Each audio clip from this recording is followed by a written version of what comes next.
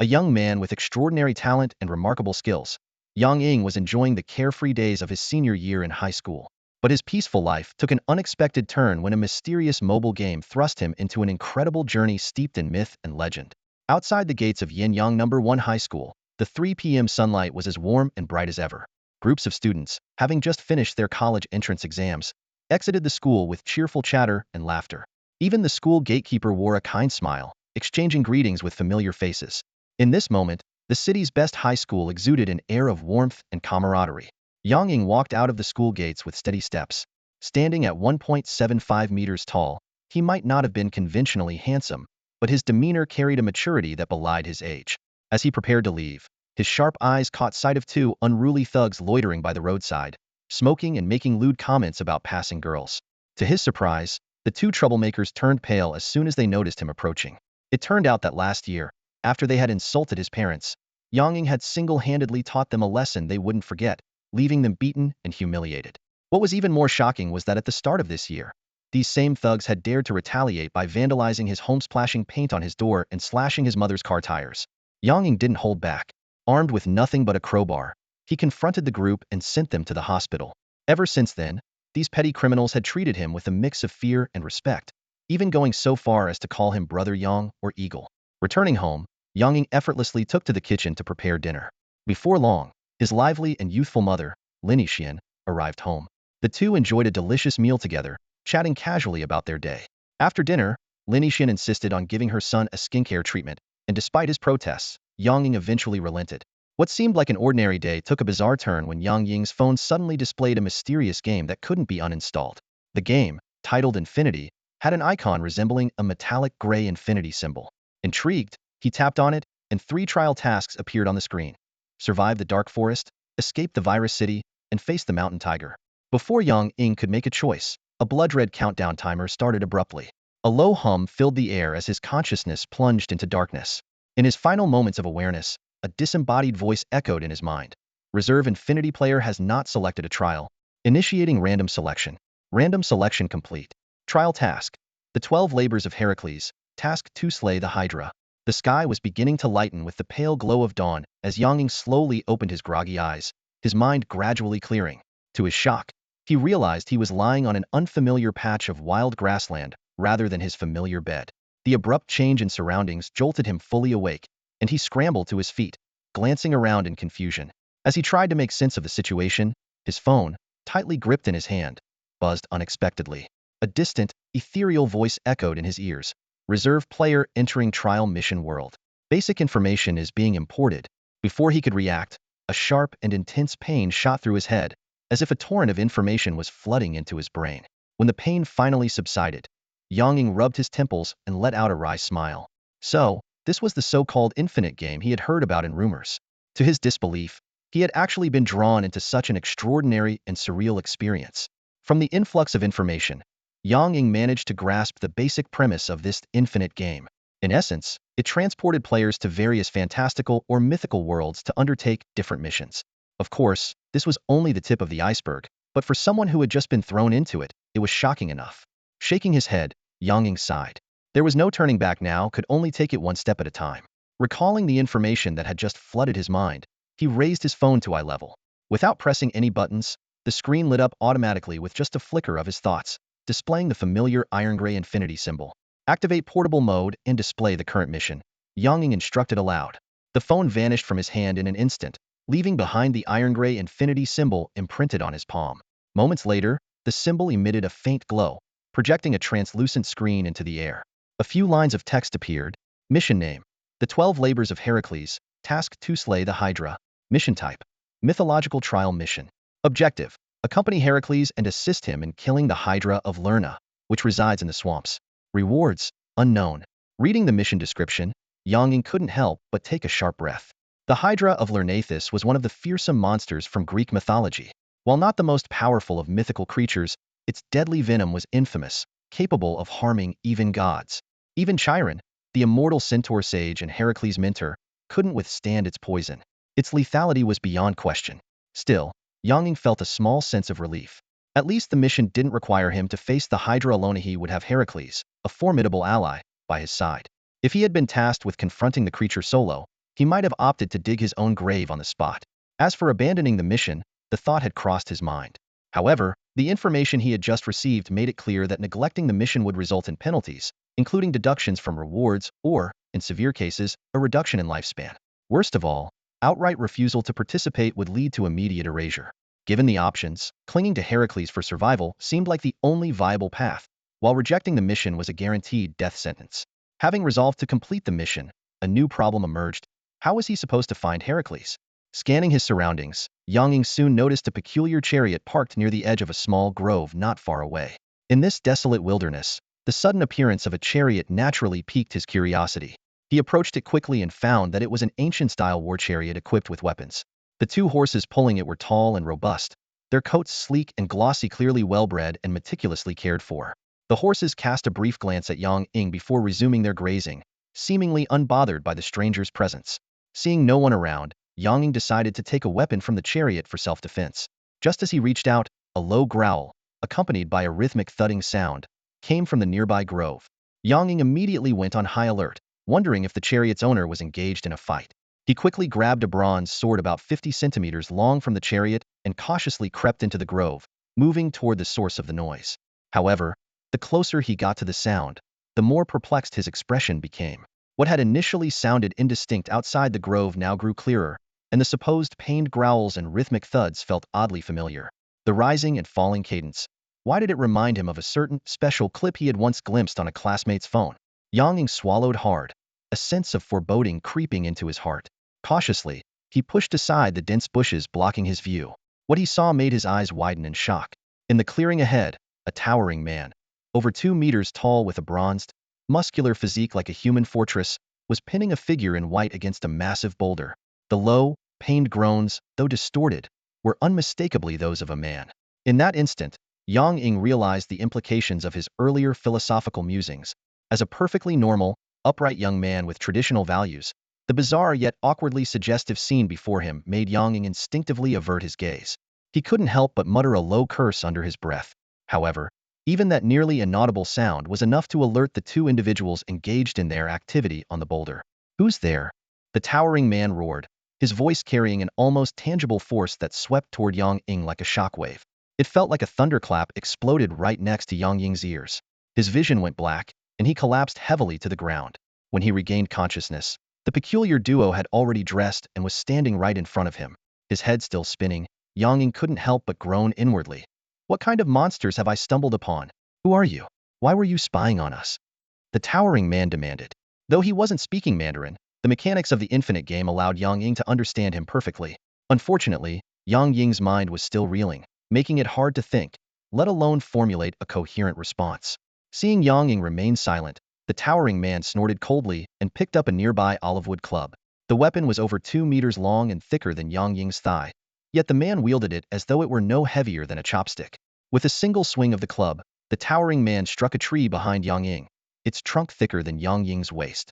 The tree snapped in two with a deafening crack and crashed to the ground. Yang Ying stared in disbelief, his mouth slightly agape. When the towering man turned his gaze toward him, Yang Ying's still-dazed mind instantly cleared, kicking into overdrive.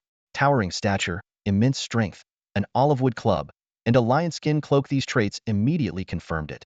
The man before him was none other than the legendary hero he was tasked to find, Heracles. Desperate to save his own life, Yang Ying blurted out, "You must be the renowned hero, Heracles." Heracles, who had been about to teach the intruder a lesson, paused mid-motion upon hearing the compliment. As the saying goes, flattery never fails. Even a demigod like Heracles couldn't help but feel a twinge of satisfaction when addressed as the renowned hero. His expression softened noticeably as he looked at Yang Ying. Noticing the shift in Heracles' demeanor, Yang Ying calmed himself slightly, his mind racing to figure out how to gain the hero's trust and enlist his help in slaying the Hydra. Heracles, now lowering his olive-wood club, spoke in a more composed tone. "Yes, I am Heracles." As he said this, he extended a hand toward Yang Ying, as if offering to help him up. Yang Ying's heart leaped with relief. Putting on a mix of fear and gratitude, he reached out and grasped Heracles' hand. With a gentle tug, Heracles lifted him as effortlessly as if he were a small chick. Releasing Heracles' hand, Yang Ying exclaimed excitedly, "Oh, it's truly an honor to meet the legendary hero Heracles. Ah, I got so excited I forgot to introduce myself. I'm a traveler from the Eastern lands." You can call me Yang Ying, or just Yang. Heracles gave Yang Ying a once-over, taking in his appearance and attire, then nodded slightly. You don't look like someone from around here. As Heracles finished speaking, the handsome blond man standing behind him stepped forward and extended a hand toward Yang Ying. Greetings, Yang from the east. I am Iolaus, nephew of the great hero Heracles. Yang Ying quickly shook Iolaus' hand, enthusiastically replying, the nephew of the great hero. I've heard much about you. It's a pleasure to meet you. Though he said this with a smile, in truth, Yang Ying had no recollection of Iolaus from any of his studies or stories. Yang Ying recalled the legends from Greek mythology, particularly the story where Heracles slew the nine-headed Hydra with the assistance of someone who cauterized the wounds to prevent the heads from regenerating. He realized that the person before him, Iolaus, might very well be that assistant. Although Iolaus appeared rather delicate, anyone bold enough to face such a terrifying monster was surely no ordinary individual. After exchanging introductions, the tension between them noticeably eased. Yang Ying followed Heracles and Iolaus to their chariot. Along the way, Heracles curiously asked Yang Ying why he was in such a dangerous place, especially since the Lernaean swamp the Hydra's lair was not far ahead. Feigning helplessness, Yang Ying let out a sigh and offered the explanation he had prepared in advance. While resting, I accidentally activated a mysterious object. It was a small, exquisitely crafted piece of metal. Suddenly, everything went dark, and I found myself transported here. Though vague, he wasn't lying. The metal object was actually his phone, and the mysterious force referred to the infinite gamia power capable of transporting someone from the real world into the realm of Greek mythology, a feat even the gods of this world might struggle to comprehend. Heracles and Iolaus showed no skepticism toward Yang Ying's story and instead expressed sympathy for his predicament. Upon returning to their chariot, Heracles even offered to escort Yang Ying back to his original resting place, or at least to the nearest city to protect him from wild beasts or bandits. Yang Ying was touched by Heracles' kindness, but he had a mission to complete and couldn't leave just yet. After a brief silence, he spoke up. Great hero, are you on your way to slay the Hydra that resides in the Lernaean swamp? Heracles looked slightly surprised. Oh, you know about that? Yang Ying nodded. Yes, I've heard stories of your deeds during my travels. You are completing. He trailed off, recalling Heracles' tragic past, how he had killed his wife and children in a fit of madness, and was now performing the 10 labors assigned by King Eurystheus as penance. Of course, 2 of those tasks were later invalidated, leading to the famous 12 labors. The slaying of the Hydra was one of the invalidated tasks, as Heracles had relied on Iolaus' assistance. Yang Ying glanced cautiously at Heracles and noticed a flicker of sorrow in his eyes, though the hero said nothing and merely gestured for him to continue. Yang Ying proceeded carefully. You were tasked with completing 10 labors for King Eurystheus. The first, slaying the Nemean lion, is already behind you. Your lion skin attests to that victory. Now, your second labor is to slay the Hydra that lurks in the Lernaean swamp. Heracles confirmed this with a nod before asking, Yang, why are you bringing this up? Yang Ying quickly gathered his thoughts, moistening his dry lips before responding. Well, Lord Heracles, during my travels, I came across some information about the Hydra that might be of use to you. Without giving Heracles a chance to press for details, he continued, the Hydra is the offspring of Typhon, the father of monsters, and Echidna, the mother of monsters. Interestingly, it is a sibling of the Nemean lion you defeated. At this, Heracles let out a derisive snort, his tone filled with disdain. All cut from the same vile cloth, these monstrous creatures.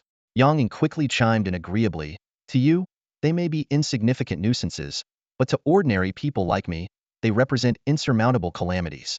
That is precisely why we need heroes like you to protect us from such dangers. A satisfied smile appeared on Heracles' face, and Yang Ying let out a sigh of relief before continuing. The Hydra of Lerna is not only massive in size, but also incredibly resilient. Its venom is unimaginably lethal, so much so that even gods cannot withstand it. What's even more concerning is that it can command other creatures in the swamp. Heracles furrowed his brows slightly, signaling Yang Ying to elaborate. As a seasoned warrior, he understood the critical importance of intelligence. Seeing the hero take an interest in his words, Yang Ying felt secretly pleased and quickly organized his thoughts about the Hydra of Lerna. If all 9 of its heads are not destroyed simultaneously, they will regenerate endlessly, Yang Ying said gravely. Its venom is incurable, and even gods who are poisoned by it face certain death. Moreover, there have been accounts of it commanding a giant crab in the swamp, and that creature is equally fearsome. Yang Ying revealed the truth, but withheld some details about the crab's origins. He silently thanked his own prudence for not mentioning that it was sent by Hera, lest he provoke the wrath of the notoriously vindictive goddess and bring trouble upon himself. Impressive, very impressive, Heracles remarked with a nod of approval. The information you've gathered is quite valuable. He muttered to himself with a serious expression. If this is accurate, the Hydra will be far more troublesome than the Nemean lion. Sensing an opportunity, Yang Ying quickly said, Lord Heracles, though I'm just an ordinary person, I do have some ideas that might assist you in your fight against the Hydra. Seeing Heracles show interest, Yang Ying didn't wait for him to respond and continued. You've likely heard of using fire to cauterize wounds as a way to stop bleeding, haven't you? Heracles nodded, his expression first puzzled and then enlightened. Yang Ying seized the moment to explain. By using fire to cauterize, the flesh gets burned and loses its ability to heal itself. While it stops the bleeding, it also prevents regeneration. If you cauterize the Hydra's wounds with fire immediately after severing its heads, it should stop or at least significantly delay its regeneration. Heracles nodded solemnly. That's a good idea. Encouraged, Yang Ying continued, additionally, while the Hydra's venom is indeed terrifying, its teeth cannot penetrate the impenetrable hide of the Nemean lion you wear. As for the crab it commands, to someone like you, it's probably no more threatening than a domesticated animal. Ha ha, well said. Heracles laughed heartily. Yang, you're quite impressive, sharp-minded and articulate. Very impressive indeed. Yang Ying quickly adopted a humble demeanor. You are the great hero I revere. It's my honor to assist you in any way I can. It's just that. He trailed off, deliberately showing a hesitant expression. Noticing Yang Ying's hesitation, Heracles said cheerfully, just what, Yang? Speak freely. Well, it's like this, I have a request, and am hoping Lord Heracles would grant it, Yang Ying said, his heart pounding. After all, this request could determine the success or failure of his trial. Ha ha ha, no problem, Heracles said generously. You've done me a great service by providing valuable information about the Hydra. As long as your request is something I can do and doesn't go against my principles, I won't refuse. Hearing this, Yang Ying's face finally lit up with genuine joy. Suppressing his excitement, he said, It's like this, Lord Heracles. My request is to accompany you and witness with my own eyes your heroic feat of slaying the Hydra. Heracles was taken aback by the request and looked at Yang Ying with a hint of surprise. Hercules initially thought that Yang Ying would seize the opportunity to ask for wealth, power, or treasures. To his surprise, Yang Ying only wanted to witness him slay the nine-headed Hydra in person. This unexpected request made Hercules burst into hearty laughter. Yang from the east, you truly are an interesting man, Hercules said with a cheerful laugh. All right, I agree. You shall share in the glory of slaying the Hydra with me. He gave Yang Ying a firm clap on the shoulder, so strong that it made Yang Ying wince. Hercules then turned to Iolaus behind him. Give our companion a sword. A warrior without a weapon can hardly be called a proper fighter. Iolaus promptly obeyed, returning the bronze sword he had confiscated earlier to Yang Ying, along with 2 pieces of animal hide and several lengths of rope. Noticing Yang Ying's puzzled expression, he pointed at Yang Ying's flip-flops and explained, While I don't quite understand your unique footwear, I doubt those shoes are suitable for battle. With Iolaus' assistance, Yang Ying used the rope to fasten the animal hides around his feet, crafting a pair of crude but sturdy makeshift boots. He took a few steps to test them out. Though not very comfortable, they were indeed more practical for movement. Yang Ying drew the bronze short sword and swung it a few times in the air. Despite his clumsy movements, there was a hint of determination in his stance. Hercules observed him and nodded in approval. Not bad for a start. You've got potential, but you lack training. With some practice and experience in battle, you could become an excellent warrior. Hearing this, Yang Ying let out a wry smile. He was no stranger to physical training and had consistently excelled in school fitness tests. Yet, in Hercules' eyes, he was still considered lacking in training. Recalling Hercules' earlier display of strength in breaking a tree with his bare hands, Yang Ying felt somewhat reconciled with the assessment. At that moment, Iolaus patted Yang Ying on the shoulder and offered some encouragement. Don't feel too down. Among ordinary people, you're already pretty impressive. It's just that my uncle has very high standards when it comes to these things. Yang Ying subtly avoided Iolaus' touch.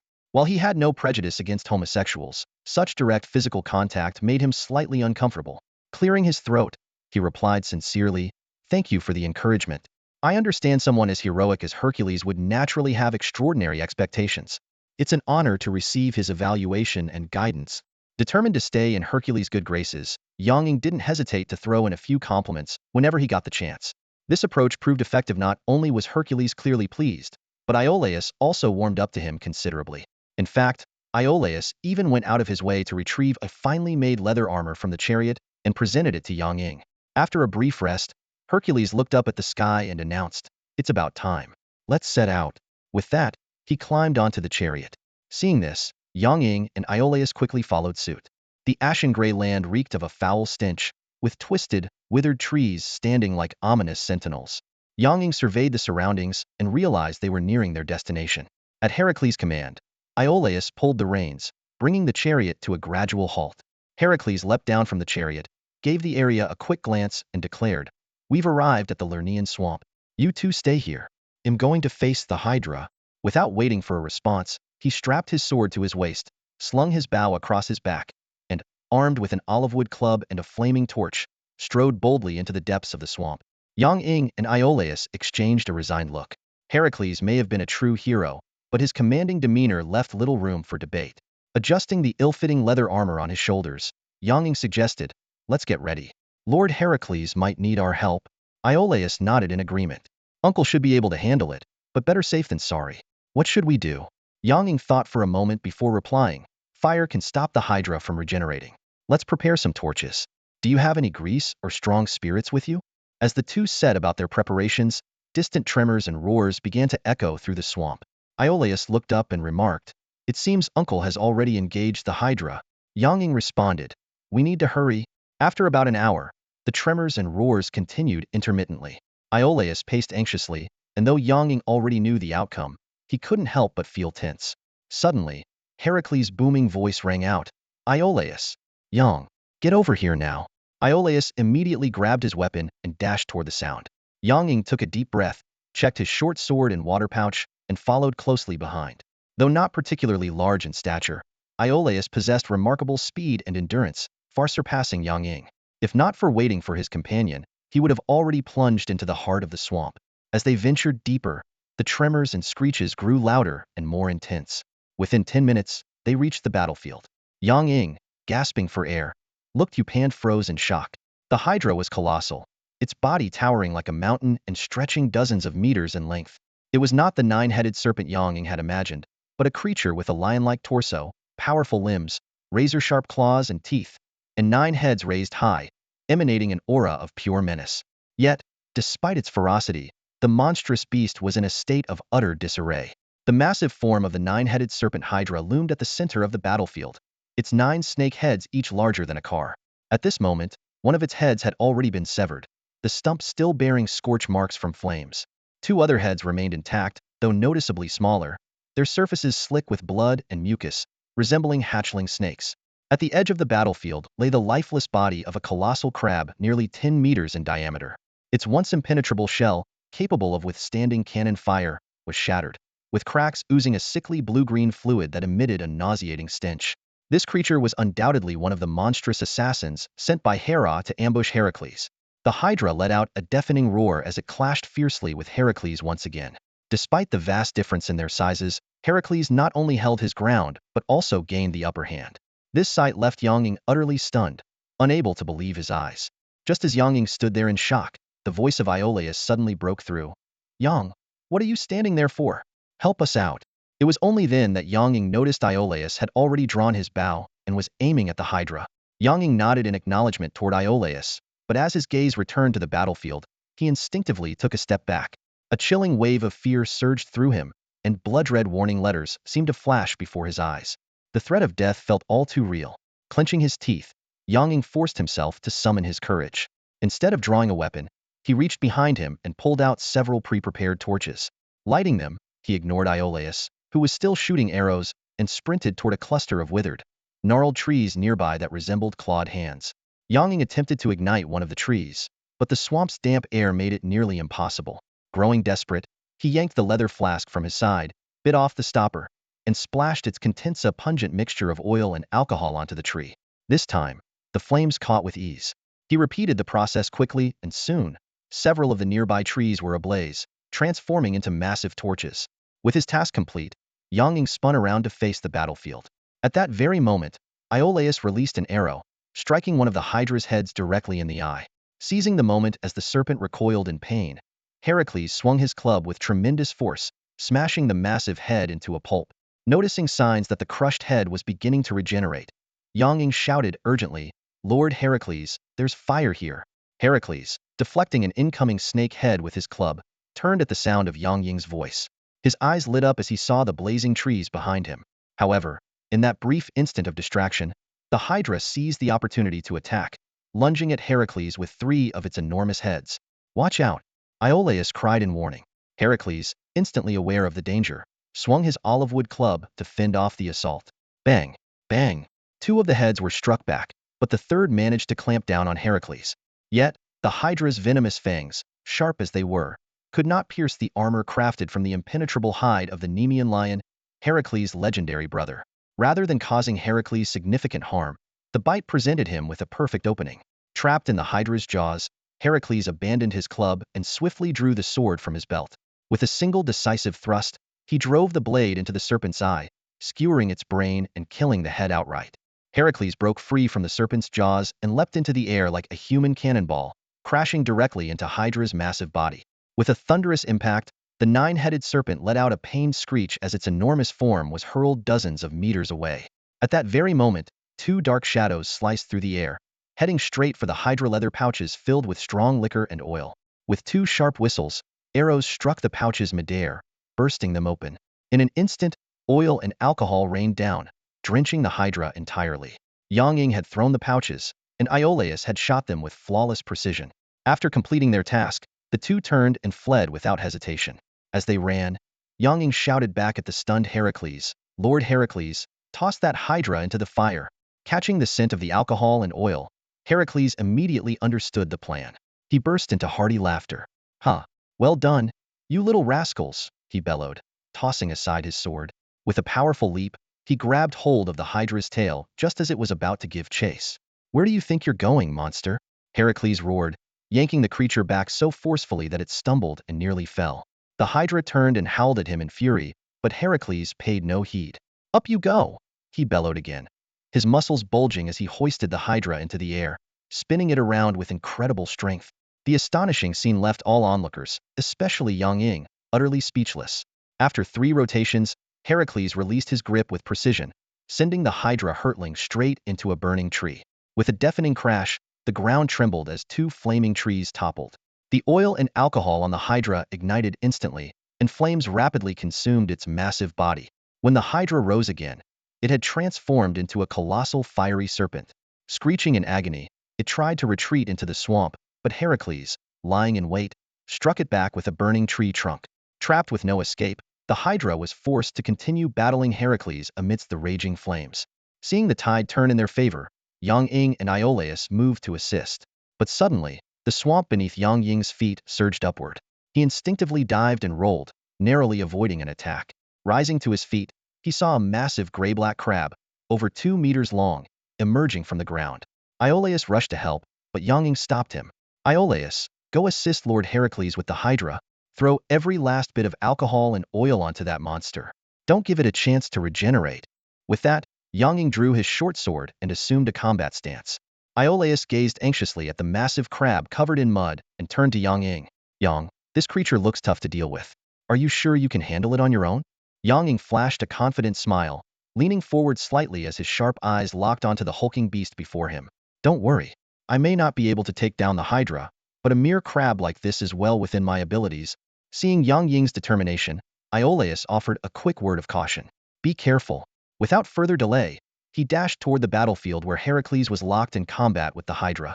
As a warrior capable of fighting alongside Heracles, Iolaus knew the priority was to assist in dealing with the more formidable opponent, the Hydra.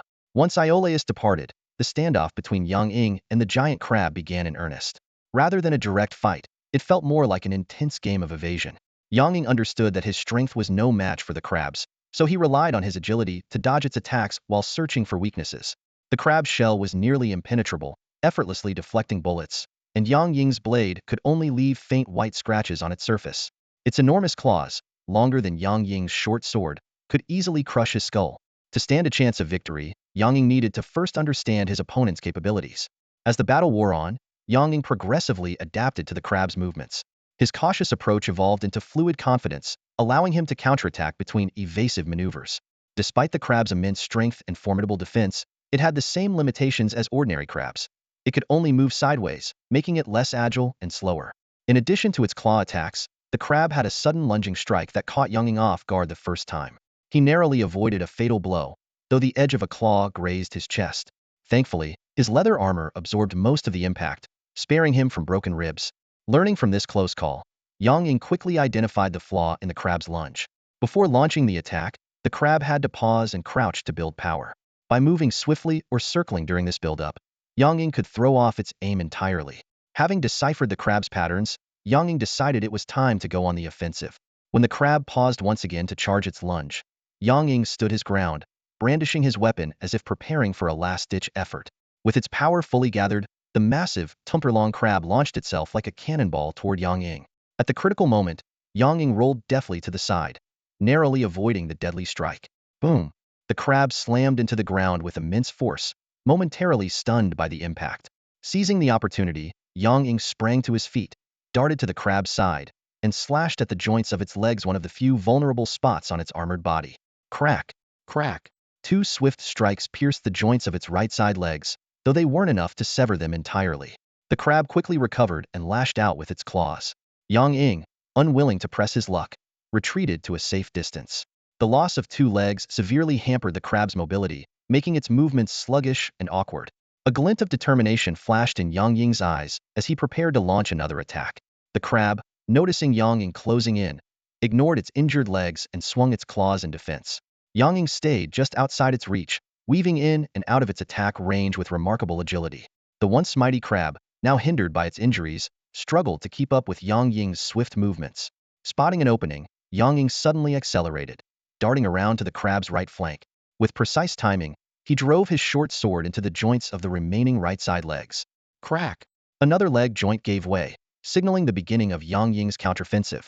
The giant crab, under attack, desperately swung its claws in retaliation, but Yang Ying's position was too strategically advantageous.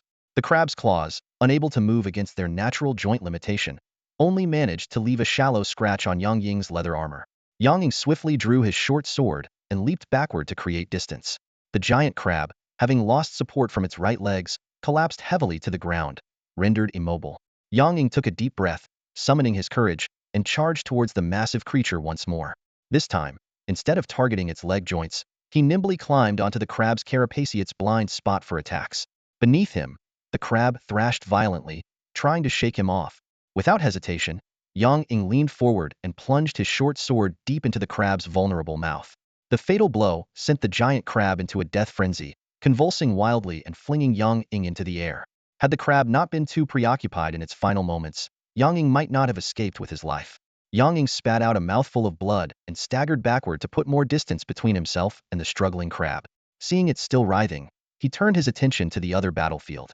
There, Heracles was locked in fierce combat with the fiery, many-headed Hydra. 7 of the Hydra's heads had already been severed, along with its tail and one of its hind legs. Yet Heracles, tireless and relentless, continued his assault, victory clearly within reach. Minutes later, the giant crab ceased its struggle and lay motionless on the ground. Cautiously, Yang Ying approached, climbed onto its carapace, and withdrew the short sword lodged in its mouth, confirming the creature's death. At the same time, Heracles delivered a final, decisive strike, severing the Hydra's last head and ending the battle. The three regrouped, with Heracles and Iolaus covered in soot and ash from the flames, while Yang Ying, smeared in swamp muck, looked even more disheveled. The three exchanged glances and, without a word, burst into laughter. At that moment, the infinite game symbol on Yang Ying's hand trembled slightly, and a familiar ethereal voice echoed in his ears. Trial mission complete. Initiating reward calculation. As the voice faded, the translucent game interface appeared, displaying lines of text. Reward calculation in progress. Completed mythical trial mission. Reward: Hydra's body. Bonus reward for decapitating the swamp colossus crab. Delicious crab claw, crab pearl. Established a friendly relationship with key figure Heracles and received his promise to share glory. Additional reward: fragment of the 12 labors, slaying the Hydra. As the final line appeared, a beam of red light shot out from the charred, headless corpse of the Hydra and directly entered Yang Ying's body.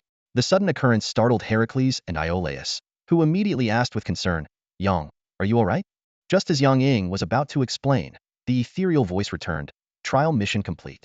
Reward calculation finalized. Returning reserve player to original world. Before the words fully registered, Yang Ying's body began to emit a faint glow and slowly levitated into the air. Lord Heracles, brother Iolaus, the mysterious force that brought me here is calling me back. I think I'm going home, Yang Ying said. The two visibly relaxed at his words. Heracles nodded and said, Farewell, my friend. I hope the next time we meet, you'll have become a true warrior. Iolaus waved and added, safe travels, Yang. I hope we'll get the chance to hear about your adventures someday. Seemingly remembering something, Yang Ying reached into the tattered pocket of his sleepwear and pulled out a small green metal box, tossing it to Heracles. This is mint candy from my world. I didn't have much with me when I came here, but I hope you'll keep it as a memento. In the next instant, Yang Ying's figure vanished into thin air. Heracles caught the small green box of mints. He and Iolaus examined the intricate design on the boxo, finely crafted. It seemed almost otherworldly for their time. Man fell into thoughtful silence. Yang Ying opened his eyes and found himself sitting in front of his familiar computer. His mind was a haze, and for a moment, he couldn't tell if what he just experienced was a dream. However, when he glanced down and saw the exquisite leather armor caked in swamp mud on his body, along with the sharp ancient Greek bronze dagger at his waist, all doubts vanished in an instant. Guess it wasn't a dream, Yang Ying muttered, running his fingers over the mud-streaked armor, the stench still lingering. He glanced at the computer screen. The time read just past 4 a.m. It seemed that while the infinite game had transported him to the world of Greek mythology, time in the real world had continued to pass as usual. Grabbing a clean set of pajamas, Yang Ying tiptoed into the bathroom. Warm water cascaded over his weary body, washing away the dust from a night of adventure. Just as he began scrubbing the mud off the leather armor, the sound of the bathroom door opening interrupted him. Xiaoying, why are you up so early taking a shower? Came the groggy, raspy voice of Lin Yixin from outside. You're usually such a lazybones, only showering once every 3 or 4 days. Yang Ying sighed and set the armor aside. I got all sweaty while sleeping. Felt gross and sticky. Also, haven't I told you not to call me by my nickname?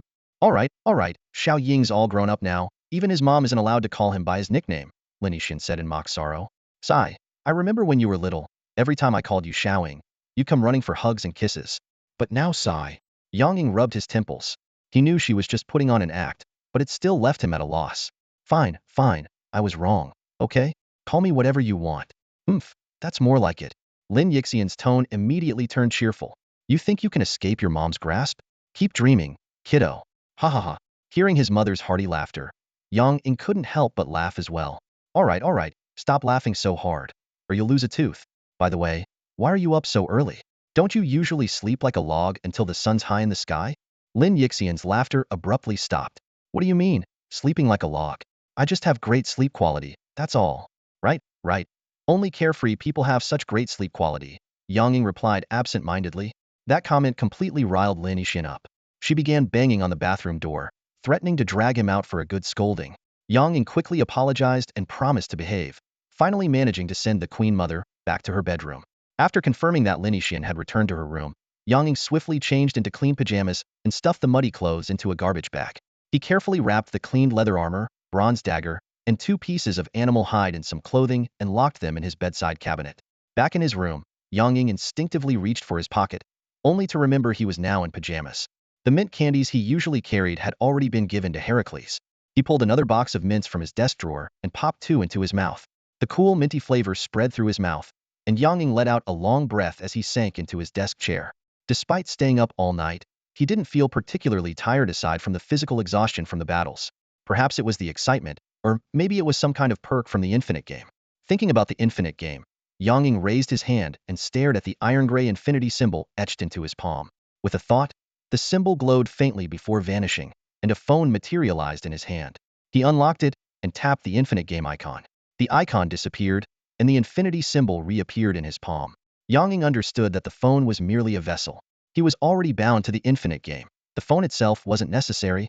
He set the phone down, and the game's interface projected itself before him. The display was still dominated by the same iron-gray background, but this time, there were new options: personal, tasks, and communication. Honestly, calling this interface basic would be a compliment. Yang Ying muttered under his breath, shaking his head. Yang Ying opened the personal info tab, and a holographic screen immediately displayed a detailed 3D model of himself.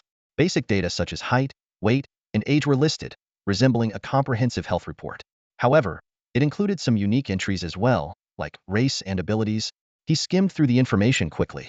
Aside from the fatigued status under his current condition, everything else appeared normal. But his eyes paused on the abilities section, and his brows furrowed slightly. There, glowing faintly in red, were the words, Hydra's body. Headless. This was one of the rewards for completing a trial quest? Though he had acquired this peculiar ability, Yang Ying had yet to figure out how to use it or grasp its true purpose, despite several attempts. Setting aside his confusion for now, he navigated to the Quests tab, the apparent core of this infinite game. As the page unfolded, a stream of information flowed directly into his mind. The quests were divided into 3 categories: normal, urgent, and special.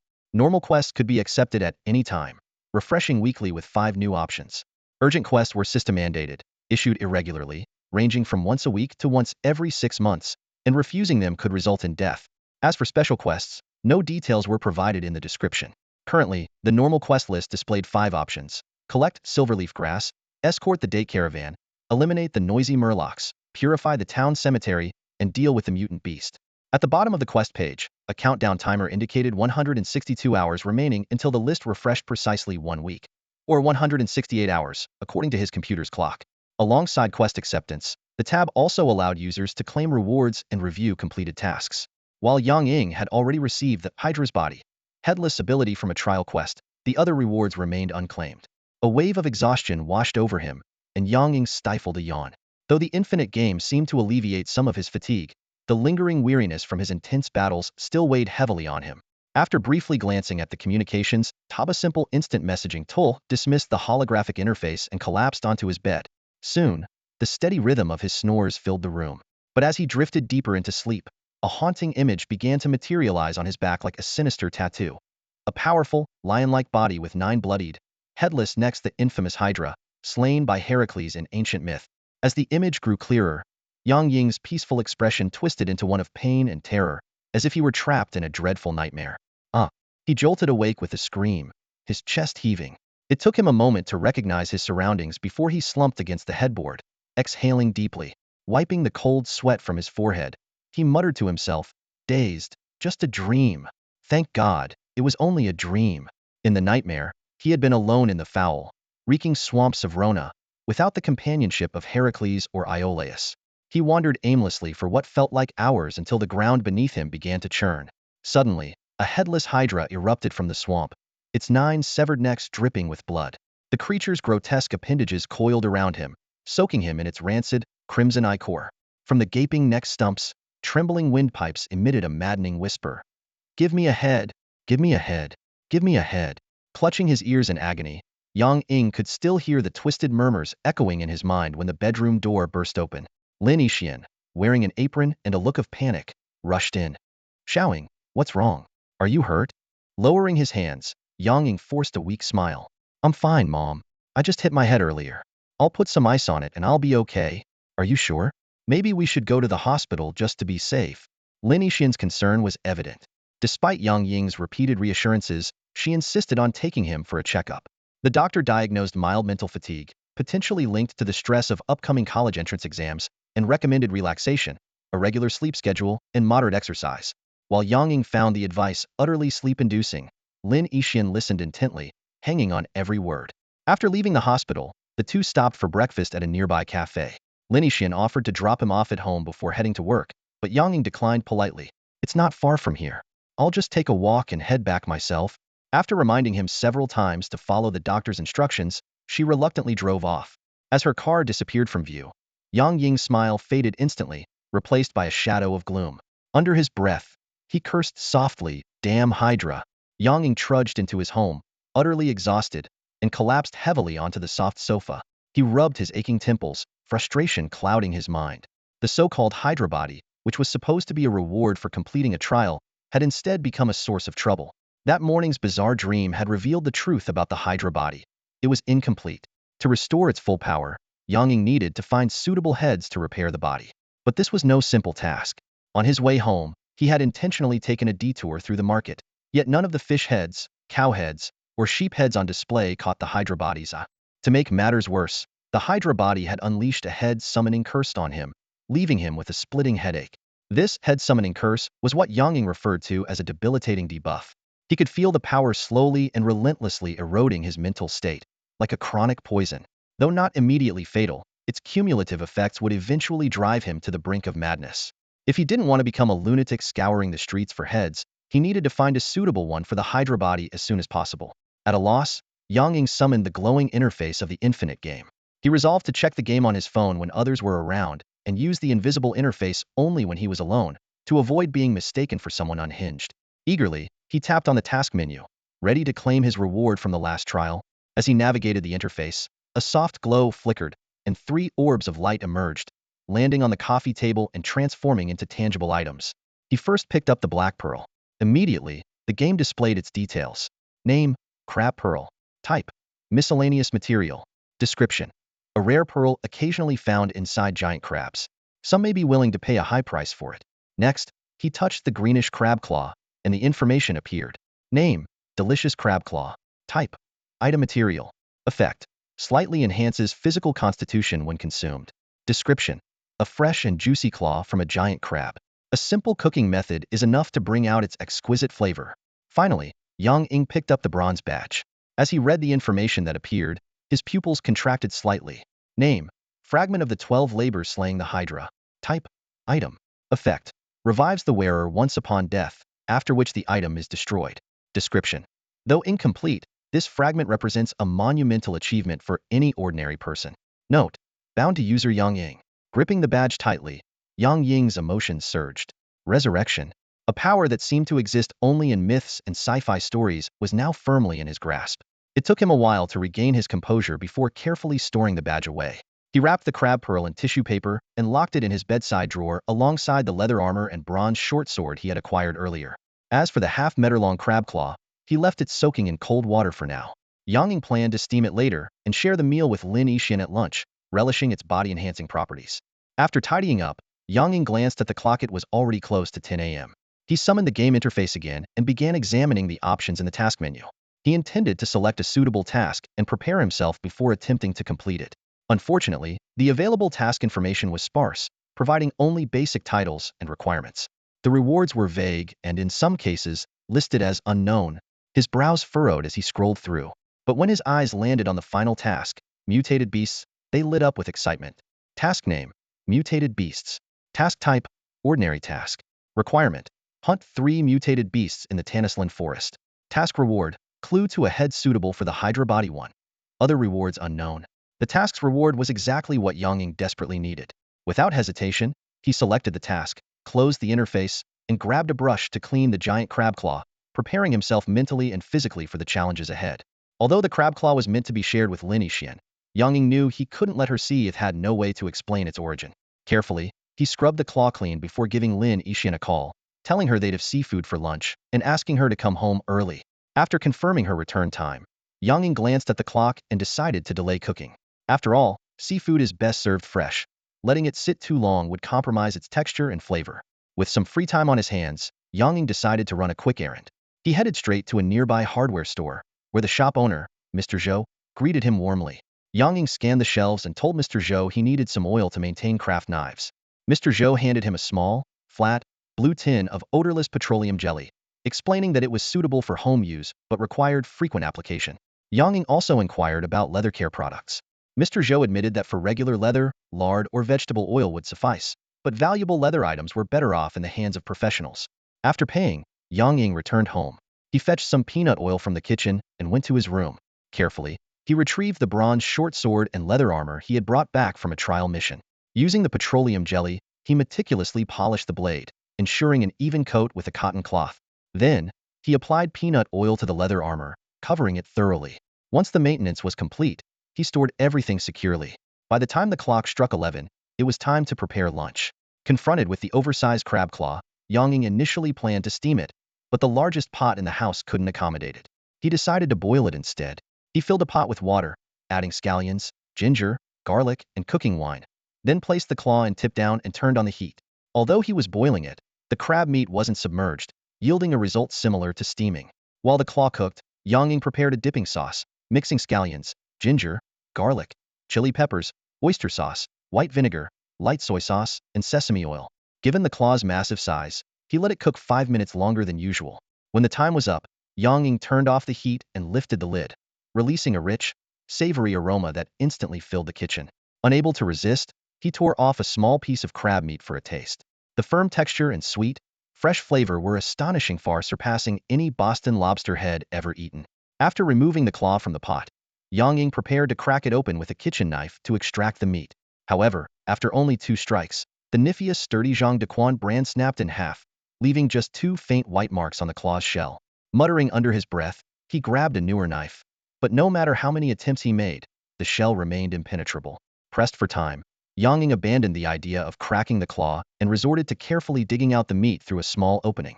The claw was so large that he could fit his entire hand inside. By the time he finished, he had filled 2 heaping plates with crab meat. To his surprise, the empty claw transformed into an item labeled sturdy crab claw, a material of some sort. Delighted by this unexpected find, he cleaned it thoroughly and locked it away in his increasingly crowded bedside cabinet. He made a mental note to consider a new storage solution soon. The 2 plates of crab meat were placed on the dining table, covered with a lid to keep them warm. Yang Ying picked up his phone, intending to read a novel while waiting for Lin Yixian to return. However, a notification from a social app caught his attention. It was a message in the class group chat from their homeroom teacher, reminding everyone to come to school the next day to collect their personal belongings. He casually replied, "Got it," and figured a travel bag would be sufficient for the task. He had barely read a few pages of his novel when Lin Yixian arrived home. To his surprise, she wasn't alone. She had brought a guest. This was highly unusual for Lin Yixian, especially since Yang Ying's father's passing in a car accident. At the dining table, Yang Ying silently chewed on the crab meat in his mouth, his gaze subtly scrutinizing the 2 women across from him who were chatting and laughing. The guest Lin Yixian had brought home was a woman named Su Li, a name he vaguely remembered as his mother's close friend. Though Su Li was slightly shorter than Lin Yixian, her appearance and demeanor were equally striking. Yang Ying's thoughts drifted to Su Li's daughter, Zhao Qinglian. A schoolmate in the same grade, Zhao Qinglian had been voted the school beauty title she undoubtedly deserved. They had crossed paths once before after school one day. Yang Ying had seen 2 thugs harassing a girl and stepped in with his fists to politely persuade them to leave. To his surprise, the girl turned out to be Zhao Qinglian. Afterward, she had tried to thank him, but Yang Ying had dismissed her with a cold glance, leaving her awkwardly standing there. As Yang Ying was lost in thought, the 2 women's conversation had unknowingly shifted to him. Su Li swallowed a piece of crab claw meat and smiled. "Yixian, your Yang Ying has such great cooking skills. Whoever marries him in the future will be so lucky. Unlike my Qinglian same age, but she can't even make instant noodles. It's driving me crazy." Lin Yixian laughed heartily. "That's no big deal. If my boy marries your girl, he can cook for her. Qinglian is so beautiful and well-mannered. I'd be thrilled to have her as my daughter-in-law." Su Li's smile grew even wider. "Then we'll be in-laws. By the way, now that the college entrance exams are over and the kids have free time, why not let them hang out together? Who knows, it might really happen." At this point, Yang Ying couldn't take it anymore. He quickly stuffed a few more pieces of crab meat into his mouth and mumbled, "I'm full," before rushing off to his room. As he left, he glanced at the juice on the table in front of the 2 women and wondered if they had spiked it with alcohol. His hasty exit elicited a burst of laughter from the 2 women. As he shut the door, Yang Ying could still hear snippets of their teasing, like, "Oh, look at him. He's so shy." Back in his room, Yang Ying turned on his computer and started researching wilderness survival, trap-making, and hunting techniques. He needed to prepare thoroughly for his upcoming mission involving a mutated beast. He also planned to shop for survival essentials later that afternoon, including items like compressed food, ropes, alcohol, and bandages. Mentally, he began drafting a shopping list. About half an hour later, Lin Yixian knocked on his door. "Yang Ying, your Aunt Sue is leaving. Come out and see her off." Yang Ying's lips twitched, but he suppressed the urge to complain. He opened the door and dutifully went to bid Su Li farewell. After the polite goodbyes, Lin Yixian hurried off to work. Left alone, Yang Ying cleaned up the dining table and returned to his room to lie down. Thanks to the endless gaming and the effects of the Hydra's body last night, he hadn't rested well and had been drowsy all morning. Now was the perfect time for a nap. Without the hypnotic powers of the Hydra's body, Yang Ying slept deeply and peacefully. He didn't wake until Lin Yixian returned from work, which was already past 6 in the evening. Still groggy, Yang Ying was about to start preparing dinner when Lin Yixian waved her hand decisively. "No cooking tonight, we're going out for barbecue." By the time Yang Ying was fully awake, he found himself sitting in a barbecue restaurant with Lin Yixian. Watching her enthusiastically point out dishes on the menu, he couldn't help but ask, "Did you invite anyone else?" "Nope, just the 2 of us," Lin Yixian replied without looking up. "Then why are you ordering so much? Can we even finish it all?" Yang Ying asked, half laughing, half crying. After handing the menu to the server, Lin Yixian patted her stomach and said, "The crab meat you made for lunch was delicious. It even made me feel warm all over. But it wasn't very filling. I was starving again by 4. Right now, I feel like I could eat an entire cow." As she spoke, Lin Yixian struck a bodybuilding pose, flexing her arms. Unfortunately, with her slim limbs, the pose didn't come off as muscular but rather adorably comical, more like a grown-up trying to act cute. After hearing Lin Yixian's comment, Yang Ying suddenly realized his stomach was empty. He thought back to the 2 large plates of crab claw meat at lunch, nearly finishing one by himself. Normally, such a hearty meal should have lasted him until the next day, but just 4 or 5 hours later, he was already hungry again. Yang Ying couldn't help but wonder, was there something extraordinary about the ingredients in this infinite game? At the same time, Yang Ying noticed subtle changes in his body. Perhaps it was the effect of the delicious crab claws enhancing his physique, but his limbs felt unusually light, and his strength seemed to have increased significantly. While he was lost in thought, most of the barbecue they'd ordered was brought to the table. The owner of the barbecue joint even specially gave Yang Ying a large skewer of kidney, sending Lin Yixian a knowing wink and a cheeky grin. Yang Ying couldn't help but chuckle at the sight. With a lamb chop in her mouth, Lin Yixian asked indistinctly, "What are you and the owner winking at each other for?" Yang Ying casually picked up the kidney skewer and joked, "The owner thinks you're quite the looker and gave us a special skewer just for you." Halfway through the meal, Lin Yixian, who prided herself on being able to eat a whole cow, finally admitted defeat. She sat slumped in her chair, staring blankly at her glass of juice. Watching her, Yang Ying couldn't help but feel a wave of disdain for this self-proclaimed foodie who couldn't back up her claims. Still, disdain aside, Yang Ying had no choice but to face the mountain of barbecue on the table alone. Under Lin Yixian's incredulous gaze, he managed to polish off enough food for 4 people. Strangely, even after such a feast, he didn't feel overly stuffed, something that would have been impossible under normal circumstances. Rubbing his slightly rounded belly, Yang Ying suddenly recalled the ability he had gained from the infinite game, the headless body of the 9-headed serpent. He speculated that the changes in his body might be related to this ability. After they were full, the two settled the bill and headed home. Midway, Lin Yixian suddenly declared she was too full to walk. Helpless, Yang Ying went to a nearby pharmacy to buy some digestive tablets and ended up carrying this princess on his back. However, as soon as they reached the front door, Lin Yixian sprang up and dashed off to take a shower, leaving Yang Ying dumbfounded. It wasn't until the bathroom door slammed shut that Yang Ying realized he'd been played. But since she was his mother, there was no way to get even. He could only sulk as he returned to his room. The next morning, Yang Ying woke up to find that Lin Yixian had already bought breakfast. Greeting her as she sipped on her bowl of century egg and lean pork congee, he headed to the bathroom to freshen up. Lin Yixian set down her spoon and asked, "Xiaoying, are you heading to school to pack your things today? Want me to come with you?" Yawning, Yang Ying replied nonchalantly, "No need. It's a small task. I'll be done in half an hour. You go to your thing. I'll handle it myself." "All right then," Lin Yixian nodded, then added with a playful smirk, "Oh, by the way, I just transferred some pocket money to you. Go out and have some fun these next few days and just stay cooped up at home. Oh, and I also sent you the contact info for Zhao Qinglian, Aunt Su Li's daughter.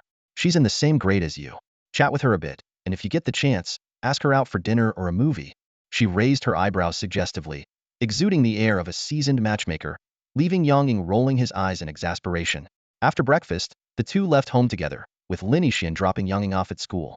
Waving goodbye to her, Yang Ying, carrying a travel bag for his belongings, walked toward the campus alone. As he approached the school gate, Yang Ying couldn't help but frown slightly. Something about the school felt off today, as though it were shrouded in a thin mist. The weather forecast hadn't mentioned any fog, and there had been no sign of it elsewhere on their drive over. Shaking his head with a wry smile, Yang Ying dismissed the thought as oversensitivity, a side effect of his experiences in the infinite game. Popping 2 mints in his mouth and touching the incomplete 12 merits badge tucked under his shirt, he greeted the gatekeeper and headed straight to his classroom. Unbeknownst to him, as soon as he entered the school building, the thin mist enveloping the campus began to thicken, forming an almost tangible barrier that enclosed the entire school. By the time Yang Ying reached his classroom, many of his classmates were already packing up their belongings.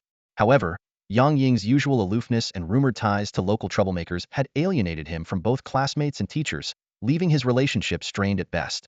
As soon as Yang Ying entered, the previously lively classroom fell silent. A few classmates nearby managed a quick greeting, which Yang Ying acknowledged with a nod before heading to his seat to pack his remaining books and belongings into his bag. He reminded himself that after finishing here, he still needed to visit the dormitory to handle a few things, including retrieving a short baton he kept in his locker for self-defense.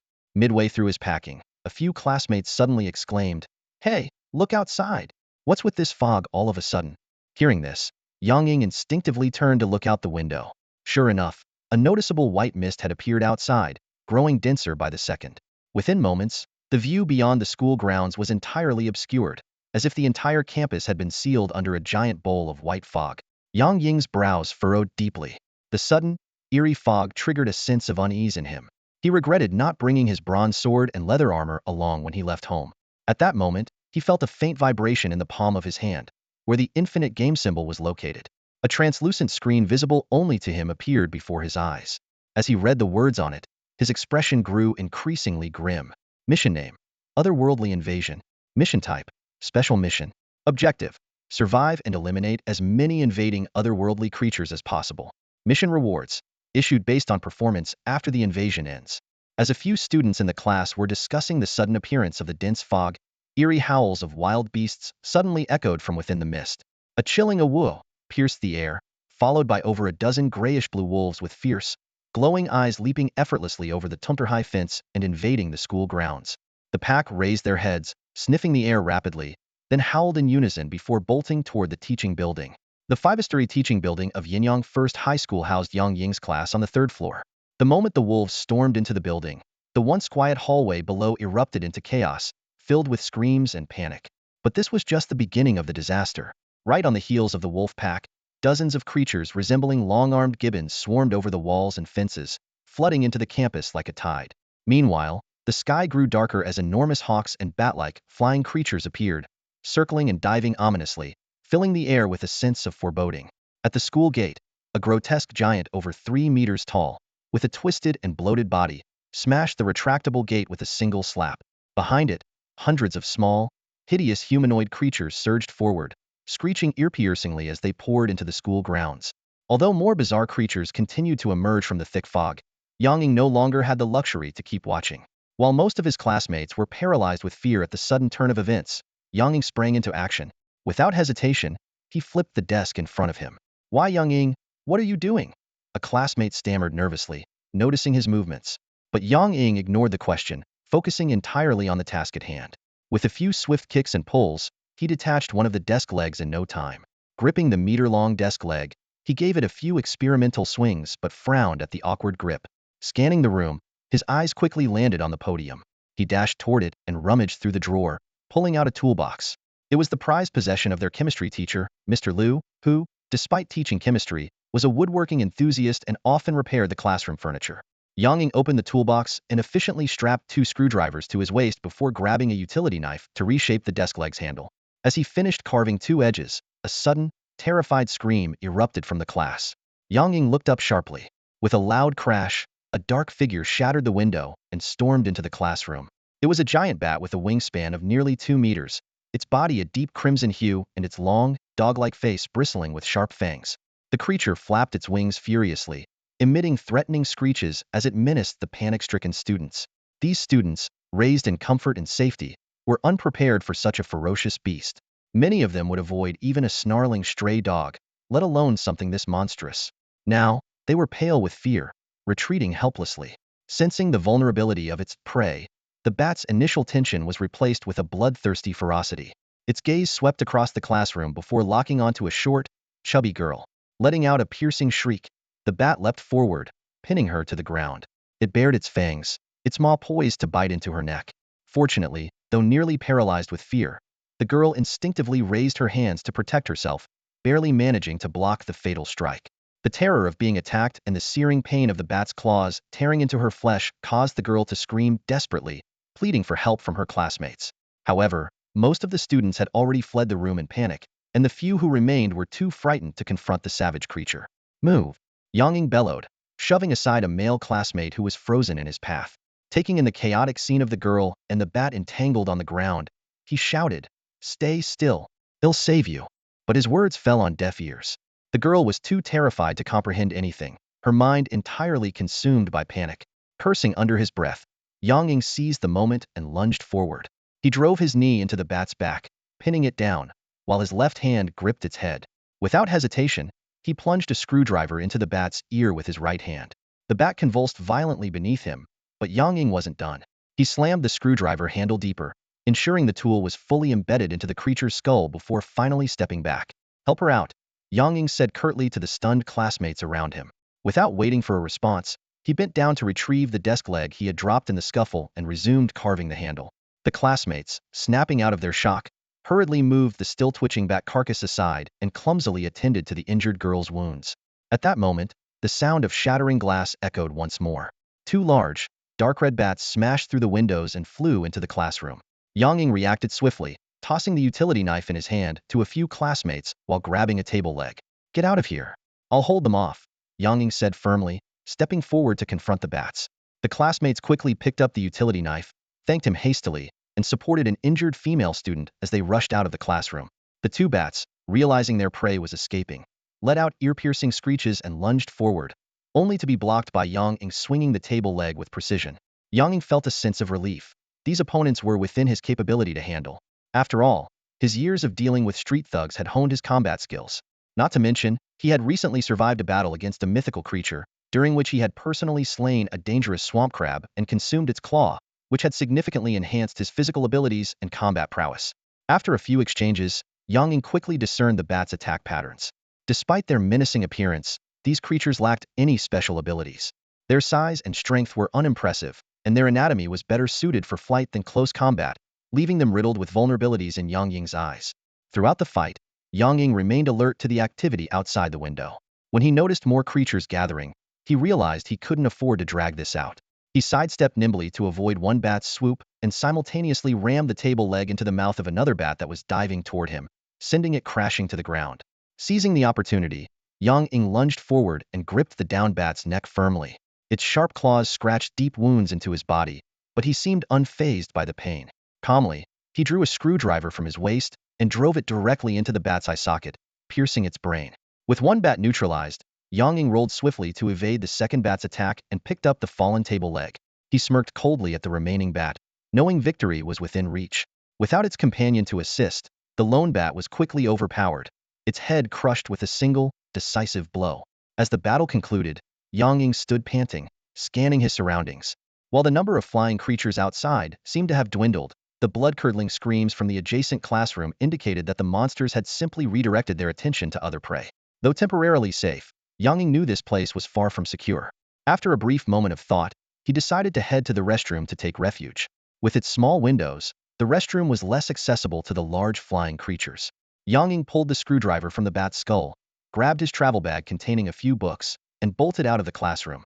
The hallway was chaotic, filled with panicked students running in all directions, though no monsters were immediately visible.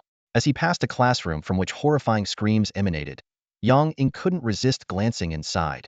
The scene was a blood-soaked slaughterhouse, with over 10 monsters savagely hunting humans. Despite the pang of guilt in his heart, Yang Ying clenched his jaw and continued on, knowing he stood no chance against such overwhelming numbers.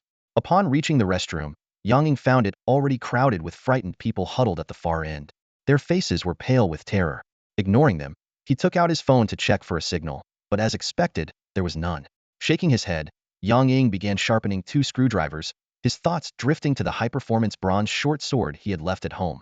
Before long, the screwdrivers were heated from the friction and sharpened to a fine point. Yang Ying tucked them into his waistband and then removed the straps from his travel bag. Using them, he fashioned makeshift arm guards from the books inside. Though rudimentary, these arm guards would be sufficient to withstand bites from bats or wolves. From the special missions released in the Infinite game, it became clear that these monsters were otherworldly creatures invading their realm. Moreover, this interdimensional invasion had a time limit. To earn better mission rewards and save as many lives as possible, Yang Ying decided to begin hunting these creatures. He prepared himself, gripping the blood-stained table leg tightly in his hand. Slowly, he stepped out of the bathroom. From his pocket, he pulled out a small tin of mints and tipped a few into his mouth.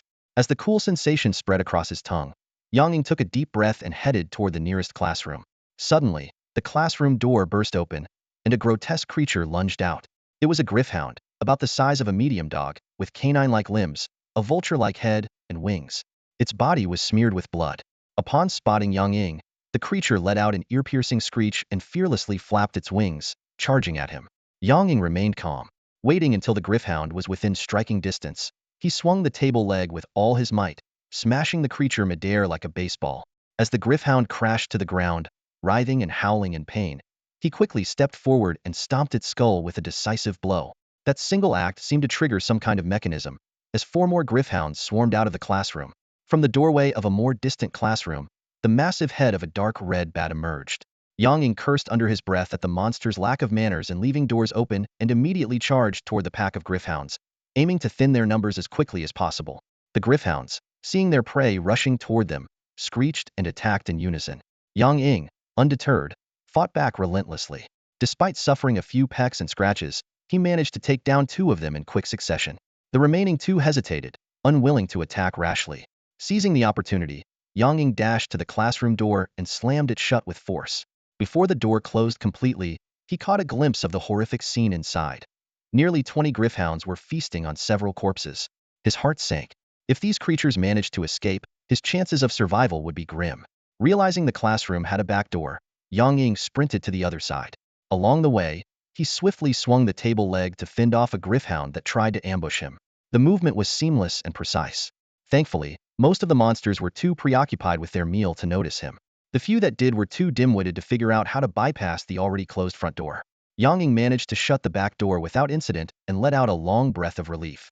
After eliminating the remaining 2 griffhounds, the massive bat had already closed in. Yang Ying skillfully engaged it, and within a few quick moves, he drove his sharpened screwdriver through its jaw, piercing its brain. As the bat collapsed to the floor, Yang Ying pulled out the screwdriver and exhaled deeply once more.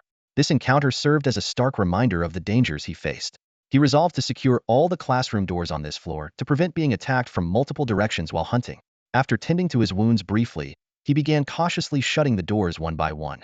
Fortunately, the otherworldly monsters were not particularly intelligent. Most remained in the classrooms, preoccupied with their gruesome feasts, showing little interest in exploring outside. Only a few, driven by hunger or aggression, wandered out in search of food.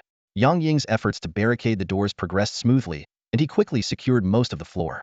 After fending off another griffhound with a well-placed swing of the table leg, Yang Ying rushed to the final classroom. Just as he grasped the doorknob to close it, a yellow and black striped blur buzzed out from inside, heading straight for his face. Instinctively, Yang Ying raised his right arm to shield himself while slamming the door shut as he stumbled backward. Crack! A faint but sharp sound broke the silence. Yang Ying felt something bite into the book-covered bracer on his right arm, though it didn't pierce through. Before he had a chance to feel relieved, a searing pain suddenly shot through his chest and abdomen. He opened his mouth to scream, but instantly remembered his surroundings and forcibly swallowed the cry of pain. The agony ignited a primal fury within Yang Ying, and his eyes turned bloodshot in an instant.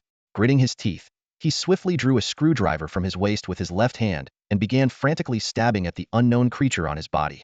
At that moment, the griffin-like beast he had previously fended off seized the opportunity to attack, piercing his leg with its beak and leaving a bloody wound. This relentless assault completely enraged Yang Ying. He lashed out with a powerful kick, sending the griffin flying. Feeling the pressure on his book bracer weaken, he mustered all his strength and flung the attacker to the ground. Only then did he clearly see what it was: a massive hornet, nearly half a meter long. Its abdomen had been stabbed into a pulp, yet it still writhed, struggling to take flight. Without hesitation, Yang Ying stomped down hard on the hornet's body, grabbed its head, and twisted it violently, tearing the entire head off. Without missing a beat, he turned and hurled the hornet's head at the griffin, which was lunging at him again. As the griffin dodged, Yang Ying leapt forward and drove the screwdriver straight through its skull. Though he had dealt with the threats, Yang Ying's face contorted further in pain. The hornet's venom was taking effect. He couldn't help but recall a past encounter when a sting from an ordinary hornet had left his hand swollen like a pig's trotter. Now, with the venom of this gigantic hornet coursing through his veins, he knew it could very well be lethal. Abandoning any thoughts of continuing his hunt for monsters, Yang Ying gritted his teeth and picked up a blood-stained table leg to use as a crutch. Limping, he made his way back to the restroom. Ignoring the terrified stares of those hiding inside, he went straight to the sink. Pulling aside his bloodied shirt, he saw a thick stinger, as wide as a finger, embedded in his abdomen. The skin around it was already swollen. With a bitter smile, Yang Ying bit down on the book bracer on his left arm and yanked the stinger out with his right hand. He quickly rinsed the wound under the faucet, wrapped it with his shirt, and chose to leave it at that. Weak and exhausted, he slid down against the wall, clutching the stinger in his hand. Nearly 20 centimeters long, the black stinger still bore traces of blood and emitted a faint, eerie floral scent. He tossed the stinger aside and popped 2 mints into his mouth before closing his eyes to rest against the wall. Silently, he prayed that the venom wouldn't be too potent and that he could pull through. Otherwise, he would have to rely on the 12 merit medals to resurrect him, and who knew what state he'd be in after that? As his thoughts wandered, the searing pain in his body gradually began to subside. Yang Ying opened his eyes in confusion and unbuttoned his blood-stained shirt to check. To his astonishment, not only had the abdominal wound stopped bleeding, but the swelling had completely disappeared. Even his other injuries had stopped bleeding, and some minor wounds were already scabbing over. For a moment, Yang Ying was dumbfounded. He quickly dismissed the possibility that the stinger was non-venomous. Then, a sudden realization struck him. The Hydra's body, he muttered to himself. It dawned on him this was the legendary regenerative ability of the Hydra, the mythical creature known as Hydra. What he had thought to be a certain death had turned out to be a miraculous turning point, revealing the extent of this newfound power. With his life no longer in imminent danger, Yang Ying decided he wouldn't sit idly in the restroom awaiting death. Although his injuries were beginning to heal, the previous battle and blood loss had left him weak. He picked up the discarded stinger and his makeshift table leg weapon and staggered out of the restroom, planning to secure all the classroom doors on this floor. As soon as he stepped into the hallway, Yang Ying instinctively scanned his surroundings. Near the end of the corridor, he spotted a shadowy figure in front of one of the classrooms. Squinting for a better look, he saw a creature resembling a black, long-armed ape. It was hunched over the corpse of a griffin, its skull shattered, greedily slurping up the brain matter. The grotesque sight sent a shiver of disgust down Yang Ying's spine. Seeing the black ape sucking out the brain matter of the griffin-like creature, Yang Ying's instincts screamed danger. Although he wasn't afraid of the creature, his current weakened state made him realize that a direct confrontation was unlikely to end in his favor. However, avoiding a fight wasn't something Yang Ying could decide on his own. Just as he was about to retreat quietly, the black ape noticed his presence. It tossed aside the griffin's corpse and slowly stood upright, advancing toward Yang Ying. The ape was nearly as tall as an adult human, with long arms that almost dragged along the ground. Its grayish-black face was smeared with pink brain matter, a nauseating sight. Narrowing his eyes, Yang Ying observed the approaching ape warily. He cautiously moved toward the corpses of the griffins he had killed earlier, bent down, and grabbed one of them. He tossed it in front of the ape, thinking that if the creature had a taste for griffin brains, offering it food might avoid conflict. But Yang Ying's idea proved far too naive. The black ape disdainfully swatted aside the griffin corpse, raised one of its long arms to point at Yang Ying's head, and bared its sharp, white teeth in a menacing grin. Yang Ying's expression instantly turned icy. This beast was clearly eyeing his head, and it was evident there would be no peaceful resolution. Since a fight was inevitable, he no longer hesitated. Gripping the leg of a broken table, he swung it fiercely at the ape. To his surprise, the ape was incredibly agile, easily dodging Yang Ying's attack.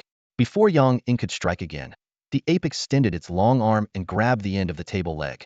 What shocked Yang Ying even more was the ape's immense strength. No matter how hard he tried, he couldn't wrest the table leg free.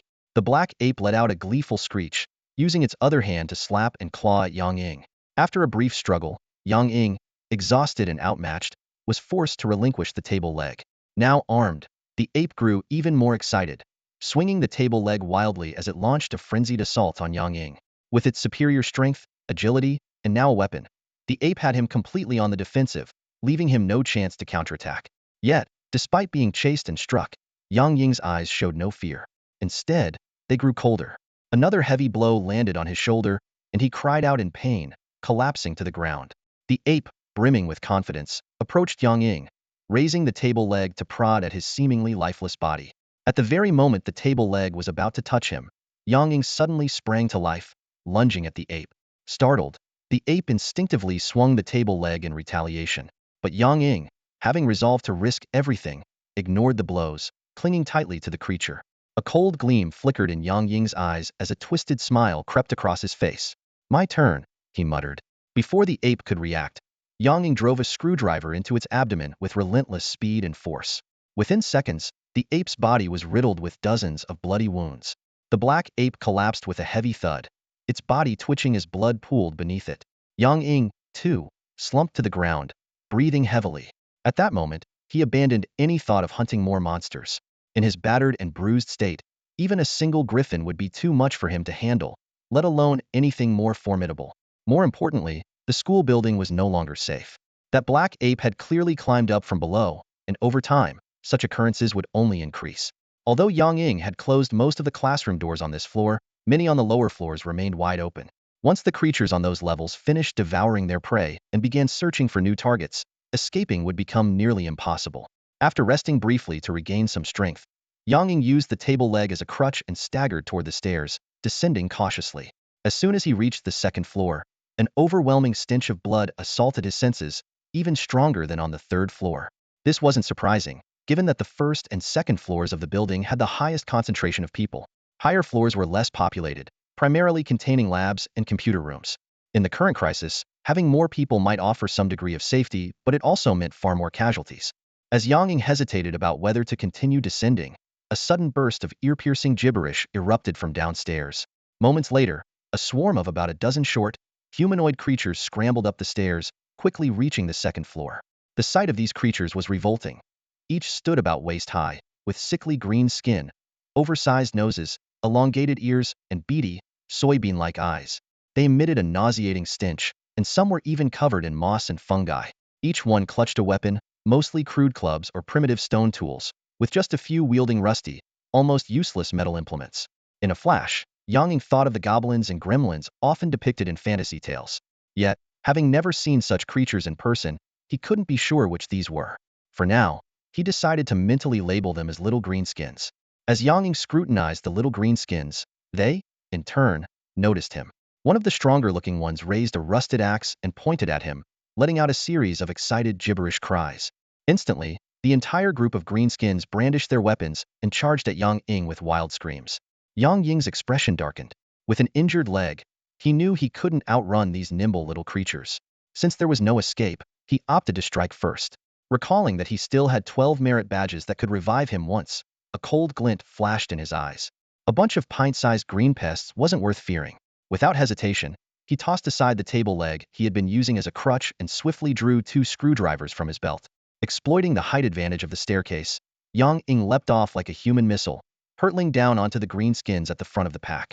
With a resounding thud, Yang Ying crashed to the ground, flattening 4 or 5 greenskins beneath him.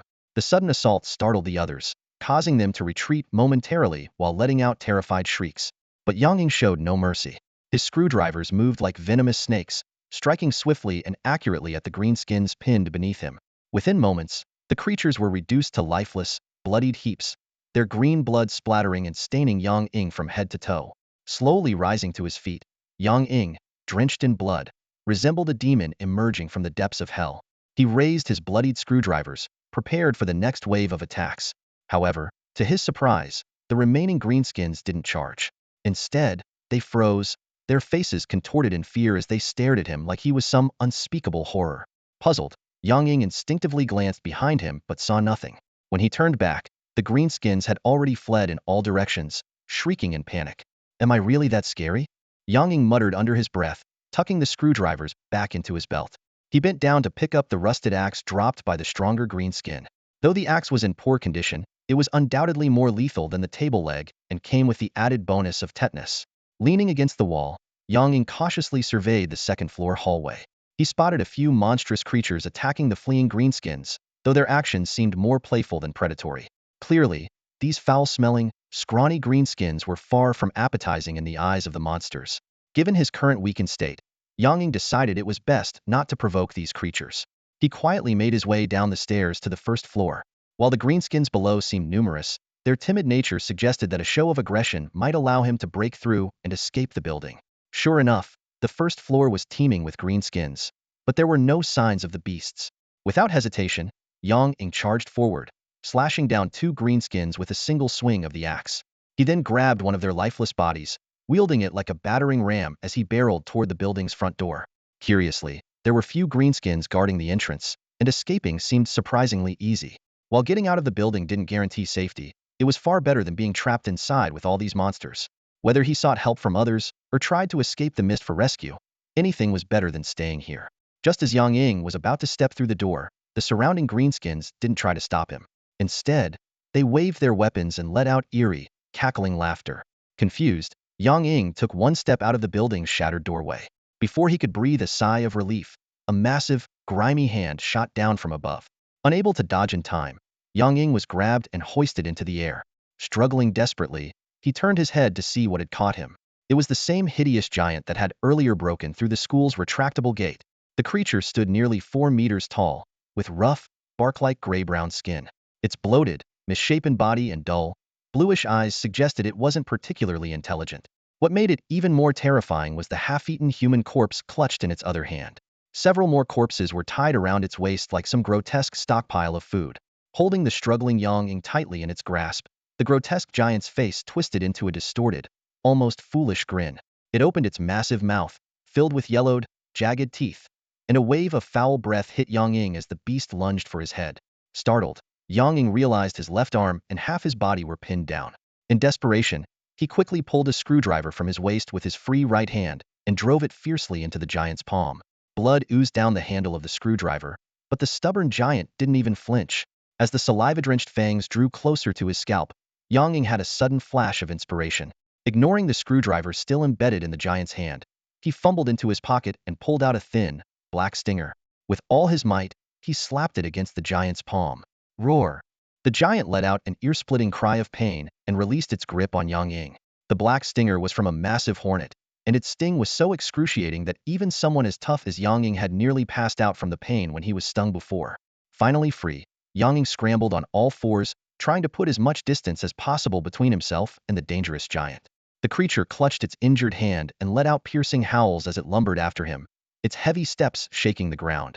Yang Ying, hindered by his injured leg, moved painfully slow compared to the giant, whose enormous strides quickly closed the gap between them. Just as the giant was about to catch him, Yang Ying stumbled and fell to the ground. The giant raised its massive, dirt-encrusted foot, ready to crush him into pulp. Yang Ying closed his eyes in despair, thinking that even with the 12 merit badges granting him one chance at resurrection, how could an ordinary man like him ever hope to fight such a monster? At that critical moment, a sharp, piercing screech erupted from the direction of the school gates. The giant froze mid-motion and turned its head to look. Taking advantage of the distraction, Yang Ying frantically crawled away, curiosity prompting him to glance toward the gate as well. Emerging from the thick mist was a bizarre creature. This creature had a humanoid, upright body. Though smaller than the giant, it still stood over 3 meters tall. It had a vulture-like head atop a body covered in insect-like exoskeleton armor. Its powerful, backward-bending legs ended in talons resembling those of an eagle, but the most striking feature was its pair of long, curved claws, each over a meter in length. The clawed monster was clearly aggressive. As soon as it entered the school grounds, it began striking the ground with its claws, letting out an intimidating screech directed at the giant. Though the giant appeared dim-witted, it wasn't one to back down from a challenge. It roared in defiance, yanked a corpse from its waist, and hurled it at the clawed monster. With a swift swipe of its claws, the monster sliced the flying corpse cleanly in half. This provocative act enraged the giant completely. Gah! Gah! The clawed monster shrieked before charging fearlessly at the larger giant. The giant, in turn, swung its enormous fists and charged to meet its opponent. Squelch! The sharp claws tore a deep gash into the giant's flesh. Thud! The giant's massive fist landed squarely on the monster's armored body, leaving a web of cracks across its exoskeleton. As the two monsters engaged in a brutal fight, Yang Ying seized the opportunity to scramble to his feet and stagger away. He knew that in his current state, staying there would only make him easy prey. Although the otherworldly invasion had unleashed numerous monsters into the school, the campus was fortunately vast. Most creatures were drawn to the crowded teaching buildings, while other areas had relatively fewer monsters. To avoid attracting attention, Yang Ying carefully distanced himself from the battling beasts before diving into a flower bed by the roadside. Lying amidst a pile of decaying leaves that reeked of rot, Yang Ying let out a long breath of relief. After a brief rest, he decided to move again. Though the flower bed was a temporary refuge, it was too close to both the monster-infested teaching building and the school gates, making it far from safe. Yang Ying already had a destination in mind. The school had 2 sports fields, one to the east and one to the west. South of the western field was a restroom, and next to the restroom was a small grove of pine trees overgrown with weeds. That area was usually deserted, save for the occasional rebellious teenager sneaking in to use their phone or a pair of secretive young lovers. Its isolation made it unlikely to attract monsters, making it the perfect hiding spot. Yang Ying cautiously crawled to the west side of the flower bed, peering out to assess his surroundings. Suddenly, a pair of glowing green eyes locked onto his. It was a wild wolf, over a meter tall, its fur stained with blood, and a severed hand clenched in its jaws. In the split second that Yang Ying froze, the wolf dropped the hand and lunged at him with its jaws wide open. Instinctively, Yang Ying raised his left arm to shield himself from the wolf's bite, while his right hand swiftly drew the only weapon he had left, a sharpened screwdriver. Aiming for the wolf's chest and abdomen, he struck repeatedly with all his might. After several stabs, the wolf's strength waned, its growls turning into faint whimpers. Without hesitation, Yang Ying raised the screwdriver again and drove it straight into the wolf's eye, piercing through to its brain. With the immediate threat neutralized, Yang Ying struggled to pull his left arm out of the wolf's jaws. His makeshift arm guard, crafted from books, was shredded, and his arm was bleeding. Though he had suffered minor injuries, the improvised protection had saved his arm from being rendered useless. Wiping the blood off the screwdriver, Yang Ying gripped his only weapon tightly. Staying low and moving cautiously, he crept like a thief toward the West Sports Field. Along the way, he encountered several monsters but managed to avoid them with care. At last, Yang Ying reached the West Sports Field and hid behind a wall to survey the area. The sight before him offered a small sense of relief. Though the terrain was wide open, there were only a few scattered remains of devoured corpses. The monsters present were few in number and appeared weak, likely outcast from their respective groups. Even so, Yang Ying had no intention of engaging these creatures. In his current state, avoiding conflict was the best option. After all, any commotion could attract stronger monsters like giants or clawed beasts, and that would be disastrous. Getting into the small pine grove without alerting the monsters was both simple and challenging. Crossing the field directly would surely expose him, but taking a shortcut required scaling a 3-meter-high wall. For Yang Ying, this wasn't too difficult, as there was a large tree nearby that he could use for leverage. He had climbed this wall many times before for fun and was quite familiar with it. However, this time, his lack of strength made the climb much harder. After a strenuous effort, he finally reached the top of the wall. Hearing sounds of movement from the monsters, he didn't dare linger and quickly flipped over to the other side. His legs gave out upon landing, causing him to tumble to the ground, but fortunately, he only suffered minor scrapes. Yang Ying scrambled to his feet, gripping the screwdriver tightly. Peering cautiously through the gaps in the trees, he confirmed that no monsters were nearby and let out a small sigh of relief. Staying low, he began to make his way deeper into the grove. Partway through, Yang Ying suddenly noticed a figure lying on the ground ahead. This unexpected discovery put him on high alert. Holding the screwdriver up defensively, he scanned his surroundings. After ensuring there was no immediate danger, he cautiously approached the body. As he drew closer, he realized it was the corpse of a female student, her death horrifyingly gruesome. Her skin was pale and bloodless, her body shriveled and emaciated, as though all her blood and fluids had been drained. Most chilling of all were the numerous puncture wounds of varying sizes covering her head and neck. As Yang Ying uneasily debated whether this grove was a safe place to hide, a rustling sound suddenly came from ahead. He jerked his head up and saw a strange figure staggering toward him. Judging by its clothing, it appeared to be another student. However, its head was completely encased in a large, black, writhing mass. The exposed limbs and skin were just as pale and shriveled as the corpse on the ground. Yang Ying immediately realized that the black mass enveloping the head was the true form of the monster. Faced with this bizarre entity, Yang Ying, already weakened, had no desire to risk a fight. Cursing under his breath, he turned to flee. But before he could take more than a step, the creature suddenly lunged forward and whipped its head violently. The black substance extended like rubber, striking Yang Ying's chest with crushing force. Caught off guard, Yang Ying spat out blood and was thrown heavily to the ground. As he struggled to prop himself up, the grotesque figure, with its sinister black appendage, loomed closer, standing right before him. Facing the monstrous creature just inches away, Yang Ying couldn't help but let out a bitter smile. As he pondered the creature's next move, the black mass suddenly detached itself from the corpse, launching toward him like an arrow loosed from a bow. The lifeless body collapsed to the ground with a thud, while the airborne black mass morphed into a gaping, lamprey-like maw in its center, hurtling straight for Yang Ying's head. Recalling the gruesome state of the previous corpses, Yang Ying instinctively abandoned the thought of steadying himself and quickly raised his arm to block. The black mass, seemingly indiscriminate, latched onto his left hand and began spreading like liquid, enveloping his entire arm in seconds. Yang Ying struggled desperately, trying to fling the bizarre entity off, but it was all in vain. Suddenly, a sharp pain shot through him, as though countless needles were piercing his skin. Then came an overwhelming suction force that coursed through his body, drawing his blood uncontrollably toward his left arm. "It's draining my blood." The thought flashed through his mind as he remembered the shriveled, pallid corpses. Without hesitation, he grabbed the only weapon he had left, a screwdriver, and drove it toward the black mass with all his might. But despair quickly set in. The black mass was not only slippery but unervingly resilient. The rough edge of the screwdriver failed to inflict any damage. As time passed, Yang Ying's strength waned from excessive blood loss. The screwdriver slipped from his weakening grip, and he collapsed onto the ground, staring lifelessly at the sky above. His life was slipping away rapidly, and the shadow of death loomed over him. Though the 12 merit medallions could revive him once, the thought seemed meaningless now. With no weapon and not even the option of severing his arm to survive, revival would only prolong his suffering. A storm of frustration and anger churned within him. Why could this creature kill him, but he couldn't fight back? As he hovered on the brink of death, a surge of intense emotion awakened a dormant power within him. His heart began to pound violently, and his brown irises shifted into icy, pale golden vertical slits. A tattoo-like image of a headless nine-headed Hydra appeared on his back. He could almost hear the low, menacing hiss of a massive serpent in his ears. Hydra Physique activate. Yang Ying suddenly sat up from the ground, his wounds visibly healing at an astonishing rate. Hydra Physique derivative ability regeneration. His cold gaze locked onto the black mass still feasting on his blood, and a faint, chilling smile tugged at his lips. So, you like drinking blood? Let's see how much you can handle. Yang Ying unleashed the power of the Hydra Physique within him, and dark patterns surfaced on his skin. Hydra venomous blood release. Almost instantly, the once calm black mass began to convulse violently, struggling to detach itself from his arm. But Yang Ying wasn't about to let it escape so easily. You think you can come and go as you please? What do you think I am, a public restroom? He pinned the black mass down with his left arm and threw his entire weight onto it.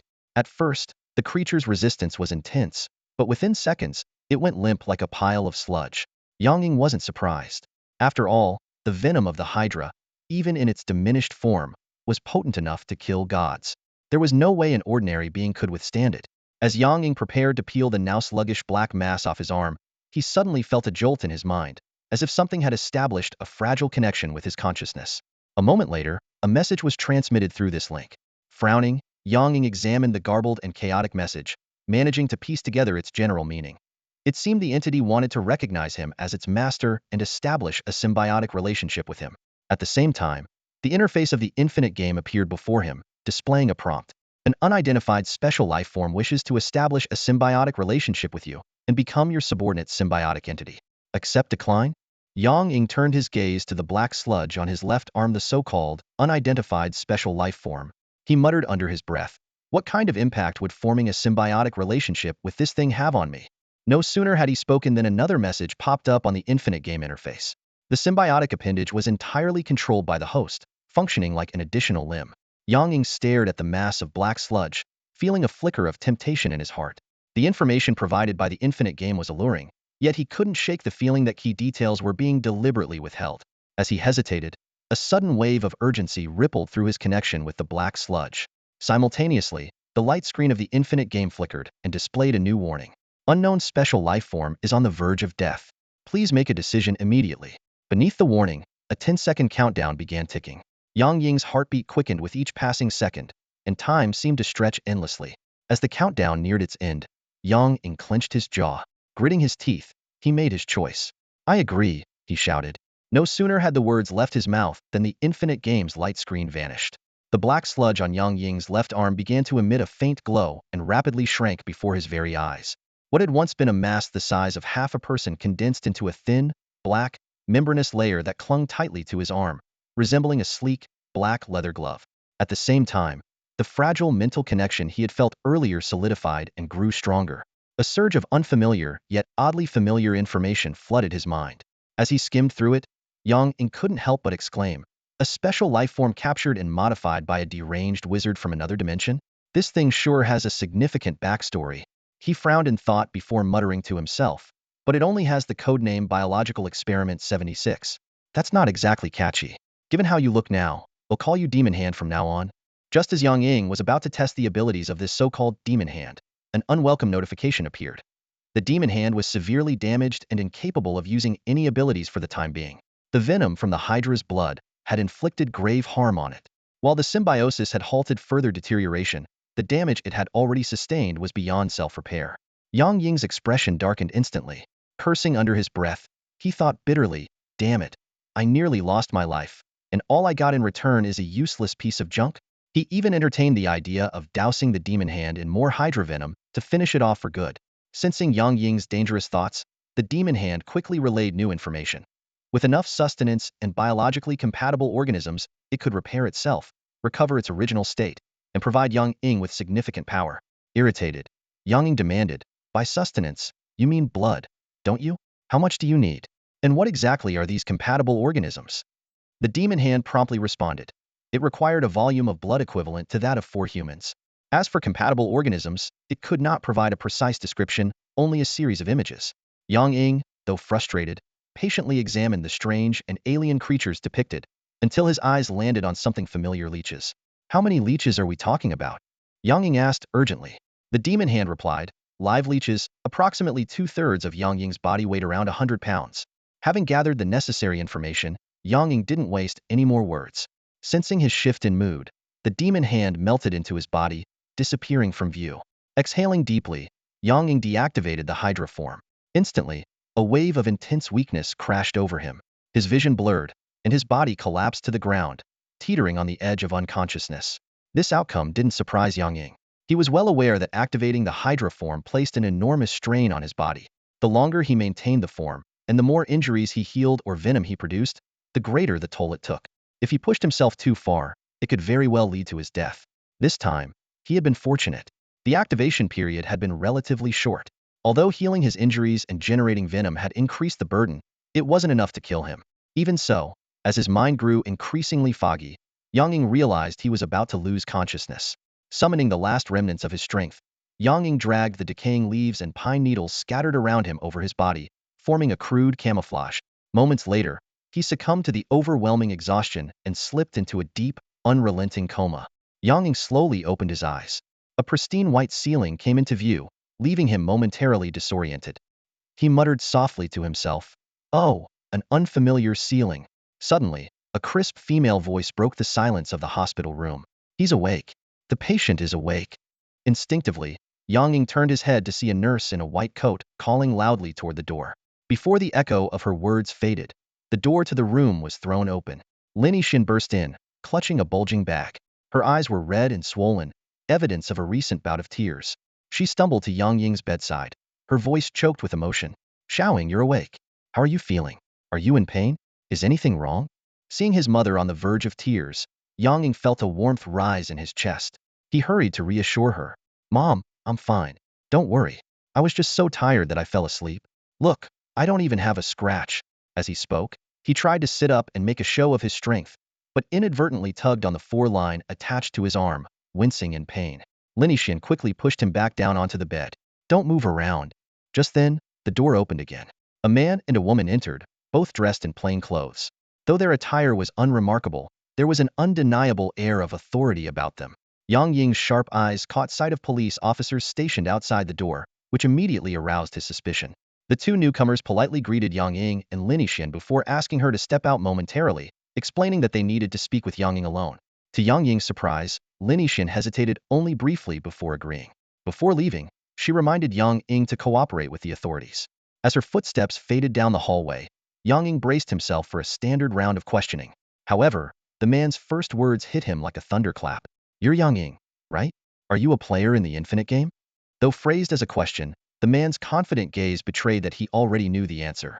Yang Ying's heartbeat quickened, but he maintained a facade of confusion. "Infinite game? What's that? Aren't you supposed to be police officers? Shouldn't you be asking about the attack on the school by those monsters? Why are you bringing up some game?" The pair remained expressionless in the face of his response. The man gave a slight nod to his female companion, who immediately retrieved something from her document folder and handed it to Yang Ying. When Yang Ying saw the item, his pupils involuntarily contracted. The bronze object bore an intricately carved Hydra emblem, his 12 feet metal. Yang Ying slowly sat up in bed, his voice carrying a chilling edge. "You've been messing with my things." As he spoke, his eyes shifted to a cold, pale gold with vertical slits, and the faint silhouette of a headless Hydra loomed behind him. The woman holding the metal felt as though a ravenous serpent was staring her down. She shivered instinctively, a bead of cold sweat trailing down her temple. Unable to suppress her fear, she tossed the metal toward Yang Ying and took a step back. The man glanced at his colleague in surprise and murmured, "What's wrong?" The woman shook her head slightly and whispered so only he could hear, "Be careful. He's dangerous."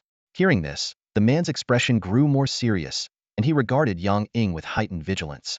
Yang Ying snatched the metal from the bed and shoved it into his pocket, his tone irritable. "Yes, fine. I'm a player in the Infinite game. What now? Planning to arrest me? Let me tell you, even though I just cleared my first trial mission, I'm not someone you can push around easily." His near self-admission left the two momentarily stunned. The man quickly regained his composure and chuckled lightly. "You're overthinking it. We're government officials, and this is just a routine inquiry. You haven't broken any laws, so we have no reason to arrest you. Besides," he reached into his briefcase and pulled out an evidence bag containing 2 sharpened, blood-stained screwdrivers. Holding it up, he continued, "With just 2 screwdrivers and a table leg, you managed to save your classmates, kill over 20 monsters, and carve a path through a monster-infested school building. For a rookie, your performance was exceptional. A hint of pride flickered across Yang Ying's face at the praise. The man set the screwdrivers aside and shifted the conversation.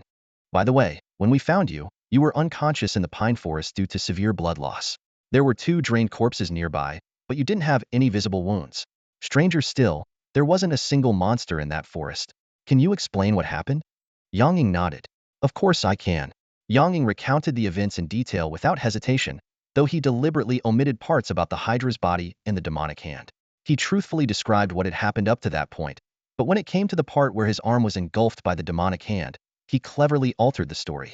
He claimed that he had saved himself by consuming a special potion, a reward from the trial task. Yang Ying explained that the potion could rapidly heal injuries but would generate a large amount of toxins in the body, leaving him weak for an extended period. He asserted that the demonic hand had absorbed his toxin-laden blood and detached itself, while he, in turn, used pine needles to cover his body before falling unconscious. The 2 people across from him listened quietly, their expressions unreadable. Once Yang Ying finished, they shifted the conversation to school-related matters. To protect the secrets of the Otherworld and the Infinite Game, the official cover story was that the incident was a terrorist attack, and the relevant departments were handling the aftermath. As someone involved in the incident, Yang Ying was required to keep everything confidential. The 2 even had him sign a non-disclosure agreement and handed him a bank card loaded with 100,000 yuan as compensation. Following this, they shared some key points for him to keep in mind as a player in the Infinite Game. Never casually reveal the existence of the game, and refrain from misusing powers gained in the game in the real world. Before leaving, they added Yang Ying as friends in the Infinite Game and left another bank card containing 60,000 yuan as a reward for his contribution in hunting monsters during the otherworldly invasion. Yang Ying held the 2 bank cards in his hands, staring at the game interface where 2 new friends, Iron Palm and 3 Blossoms, had been added. He felt a little dazed. He had thought he would be locked in a dark cell and interrogated harshly, but it appeared he had overthought things. Still, this suggested that while he had never heard of the Infinite Game before, players of the game likely weren't as rare in reality as he had assumed. Just then, a knock came at the door, and Lin Yixin's voice called from outside. Xiaoying, can I come in now? Hearing this, Yang Ying quickly stuffed the bank cards into the pocket of his hospital gown. He was about to respond when he noticed 2 screwdrivers still lying on the table. Silently cursing the carelessness of the 2 visitors, he swiftly hid the screwdrivers under the mattress before allowing Lin Yixin to enter. Lin Yixin came in and repeatedly asked about Yang Ying's condition. After confirming that he was all right, she sat by his bedside, peeling an apple for him while explaining the official version of the incident. According to her, the authorities had announced that the school had suffered a terrorist attack, resulting in significant casualties. Because the campus was rigged with explosives and some individuals were missing, it remained under lockdown, guarded by a large number of military and police personnel. As someone who knew the truth, Yang Ying understood that the claims of bombs and missing persons were just a cover story.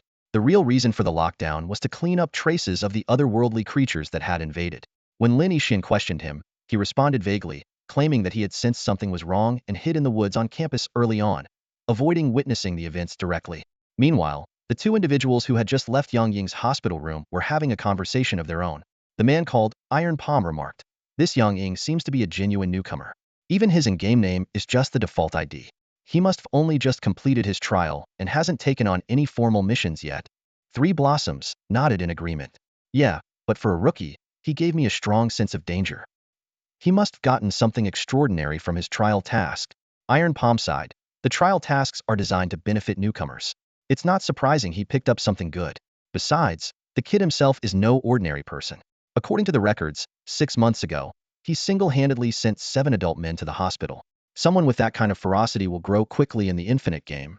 What he didn't mention was that while people like Yang Ying grew fast, their mortality rate was also exceptionally high. Should we keep a close watch on him? 3 Blossoms asked. Iron Palm shook his head. No need. He's just a rookie and hasn't done anything out of line. Let's just raise his monitoring level a bit. 3 Blossoms nodded and then asked, have we figured out anything about that bronze badge yet? It's definitely a game item, but we can't view its specific attributes. It seems to be bound to him. However, tests show that the energy fluctuations it emits are weak, so it's probably not a particularly powerful item, Iron Palm explained. Then, as if recalling something, he chuckled and shook his head. But honestly, he's just a newbie. Even a slightly special item would seem like a treasure to him. Weren't we the same way when we first started? Hearing this, 3 Blossoms' expression turned wistful. True enough. I still remember nearly getting into a fight with my teammate over a bundle of red oni hair that boosted strength during one of my early missions. Looking back now, it's almost laughable. Sitting in Lin Yixin's car, Yang Ying took out his phone and tapped on the Infinite Game icon. The familiar steel gray background appeared, but the task section now displayed a new reward to claim a reward for the special mission, Otherworldly Invasion. Yang Ying clicked on it and found 3 options: 2 basic healing potions, a griphound whistle, and the tendril of the soul thief. He clicked on each one to view the details. Basic healing potion, a bottle of red liquid that heals injuries when consumed. Griphound whistle, a white bone whistle that can summon a loyal griphound to assist in battle. Usage is limited by a cooldown period. Tendril of the soul thief, a writhing purple-black tendril that can steal the soul of a creature within 5 minutes of its death. Can only be used once. Yang Ying frowned, feeling like the mission had been a waste of effort. The healing potions were useless to him, the griphound's combat strength was insufficient, and the tendril's purpose was hard to grasp. Lin Yixian, who was driving, noticed his expression and asked, "What's wrong? Stowing? Still thinking about school?" Yang Ying quickly locked his phone and sighed. "Yeah, a little. After all, so many of my classmates died." The car fell into silence. After a moment, Lin Yixian suggested, "Take a few days to rest at home. Once I'm done with work, I'll take you to Mount Tai for a trip. You've always wanted to go, right?" "Sure." Yang Ying agreed enthusiastically, then teased, "Just don't make me carry you up the 18 bins again. I don't want to end up rolling down like a tumbleweed." Lin Yixian turned to glare at him. "Hey, I'm your mother. What's wrong with asking you to carry me? Watch the road, for heaven's sake." Yang Ying exclaimed. "There's a traffic light ahead." Lin Yixian huffed, turned her attention back to the road, and breezily ran the red light. Yang Ying rubbed his temples, feeling more exhausted than he had during the otherworldly invasion. "Where are we going? Aren't we heading home?" Yang Ying asked curiously. "I'm taking you out for a good meal," Lin Yixian replied, pointing to a nicely decorated restaurant ahead. "I even ordered you 2 big pork hocks." They parked and entered the restaurant. The owner, a bald, middle-aged man surnamed Gao, seemed to be an old acquaintance of Lin Yixian. After exchanging a few pleasantries, a waiter led them to a private room. As soon as Yang Ying sat down, a table full of sumptuous dishes was swiftly served. Seeing Yang Ying looking a bit dazed, Lin Yixian handed him a pair of chopsticks and urged, "What are you staring at? Hurry up and eat." Taking the chopsticks, Yang Ying nodded and said, "This restaurant sure serves food quickly. But you ordered so much, can we really finish it all?" Lin Yixian picked up a piece of green vegetable and stuffed it into her mouth, speaking indistinctly as she chewed. "I told Lao Gao to prepare it in advance. If we can't finish, we'll pack it up and take it home. No wasting." Yang Ying shrugged, put down the chopsticks, and put on a pair of disposable gloves. Without hesitation, he grabbed the large pork knuckle from the plate and started gnawing on it. After a day full of fighting monsters and passing out, he was starving. In front of Lin Yixian, he let go of any pretense and ate with abandon. Lin Yixian watched him devour the pork knuckle with gusto, her lips curling into a smile as her eyes turned into crescent moons. She pulled out her phone to snap a few photos, then used a napkin to wipe the sauce off the tip of Yang Ying's nose. "Slow down, no one's going to steal it from you. Look at you, you've even got it on your nose." After a hearty meal, they packed up the leftovers and headed home. By the time they arrived, it was close to 10 p.m. They each washed up and retreated to their rooms to rest. Sitting in his computer chair, Yang Ying popped 2 mints into his mouth and called up the interface for the Infinite game to claim his rewards for completing the interdimensional invasion mission. A faint glow lit up the room as several items materialized on the desk. Suddenly, Yang Ying's left arm turned black, as if he were wearing a sleek leather glove. The symbiotic entity within him emerged voluntarily, radiating a sense of hunger for the writhing purple-black soul devourer tentacle among the items. Yang Ying hesitated to pick up the tentacle, finding its constant squirming nauseating. Instead, he used 2 pins to lift it. "Can this help you heal?" he asked. The entity responded that while the soul devourer tentacle wouldn't directly aid its recovery, absorbing it might grant new abilities or even trigger an evolution. Without hesitation, Yang Ying tossed the tentacle to the entity. The black, glove-like entity swelled rapidly, splitting open to engulf the tentacle. After expressing its gratitude, it vanished without a trace. Yang Ying pocketed the griffin whistle and locked the 2 fist-sized bottles of basic healing potion in his bedside drawer. Then, he turned on his computer and began searching for nearby farms, planning to purchase fresh blood and leeches for the entity's recovery. Realizing that buying 60 pounds of blood at a market would draw too much attention, he decided to source it directly from the farms. He planned to tackle the mutated beast mission as soon as the entity recovered, hoping to find clues about obtaining a suitable head for the Hydra's body. The interdimensional invasion task had deeply impressed upon him the power of the Hydra's body. Even without considering its mind-bending multi-head technique, acquiring a compatible head as soon as possible would be immensely beneficial. Before long, Yang Ying identified several livestock farms that could supply fresh blood. However, leech farms were scarce and located farther away. He jotted down the addresses and contact information, formulating a plan in his mind. The next morning at breakfast, Yang Ying said to Lin Yixin. Mom, I'm going out with a classmate today, so I won't be home for lunch. Lin Yixin's interest was immediately piqued. Oh, who is it? Is it the girl from Aunt Zhou's family? Or someone else's daughter? Yang Ying gave a wry smile and shook his head. It's not a girl. It's a male classmate. He hadn't paid any attention to the contact information for Zhao Qinglian that his mother had sent him earlier. Hearing it was a boy, Lin Yixin's enthusiasm quickly waned, and she dropped the subject. After Lin Yixin left, Yang Ying also headed out. He had a busy day ahead and couldn't afford to waste time. He took a cab to a nearby car rental service and rented a vehicle with a driver for 1,000 yuan a day. The car was a silver, moderately used van, and the driver, a slightly plump middle-aged man, introduced himself as Mr. Yi. Once on board, Mr. Yi greeted him cheerfully. So, Mr. Yang, where to first? Yang Ying handed the driver the list of farm addresses he had researched the night before. Let's start with the first one. Mr. Yi glanced at the address and nodded. Got it. Buckle up and off we go.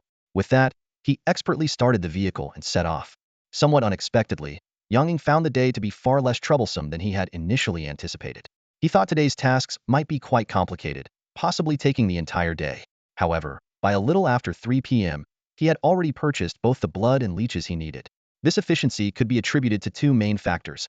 First, Yang Ying wasn't overly concerned about prices and promptly closed deals at the first stops. Second, Master Yi, an experienced driver, handled the vehicle with exceptional skill, ensuring a fast yet smooth ride. Yang Ying's first stop was a pig farm to buy pig's blood. Initially, the owner was hesitant, but the moment Yang Ying offered 1,000 yuan, the owner's demeanor changed completely. Grinning from ear to ear, he not only prepared the blood, but also threw in a large plastic bucket for free. Buoyed by this success, buying leeches turned out to be even easier. The owner of the leech farm also initially refused to sell, but Yang Ying quickly offered a high price of 100 yuan per kilogram, spending 10,000 yuan in total for 100 kilograms of leeches. Before he left, the farm owner enthusiastically added Yang Ying on WeChat, promising him a 5% discount for future purchases. On the return trip from the leech farm, Yang Ying asked Master Yi to drop him off at a secluded spot on the outskirts rather than taking him home. Though puzzled, Master Yi complied. Once the van disappeared from view, Yang Ying swiftly carried the woven bags of leeches into a nearby grove. As for the bucket of pig's blood, it had already been entirely absorbed by the demon hand during the ride. Opening the bags, Yang Ying watched as the demon hand extended a thick tentacle. Its surface split open into countless tiny mouths, ravenously devouring the fresh leeches. In just a few minutes, the 100 kilograms of leeches were completely consumed. The demon hand swelled to the size of a barrel, taking nearly an hour to fully digest its meal. By the time it reverted to its usual form as a black glove, it was already close to 5 p.m. Only then did Yang Ying leave the grove and hail a taxi home. Lin Yixin had already prepared dinner and was waiting for him. When asked about his whereabouts, Yang Ying cleverly replied that he had been visiting some animals, even mentioning how cute the piglets were. Lin Yixin didn't suspect a thing. After dinner, Yang Ying decided to purchase some essential supplies for an upcoming infinite game mission. He opted to visit a nearby outdoor gear store, hoping to get everything he needed in one go, while also seeking advice from a professional. As he pushed open the store door, Yang Ying immediately noticed a towering man, nearly 1.9 meters tall, casually bending a hand gripper with ease. The man, spotting a customer, promptly set the equipment aside and greeted him warmly. Hey there, little brother. I'm Kai Xian, the owner of this shop. Just call me Brother Kai. What can I help you with? He asked, extending his hand. Yang Ying politely shook his hand and replied, Nice to meet you, Mr. Kai. I'm Yang Ying. Kai Xian gave him an approving look. You've got a strong grip there, kid. You're in pretty good shape. Yang Ying smiled modestly and took the opportunity to compliment him back. I'm nothing compared to you, Mr. Kai. With your build, you could easily be a fitness coach. After some friendly small talk, Yang Ying got straight to the point, explaining the purpose of his visit and listing the items he wanted to purchase. To his surprise, the seemingly brawny Kai Xian turned out to be incredibly sharp-minded.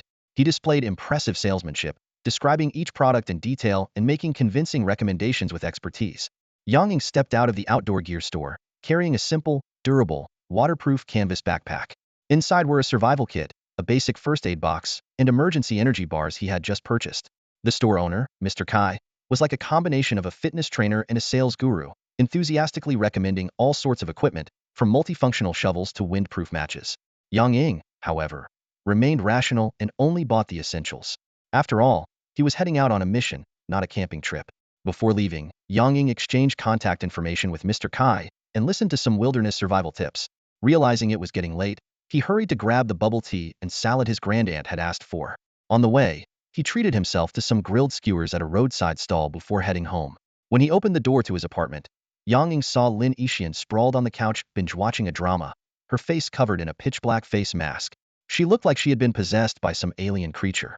Unable to resist, he teased, "Wearing black mud on your face this late at night, what is this? A cosplay of Zhang Fei?" He quickly placed the food on the coffee table and darted back to his room before Lin Yixin could react. From outside, Lin Yixin's muffled curses could be heard, which only lifted Yang Ying's mood further.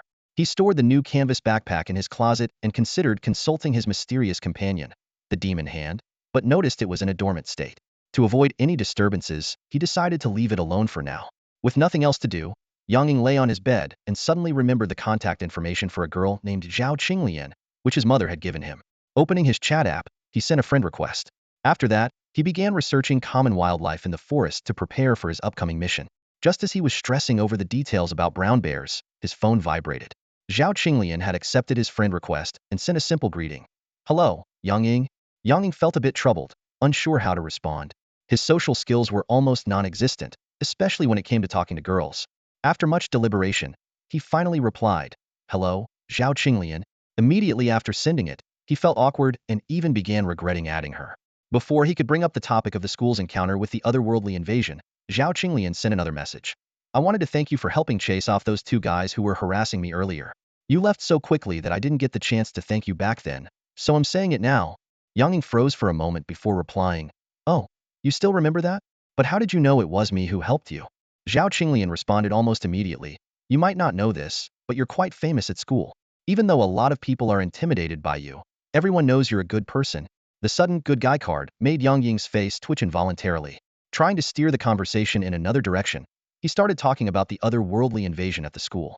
Although he was under strict orders not to spread information about the monsters, he figured discussing it with someone already in the know should be fine, as long as he avoided mentioning the infinite game. However, before Yang Ying could even bring up the infinite game, Zhao Qinglian surprised him with something completely unexpected. Zhao Qinglian's phone vibrated. She unlocked it and saw a message from Yang Ying. Frowning, she carefully read the words on the screen. "I experienced something strange," Zhao Qinglian wrote in her message. "Right after the thick fog disappeared and I was rescued, I suddenly heard a voice in my head. It said I had been granted the qualification to take part in the infinite game. What's even stranger is that a new app appeared on my phone, with a steel gray infinity symbol as its icon. I tried deleting it, but no matter what I did, it wouldn't go away." Yang Ying stared at his phone screen, momentarily frozen. His mind raced, weighing how to respond. Considering the potential dangers of the infinite game and Zhao Qinglian's safety, he decided to call her directly. After a few rings, a clear, pleasant female voice answered. "Hello, Yang. Is there something you need?" Yang Ying wasted no time with pleasantries and spoke in a serious tone. "Zhao Qinglian, what I'm about to say is very important, so please listen carefully. No matter what happens, do not open that app with the steel gray infinity symbol. I'm not joking, this is a matter of life and death. I'm reaching out for help right now, and someone will contact you soon. Until then, remember, under no circumstances should you open that app." Before Zhao Qinglian could respond, Yang Ying hung up. Immediately, he pulled up the infinite game interface, opened his friends list, and sent the same urgent message to his only two friends, Iron Palm and 3 Flowers. "Call me ASAP. I have something very important to discuss." Within seconds, Iron Palm replied with a phone number. Yang Ying dialed it right away and quickly explained Zhao Qinglian's situation. Meanwhile, 3 Flowers also responded, letting him know she was currently with Iron Palm. After listening to Yang Ying's explanation, Iron Palm simply replied, "Understood. Thanks for the information," and ended the call. Yang Ying reopened the chat app and saw that Zhao Qinglian had sent several more messages asking about the infinite game app. He gave her a brief reply. "Someone will contact you soon and explain everything." After handling all this, Yang Ying lay back on his bed and let out a long sigh.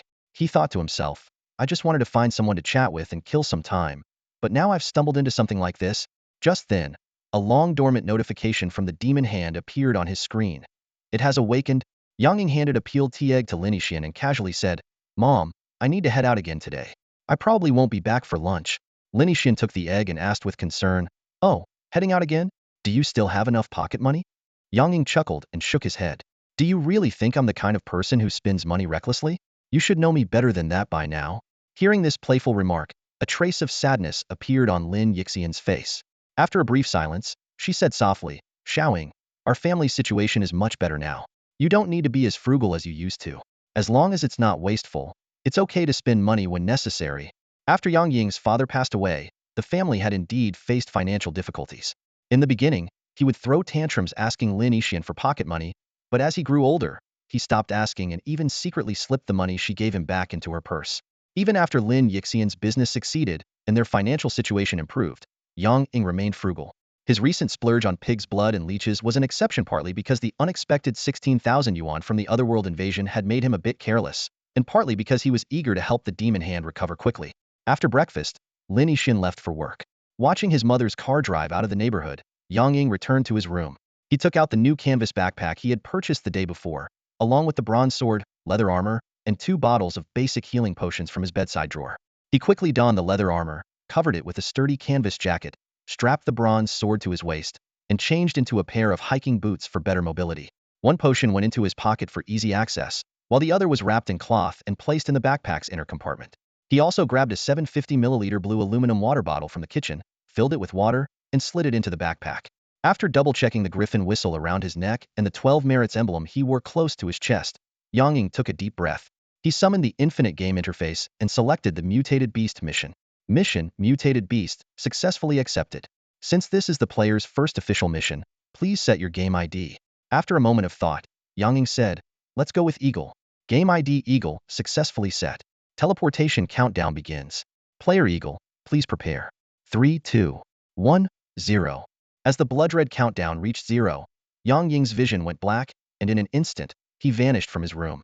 When he regained consciousness, he found himself standing in a dense forest, surrounded by a faint blue energy barrier. Successfully entered Mission World. Player Eagle has unlocked the basic identification function, personal module, and game compendium. The notification disappeared, and the energy barrier around Yang Ying quickly dissipated, signaling the start of the mission. Clang! Yang Ying swiftly drew the bronze sword from his waist, crouching slightly as he scanned his surroundings with heightened alertness. A moment later, a gentle breeze rustled through the forest, and he sheepishly sheathed his sword. The tension of his first official mission had clearly made him overreact. Faced with the sprawling forest, Yang Ying felt a bit overwhelmed. Which direction should he go? Wandering aimlessly wasn't an option. After a moment of thought, he pulled a compass from his survival kit to at least establish a sense of direction and avoid getting lost. As he was fiddling with the compass, 2 gunshots suddenly rang out from somewhere ahead and to his left. Startled, Yang Ying quickly composed himself and began running toward the source of the noise. Based on the mission details, his primary target was the mutated beasts, not humans. Whether the shots came from hunters or poachers, the people involved could potentially become allies. Even if they refused to cooperate, they might at least provide useful information about the Tanis Forest region. As for any potential hostility, Yang Ying wasn't too worried. While the others might have firearms, his Hydra body and demon hand abilities gave him the confidence to retreat safely if things went south.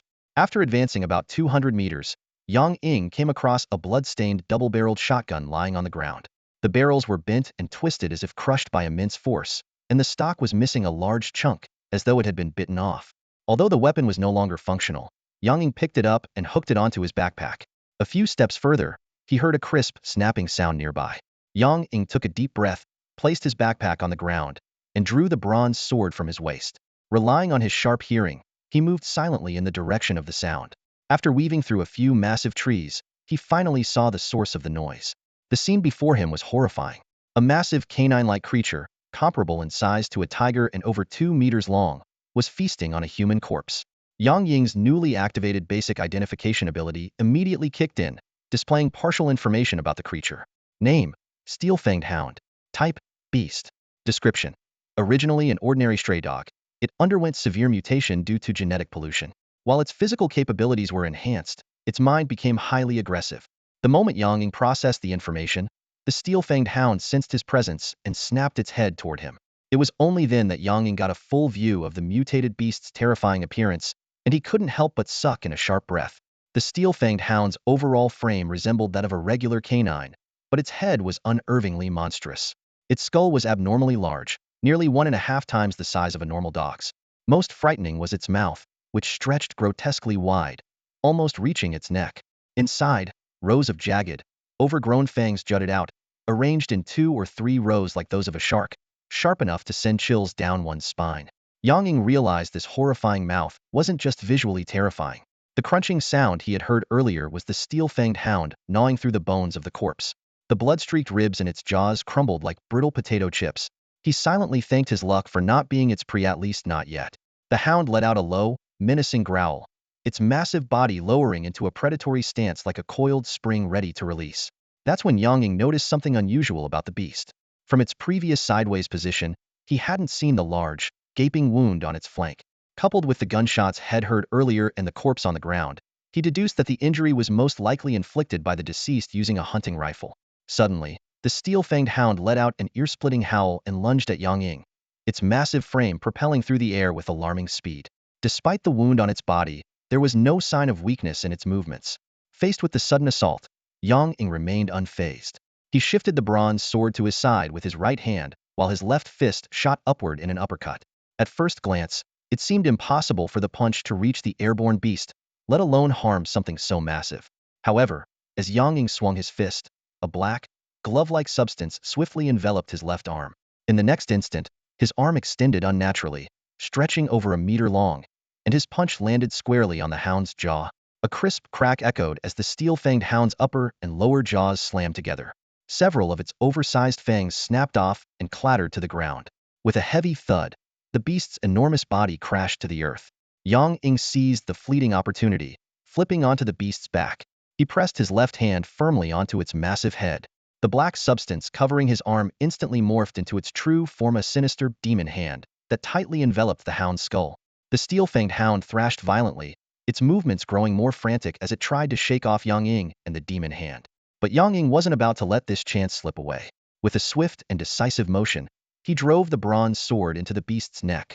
Blood gushed out like a fountain as the steel-fanged hound's struggles weakened, eventually reducing to mere spasms. As the beast's body went limp, the demon hand transformed into a mass of leech-like tendrils, slithering into its 7 orifices and neck wound to greedily consume its blood. Satisfied with the demon hand's actions, Yang Ying temporarily disengaged from their fused state. He didn't resent the hand's behavior. It was, after all, a matter of survival, and at least it wasn't feeding on human blood. Besides, the demon hand had proven invaluable in the fight. With the steel-fanged hound dead, the mission progress updated from 03 to 13. At this rate, Yang Ying estimated he could complete the task in under an hour. While the demon hand continued to drain the hound's blood, Yang Ying turned his attention to the human corpse. The body had been gnawed beyond recognition, but it appeared to belong to a Caucasian man. Searching the remains, Yang Ying found only a few items: a leather pouch containing 18 12-gauge shotgun shells, a silver lighter, a half-empty pack of crushed cigarettes, and a tin flask holding some liquor. With a sigh, Yang Ying took the ammunition pouch and left the other items with the corpse. Using his bronze sword, he dug up some dirt, branches, and leaves to cover the body. Though he wanted to give the deceased a proper burial, the lack of proper tools left him no choice but to settle for this. Returning to the steel-fanged hound's corpse, he discovered it had been reduced to little more than a shriveled husk. He nudged the remains with his foot and asked, "Hey, are you done yet?" Before he finished speaking, the demon hand emerged from the carcass and swiftly merged back into his left arm. As it returned, it conveyed some information to Yang Ying. To his astonishment, the demon hand began to morph, eventually taking the shape of a giant black canine head. Its grotesque maw and protruding fangs were identical to those of the steel-fanged hound. But that wasn't all. The canine head opened its gaping jaws, revealing a strange, dark purple tongue that extended outward, coiling around a translucent red orb. Name: Soul Crystal of the Steel Fang Hound. Type: Soul Special. Yang Ying gazed at the pale red, glassy, orb-shaped soul crystal in his hand. It was a new ability born from the evolution of the devouring soul tendrils of the demon hand. Though the power was unstable and consumed a significant amount of energy, this time, it had worked successfully. However, he knew this ability couldn't be used again during the current mission. After examining it for a moment, Yang Ying's eyes shifted to the bronze sword at his waist. He quickly dismissed the idea with a shake of his head. Although the bronze sword was sharp enough, its material limited its potential. He had a better option in mind. Taking out the griphound whistle that hung around his neck, Yang Ying gave it a gentle blow. A sharp whistle pierced the air, causing the space to ripple slightly. A brown and black griphound emerged and stood silently before him. Compared to the same species that had appeared during the interdimensional invasion, this one was like a well-trained guard dog compared to a wild stray. Testing its obedience, Yang Ying issued a command: "Keep an eye on the surroundings, search for any wild animals nearby, and alert me immediately if you find anything." To his surprise, the griphound let out a sharp cry, flapped its wings, and soared into the sky. It began circling above him, keeping watch from above. Once he was assured of aerial surveillance, Yang Ying pulled a double-barreled shotgun from his backpack. The gun had been damaged by the steel-fanged hound's bite. Upon inspection, he found that the main structure was intact. He only needed to cut off the damaged parts to make it functional again. While this would reduce its range and accuracy, it was sufficient for someone inexperienced with firearms. Without wasting time, Yang Ying grabbed a wire saw and spent less than 10 minutes cutting off the broken barrel and stock. He then used a small file to smooth out the edges. The original meter-long shotgun was now a compact weapon just over half a meter in length. Holding the modified shotgun in his hands, Yang Ying nodded in satisfaction. He snapped the barrel open, loaded a 12-gauge shotgun shell, and aimed at a tree 5 or 6 meters away. Bang! The gun fired, causing his arm to jerk slightly upward. A deep crater was left on the tree trunk. After confirming the weapon's functionality, Yang Ying reached into his pocket and pulled out the Steel Fang Hound Soul Crystal. Without hesitation, he pressed the soul crystal against the double-barreled shotgun. Crack! A deep, guttural growl, almost like a phantom sound, echoed faintly. The shattered crystal dissolved into a pale red light that seeped into the shotgun. The firearm's appearance began to transform. Yang Ying tightened his grip on the newly upgraded double-barreled shotgun, Steel Fang. What was once a rough wooden grip had been transformed into smooth white bone. The gun's frame was now thicker, adorned with fur and claws, and the muzzle featured a new ring of metal fangs, resembling the sharp teeth of a hunting dog. The weapon exuded a menacing aura. The Infinite game promptly displayed the detailed stats of this upgraded weapon. Name: Steel Fang. Type: Weapon Firearm. Special effects: Fang passive, enhances bullet penetration and destructive power. Ren passive, wounds inflicted by this weapon heal more slowly. Description: This is a ferocious beast, be careful not to get bitten. Yang Ying nodded in satisfaction and loaded a shotgun shell. He raised the weapon, aimed at a large tree, and pulled the trigger. Boom! The thunderous shot, mixed with a sound resembling a dog's bark, jolted his arm with recoil. The power of Steel Fang amazed him. It was more than twice as strong as it had been before the soul crystal enhancement. The tree, as thick as his thigh, was nearly pierced through. Satisfied with the weapon's power, a smile crept across Yang Ying's face. He reloaded 2 more shells and holstered Steel Fang on his belt, already planning to craft a sturdy gun holster for this formidable weapon once he returned. At that moment, a bird's cry echoed from above. A griffhound swooped down and landed in front of Yang Ying. It let out a few calls, then turned and walked a few steps in a specific direction before looking back at him. Yang Ying hesitated for a moment before asking tentatively, "Did you spot a beast in that direction?" The griffhound gave a surprisingly human-like nod in response. Just as Yang Ying prepared to follow the griffhound in search of new prey, his magic gauntlet buzzed with a notification. Following the instructions, he approached the desiccated corpse of the Steel Fang hunting dog and pried open its fearsome, tooth-filled jaws. The gauntlet extended several tendrils, extracting 6 of the largest and sharpest fangs from the creature's mouth. To Yang Ying's surprise, these fangs turned out to be a material with unique properties. Name: Hunting dog fangs. Type: Material. Description: Sharp fangs from the mouth of a mutated canine. They possessed decent attributes. Though the description seemed underwhelming, Yang Ying considered it a nice bonus. He tucked the fangs into a compartment in his backpack, then drew Steel Fang and signaled the griffhound to lead the way. After roughly 5 minutes, Yang Ying arrived at a rare clearing in the forest. There, a massive deer, standing nearly 2 meters tall, was feasting but not on grass or leaves. Instead, it was devouring the carcass of another deer. This enormous creature had clearly undergone a mutation. Its enlarged body and blood-red eyes were striking, but most notable was its antlers, which had fused into a single, blade-like structure resembling a massive cleaver. Yang Ying focused his attention, and the creature's stats appeared before him. He identified the mutated beast as a bladehorn deer, with a description similar to that of the Steel Fang hunting dog, another animal subjected to intense genetic mutation. Taking a deep breath, Yang Ying set down his backpack and prepared to emerge from his hiding spot behind the tree. However, as he stepped forward, the bladehorn deer abruptly raised its head, its crimson eyes locking onto him with unsettling precision. These damn mutated beasts have such sharp senses. Yang Ying cursed internally. Without hesitation, he raised Steel Fang and prepared to fire. The bladehorn deer let out a guttural roar and charged straight at him. Yang Ying watched as the deer's charge effortlessly sheared a tree thicker than his calf in half. Swallowing hard, he wasted no time pulling the trigger. Boom! The deafening gunshot, laced with the sound of a dog's bark, sent a spray of blood from the deer's left eye, leaving a gory mess. Sparks flew as the bullet glanced off its massive antlers. However, the injury only seemed to enrage the beast further. It let out a shrill, owl-like screech and continued its charge with even greater ferocity. With the bladehorn deer now within 5 meters, Yang Ying's heart raced, but his stance remained steady. He adjusted Steel Fang's aim slightly downward and decisively pulled the trigger for a second time. Boom! The deer's chest exploded in a burst of blood, the crimson spray gushing like a fountain. Yang Ying's shot hit the vital point of the antlered deer with absolute precision. The massive mutated deer collapsed mid-charge, sliding several meters before coming to a stop right at Yang Ying's feet. This sudden turn of events caused Yang Ying to instinctively take 2 steps back, his heart pounding wildly. However, just as Yang Ying thought victory was within his grasp, the giant deer miraculously stood back up. Its chest wound continued to bleed profusely, but it seemed to ignore the pain, launching another charge at Yang Ying. Though its movements were noticeably slower, the sheer force it carried was still formidable.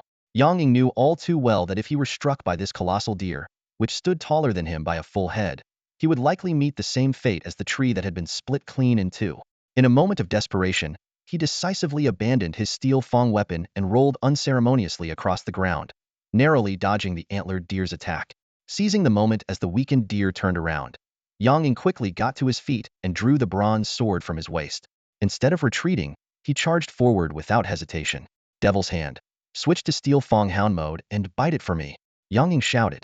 Before his voice had even faded, the black glove on his left arm transformed instantly, morphing into the snarling head of a Steel Fang Hound. The pitch-black canine head shot forward like an arrow and clamped down on the deer's neck.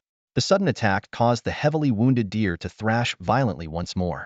At that very moment, the extended Devil's Hand retracted abruptly, yanking Yang Ying toward the deer and skillfully flinging him onto its massive back. Yang Ying clamped his legs tightly around the deer's body to steady himself while raising his bronze sword. Without hesitation, he began hacking furiously at the deer's neck. The blade flashed as blood sprayed in all directions. Each of Yang Ying's strikes carried unrelenting force, slicing through the deer's flesh, windpipe, and arteries, eventually exposing its pale, gleaming spine. With a heavy thud, the antlered deer's massive body crashed to the ground. The sudden impact threw Yang Ying off its back, sending him tumbling to the ground and causing his bronze sword to fly out of his grasp. Lying on the ground, Yang Ying gasped for air, every muscle in his body aching from the intense battle. Just then, the glowing interface of the infinite game appeared before him, displaying the words, Mission Completion. 23. Yang Ying let out a long sigh of relief as he watched the massive antlers in front of him finally fall to the ground. After nearly 10 minutes of relentless hacking, his bronze sword was now chipped and dulled, but the reward was worth the effort. The item was labeled Giant Deer Antlers in the Infinite Game, with a description stating it was of higher quality than hound fangs. Sheathing his short sword, Yang Ying picked up the antlers and weighed them in his hands. They were about 2/3 the weight of a similarly sized piece of metal, yet the sparks generated when struck by steel-toothed projectiles indicated their performance far surpassed ordinary metals. A thought crossed his mind. If fitted with a handle and polished slightly, this nearly 2-meter-long, 30 centimeter wide, palm-thick antler could be turned into a devastatingly powerful greatsword. Of course, even though it was lighter than metal, wielding such a weapon was no task for an ordinary person. After wiping off the blood and grime from the antlers, Yang Ying ate a few energy bars with some clean water. Once he had rested briefly, he stood up and called out to the carcass of the antlered deer, Demon Hand, are you done yet?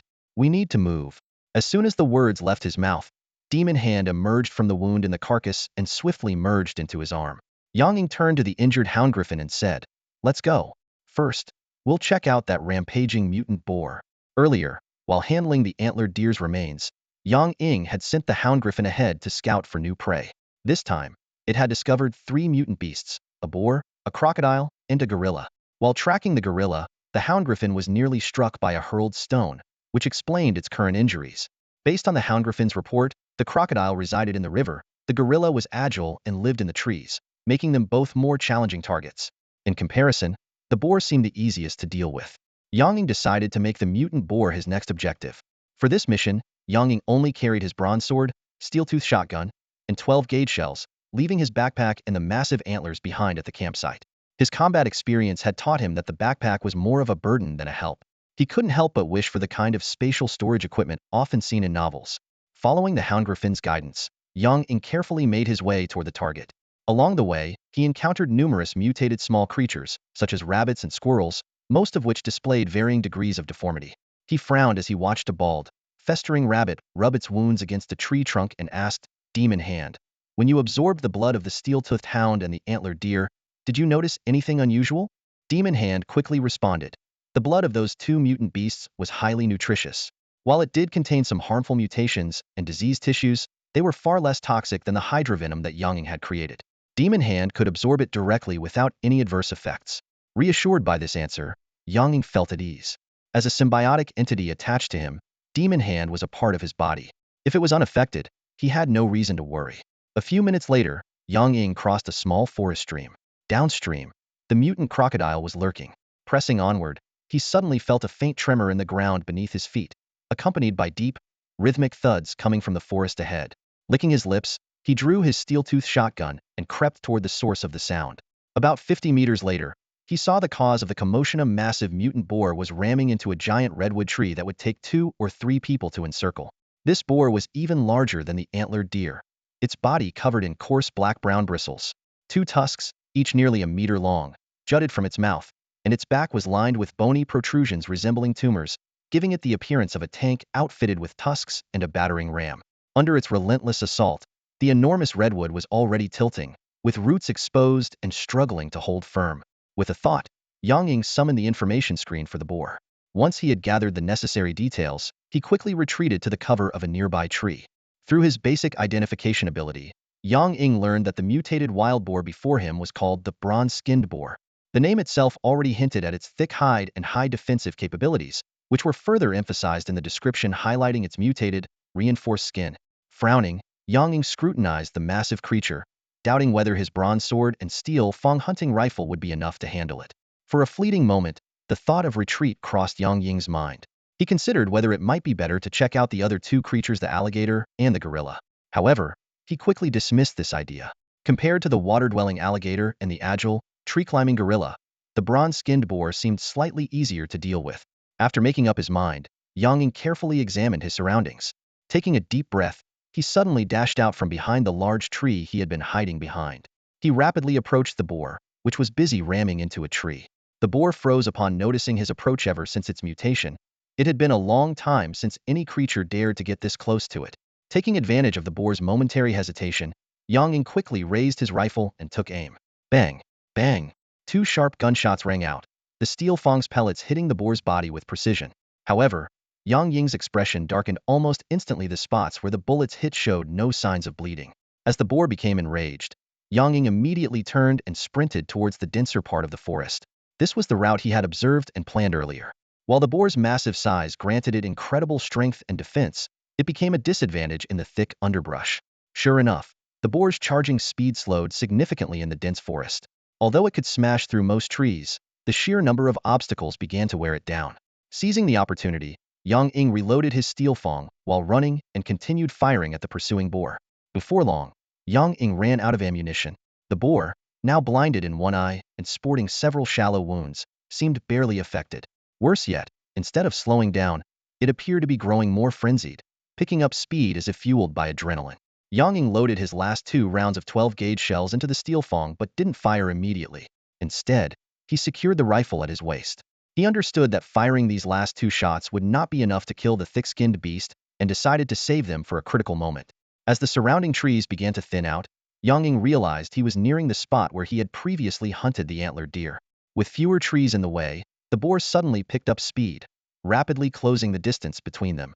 In this dire moment, Yang Ying took a deep breath, and his eyes suddenly turned a pale golden hue, transforming into vertical pupils. Hydra's physique activate. His exhausted body surged with renewed energy, his speed increasing dramatically.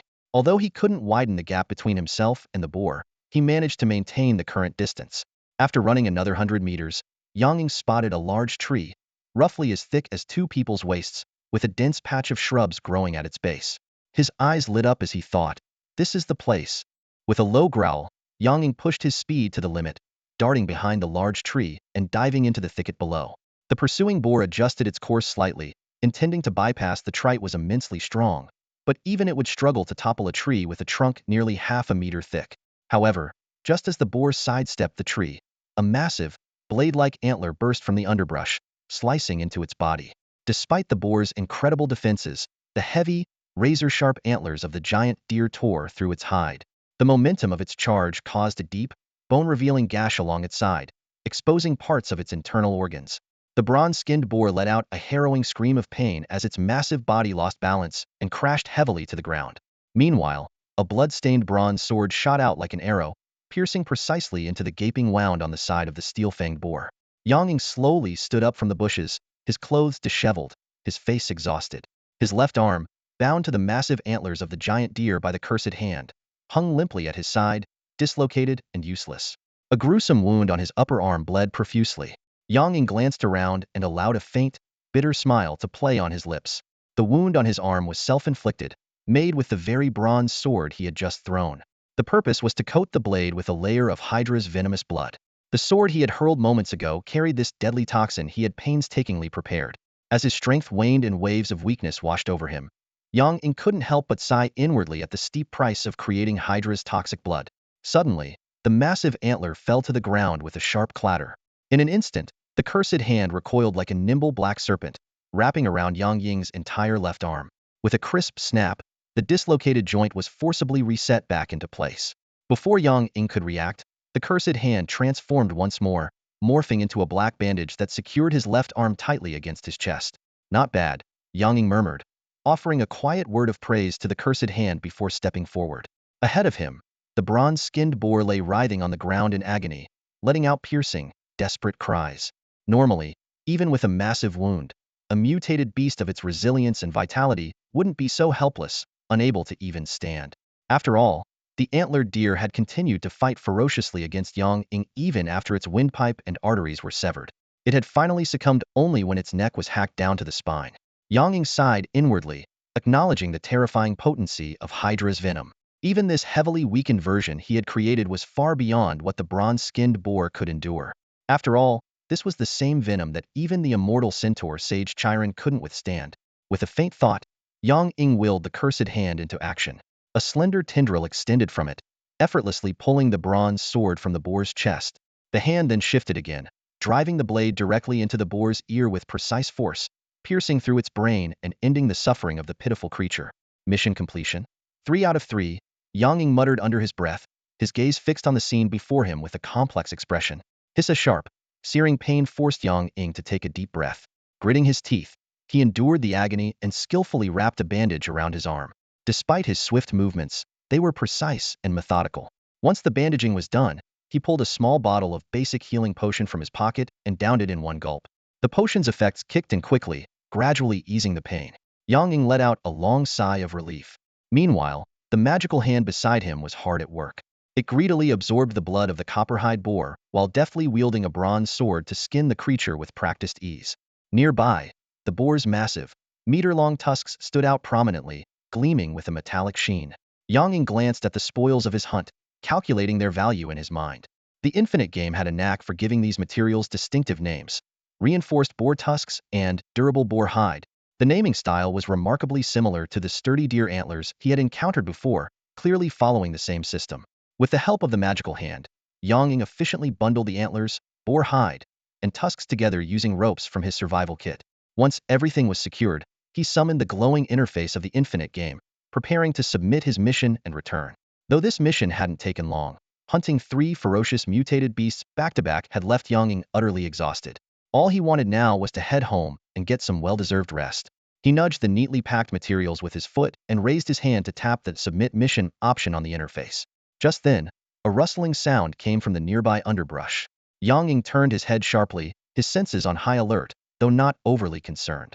The grass was only about half a meter tall, too short to conceal any large beasts. Even if it were a smaller animal, he was confident he could handle it in his current state. Under his watchful gaze, a small black kitten emerged from the foliage. Though it seemed harmless at first glance, Yang Ying remained cautious. He immediately used the Infinite Game's basic identification skill to analyze the creature. Name: Mutated Black Panther Cub.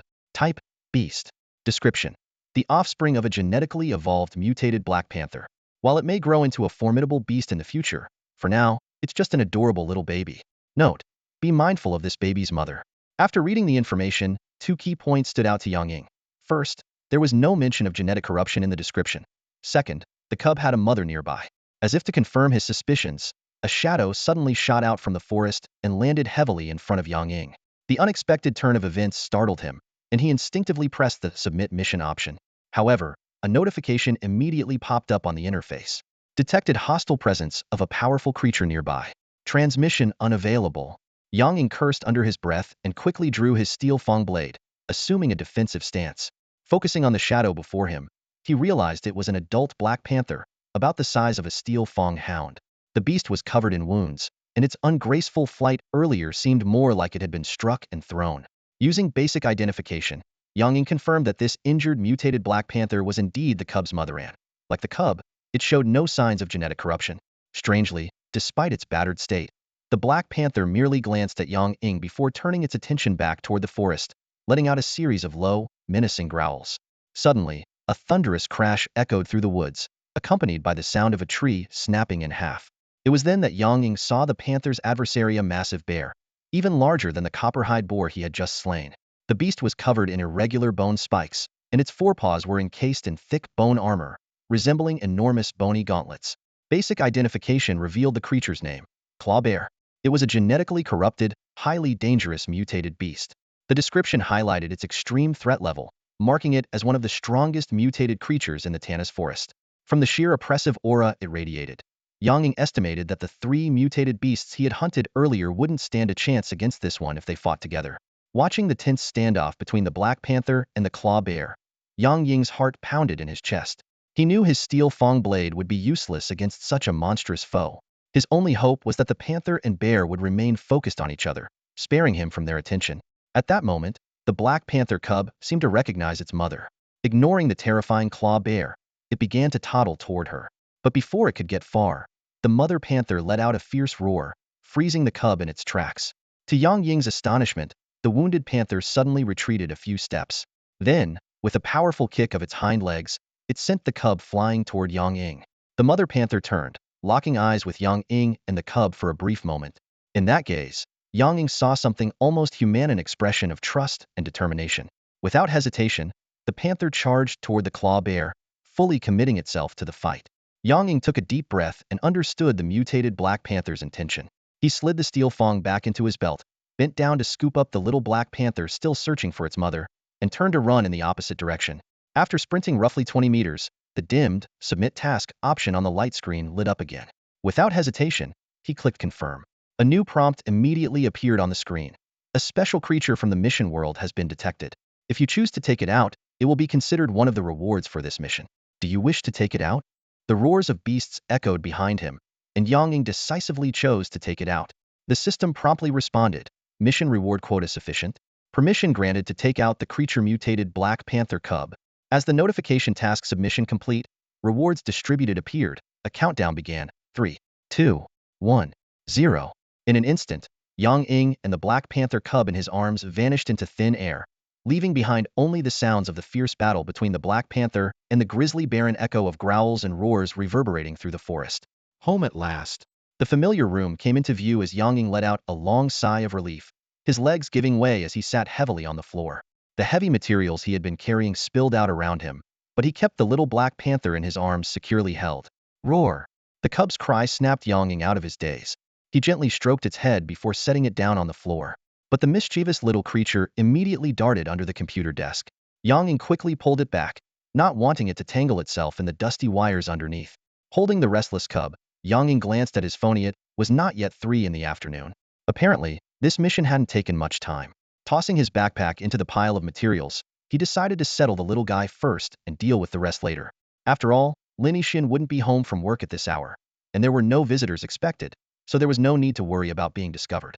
Despite one arm being dislocated and the other occupied with the squirming Black Panther, Yang Ying managed to make it to the kitchen with the help of his manipulative skill. After some effort, he prepared a bowl of milk and a dish of semi-cooked meat strips, mixed with a few raw eggs for the cub. Considering its wild background, this type of food seemed more suitable for its tastes. Sure enough, the little Black Panther devoured the food ravenously, confirming Yang Ying's guess. As he gently petted the cub's head while it ate, he noticed it was still a bit tense, but far less resistant than before. All right, little one, don't go running around after you're done eating, he warned before heading back to his room to tidy up. Looking at the large materials scattered on the floor, Yang Ying felt a headache coming on. Clearly, his nightstand couldn't hold all of this stuff. Just as he began contemplating whether to rent an additional storage space, the Infinite Game System delivered some good news. A storage box function had been unlocked after completing the first official mission. The 333 storage space was sufficiently large, and it could be expanded further as he progressed through missions. Although the storage box could only be used in his current world and could only store items with infinite game properties, it was more than enough for Yang Ying. He stored the materials, his steel fang rifle, and the crab claw and crab pearl from the previous mission into the box. Items without game attributes, such as his leather armor, bronze sword, and backpack, were stuffed into the nightstand. With everything organized, Yonging grabbed a change of clothes and stepped out of the room, noticing that the little Black Panther had finished eating and was now lazily sprawled on the floor, yawning. He picked up the cub and headed to the bathroom. This time, the cub only let out a soft whimper and squirmed lightly before settling down. After throwing his dirt-covered clothes, full of grass and mud, into the washing machine, Yonging began bathing both himself and the little Black Panther. The warm water washed away the exhaustion of the mission and seemed to calm the cub, which gradually relaxed in his hands. Yonging initially thought the little Black Panther would resist bathing like a cat, but the result was quite surprising. While the little one seemed a bit uncomfortable at first, it quickly adjusted to the water temperature. It even started having fun when Yonging lathered it with bubbles, playfully splashing the water with its tiny paws, producing cheerful splashing sounds. After the bath, Yonging carefully removed the bandage from his left arm. Although his arm was still a bit weak, it no longer hindered his daily movements. He changed into a clean set of clothes and then used a hairdryer to meticulously dry the little panther's fur. The little creature squinted its eyes in contentment as it enjoyed the warm breeze. When the clock struck 4 in the afternoon, Yonging decided to head out. His plan was to take the little panther to the pet hospital for a checkup and then stop by the supermarket to restock some food. Earlier, when he had prepared milk and meat strips for the little panther, he realized the supplies at home were running low. The visit to the pet hospital went smoothly. The checkup results showed that the little panther was in good health, though the young female veterinarian conducting the examination was quite curious about the kitten's breed. Yonging skillfully changed the subject, silently relieved that she hadn't recognized it as a Black Panther. Otherwise, things could have gotten very complicated. Before he left, the curious vet even suggested neutering the little one, but Yonging politely declined. He thought to himself that this little panther was just a cub, and even when it grew up, it was unlikely to encounter another panther. Oh, and the vet also informed him that the little Black Panther was female. After the checkup, Yonging carried the little panther to the supermarket. While he was picking out some fruits, Linixin suddenly called. She had come home early from work, only to find that Yonging wasn't there, so she called to check on him. Upon learning he was at the supermarket, she quickly hung up. In less than 5 minutes, Yonging saw Linixin rushing toward him, waving excitedly as she ran. Her eyes immediately lit up when she spotted the little Black Panther in his arms. Wow, what an adorable little black cat! Lin Yixin exclaimed. Where did you find this cutie? To prevent Lin Yixin from causing any chaos, Yonging wordlessly handed the bewildered little panther into her arms. Here, you can play with the cat.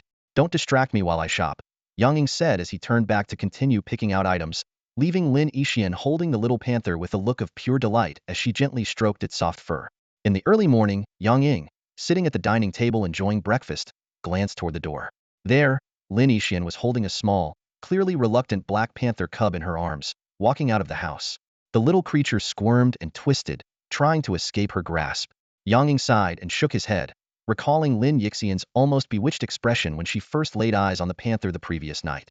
Not only had she insisted on sleeping with the little animal, but she had also given it a rather ominous name, Cobalt. This morning, Lin Yixin excitedly announced her plan to take Cobalt to work, show it off to her girlfriends, and buy the little creature a luxurious cat bed. Knowing he couldn't dampen her enthusiasm, Yonging simply cast Cobalt a helpless look, as if silently saying, "Good luck, little one. Take care of yourself." Once Lin Yixin and Cobalt had left, Yonging quickly finished the rest of his breakfast, tidied up the table, and returned to the bedroom. Exhausted from the day before, he hadn't even had a chance to check his mission rewards before falling asleep. Now, he finally had the time to deal with it. Yonging summoned the glowing interface of the Infinite game and opened the mission tab to carefully examine the rewards for the Mutated Beast mission. There were 4 rewards in total. The first was a vial of beast pheromone, a small glass tube containing a pale yellow liquid. This substance could attract wild beasts and drive them into a frenzy. The second was a spirit monkey fruit, a fist-sized greenish fruit. Consuming it would make the body light, agile, and as nimble as a monkey. The third reward was a palm-sized, water blue scale named Unknown Scale. It was a clue for locating the heads to complete the Hydra's body. Using this item would transport Yonging to a mission world and grant him a special task without additional rewards to guide him toward finding a suitable head. Whether he could successfully obtain it would depend on his own abilities. The final reward was the mutated Black Panther Cub Cobalt that Yonging had brought back. Yonging picked up the mysterious scale and examined it closely.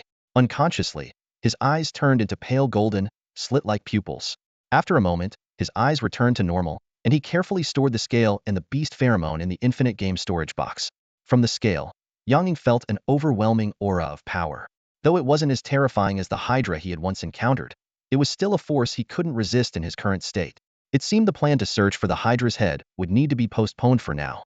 Next, Yang Ying grabbed the spirit monkey fruit, rubbed it against his shirt, and without hesitation, bit into it. The crunch echoed as he took a big bite, his face immediately lighting up in surprise. What he had expected to be sour and hard to swallow turned out to have a faintly sweet, wine-like aroma. In just a few bites, he finished the fruit, spitting out a brown, bean-shaped seed.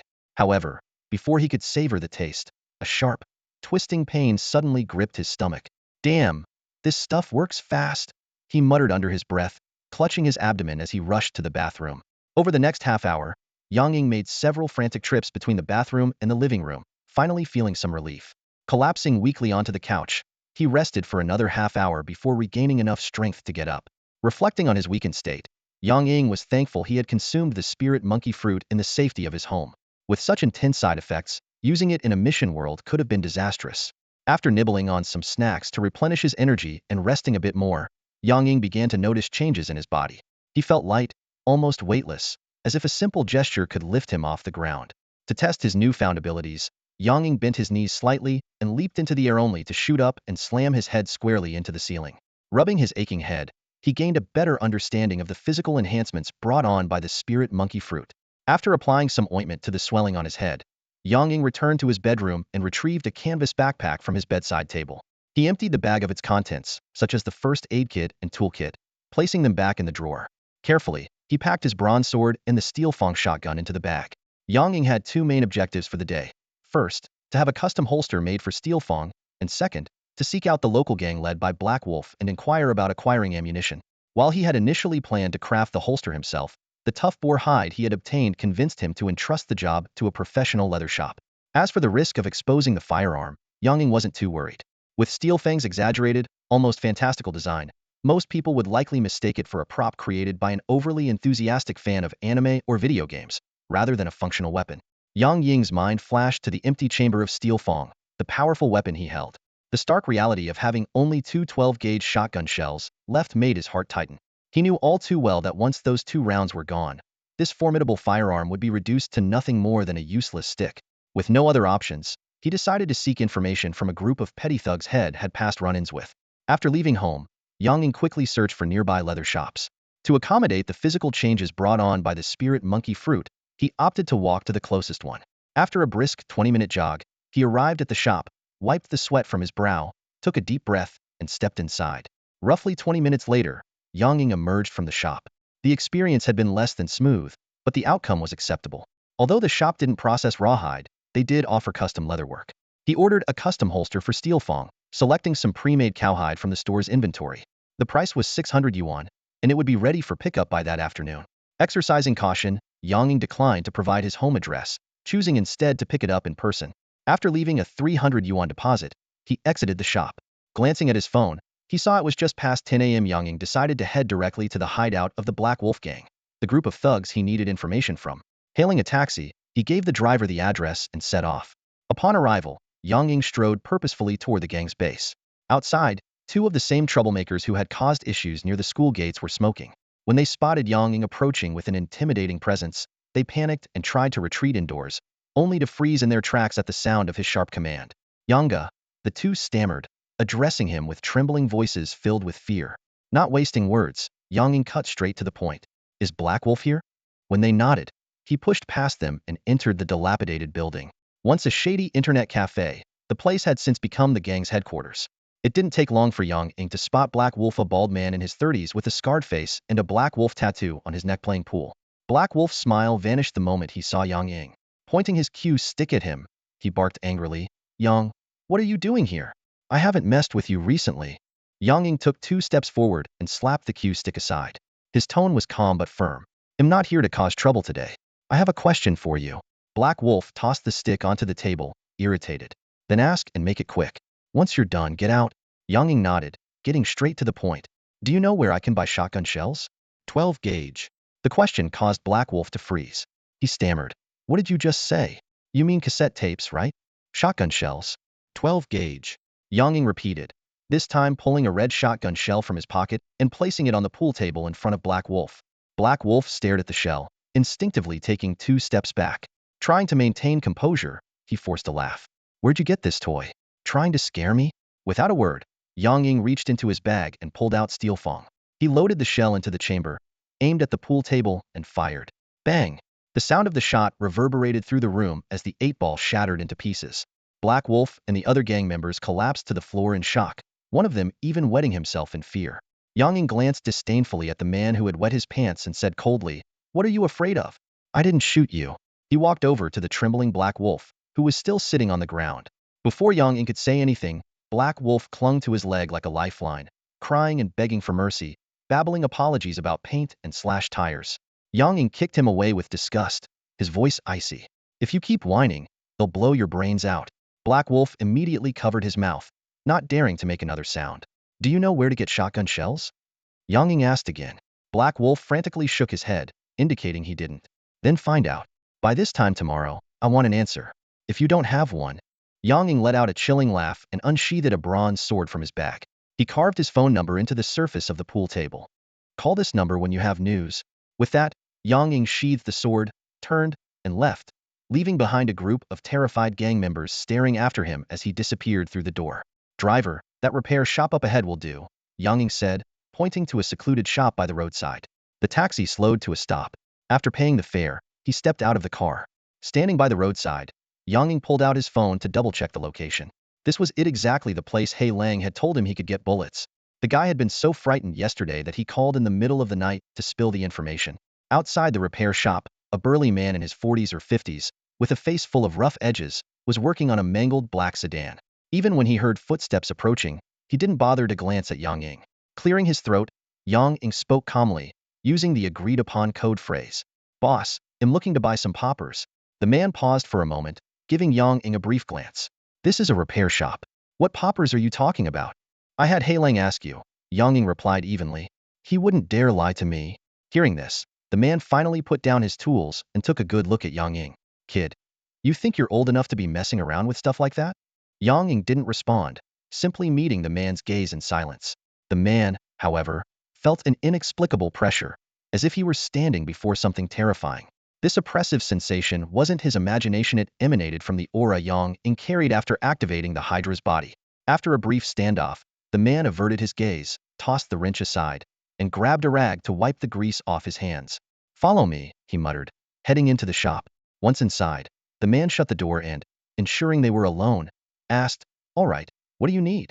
12-gauge shotgun shells, Yang Ying said without hesitation. $20 a round. How many?" The man replied bluntly.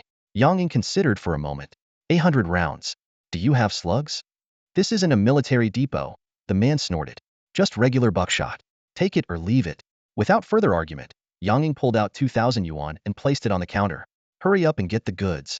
After counting the money, the man turned and disappeared into the back room. A few minutes later, he returned with a black plastic bag, which he tossed to Yang Ying. Yang Ying opened the bag to find 7 unmarked white cardboard boxes. He randomly opened one and saw rows of neatly arranged red shotgun shells. 15 rounds per box, 7 boxes make 105. "The extra 5 are on the house," the man said. "Take your stuff and get out." Yang Ying nodded, stuffing the bag into his backpack before leaving the shop without another word. Only after Yang Ying had walked far away did the man exhale in relief, putting the Type 54 pistol head bin gripping back under the counter. After leaving the repair shop, Yang Ying hailed another taxi and headed to the city center library. This was because the night before, Zhao Qinglian, the campus beauty, had called him unexpectedly. Aside from thanking him for his warnings and assistance, she had also invited him to a gathering. Apparently, it wasn't just Zhao Qinglian, several other classmates had also gained access to the Infinite game. Some had successfully cleared their trials, while others were now missing. As Yang Ying arrived at the library entrance, he immediately spotted Zhao Qinglian waiting. Her stunning beauty and elegant demeanor were so striking that it was impossible not to notice her. Yang Ying strode toward Zhao Qinglian, who had already noticed him and greeted him with a warm smile. "Good morning, Yang Ying," Zhao Qinglian said with a cheerful grin. "I overslept a bit today, didn't get up until the sun was high in the sky. It's hardly early anymore." Yang Ying chuckled. "Haha, Zhao Qinglian, you really have a way with words. By the way, thanks again for your help with that thing before. I know I already said it over the phone, but I wanted to thank you in person." "Oh, it was nothing." Zhao Qinglian waved her hand dismissively. "If you hadn't told me about your situation, I wouldn't have been able to find someone to help." As the two chatted animatedly, an abrupt and less hand-friendly voice cut in. Hey, enough talking. Yang Ying, what's with the attitude?" making us wait so long. Yang Ying turned to see Su Jinfeng, the sports committee member from the neighboring class, glaring at him. It was only then that he noticed a small group of people standing nearby. Clearly, they were also participants in the infinite game. Yang Ying glanced at Zhao Qinglian, who gave him a slight nod, and he understood. After a few more grumbles from Su Jinfeng, he impatiently said, "Follow me," before heading off in another direction. "Aren't we meeting at the library?" Yang Ying asked, confused. Zhao Qinglian also looked puzzled. Su Jinfeng scoffed. "The library? What's the point of going there? You can't even talk loudly in that boring place." He pointed ahead. Boss Jiang booked a private room at the KTV. "Let's head over there." Yang Ying shrugged. He had hoped to discuss the infinite game with his peers, so the location didn't matter much as long as it wasn't somewhere inappropriate. Zhao Qinglian, who seemed to already know about the change of plans, showed no sign of objection. After walking for 5 or 6 minutes, they arrived at the KTV. It was Yang Ying's first time in such a place, and he found the dim lighting, flashing disco lights, and deafening music a bit overwhelming.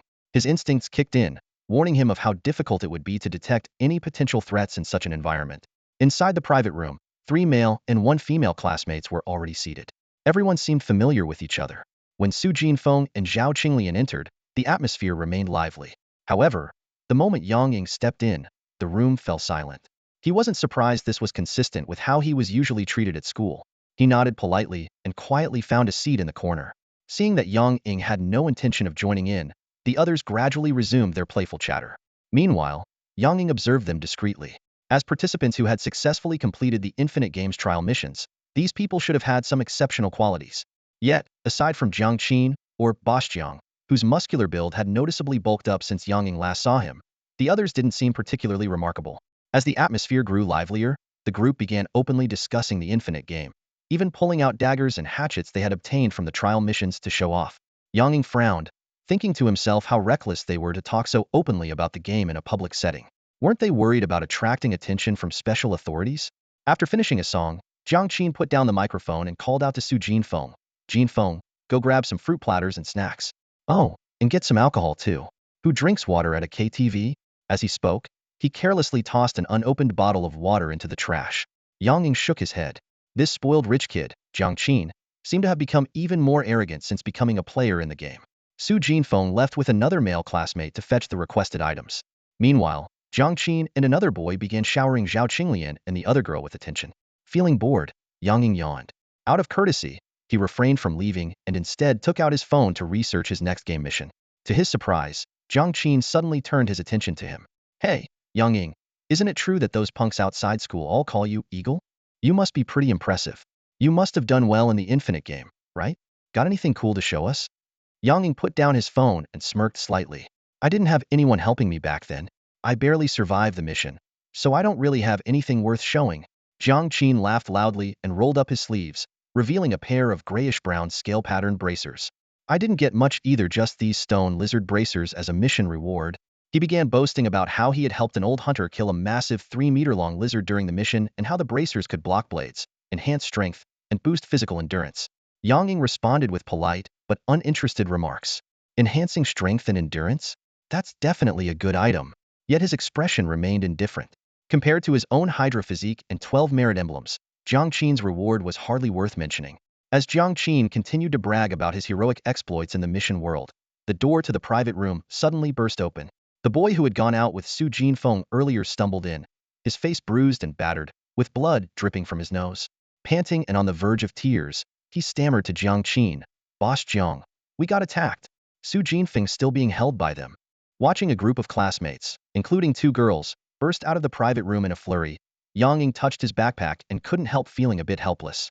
In an instant, he was the only one left in the room, the air still lingering with the remnants of the earlier commotion.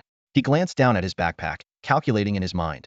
The steel jaws could be stored in the Infinite Games inventory, but the bronze sword and the newly purchased shotgun were a problem.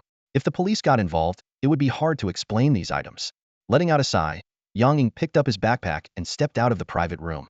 The scene outside made him frown slightly. Chaos had erupted. Jiang Qin was leading a few male classmates in a scuffle. His physical prowess was indeed impressive. Even unarmed, he could easily overwhelm ordinary people. It wasn't surprising that his classmates regarded him as their leader. But no matter how strong he was, he couldn't hold up against sheer numbers and was quickly pinned to the ground by 3 or 4 men.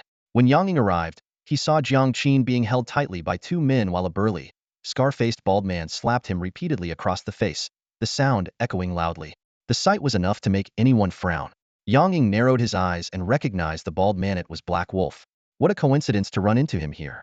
With a swift kick, Yang Ying sent a thug, who was harassing the two girls, sprawling to the ground.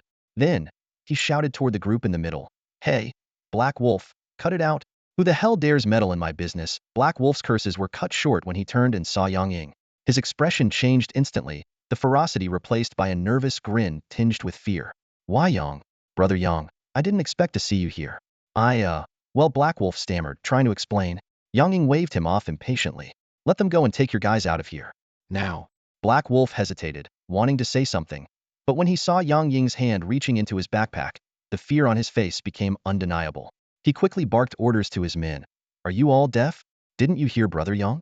Let them go now.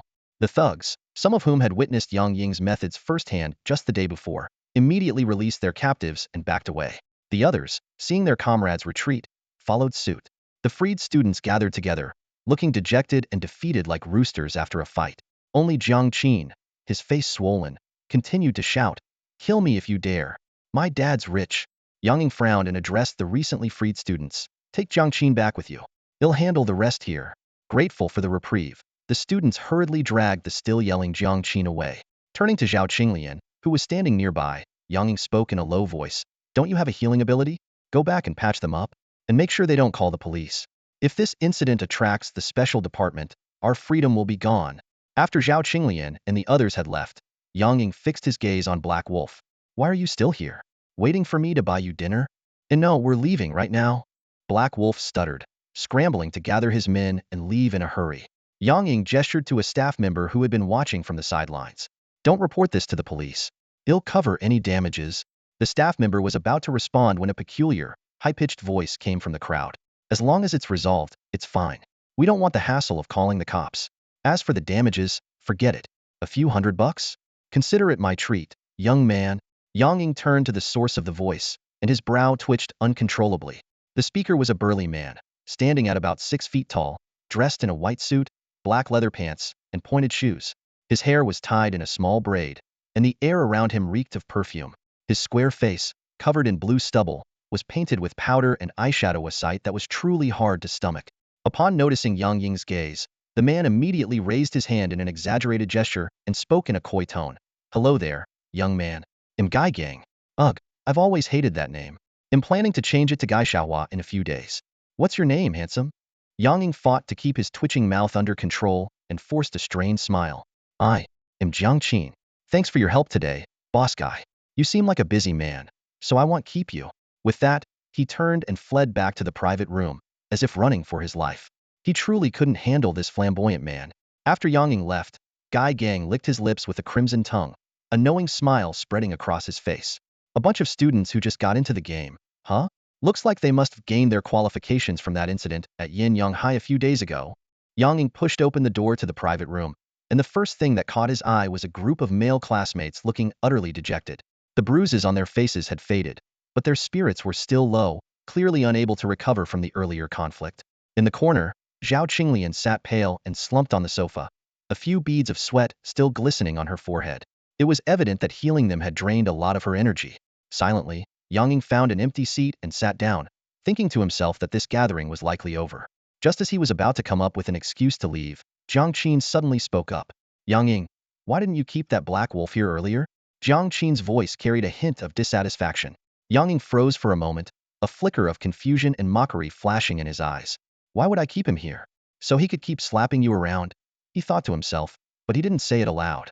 Jiang Qin, oblivious to Yang Ying's expression, continued talking to himself. That guy was obviously so scared of you. You should have kept him here and taught him a lesson. He beat up so many of us, could you just let him walk away? Suppressing a smile, Yang Ying replied calmly, It's understandable if you want someone to stand up for you after getting beaten. But he raised his gaze to meet Jiang Qin's eyes. Do you even know why Black Wolf is afraid of me? Under Yang Ying's steady stare, Jiang Qin instinctively lowered his head. Although everyone had heard about the incident between Yang Ying and Black Wolf, the details remained a mystery. They only knew that Yang Ying had once sent Black Wolf and his crew to the hospital. Humph, you're the mighty eagle. We mere students don't dare mess with you. Jiang Qin muttered defiantly before turning to chat with the classmates next to him, ignoring Yang Ying entirely. Yang Ying didn't care. He picked up his bag and prepared to leave. Just then, Zhao Qinglian's weak voice called out, Yang Ying, are you leaving already? Yeah, I've got something to do, so I won't stay any longer, Yang Ying replied as he opened the door to the private room. Zhao Qinglian quickly stood up. Wait for me.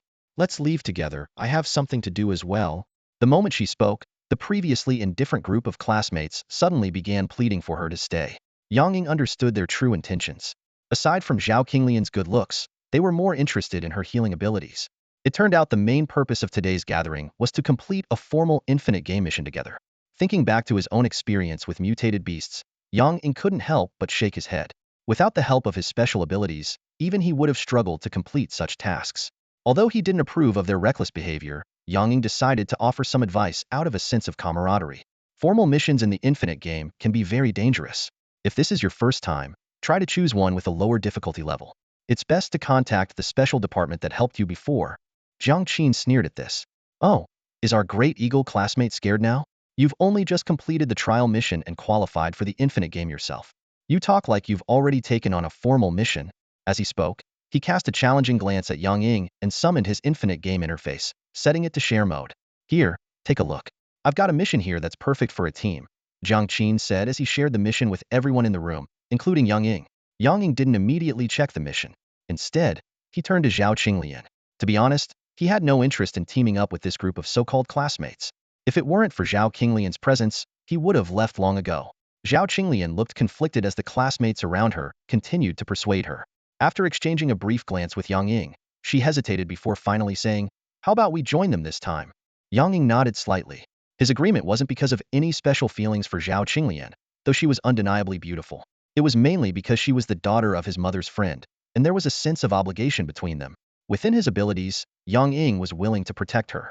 Besides, he was well prepared and had weapons on him, and his equipment and tools were safely stored in the infinite game inventory, ready to be accessed at any time. Taking on a mission didn't intimidate him. Moreover, teaching this group of naive students a lesson about the dangers of the infinite game might prevent them from dragging others into risky situations in the future. With that in mind, Yang Ying summoned his interface and began reviewing the mission Jiang Qin had shared. Mission name: Survival in the Hunting Grounds. Mission type: Standard mission. Requirements: no items allowed. Survive for 6 hours. Rewards: random weapon X1. Other rewards unknown. As consciousness returned, Yang Ying abruptly opened his eyes to find himself inside a dimly lit, rustic wooden hut. Glancing around, he noticed 6 other classmates gradually waking up as well, scattered across the room, either sitting or lying down. The simple hut was almost entirely devoid of furniture, save for a single, pristine wooden table in the center. On it lay a pile of items and a slightly crumpled note. The 7 of them instinctively gathered around the table, only to be taken aback by what they found: a collection of cold weapons. Among them was a crossbow, while the rest were melee weapons such as knives and axes. The crumpled note bore a single sentence, scrawled in a messy, almost childlike handwriting. Jiang Qin picked up the note, furrowing his brow as he read it aloud with difficulty. Pick up a weapon, leave the hut, and start the game. After hearing what the note said, everyone's gaze shifted back to the pile of weapons. A quick count revealed there were exactly 7, clearly prearranged to match their number. However, deciding the order of selection became a contentious issue, as everyone wanted the most useful weapon, particularly the only ranged one, the crossbow. As they debated how to proceed, Jiang Qin suddenly turned to Yang Ying, his tone laced with sarcasm. Our dear eagle-eyed classmate is so capable, I'm sure he doesn't care about a weapon. Why don't you pick last? Yang Ying locked eyes with Jiang Qin, his sharp gaze unwavering until Jiang Qin looked away uncomfortably. Only then did Yang Ying nod slowly. Fine, just hurry up. Though they weren't allowed to carry any weapons or gear for this mission, Yang Ying wasn't particularly concerned, thanks to the mysterious power he possessed. Whether he picked last or not at all made little difference to him. However, Jiang Qin's deliberate provocation annoyed him. If Jiang Qin pushed further and tried to deny him a weapon entirely, Yang Ying was fully prepared to teach him a lesson he wouldn't forget. The others quickly chose their weapons. Jiang Qin, as expected, claimed the crossbow, though his clumsy handling suggested he had little to no experience with it. How effective this ranged weapon would be in his hands remained uncertain. Zhao Qinglian and another girl, being less physically strong, opted for lighter weapons: a dagger and a short sword. The other boys each selected something to their liking. What remained for Yang Ying was a 35-centimeter iron spike, arguably the least impressive weapon of the lot. It resembled a steel rod as thick as a thumb, with one end bent into a guard ring and the other hammered into a crude blade. Its rough craftsmanship was evident. The design reminded Yang Ying of a type of trench spike head seen online, originally developed in Gaul, though this one had some differences in detail. Yang Ying picked up the iron spike, weighing it in his hand. After testing its blade, he tore a strip of cloth from his clothing and carefully wrapped it around the handle for better grip. Watching this, Jiang Qin, still fumbling with the crossbow, couldn't resist sneering again. Even a piece of scrap steel can be treated like treasure, huh? Yang Ying ignored him, focusing on his task. Despite its unassuming appearance, the iron spike had a solid heft, a sharp edge, and a simple guard for protection. Its only drawback was the uncomfortable grip, but with the cloth strip enhancing its texture and friction, it became a serviceable weapon. Once everyone was armed, they stepped out of the hut one by one. Yang Ying deliberately trailed at the back, keeping some distance from the group. Zhao Qinglian seemed inclined to walk alongside him, but was pulled away by the other girl. Barely moments after they left the hut, a sudden, rapid series of clattering noises erupted behind them. Before anyone could react, the entire hut exploded in a deafening blast. The shockwave knocked Jiang Qin and the others to the ground, while Yang Ying managed to steady himself on one knee. What the hell is this cursed mission? Were they trying to blow us up right from the start? Jiang Qin cursed as he scrambled to his feet. The others, however, remained silent, their faces pale as they stared at the smoldering remains of the hut, now reduced to rubble. Brushing off the dust from his clothes, Yang Ying took a careful look at their surroundings. It appeared they were in the middle of a desolate wilderness. Not far ahead, a small hill rose from the flat terrain. From its elevated position, they'd likely have a clearer view of the area. Yang Ying gripped the iron spike tightly in his hand, paying no attention to his classmates still struggling to get up behind him. He walked straight toward the dirt slope.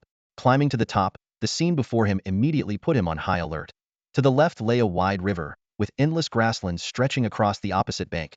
Ahead to the right loomed a massive forest, its towering trees blocking out the sky, concealing whatever lay within. Behind him were rolling hills connected to the remnants of a small wooden cabin that had been blown to pieces. These three terrains encircled them completely, leaving no choice but to decide on a path forward.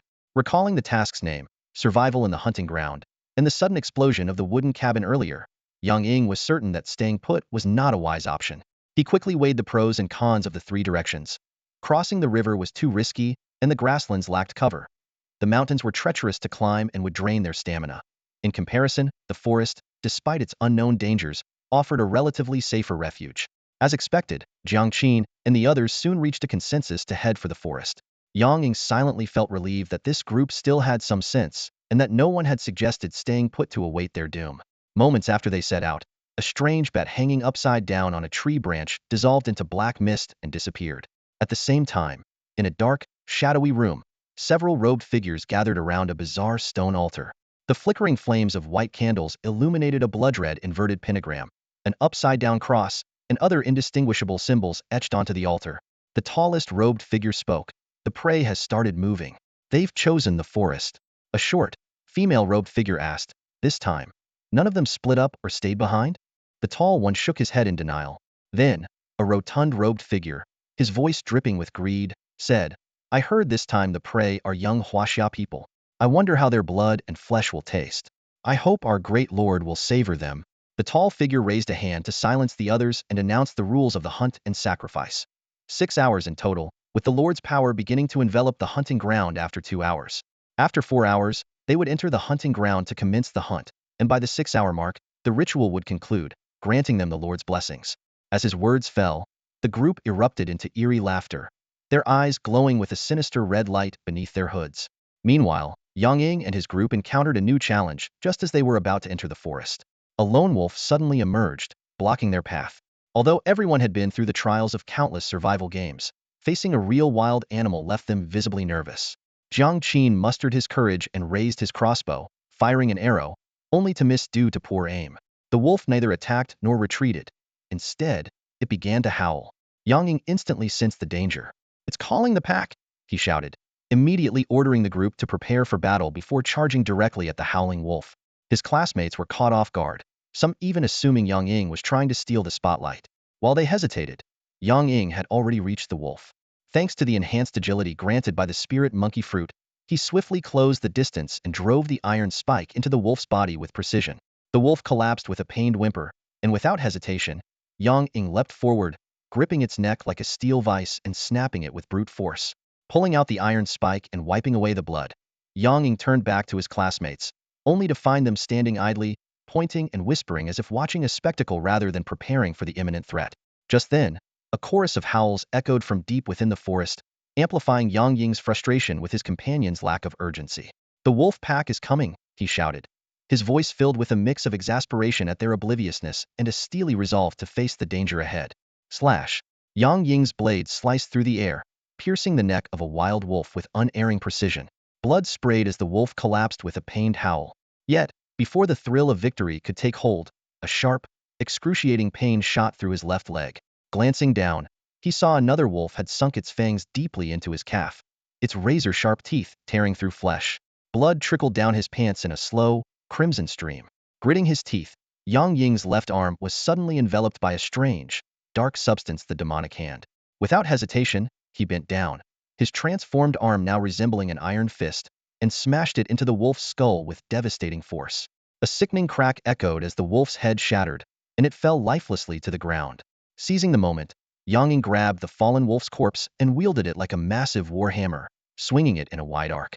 The wolves that had leapt toward him were caught off guard by the unexpected attack.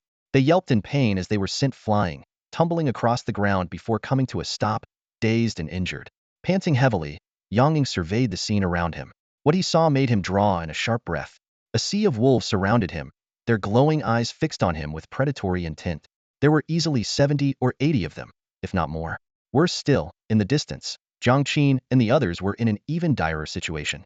One of the girls, apart from Zhao Qinglian, had already been dragged away by the wolves, her fate unknown. The remaining few were barely holding on, their survival hanging by a thread. While fending off the wolves with the makeshift weapon, Yang Ying's eyes darted through the pack, searching rapidly. He knew that such a large wolf pack had to have a leader, a wolf king. If he could take down the leader, the pack would likely scatter without direction. Yang Ying could have chosen to escape on his own. With his enhanced agility from the spirit monkey fruit and the aid of the demonic hand, he could easily climb a tree and leap from branch to branch, leaving the wolves far behind. But as his gaze fell on his struggling classmates, he made up his mind. He would help them one last time. Just this once. Suddenly, his eyes locked onto a massive black wolf at the rear of the pack. It was nearly twice the size of an ordinary wolf, flanked by several burly wolves acting as guards. Yang Ying's heart steadied. There was no doubt this was the Wolf King. Demonic hand, switched to iron boar form, Yang Ying commanded in a low voice. At the same time, he hurled the wolf corpse he had been wielding toward the black wolf, knocking over several wolves that had been in the way. His left arm began to transform once more, the dark substance spreading across his body, hardening into a metallic sheen. Soon, his left arm morphed into the grotesque head of an iron-skinned boar, menacing and unyielding. Die! Yang Ying roared, charging toward the black wolf like an unstoppable force of nature, resembling a black war chariot. Wolves in his path were sent sprawling, unable to halt his momentum. Sensing the impending danger, the black wolf let out a piercing howl, summoning the surrounding wolves to swarm Yang Ying. As his charge slowed under the weight of the pack, Yang Ying knew he had no choice but to unleash his ultimate trump card. Hydra form activate. In an instant, Yang Ying's aura shifted dramatically. His eyes turned into golden vertical slits, and his physical abilities surged to terrifying levels. Fighting off the whispers of madness clawing at his mind, he unleashed a burst of raw power, breaking through the wolves encircling him. In the blink of an eye, Yang Ying stood before the black wolf. His iron-boar fist struck the beast with a thunderous impact, sending it flying several meters. Without missing a beat, Yang Ying leaped after it, landing heavily on the wolf's body with an earth-shaking crash, kicking up a cloud of dust. When the dust settled, Yang Ying stood tall, bloodied but unbroken, holding the severed head of the black wolf high in his left hand. "Get out of here!" he bellowed, his voice reverberating across the forest. The wolf pack hesitated, their growls fading into uneasy silence. After a tense moment, they began to retreat, scattering into the shadows of the woods. A few stragglers lingered, defiant, but Yang Ying's cold, piercing gaze spelled their doom. He swiftly dealt with them, leaving no threat behind. Minutes later, Yang Ying, clutching his iron weapon, walked toward Jiang Qin and the others without a word, his face emotionless and his step steady. The wolf attack had further reduced their group, leaving only 4 struggling to survive. Zhao Qinglian was busy tending to Jiang Qin's lighter wounds, while Yang Ying furrowed his brow, observing the situation ahead. Suddenly, Jiang Qin erupted in anger, shouting, "Yang Ying, why didn't you help us? Yi Lily and Zhao Qishan were killed by the wolves because you stood by and did nothing." Yang Ying narrowed his eyes but ignored Jiang Qin's accusation. Instead, he turned his gaze to the other survivors. "Do the rest of you feel the same way?" Su Jinfeng remained silent, though his displeasure was evident in his expression. The other male student glanced nervously at Yang Ying. seemingly wanting to defend him but hesitating under Jiang Qin's overbearing presence. Only Zhao Qinglian stepped forward to speak. You can't blame Yang Ying. Without him driving off the wolves, none of us would have survived. Jiang Qin grew even more enraged upon hearing this and was about to lash out when Yang Ying suddenly kicked him, sending him sprawling to the ground. Jiang Qin cried out in pain, unable to get back up. Yang Ying coldly swept his gaze over Su Jinfeng and the other male student. He muttered to himself, seems like I shouldn't have saved any of you ungrateful fools. With that, he hoisted Zhao Qinglian onto his shoulder and began walking deeper into the forest. Take care of your injuries. I don't want to carry dead weight while completing my mission, Yang Ying said indifferently. Su Jinfeng panicked and shouted after him. Where are you going? We're classmates, you can't just leave us here. But Yang Ying didn't respond and kept moving forward. Zhao Qinglian couldn't help but ask, Yang Ying, are we really going to leave them behind? Do you want to stay with those ingrates and wait to die? Yang Ying's tone was icy. If you don't want to end up dead, stop letting your misplaced compassion get the better of you and follow my orders. They'll make sure you get out of here alive. After a brief silence, Zhao Qinglian whispered, I understand. And thank you for saving me again. No need to thank me, Yang Ying replied. If they weren't a bunch of ungrateful fools, I would have saved them too. Once they reached a relatively safe spot deeper in the forest, Yang Ying set Zhao Qinglian down and told her to focus on treating her wounds. Meanwhile, he kept watch with an iron spike in hand. After a short while, he returned, dragging a few sturdy, evenly sized tree branches. Yang Ying dropped the branches and pulled out the iron spike from his waist, beginning to work on them. Curious, Zhao Qinglian asked, what are you doing? Making weapons, Yang Ying replied without looking up. He quickly stripped the branches of their leaves and bark, sharpening one end into a point. In no time, he had fashioned a simple wooden spear. Too bad we don't have fire, Yang Ying muttered to himself, or I could harden the tip by charring it. He tested the spear with a few thrusts to ensure it was functional, then grabbed another branch and borrowed Zhao Qinglian's dagger to continue crafting. Once the second spear was complete, Yang Ying tore a strip of cloth from his clothing and securely tied the dagger to the tip. After testing its stability with a few swings and thrusts, he handed the more lethal spear to Zhao Qinglian. As the saying goes, the longer the weapon, the stronger it is, the shorter, the riskier. For someone inexperienced with weapons, a spear with greater reach is far more effective than a short dagger, Yang Ying explained. Zhao Qinglian accepted the spear and softly thanked him. Yang Ying merely nodded and resumed making 2 more spears. When Yang Ying glanced at Zhao Qinglian again, her injuries were mostly healed, but the frequent use of her healing abilities had left her utterly drained.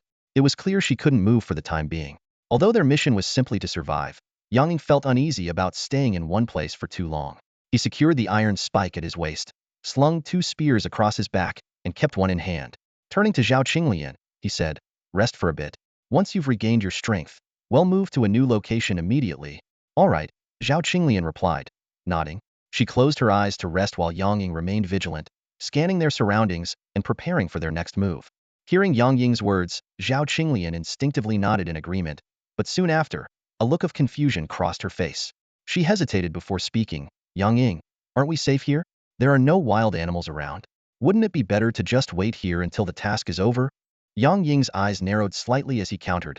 Oh, you think it's safe here? Before the words fully left his mouth, he suddenly hurled the wooden spear in his hand toward Zhao Qinglian. The spear whistled past her ear, startling her into a frozen state. Her pupils dilated, and her breathing became rapid. What are you doing? Zhao Qinglian stammered after a long moment, her voice trembling and on the verge of tears. Yang Ying didn't answer immediately. Instead, he silently gestured behind her. Zhao Qinglian's heartbeat quickened as she slowly turned around, only to gasp sharply. A 3-meter-long snake lay pinned to the ground, the wooden spear embedded precisely in its head. The snake's body twitched faintly, its life clearly extinguished. A snake! Zhao Qinglian screamed, stumbling backward in panic to put distance between herself and the massive reptile. Her reaction was typical of most girls filled with dread at the sight of such a cold-blooded creature. Yang Ying, however, remained calm, his expression unchanged as he approached the snake. He carefully examined its features, the flared hood, the distinctive patterns on its eyes. A cobra, he murmured to himself, then shook his head. No, judging by its size, it's a king cobra. Turning to the still-shaken Zhao Qinglian, Yang Ying said firmly, Hey, hand me your spear. With trembling hands, Zhao Qinglian passed her spear to him. Seeing her terrified state, Yang Ying shook his head with a hint of exasperation. Without hesitation, he pulled the wooden spear from the snake's head, firmly grabbed the still-twitching cobra by its head, and forced its mouth open to expose the sharp, venomous fangs. With practiced efficiency, he began coating the tip of the spear with the venom, his movements swift and precise. As for himself, Yang Ying had no interest in using the venom for his own protection. If necessary, he could coat a blade with his own blood. However, the toxicity of his blood had a short shelf life and had to be used immediately after preparation. Yang Ying swiftly dodged a charging white-tailed deer, his wooden spear slicing through the air in an arc before landing heavily on the deer's hind leg. The deer collapsed with a pained cry, struggling to rise again, its eyes gleaming with a ferocious, unnatural light. Frowning, Yang Ying observed the strange scene. Herbivores in the forest were behaving more aggressively than predators, and this was already the third or fourth attack they'd faced. His mind wandered back to the seemingly harmless rabbit from earlier. It had leapt up and bitten Zhao Qinglian's leg when she let her guard down. Thankfully, he had intervened in time. Otherwise, the consequences could have been dire. He shot a glance at Zhao Qinglian. Though hesitant and clearly uneasy, she raised her spear and ended the white-tailed deer's rampage. Without wasting a moment, Yang Ying summoned the holographic interface of the infinite game to analyze the information gleaned from his basic identification skill. The interface identified the creature as an ordinary white-tailed deer, but it noted that the animal had been affected by an unknown force, causing its mind to become chaotic and violent. What Yang Ying didn't realize was that their 2-hour presence in this world had already begun to draw the attention of the master mentioned by the cloaked figures, whose influence was now spreading across the forest. After dealing with the deer, Yang Ying gestured for Zhao Qinglian to follow him as they quickly left the scene. Finding a relatively safe spot, he instructed her to search for pungent-smelling plants, while he went to look for 2 stones of varying sizes. When Zhao Qinglian returned with the plants, Yang Ying immediately began grinding them into a sticky paste using the stones. Hurry, apply this all over your body, especially on any wounds or places where blood might have splattered, he said while already smearing the paste onto himself. Although Zhao Qinglian recoiled at the sight of the gray-green, slimy substance, she reluctantly followed his instructions. As she rubbed it onto her skin, she couldn't help but ask, "Why are we doing this?" Yang Ying continued applying the mixture as he explained. "You know, you smell really good." Noticing her cheeks flush slightly, he added, "Even I can catch the scent. Imagine what the hungry predators in this forest can sense. If we don't mask your scent, they'll track you down in no time, pin you to the ground, and tear you apart with their claws and fangs." The vivid imagery drained the color from Zhao Qinglian's face, leaving her frozen in place. Just then, Yang Ying let out a cold snort, gripping his wooden spear tightly. "Speak of the devil." Before his words had fully settled, the bushes ahead began to rustle violently. A large cat with tawny fur patterned with black rosettes leapt out. A jaguar. Yang Ying instantly recognized it as one of the largest big cats, second only to lions and tigers in size. Without firearms, it would be a difficult adversary. The jaguar wasted no time, roaring as it lunged. Yang Ying's quick reflexes allowed him to narrowly evade the attack with a well-timed backbend. As the jaguar landed, his left arm transformed into a monstrous appendage, steel-jawed hound's head that shot out and clamped down on the jaguar's hind leg. A sickening crack echoed through the forest as the jaguar's bone shattered under the bite. Howling in pain, the jaguar twisted around and sank its teeth into the demonic hand. Seizing the opportunity, Yang Ying drove his wooden spear into the jaguar's abdomen. Enraged and cornered, the jaguar fought back with ferocity, tearing a chunk out of the demonic hand and breaking Yang Ying's spear with a powerful swipe of its paw. But despite its fearsome resistance, the jaguar was visibly weakening from its injuries. Yang Ying's demonic hand morphed again, its leech-like tendrils wrapping around the jaguar's head. Discarding the broken spear, he pulled out a second wooden spear strapped to his back and thrust it directly into the jaguar's chest, piercing its heart. The jaguar convulsed violently for a moment before falling still. Its body began to wither at an alarming rate, as if some unseen force was draining the very essence of its life. The enchanted hand absorbed the blood of the jaguar and reverted to its glove form. In its palm lay a shard of white crystal, resembling a fragment of shattered glass. This shard was extracted from the jaguar's corpse using the soul-stealing tendrils of the enchanted hand. Although it failed to produce a complete soul crystal, the beast's soul crystal fragment could still be used as material. Yang Ying carefully stowed the fragment away and turned to Zhao Qinglian, who was staring at his pitch-black left arm with a look of sheer terror. "What are you standing there for? Apply the plant paste now." Yang Ying barked sharply. "We still have over 3 hours left. Do you want to keep getting hunted by wild beasts?" Snapped out of her daze, Zhao Qinglian quickly lowered her head, avoiding the sight of the enchanted hand, and busied herself with applying the plant paste. Since the enchanted hand had already been exposed, Yang Ying decided there was no point in hiding it anymore. The hand extended outward, sweeping up a large patch of grass in one motion before coiling around it and beginning to writhe. Moments later, it stopped moving and sprayed the crushed grass juice directly onto Yang Ying. In the blink of an eye, He was coated in green, looking like a miniature forest creature. That's enough. No need to apply it anymore, Yang Ying said as he flicked the enchanted hand, splattering the remaining grass juice onto Zhao Qinglian. Now there were two little green figures. Seeing Zhao Qinglian still visibly uneasy, Yang Ying summoned the enchanted hand again and offered a simple explanation. Don't be scared. It's just a special symbiotic life form. Think of it like a pet, like a cat or a dog. His explanation seemed to help, at least a little. Though Zhao Qinglian was still somewhat wary, her fear was no longer as pronounced as before. The two green-coated companions set off once more. With their scents masked by the grass juice, the frequency of beast attacks dropped significantly. Apart from a brief ambush by a python that left them with some injuries, most other encounters were resolved smoothly by Yang Ying. At present, Yang Ying and Zhao Qinglian were hiding in a dense thicket. Zhao Qinglian was using her healing skills to treat a snake bite on Yang Ying's leg. Though the injury wasn't severe, it was on his leg, which affected his mobility and needed prompt attention. While Zhao Qinglian concentrated on healing, Yang Ying kept watch with a wooden spear in hand, scanning their surroundings vigilantly. Both of them remained silent, a habit they had learned during their time in the forest. Minimize unnecessary noise to avoid drawing the attention of predators. Suddenly, a rustling sound came from the nearby grass. The two of them tensed up and looked in the direction of the noise. A massive black shadow was lumbering toward them. It was a black bear of impressive size, standing about 1.5 meters tall on all fours.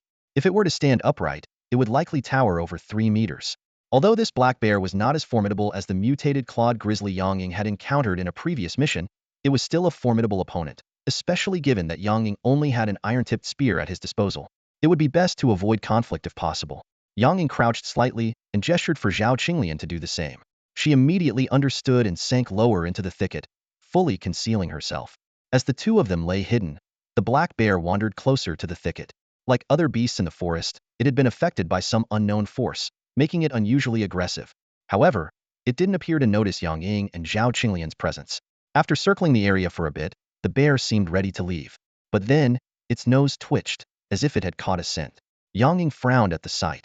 Both he and Zhao Qinglian had thoroughly applied the grass juice to mask their scent, so they shouldn't have been detected. Could there be another beast nearby? Or perhaps, realizing something, Yang Ying's expression shifted. He quickly glanced at the snake bite on his leg, which had yet to fully heal. Cursing himself for being careless, he immediately covered the wound with his left hand. The enchanted hand appeared, wrapping itself around the wound and the surrounding blood-stained area, sealing it completely. Tense moments passed as they waited. The black bear sniffed the air for a while longer but found nothing. Frustrated, it let out a low growl, swatted a few branches with its massive paw, and finally lumbered off. Only when the black bear's silhouette disappeared into the forest did Yang Ying and Zhao Qinglian cautiously emerge from the thicket. Phew, that was terrifying, Zhao Qinglian said, still shaken as she stared in the direction the bear had gone. That bear was huge, way bigger than the ones I've seen at the zoo. Yang Ying, busy crushing more plants with the enchanted hand, replied without looking up, that bear's size is pretty average. I've seen a grizzly that stood over 4 meters tall when it reared up. Now that's a real giant compared to this little black bear. Really? Zhao Qinglian sounded skeptical, clearly doubting his claim. Of course. They'll take you to see one next time, Yang Ying said casually as he applied the crushed plant paste to his wound and the blood-stained areas. Then, gesturing in the direction the black bear had gone, he added, come on, let's follow that bear. Wait, what?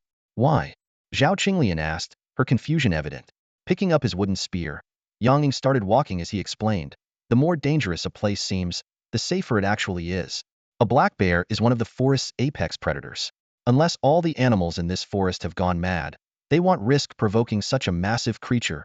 But before he could finish, a gunshot echoed clearly through the forest. The 4th hour of the mission had begun. The hunters had officially entered the game. Hiding cautiously behind a large tree, Yang Ying peeked out to survey his surroundings. After confirming there was no immediate danger, he carefully stepped out of the shade. His eyes were immediately drawn to a pool of blood on the ground and a trail of drag marks leading away. He summoned his magical hand and lightly touched the bloodstain. As he suspected, it was human blood, likely from one of his classmates. After a thorough search, Yang Ying discovered a spent bullet casing. He picked it up, staring at the bloodstain on the ground as he fell into deep thought. The name of their mission, Survival in the Hunting Grounds, suddenly took on a chilling new meaning. They, the players, had become the prey, while the armed attackers were the hunters. A glint of cold determination flashed in Yang Ying's eyes as he crushed the bullet casing in his hand. He thought to himself, those so-called hunters probably don't realize that in nature, the roles of predator and prey are never set in stone. Tightening his grip on the wooden gun in his hand, Yang Ying quickly followed the drag marks. The gunshots hadn't been fired long ago. The enemy likely wasn't far. He had already ensured Zhao Qinglian was safely hidden unless she exposed herself. She should be fine for a while. After advancing for about 5 or 6 minutes, Yang Ying's expression shifted slightly. A faint metallic scent of blood wafted through the air. Lowering his body, he moved forward even more cautiously. After weaving past several large trees, the landscape suddenly opened up. A clearing roughly 50 meters in diameter appeared in the dense forest. The ground in the clearing was an eerie dark red, and in the center stood a twisted, claw-like dark red tree. In front of the tree was a figure cloaked in black, with a hood obscuring their face, murmuring to themselves in a voice too distant for Yang Ying to make out. As Yang Ying hesitated about whether to approach, sharp, high-pitched barking suddenly pierced the air. He turned toward the sound and saw several strange, dog-like creatures covered in scales charging straight at him. The system instantly provided information. Name: Serpent Hound. Type: Beast. Description: a creature twisted and transformed through dark rituals, combining the keen sense of smell of a dog with the heat-sensing abilities of a snake. An excellent companion for hunting. The barking of the serpent hounds alerted the cloaked figure, who spun around and pointed their rifle in Yang Ying's direction, shouting in English, "Who's there?" Strangely, Yang Ying understood the words as if they were spoken in his native language clearly. The game's built-in translation feature was at work. Yang Ying reacted swiftly, using the wooden gun to swat away one of the lunging serpent hounds. However, another sank its teeth into his left calf.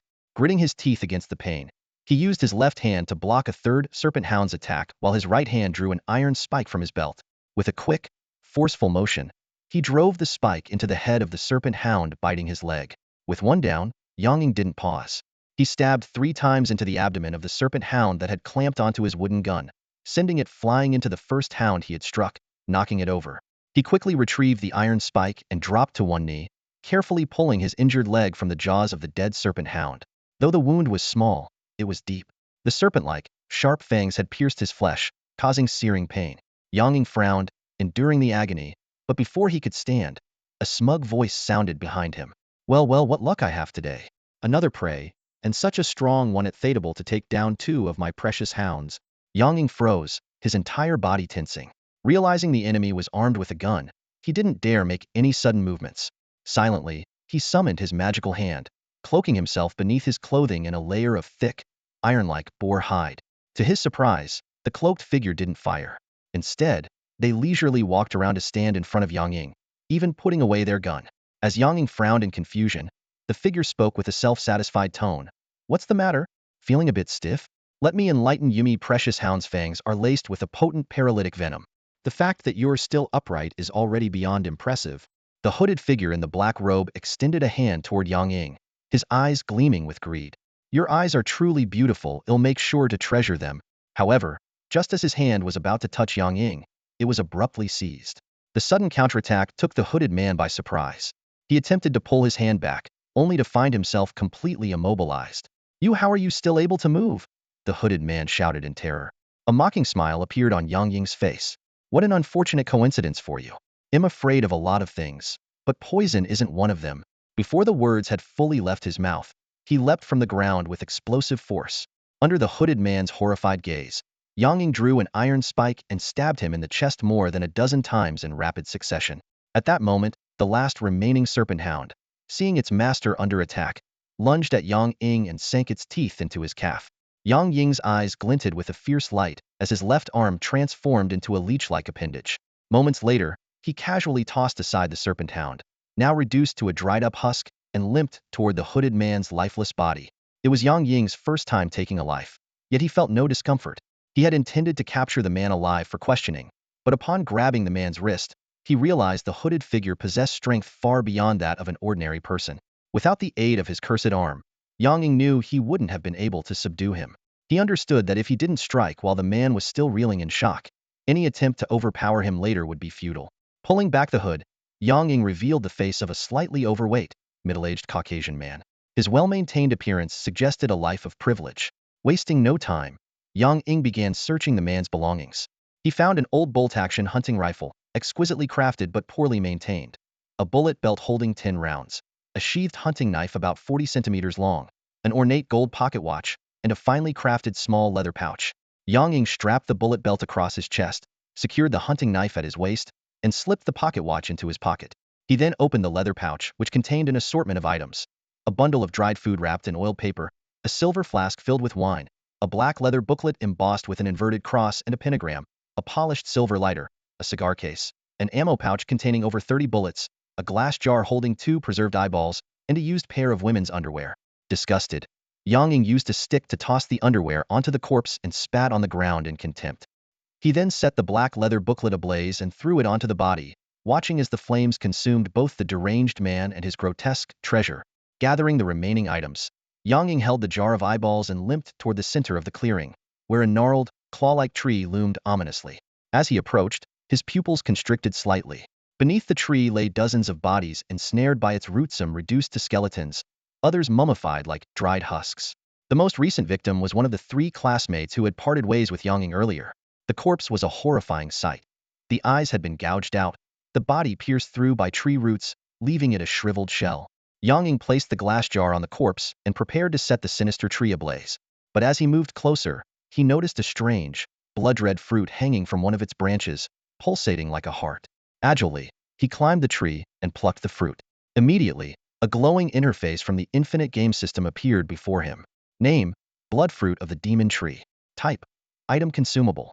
Effect: consuming this fruit extends lifespan by 3 years, but may expose the user to lingering resentful energy. Description: this fruit is born of a living sacrifice. Do you think it's worth it?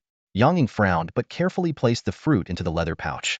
Despite its ominous origins, the fruit's life-extending properties made it incredibly valuable, if not for himself, then as a potential bargaining chip for other resources.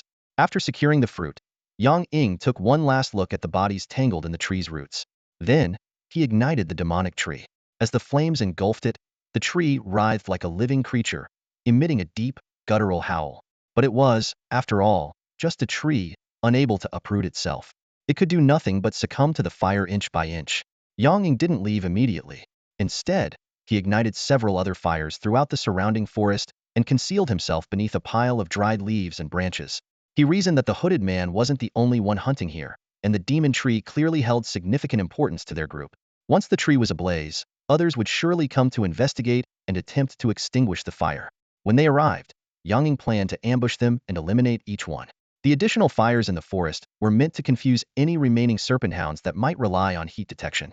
While hiding, Yang Ying considered eating some of the dried food he had taken from the hooded man to regain strength. But upon unwrapping the oiled paper, he discovered the food was dark red, interspersed with chunks of raw meat, and reeked of blood. The sight and smell alone were enough to kill his appetite, even though he had been somewhat hungry. Damn it, this is that bastard's doing. A sharp, piercing female scream tore through the night sky. A figure in a black robe dashed toward the blazing demon blood tree, frantically trying to extinguish the flames. Underneath the withered branches and dead leaves, Yang Ying quietly adjusted his rifle, aligning the sight with the panicked figure. Although his experience was limited to using a sawed-off shotgun nicknamed Steelfang, vastly different from the bolt-action hunting rifle in his hands, the target was less than 30 meters away. He was confident he wouldn't miss by much. Taking a deep breath, Yang Ying steadied himself. He used the 3-point alignment aiming technique he'd seen on TV, moving the barrel slowly until his eye, the rifle's sight, and the figure's chest were perfectly aligned. Holding his breath, he pulled the trigger decisively. Bang! The gunshot echoed as the figure in the black robe collapsed instantly. Though the shot was slightly off from the aiming point, it still hit the target with lethal precision. Yang Ying quickly chambered another round and shifted his aim to the 2 hunting dogs that had been thrown into disarray by their fallen master. Through basic observation, Yang Ying identified the creatures as bat hounds. They had oversized ears and large, upturned pig-like noses. Unlike the snake hounds he had encountered earlier, bat hounds lacked heat-sensing abilities but instead relied on echolocation, much like bats. Bang! Another shot rang out, and one of the bat hounds fell to the ground with a pained howl. The remaining one, instead of fleeing, used the sound of the gunfire to pinpoint Yang Ying's location. Its aggression intensified, and it charged directly at him. Realizing his limited ability to shoot moving targets, Yang Ying swiftly stood up from his hiding place. In an instant, his left arm transformed into the black, metallic head of a steel fang hunting dog. With a single bite, he decapitated the charging bat hound. The demonic arm chewed briefly before spitting out dried fragments of bone and skin, conveying to Yang Ying the message, "Tastes good." After neutralizing the immediate threat, Yang Ying prepared to find a new hiding spot. Suddenly, a gunshot rang out from behind him. A sharp pain erupted in his back, and he collapsed to the ground. Seconds later, the sound of fluttering wings filled the air. A massive black eagle with a wingspan of nearly 2 meters descended upon Yang Ying, its sharp talons digging into his flesh. The eagle pecked at him a few times, but upon sensing no response, it took flight again. Moments later, two figures approached. Leading the way was a short, stocky man in a black robe, followed by Yang Ying's classmate Jiang Qin. Jiang Qin, who had lost all his earlier arrogance, was covered in wounds. His hands were tied behind his back, his mouth gagged, and a rope around his neck connected him to the black-robed man like a leash. The black-robed man cursed loudly upon seeing the burning demon blood tree and the corpse of his fallen comrade beneath it. He yanked Jiang Qin forward and violently kicked him to the ground. "You damned Huaxia people! How dare you set fire to the sacred treasure tree bestowed by my master? I'll kill you all!" He roared as he fired 2 more shots into Yang Ying's corpse for good measure before turning his gun on Jiang Qin. Just as he prepared to pull the trigger, Yang Ying's corpse suddenly sprang to life. In one swift motion, Yang Ying grabbed the rifle beside him and fired at the black-robed man's chest without hesitation. Bang! The black-robed man's gun clattered to the ground as he clutched his chest, staring in disbelief at Yang Ying, who was now rising to his feet. "You? How are you still alive?" Yang Ying, expressionless, chambered another round and quickly raised his rifle. With precise aim, he fired again, taking down the black eagle that had been diving toward him. The eagle crashed to the ground, and the black-robed man fell to his knees. Yang Ying discarded the now empty rifle and tore off his tattered shirt, revealing a muscular torso covered in thick, blackened skin, the defensive form of his demonic arm in its ironhide bore state. The demonic arm convulsed briefly, forcing out 3 deformed bullets that clattered onto the ground, amidst the dead leaves and branches. You're not an ordinary human either," the black-robed man muttered weakly before collapsing completely. To ensure the threat was eliminated, Yang Ying drew an iron spike and delivered a final strike to the man's head. After ensuring the enemy was dead, Yang Ying picked up the firearm and skillfully loaded 5 bullets into the chamber, one by one. Slinging the gun over his back and gripping the blood-stained iron spike in his hand, he slowly approached Jiang Qin. Seeing this, Jiang Qin, his mouth gagged and hands bound, immediately shrank back in terror, letting out muffled whimpers. Yang Ying pressed Jiang Qin down with one hand and used the iron spike to cut through the ropes binding his hands. Unexpectedly, as soon as he was freed, Jiang Qin shoved Yang Ying away, stumbling and sobbing as he fled into the forest. Yang Ying stood up, brushed the dead leaves off his clothes, and silently watched Jiang Qin's retreating figure, harboring no blame in his heart. Just as Yang Ying was about to find a new hiding spot, a thunderous gunshot suddenly shattered the silence. Jiang Qin's head exploded like a smashed watermelon, blood and brain matter scattering everywhere. Yang Ying's hair stood on end as he instinctively raised his left hand to shield his face. At the same time, his Hydra-enhanced body reacted to the crisis, transforming his demonic hand into a tough, iron-like boar hide that completely enveloped his head. Another gunshot rang out, and a massive bullet struck Yang Ying's head, which was shielded by the demonic hand. The tremendous impact knocked him to the ground, sending his gun flying. However, like a startled hare, Yang Ying sprang back up instantly, darting nimbly between bushes, boulders, and trees as he swiftly moved toward the source of the gunfire. Despite the protection of the demonic hand, the enhanced reflexes granted by the spirit monkey fruit, and the physical resilience of the Hydra's body, Yang Ying's right cheek was grazed by a bullet, leaving a gruesome wound deep enough to expose bone. Though the injury looked horrifying, the heat from the bullet had cauterized the wound, preventing it from bleeding. During a 100-meter sprint, Yang Ying narrowly evaded 2 more shots and finally got a clear look at his assailant. As expected, it was another figure in a black robe, but this one was unusually tall. His robe was covered in blood-red patterns and eerie metallic ornaments, and a faint black aura shrouded his entire body. He wielded a massive elephant hunting rifle, its barrel adorned with strange, lava-like orange-red patterns that seemed to emit a faint glow. About 10 meters behind the black-robed man, tied tightly to a large tree, were Zhao Qinglian and Su Jinfeng. Clearly, all the other players in the game had already met their demise, leaving Yang Ying as the sole survivor. As Yang Ying drew closer, the black-robed man put away the elephant rifle and drew 2 uniquely designed Luger P-08 pistols from holsters at his waist, likely the rare artillery models. Without hesitation, the man unleashed a fierce barrage of gunfire at Yang Ying. Despite Yang Ying's constant dodging, the relentless firepower still landed a few hits. Fortunately, the boarhide protection from his demonic hand minimized the damage caused by the handgun bullets. Seizing a brief moment when the black-robed man paused to reload, Yang Ying pulled out the iron spike and hunting knife from his belt and lunged forward. Just as he was about to close the distance, the black-robed man finished reloading and aimed his gun directly at Yang Ying's face. At the critical moment, Yang Ying raised his left arm, shielded by the demonic hand, to block the shot, while simultaneously hurling his sharp hunting knife with all his strength. The black-robed man deftly dodged the flying knife and immediately fired both pistols, forcing Yang Ying to retreat once more. One of the bullets struck Yang Ying's unprotected left calf. His leg had endured relentless injuries during this mission, bitten by wolves, mauled by hunting dogs, and now shot. Were it not for the regenerative abilities of his Hydra-enhanced body, his leg would have been rendered useless long ago. As he limped backward, Yang Ying suddenly shouted, "What are you waiting for? Run!" The black-robed man hesitated for a split second, then swiftly turned around. To his surprise, the two previously bound individuals were now frantically fleeing into the forest. A large hunting knife was embedded in the tree they had been tied to, and a severed rope lay on the ground beneath it. The black-robed man let out a furious laugh, and was about to shoot at the fleeing pair when a sudden gust of wind came from behind him. Alert to the danger, the black-robed man abandoned his shot and swung his arm forcefully toward the source of the attack.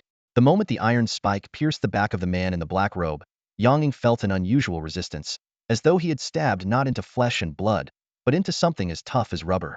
Before he could think further, a heavy punch slammed into his chest. Pain exploded through him, and Yang Ying was sent flying like a kite with its string cut, crashing hard onto the ground. The black-robed man did not seize the opportunity to attack further. Instead, he leisurely pulled back his hood, revealing a face that sent chills down the spine. It was the face of a middle-aged Caucasian man, yet the blood-red eyes and the goat-like, curved horns protruding from his dark red hair betrayed his inhuman nature. Suppressing the searing pain, Yang Ying struggled to sit up. He spat out 2 mouthfuls of blood, but managed to smirk mockingly. "Not bad for a demon's lapdog. Judging by your looks, I'd say you've been serving your master quite comfortably, haven't you?" The taunt clearly enraged the black-robed man. Tossing aside the firearm in his hand, his face twisted with fury, nearly radiating with rage. "You sharp-tongued wretch, I'll rip out each of your teeth, tear out your tongue, and offer your soul as a tribute to the Great One." As the black-robed man stormed closer, Yang Ying quickly raised a hand in a halting gesture. "Wait, I've got something to say. At least let me finish my words, won't you?" The man hesitated for a moment, his tone dripping with hostility. "What nonsense could you possibly have left to say?" Yang Ying grinned, his voice light-hearted, as though he wasn't in mortal danger. "Don't be so hasty. I just wanted to ask, have you ever heard the story of Heracles slaying the Hydra? You're trying to stall for time, aren't you? Chinese?" The black-robed man continued advancing, though his expression darkened visibly. Yang Ying shook his head, feigning helplessness.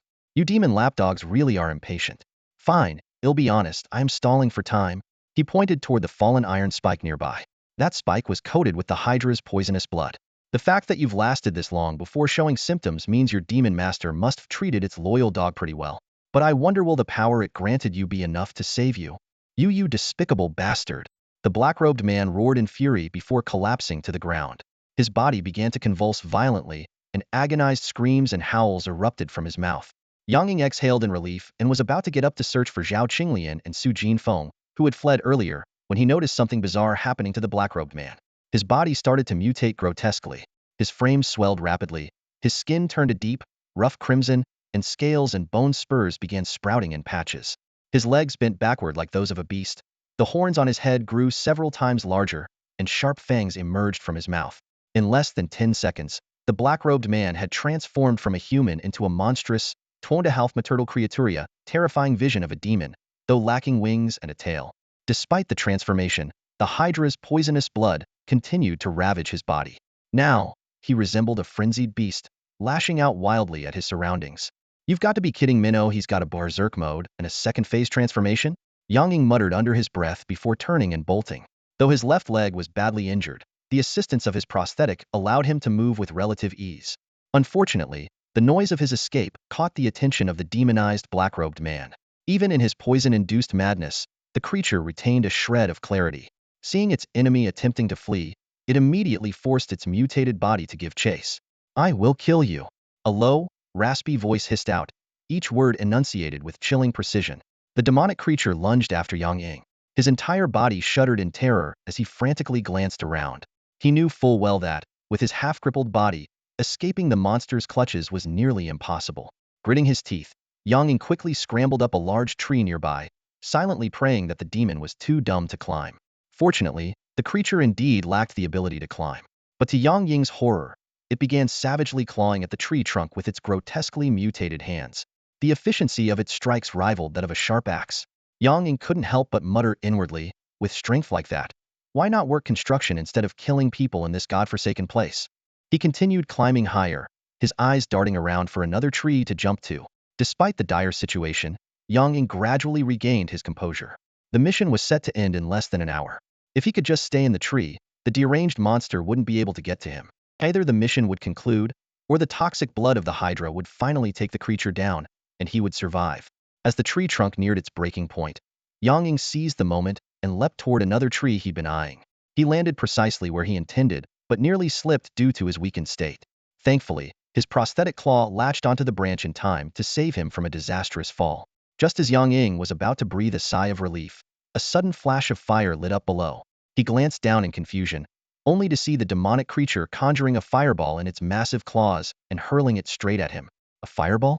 Since when do warriors get to cast fireballs? That's cheating.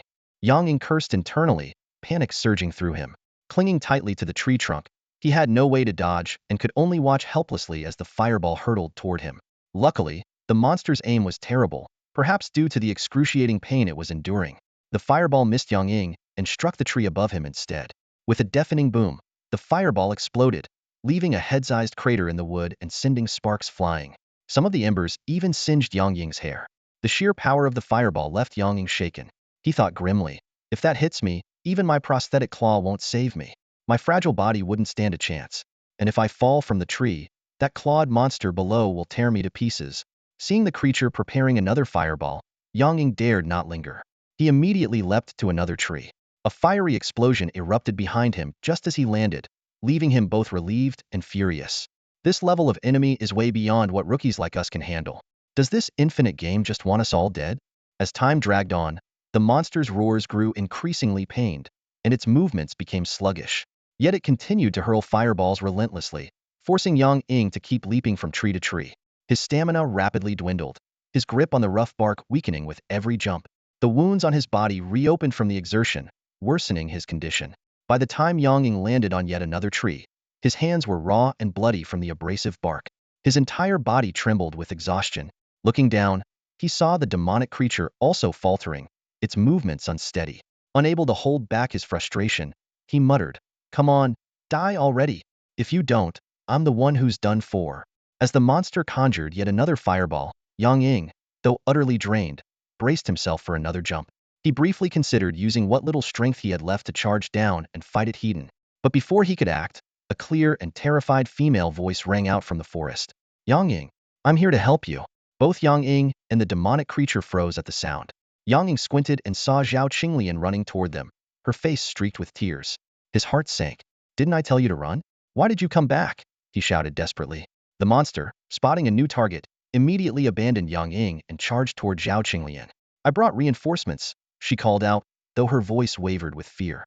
But as the monstrous figure barreled toward her, its grotesque features sent her stumbling backward and collapsing to the ground. Yang Ying cursed under his breath, preparing to climb down and intervene.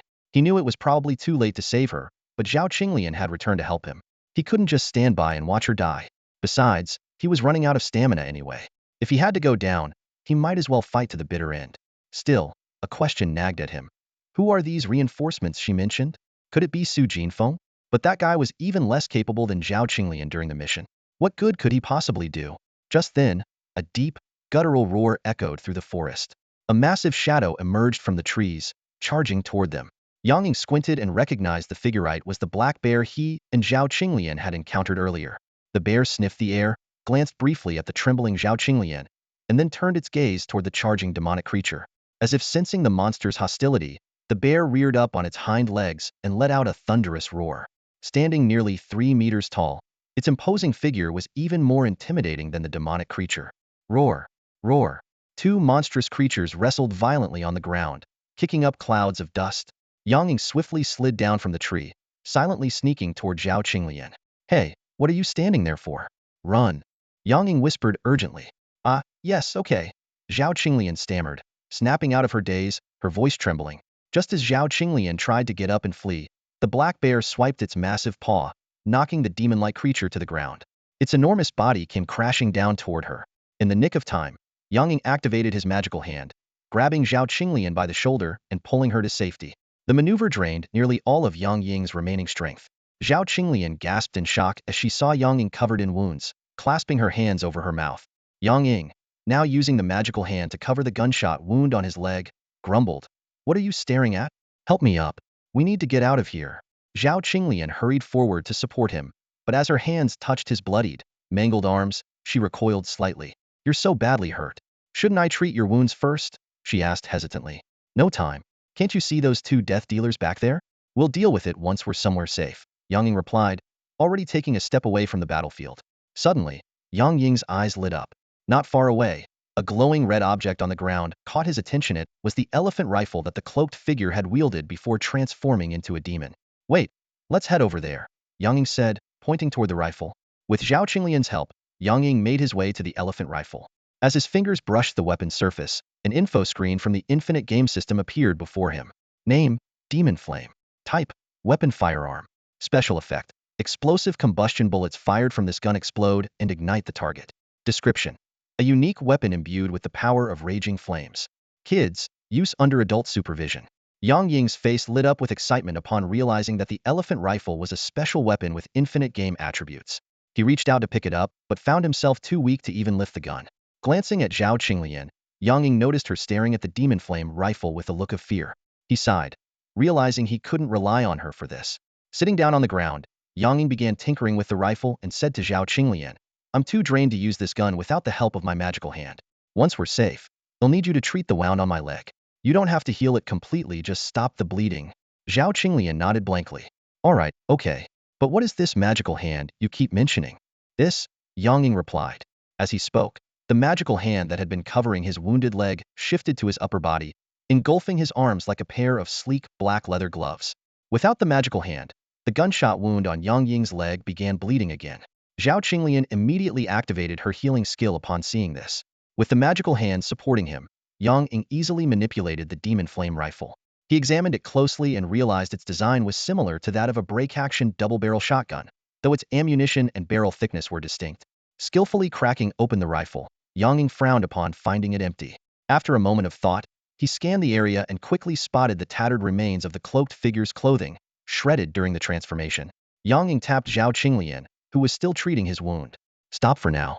Go over there and look for the bullets that go with this gun. They're pretty big, about as thick as a finger, so they should be easy to spot. Though clearly frightened, Zhao Qinglian gritted her teeth and went to search. Meanwhile, Yang Ying tore off a piece of cloth to wrap around his leg wound, then turned his attention back to the two creatures still locked in combat. Despite being smaller and weakened by the Hydra's venomous blood, the demon-like creature held the upper hand in the fight. Yang Ying estimated it wouldn't be long before the demon killed the black bear. Time was running out, they needed to act quickly.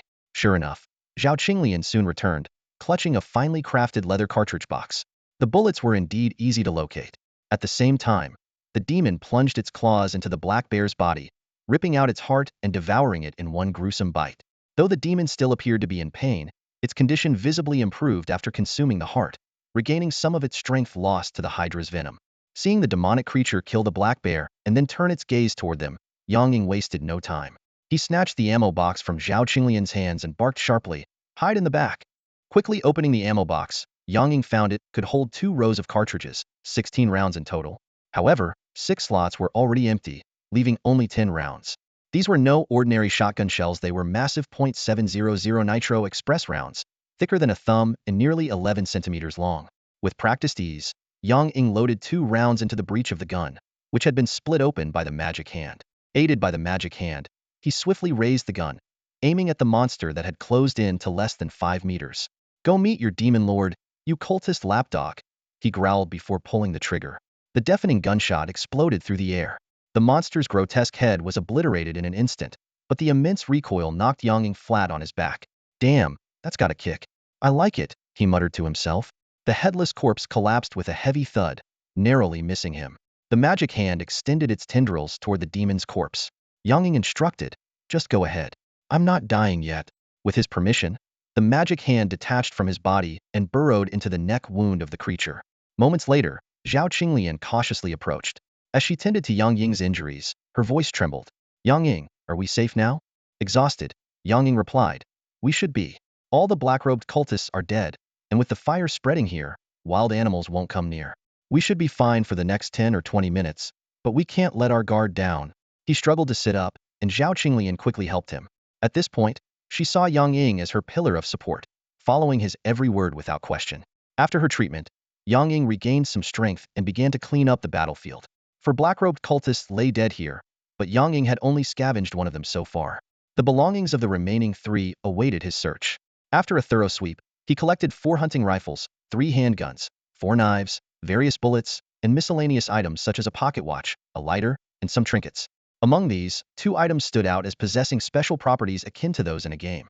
The enchanted elephant rifle, Demon Flame, and a batwing-shaped bloodletting dagger found on the only female cultist.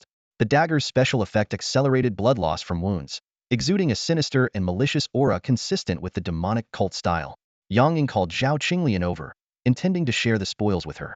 However, she adamantly refused, insisting she had contributed nothing during the mission and had been repeatedly saved by Yang Ying. She was unwilling to take part in the distribution. In the end, Yang Ying had to drag her over. He tried to give her a couple of guns for self-defense, but Zhao Qinglian trembled as she held them and explained that her family was strict, leaving her no place to hide such weapons. She resolutely declined. Seeing her determination, Yang Ying didn't force the matter and instead handed her the bloodletting dagger with game-like properties.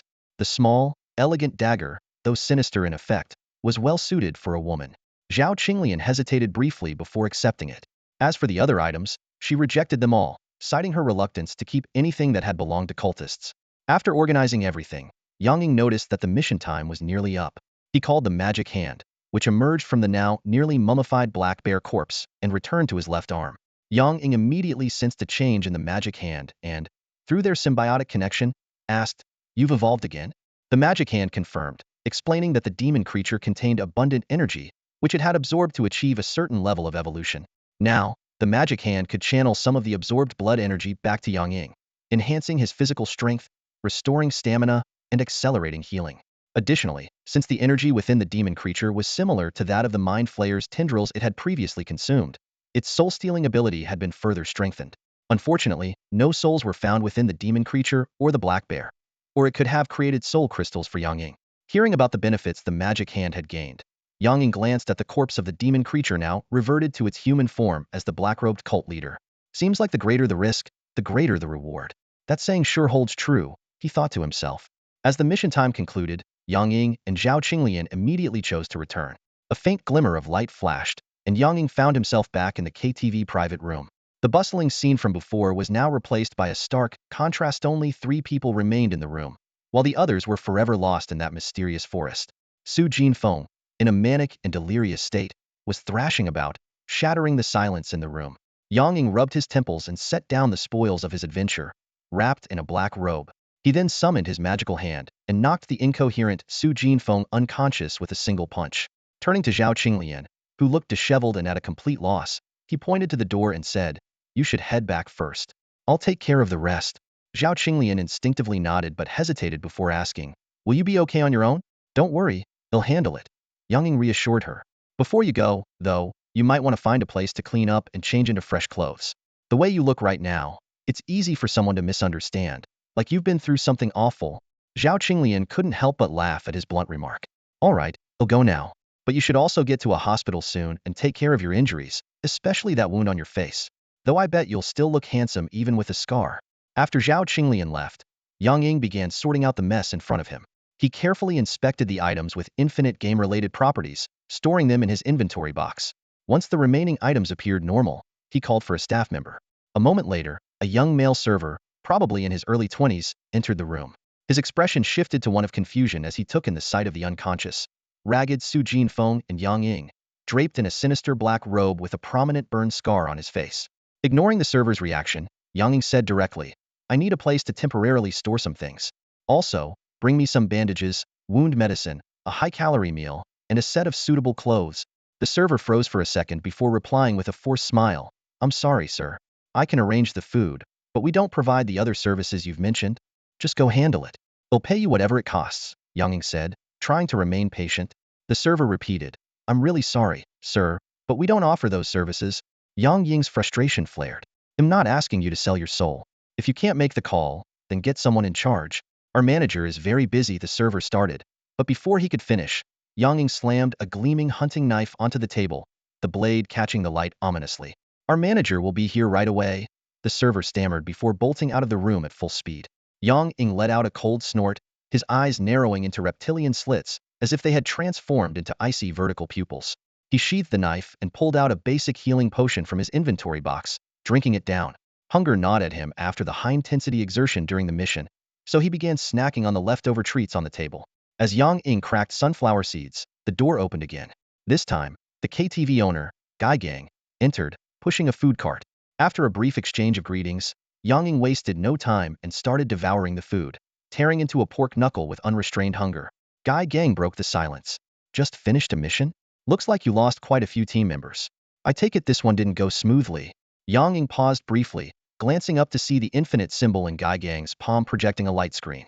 Player Red Chrysanthemum requests to add you as a friend. Accept decline. Without hesitation, Yang Ying selected accept.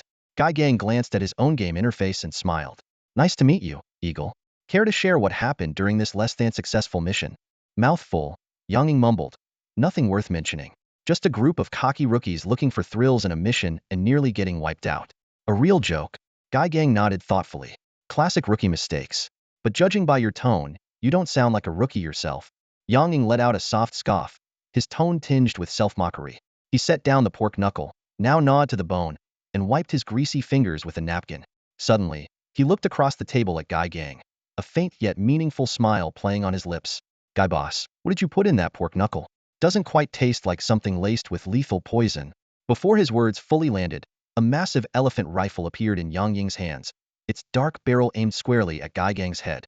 The 18mm caliber muzzle gleamed under the light, exuding a chilling aura, as if ready to unleash a deadly burst at any moment. This thing can blow an elephant's head clean off with one shot. Guy boss, unless your skull is tougher than an elephant's, you'd better not make any sudden moves. I'm a nervous guy, you see, and I tend to get jumpy. Yang Ying's finger rested lightly on the trigger, as if preparing to pull it. Guy Gang broke into a cold sweat, hastily raising his hands in surrender. Wait, Brother Eagle, let's talk this out. Just put the gun down, and we can discuss this calmly. Yang Ying sneered. What is there to talk about with someone who drugs me the first time we meet? Before Guy Gang could respond, a massive, spectral dog-like head, formed entirely of magical energy, emerged from Yang Ying's body. Its jaws, lined with razor-sharp fangs, opened wide as it slowly advanced toward Guy Gang, radiating an aura of dread. Despite being a seasoned player in the Infinite game, Guy Gang knew that at this range, neither the elephant rifle nor the magical beast would leave him any chance of survival. Panic-stricken, Guy Gang quickly tried to explain. Brother Eagle, I swear I wasn't trying to harm you. The food only had a sleeping agent in it, not poison. I wasn't trying to kill you. Really, just a misunderstanding. Seeing Yang Ying's expression grow even darker, Guy Gang realized he wouldn't get out of this without paying a price. With a pained expression, he reluctantly offered, Brother Eagle, I have something good here. I think you'll find it useful. Consider it a peace offering, will that do? As he spoke, he summoned a projection of an item's details into the air. Name, Kobold's Treasure Chest. Type, Item Magical Artifact. Effect, contains a 3 cubic meter magically expanded storage space. Description, this magical storage chest was stolen by a high-level thief from a wizard's residence. After its contents were emptied, it was discarded and later picked up by a group of kobolds. It eventually became the treasure chest of their tribe's leader. Yang Ying's eyes lit up slightly. A spatial storage item, exactly what he needed. He had been worrying about where to stash his weapons, and this was like a pillow delivered just as he was ready to sleep. Noticing Yang Ying's interest, Guy Gang breathed a sigh of relief. While it pained him to part with the item, survival was his priority. Under Yang Ying's watchful gaze, Guy Gang accessed the Infinite Games interface, tapped a few times, and a shabby, shoebox-sized wooden chest materialized before Yang Ying. Yang Ying carefully inspected the chest properties and then stored it in his Infinite Games inventory to confirm it was genuine. Only then did he lower the threatening rifle and retract the menacing magical beast. The coldness on his face dissipated, replaced by a smiling demeanor. Thank you, Guy Boss, for the gift. Seems like this was all just a big misunderstanding. Guy Gang's lips twitched as he forced a smile and nodded, though inwardly he cursed. You were ready to blow my head off a moment ago, and now you're all smiles after taking my stuff? You're shameless. As Guy Gang silently fumed, Yang Ying pulled out his phone and made a call.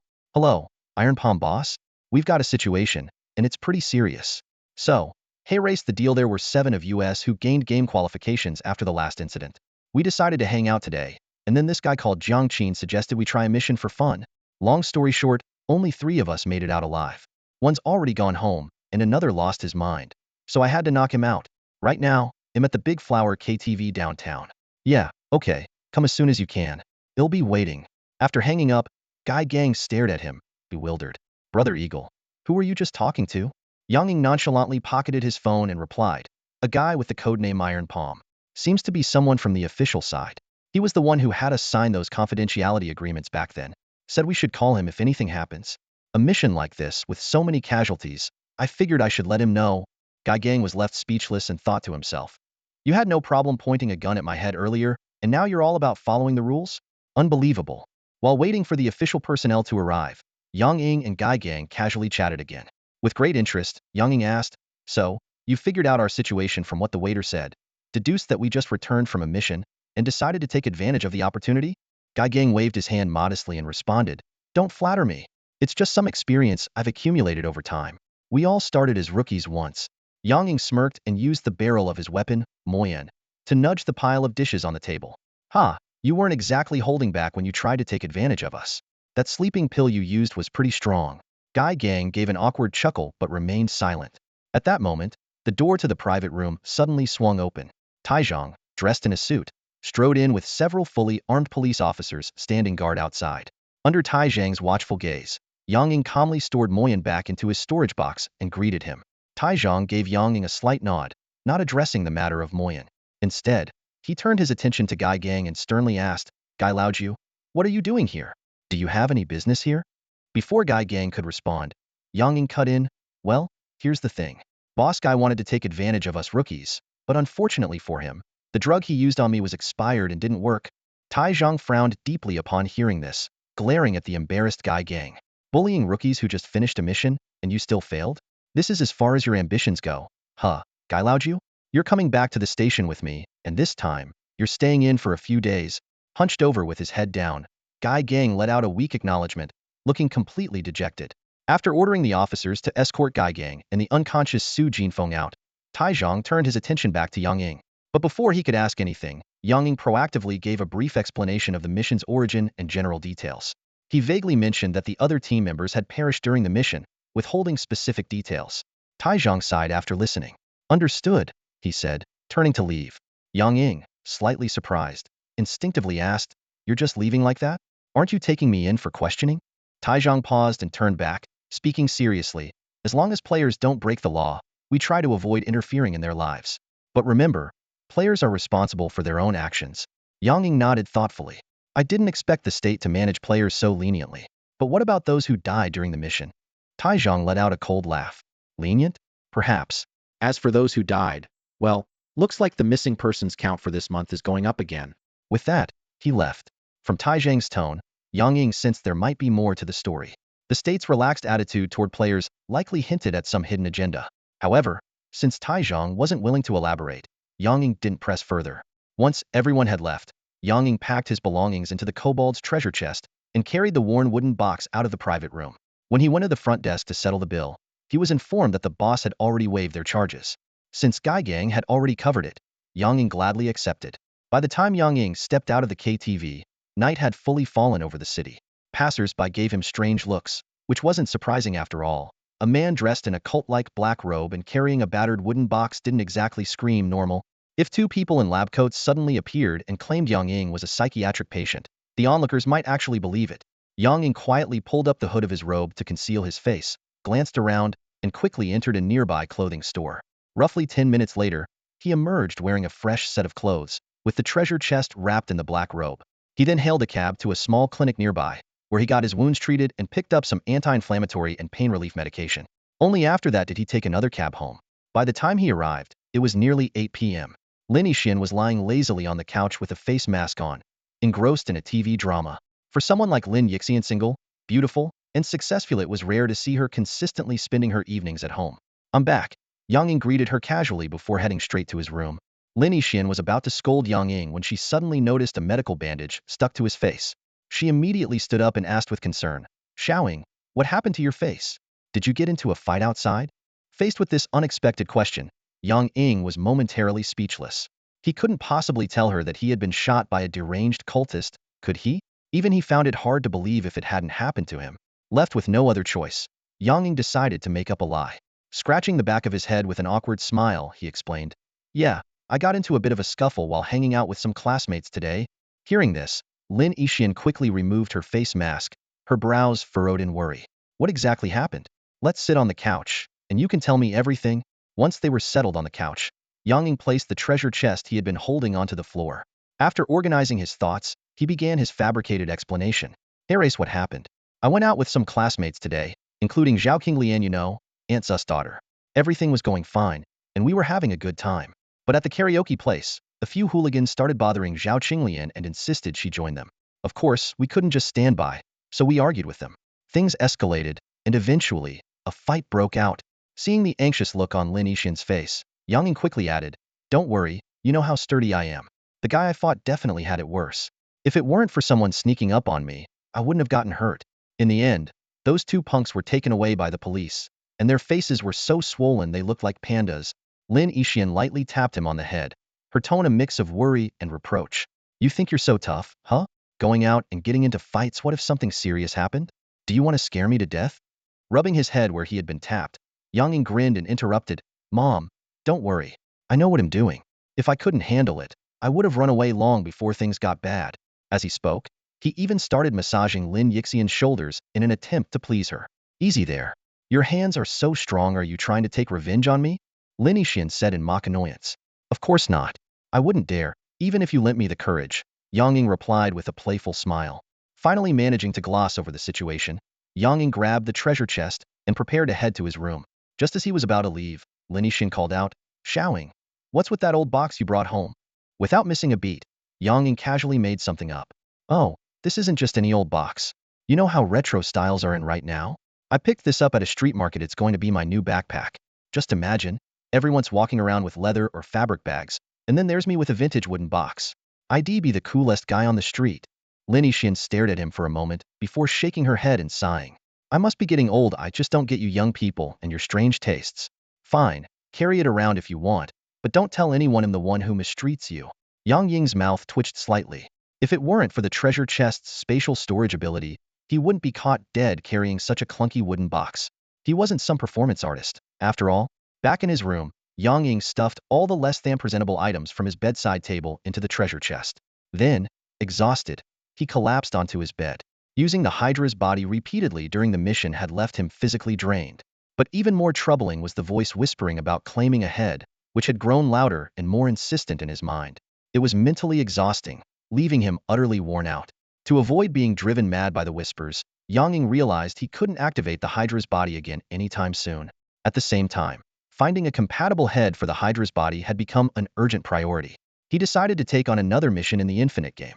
No matter his current strength, he would use the mysterious scale to enter a special mission world and search for the Hydra's matching head. If he delayed any longer, even if he found the head and silenced the eerie whispers, his mental state might suffer irreversible damage. Resolving himself, Yang Ying forced himself to sit up and prepared to check his mission rewards. Without paying much attention to the glowing interface of the Infinite game, he directly chose to claim his rewards. A soft glow filled the room as 3 items appeared before him.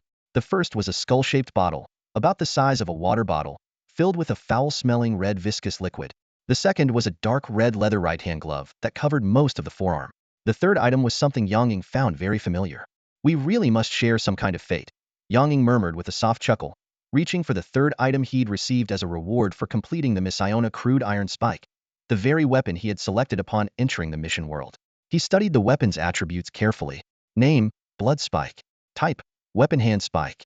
Special effect, blood sacrifice. Killing an intelligent being with the blood spike will add a blood mark to it, enhancing the weapon's attributes such as strength, durability, and sharpness. Description: the speed of your slaughter determines its growth rate. After examining the blood spike's attributes, Yang Ying's brow furrowed slightly. The weapon's special effect seemed rather sinister.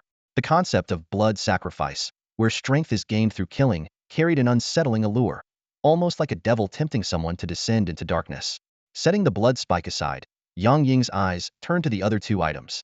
The red liquid contained in the bone vial was called demon blood. Its effect was to significantly enhance physical capabilities upon consumption, with a chance of granting demonic special abilities. However, it also came with a downside. The user would be influenced by demonic power and might partially transform into a demon. Yang Ying thought to himself, if I actually drink this stuff, I might wake up tomorrow with a pair of horns on my head. Temporarily putting the demon blood aside, Yang Ying picked up the dark red leather glove. This glove, named Demon Claw, had two special effects. The first was a strength boost, enhancing the power of the wearer's right hand.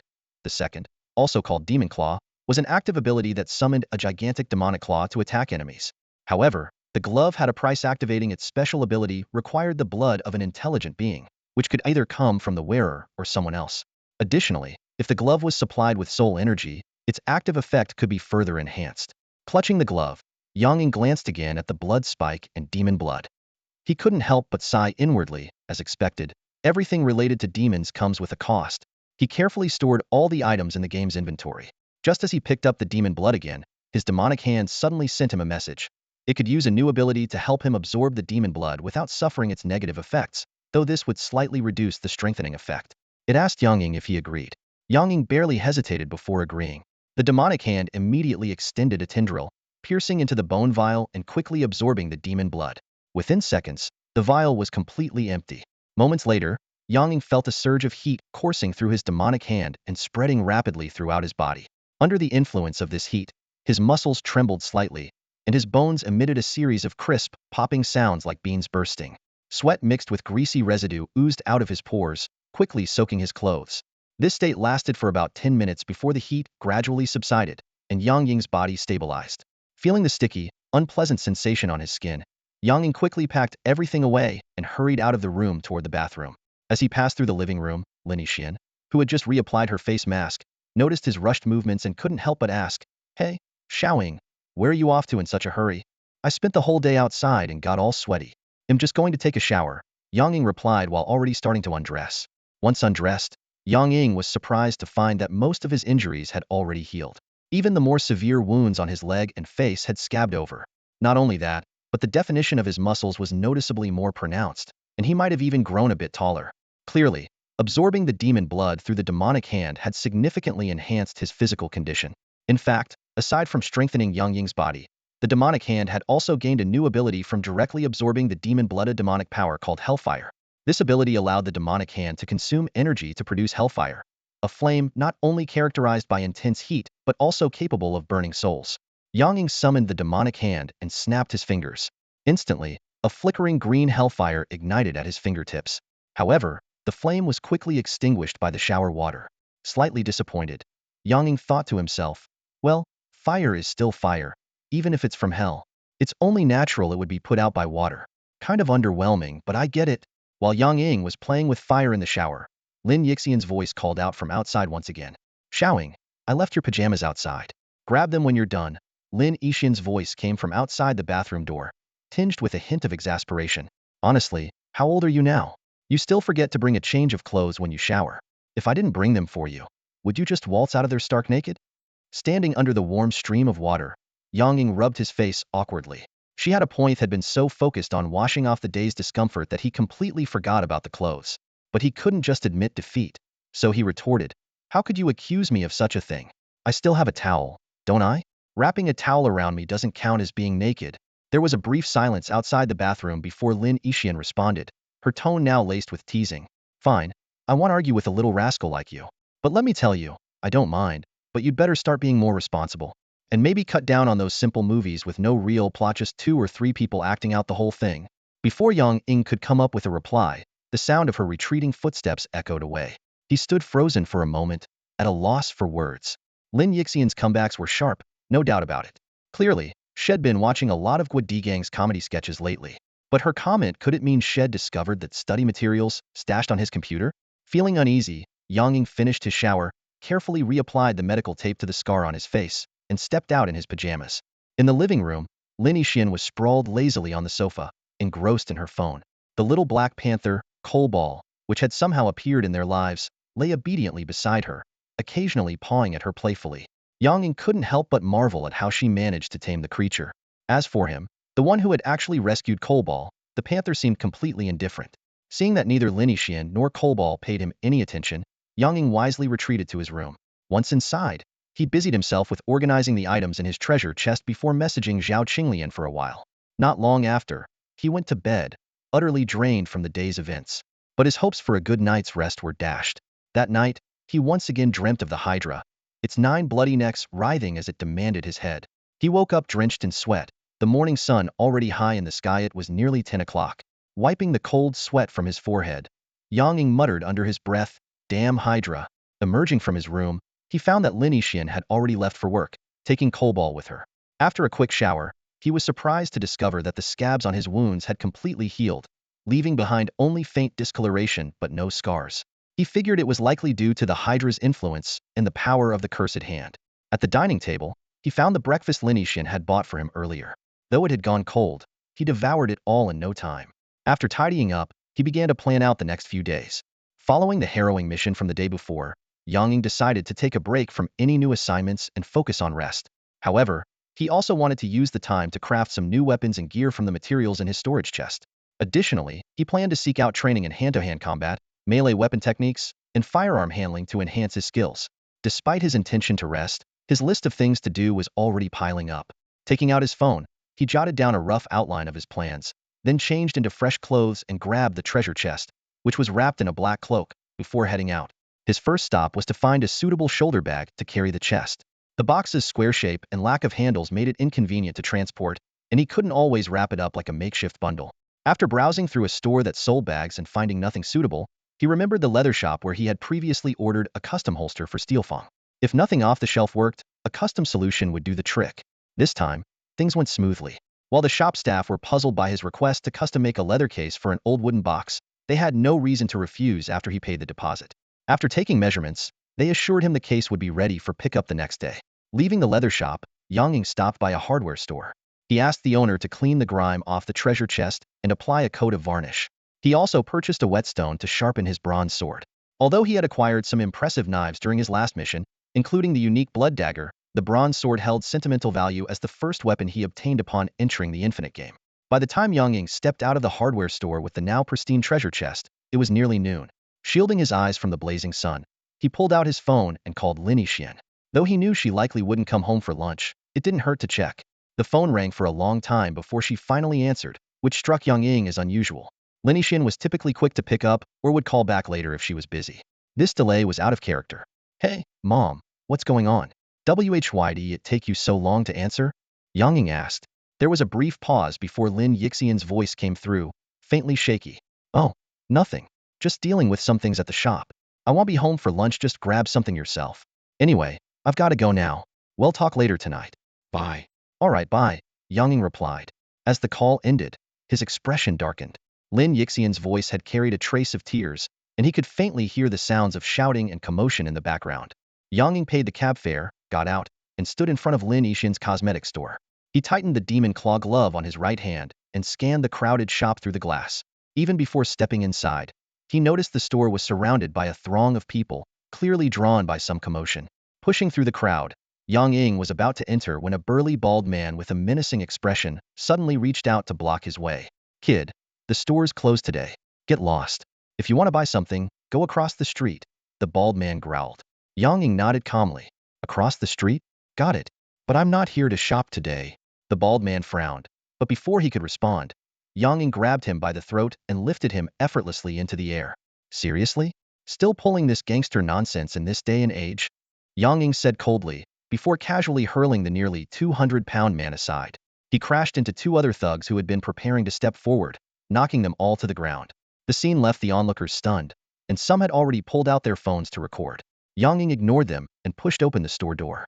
Inside, the atmosphere was even more chaotic, filled with shouts, curses, and accusations. Several display counters had been smashed. Navigating through the crowd, Yang Ying caught sight of Lin Yixin arguing with a group of aggressive individuals.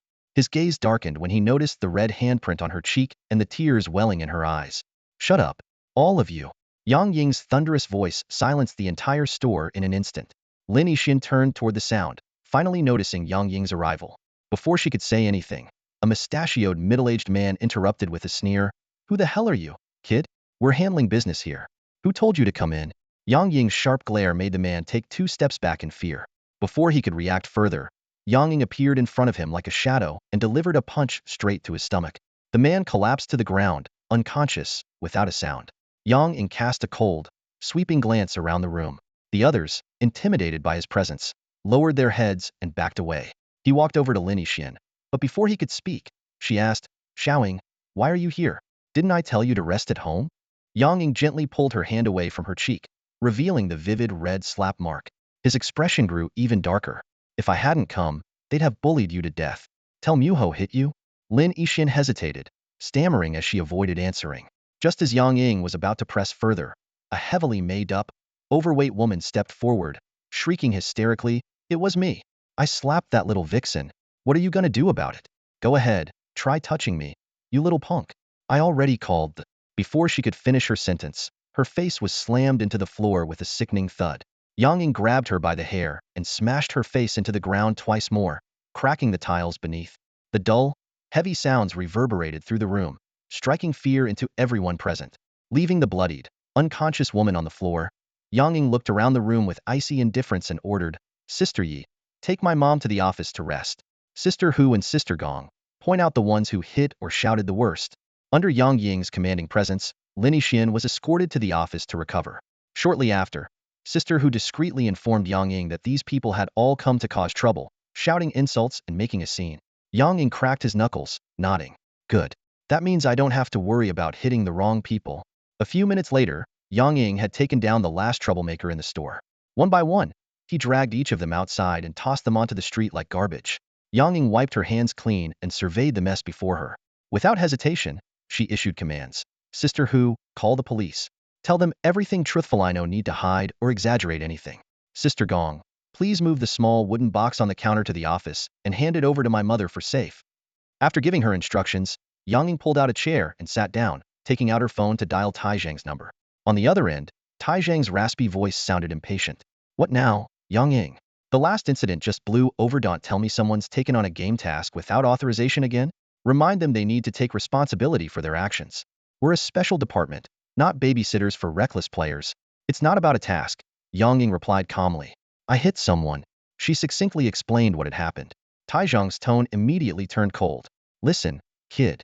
Our department handles extraordinary incidents. We're not here to clean up your messes. Don't bother me with this kind of thing again. Just as Tai Zhang was about to hang up, Yang Ying casually added, I've got a few interesting items here. You might want to take a look. With that, she ended the call herself.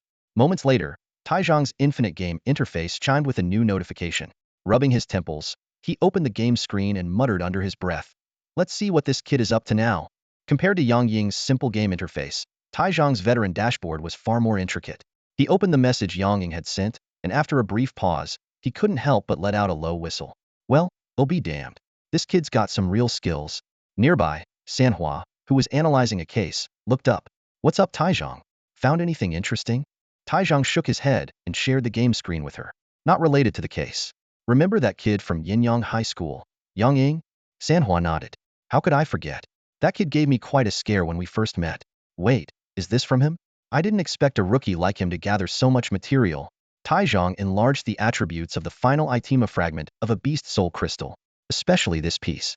Soul-related materials like this aren't something a newbie can usually get their hands on. Sanhua leaned in, curious. So, why's the kid sending these to you? Trying to get us to cash them out for him? Tai Zhang chuckled and shook his head. No, the kid hit someone and wants us to help clean up the mess. Sanhua immediately caught on, her expression turning indignant. What's with this Yang Ying? Gaining a bit of power and already causing trouble everywhere? And now he thinks he can bribe us to cover for him? Imagine what he'd do if he became a 7-star powerhouse someday. Tai Zhang quickly clarified, don't jump to conclusions. It's not what you think. Honestly, you can't entirely blame the kid. He briefly recounted Yang Ying's explanation. Sanhua's anger dissolved instantly, replaced by a look of approval. Not bad. The kid's got guts. If it weren't for the age gap, I might have considered chasing him myself. Sensing the conversation veering off course, Tai Zhang swiftly changed the subject. Anyway, since you get it now, how about you handle this one? Head to the scene and see if there are any clues we might have missed. Got it, Sanhua said, standing up with enthusiasm. Tell that young kid to contact me directly. I'm on my way. She had been itching to get out of the office and welcomed the opportunity. As Sanhua headed for the door, Tai Zhang called after her, and make sure to bring back that beast soul crystal fragment. Soul-related materials like this are rare, and headquarters has been actively acquiring them. Sanhua gave an okay gesture before bounding out the door with a spring in her step. Tai Zhang chuckled, shaking his head as he sent Yang Ying a message with Sanhua's contact information, then returned to his casework. Meanwhile, Yang Ying received Taizhang's message and immediately reached out to Sanhua. After learning it would take her about 10 minutes to arrive, Yang Ying, hearing the approaching police sirens, suggested, "It might be a good idea to coordinate with the police ahead of time. Otherwise, I might end up needing someone to bail me out of the station." Watching Sanhua easily handle the police, Lin Yixin subtly nudged Yang Ying's arm and whispered, "Xiaoying, isn't that lady the undercover special forces officer from the hospital last time? When did you get to know her?" Yang Ying, without much thought, casually made up an answer. "It was during the questioning that time. They said we could contact them if needed, so I gave her a call. Didn't expect her to actually show up." Lin Yixin nodded thoughtfully and said, "Oh, I see. Xiaoying, you stay here and keep an eye on things. Since she came all this way to help, I should prepare a gift and invite her to a meal later." Yang Ying wanted to object but couldn't think of a good reason, so he reluctantly agreed. "All right, I'll go talk to her." As Yang Ying walked towards Sanhua, Lin Yixin gave him a long, meaningful look before turning and heading to her office. As someone who had built her store from scratch in the heart of the city, Lin Yixin was no ordinary person. She was well aware that Yang Ying injuring over a dozen people in public, with the police even getting involved, was no small matter. It wasn't something that could be resolved so easily. Even if someone had the ability to handle it, Ifas Yang Ying claimed they were mere acquaintances. Why would she go out of her way to intervene? The more she thought about it, the more she found her son hard to understand. "Thanks a lot for your help today, Sister Sanhua," Yang Ying said, handing her a prepared shard of soul crystal. Sanhua accepted the shard, examining it curiously. "We're just helping each other out. By the way, from now on, just call me Sister Gu in public. Don't use code names. It's like how I wouldn't call you Eagle in front of others, right, Xiaoyang?" Yang Ying was silent for a moment, then nodded. "Sister Gu makes a good point." Sister Gu chuckled at his almost comically serious response, but then noticed Yang Ying pulling out another small pouch and handing it to her. "What's this?" she asked, intrigued. Yang Ying pressed the pouch into her hand and casually explained, "Just some trinkets I picked up. The accessories are for you, and the cigars are for Brother Iron Palm. Could you pass them along?" Sister Gu opened the pouch to find a small fabric bundle and 3 silver gray tubes of cigars. She was about to refuse when Yang Ying cut her off. "It's not a bribe, just a small token between friends. Also, I hope you can find out who's behind this incident and ensure they face serious consequences. I don't care about myself, but if my family gets dragged into this, I won't hold back." The last sentence was spoken through gritted teeth, his expression turning cold and menacing, like a predator ready to strike. Even Sister Gu, seasoned as she was, felt a chill. She realized that if she couldn't give Yang Ying a satisfactory answer, this young man might truly take drastic measures. Sister Gu took a deep breath and nodded. "All right, I'll accept the gift. I'll also coordinate with the police to get to the bottom of this and give you a clear answer." Hearing this, Yang Ying immediately softened his demeanor, flashing a warm smile. "Thank you, Sister Gu. This answer isn't for mites for my mother. I don't mind being targeted, but I won't let my family get hurt." Then, shifting the topic, he added, "By the way, when I called Brother Iron Palm earlier, he seemed pretty agitated. Is something troubling him? Maybe I can help." Sister Gu initially wanted to decline but quickly reconsidered. Despite his youth and impulsive nature, Yang Ying's actions showed a maturity beyond his years. Plus, as someone who had completed official missions as a player in their unique circle, he might indeed have some unexpected means. "There is something tricky going on," she admitted. "But with so many people around, let's find a quieter place to talk." Yang Ying suggested, "How about the office and the store? My mom's in there preparing a gift for you anyway. Oh, and don't mention any transactions or the gift I gave you. Just say we hit it off as friends despite the age difference." Sister Gu nodded, but then raised an eyebrow. "I get the hit it off part, but what's with the age difference thing? I'm not that much older than you, am I?" All right, let's not get hung up on the details," Yang Ying said, waving it off as he led the way to the office. Sister Gu tucked the soul crystal shard and the small pouch into her waist bag, which, despite its compact appearance, showed no sign of bulging, clearly a spatial storage item, far more convenient than a treasure chest-sized container. When the two entered the office, Lin Yixin was just walking out, holding a gift box of high-end cosmetics. Evidently, this was the gift she had prepared, a thoughtful choice, especially for a woman. Upon receiving Lin Yixin's gift, Gu Jie's eyes sparkled with excitement, and a genuine smile lit up her face, far more delighted than when she had received the expensive emerald brooch from Yang Ying. Though it was only their second meeting, the two women had quickly bonded over animated discussions about makeup and skincare. As time ticked by, Yang Ying had no choice but to interrupt. "Mom, it's getting late. Gu Jie and I still need to discuss some important matters. Why don't you head out and book a restaurant? We'll join you as soon as we're done." Lin Yixin suddenly realized the time and quickly replied, "Oh, right. I got so caught up chatting that I lost track of time. Miss Gu, you go ahead and talk with Yang. He'll take care of the restaurant reservation." With that, she hurriedly left the office. As her mother disappeared from view, Yang Ying turned to Gu Jie, who was still holding the makeup products, and teased lightly, "You and my mom seem to get along really well." Gu Jie set the gift down and gave an awkward chuckle. "Well, we're both women, after all. You might not get it now, but trust me, once you have a girlfriend, you'll understand. Anyway, let's not dwell on that. Let's get to the case." At the mention of the case, Yang Ying's expression grew serious. Through Gu Jie's explanation, he quickly grasped the troubling situation. The crime scene was an isolated cat cafe where 3 people, the owner and 2 staff members along with all the cats, had been killed the previous night. While the bodies showed no signs of assault or consumption, there were clear indications of brutal torture. The cafe's valuables remained untouched, but the computers and surveillance equipment had been destroyed. Even the street cameras offered no useful footage, leaving investigators with virtually no leads or evidence to work with. After hearing the details, Yang Ying nodded thoughtfully, refraining from offering any immediate opinions. This wasn't some fictional world where the police were incompetent side characters, and it certainly wasn't his place to act like a know-it-all high school detective. After a moment of contemplation, he suggested, "How about we head to the crime scene after dinner? My skills might be useful in investigating and tracking." Gu Jie's eyes lit up slightly at his proposal. "Oh, you have skills in that area?" she asked curiously. Yang Ying nodded affirmatively but didn't elaborate, and Gu Jie tactfully chose not to press further. The two continued chatting briefly until Lin Yixian returned, having secured a restaurant reservation. The trio then headed out for dinner. After a satisfying meal, Lin Yixian excused herself to take care of business at her shop. She initially intended to bring Yang Ying along, but Gu Jie managed to convince her otherwise, citing procedural reasons. Once Lin Yixian departed, Yang Ying climbed into Gu Jie's unassuming business vehicle, and they set off for the crime scene. During the ride, Yang Ying suddenly pulled a black cloak out of his storage and draped it over himself, startling Gu Jie, who was driving. "Yang, what are you doing wearing that in this heat?" she asked, baffled. Pulling the hood over his head, Yang Ying replied nonchalantly, "I need to keep my identity hidden. If the perpetrator turns out to be a gamer and sees my face, they might come after me later." Though his reasoning seemed odd, Gu Jie didn't question him further. In truth, the disguise was merely a convenient excuse. The real reason Yang Ying donned the cloak was to conceal his left arm, which had transformed into a demonic hand. As an ordinary student, he had no innate investigative or tracking abilities. However, in his previous mission world, his demonic hand had absorbed the blood of cult-bred snakehounds and bat-hounds, gaining the ability to shift into their respective forms. In its snakehound form, the demonic hand granted thermal sensing, heightened olfactory abilities, and the ability to secrete a potent paralytic venom. In its bat-hound form, it provided echolocation, sharp senses, and a blood-thinning venom. These abilities were why Yang Ying had volunteered to assist, hoping to both contribute and bolster his standing with the special department. Before long, they arrived at the crime scene. The pet cafe had been cordoned off with police tape, and the area was swarming with police cars and ambulances. Officers and paramedics moved in and out of the scene, while a curious crowd gathered beyond the tape to gawk. Yang Ying discreetly activated his demonic hand, shifting it into its snake-hound form.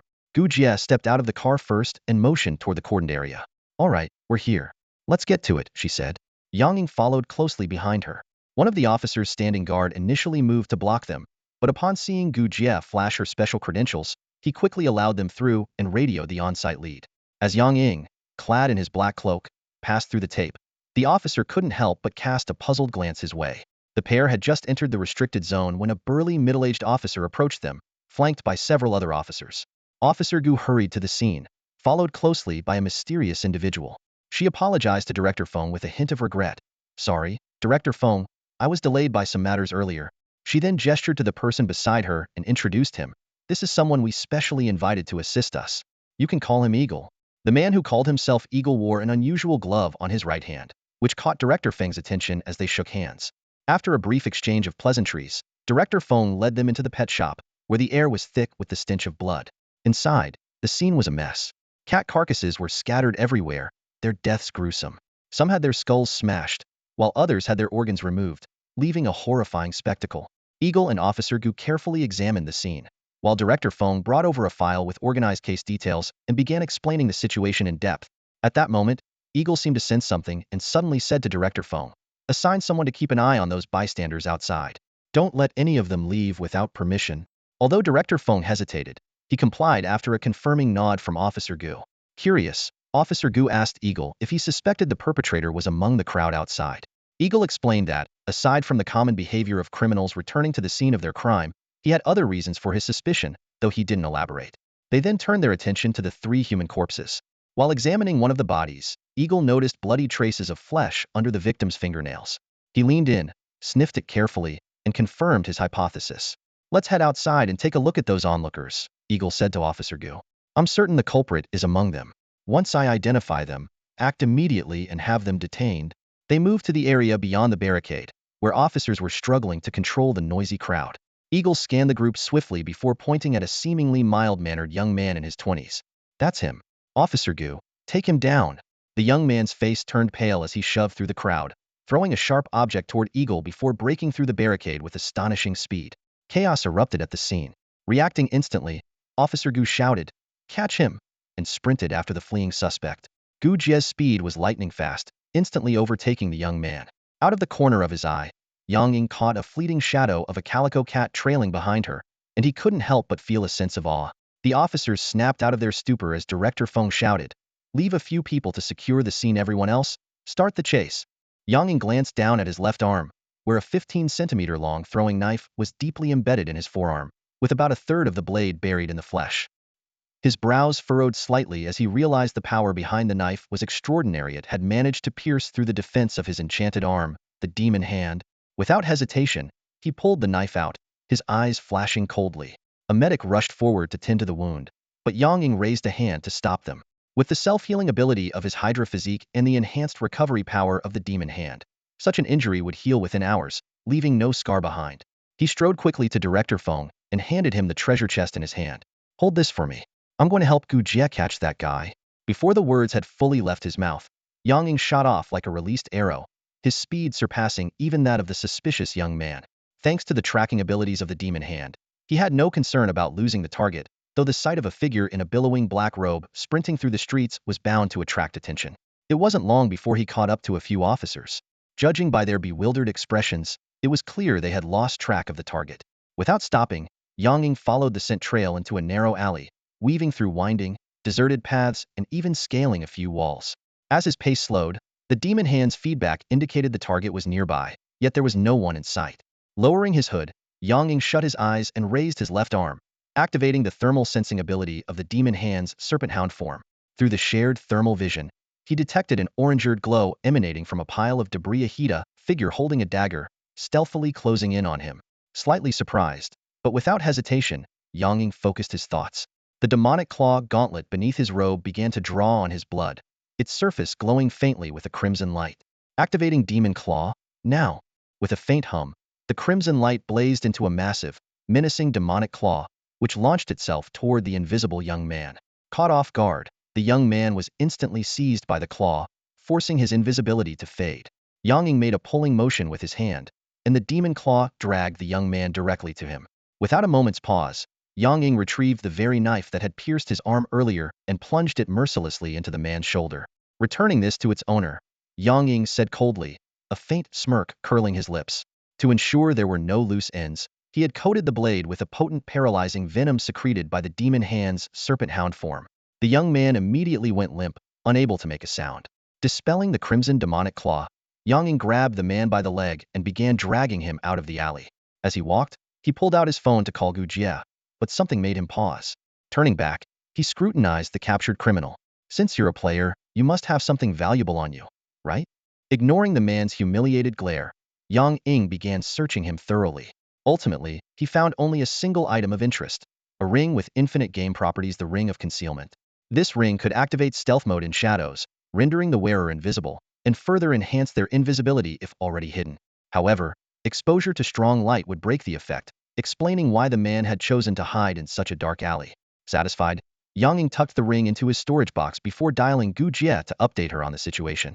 When Gu Jie hurried to the crime scene with her team after receiving the news, the sight before her made her eyes widen in disbelief. There stood Yang Ying, dragging an unconscious young man across the ground like a lifeless ragdoll. The man lay limp, completely powerless to resist. A look of surprise flickered across Gu Jie's face. This suspect was a seasoned player, someone even she had lost track of during the chase. Yet, here he was, easily subdued by a high schooler. "Impressive work, Yang," Gu Jie said, giving him a thumbs up.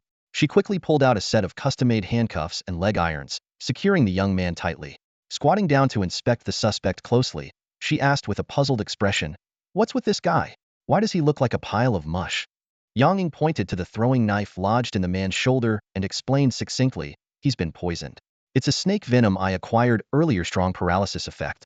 He'll probably be out for a few hours, but it shouldn't be life-threatening. Gu Jie nodded, a trace of admiration in her eyes. Judging by the circumstances, it's highly likely he's the one responsible. I'll take him back for questioning. Once the reward money is approved, it'll be transferred directly to the account you provided earlier. I'll let you know when it's done. Yang Ying adjusted the hood on his head and chuckled lightly. Oh, there's a reward, too? Seems like working with you guys isn't so bad. Keep me in mind if anything else comes up. After a brief exchange, Gu Jie made a quick call to Taizhong to report the situation. Shortly after, she and the arriving officers dragged the suspect away, still as limp as a dead dog. With the matter settled, Yang Ying retrieved the treasure chest from Director Feng and was preparing to leave when Gu Jie stopped him. She handed him a black metal card that resembled a business card. The moment Yang Ying took the card, a system notification sounded. It turned out the card had attributes tied to the Infinite game. Though it didn't have any special effects, the item description revealed that it was created by a player. Gu Jie explained that the black card was essentially a pass granting access to a marketplace for players, akin to a ghost market. The market's location was never fixed and could change at any time. If Yang Ying was interested, he could use the Infinite game to contact the information on the card and inquire about the market's current location. Intrigued by the mysterious marketplace, Yang Ying expressed his thanks to Gu Jie and got into the police car arranged by Director Feng to leave. Inside the car, Yang Ying removed his black robe and stuffed it into the treasure chest. Through the rearview mirror, he noticed the officer driving the car looking at him with a surprised expression. Yang Ying spoke up, "Hey, keep your eyes on the road. Unsafe driving leads to tears for loved ones." The officer coughed awkwardly and replied, "Sorry about that. I just didn't expect someone from the special department to be such a young student." Yang Ying smiled and responded, "Not long ago, I was just an ordinary student. Then some unusual things happened. Trust me, you wouldn't want to experience them. Oh, and by the way, I'm not part of your special department. I'm just here to help out this time." "Ah, I see," the officer said, understanding dawning on his face. "That explains why Gu Jie didn't take you with her. Still, I saw what happened today. You're the one who found and caught that criminal. With skills like that, no wonder the special department called you in." The two chatted casually during the ride, and they soon arrived at their destination. As Yang Ying got out of the car, the young officer, whose surname was Qin, made a point of asking for Yang Ying's contact information, clearly intrigued by this extraordinary individual. At the entrance of the Lin Yixin cosmetics shop hung a sign reading, "Closed for renovation." Inside, employees, including Yi Jie, were tidying up the aftermath of the morning's chaos. Workers were replacing counters and repairing shattered floor tiles. Some of the broken tiles were still stained with traces of blood, evidence of Yang Ying smashing the obese woman's head into them earlier. After greeting Yi Jie and the others, Yang Ying learned that Lin Yixin was in her office. He headed straight there. Inside, Lin Yixin was bent over her desk, working. Yang Ying closed the door behind him, walked up to her desk and said, "Mom, I'm back." Lin Yixin looked up, a faint smile appearing on her face. "You're back, Ying. How did it go?" "Everything's taken care of," Yang Ying replied. "The police will continue their investigation to track down whoever was pulling the strings behind this." While speaking, Yang Ying gently set down the treasure chest and bent over to pick up the small Black Panther, Machio, who was dozing off on the floor. He gave its head a vigorous rub, causing the little panther to let out a displeased yowl. "What on earth have you been feeding Machio? It's only been a few days, and it's already gained so much weight." Yang Ying tried to divert the conversation, but Lin Yixin wasn't buying it. She continued pressing him about the case he had someone handle and his clearly abnormal combat abilities. After a moment of hesitation, Yang Ying admitted to Lin Yixin that he did indeed possess some extraordinary abilities. To prove it, he demonstrated the hellfire ability of his magical hand. A ghostly green flame flickered on his left hand. However, he cautiously refrained from showing the hand's ability to change forms, fearing it might scare her. Wisely, he also chose not to reveal the existence of the Infinite game, instead attributing his powers to the monster invasion incident that had occurred at their school. Lin Yixin stared unblinkingly at the eerie green fire dancing on Yang Ying's hand, her expression dazed as if she were too stunned to process what she was seeing. After a long pause, she finally snapped out of it and asked in a muffled voice, "So, Xiaoying, does this mean you have superpowers now?" Yang Ying found her question a bit exasperating, but he nodded nonetheless. If Lin Yixin wanted to think of it as superpowers, so be it. It saved him the trouble of explaining further. Suddenly, Lin Yixin perked up with excitement. "Xiaoying, can you conjure a dove?" "A dove?" Yang Ying was taken aback by her unexpected question. He stared blankly for a moment before replying with a wry smile. "So in your eyes, superpowers are just magic tricks and sleight of hand? Aren't they?" Lin Yixin asked, genuinely puzzled. "Sure, if that's what you think," Yang Ying said, giving up on explaining further. Instead, He took out the newly acquired stealth ring and handed it to her. Lin Yixin glanced at the ring and wrinkled her nose. This ring is so ugly. Xiaoying, your taste is terrible. If you ever give a girl a gift, don't let it be something this hideous. Yang Ying couldn't help but feel a few metaphorical black lines appear on his face. Admittedly, the stealth ring wasn't much to look at. It was a plain black iron band with crude cloud-like carvings. But it was a rare piece of infinite equipment with special effects, something most people could only dream of obtaining. Stop complaining. Focus on the ring and silently think stealth in your mind, Yang Ying instructed seriously. Seeing his stern expression, Lin Yixin reluctantly complied. After a minute or two, her figure began to gradually fade until she completely disappeared, leaving behind only faint, almost imperceptible distortions in the air. Once he confirmed the ring's effect had activated, Yang Ying briefly explained its function and warned Lin Yixin to keep it with her at all times. Never let anyone see it, and only use it in emergencies to escape danger. His warnings left Lin Yixin feeling both puzzled and uneasy, but Yang Ying didn't elaborate further, simply saying it was better to be prepared. Yang Ying had initially considered giving Lin Yixin a gun for protection as well, but knowing her timid personality, he decided against it, not wanting to frighten or burden her. Lin Yixin, after understanding the ring's capabilities, suggested that Yang Ying keep it for himself instead. However, in matters potentially involving life and death, Yang Ying's decision carried more weight. With this matter settled, Yang Ying didn't want to linger in the cosmetics shop any longer. Picking up the treasure chest, he bid Lin Yixin farewell and left. As she watched him go, the smile on Lin Yixin's face faded into a look of worry. She wasn't naive. She knew that something as extraordinary as the stealth ring couldn't have been obtained easily. But since Yang Ying didn't want to explain, she chose not to press him further, simply wishing for his safety. After leaving the shop, Yang Ying decided to walk home instead of taking a cab. On the way, he opened the Infinite game and added the contact information from the card Gu Jie had given him for the player market. Upon adding it, he discovered that it wasn't a personal contact but a chat group named Gold and Silver, which had over 300 members. The group didn't allow casual messages. Instead, members could leave notes in their profiles. The group owner, King Jean, had included the location and schedule of the transcendent market in their note. Other members' notes varied widely. Some were looking to buy or sell items. Some wanted to exchange information, others sought teammates for missions, and a few even posted less appropriate requests. Among the chaos, Yang Ying spotted a few potentially useful or interesting pieces of information and made a mental note to visit the player market sometime soon.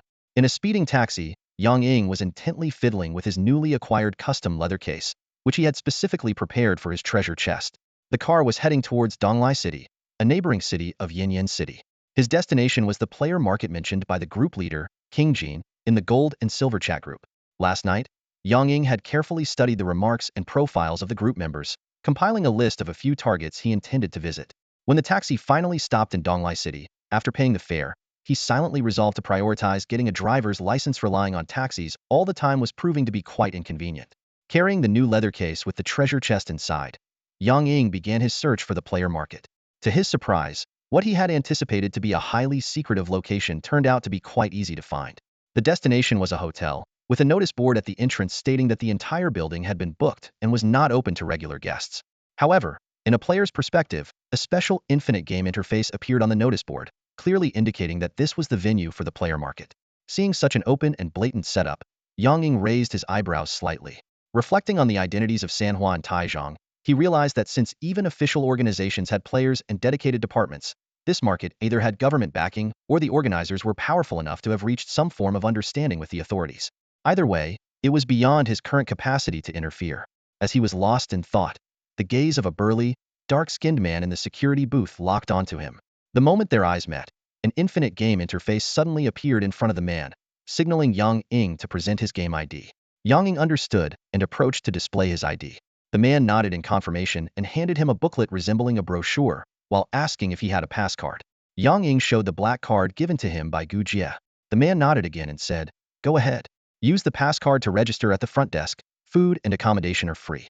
You look unfamiliar. You must be here for the first time. I recommend picking up a mask, sunglasses, and a face mask at the front desk to protect your identity." After expressing his thanks, Yang Ying completed the registration at the front desk. Since he didn't plan on staying long, he declined the room arrangement and the identity-concealing items. Instead, he changed into his signature black cultist robe in the dressing room. Flipping through the brochure, he walked towards the market. The brochure not only outlined market rules such as a prohibition on fighting or causing disturbances but also listed notable special players, like the pharmaceutical expert Lao Nong and the weapons and equipment specialist Tai Huzi. Yang Ying recognized these individuals from the chat group, which made him curious about the purpose of the booklet. In truth, the content was mainly intended for non-players. Despite being called the player market, the participants also included wealthy elites, government officials, and even merchants dealing in rare items who were privy to the game's secrets. The market was set up in several conference halls within the hotel. Upon entering, Yang Ying discovered that the space was divided into booth-like stalls resembling a flea market. Everyone was in disguise. While not as fully concealed as Yang Ying in his black robe, they all hid their faces. All items with infinite game properties were not displayed physically but were showcased via the infinite game interface, which displayed their attributes and images. Ordinary items without specific attributes were displayed in a variety of ways, creating a lively and diverse scene. Yang Ying glanced around and noticed some vendors using billboards to advertise, others providing detailed brochures, and a few even utilizing electronic devices to showcase their goods.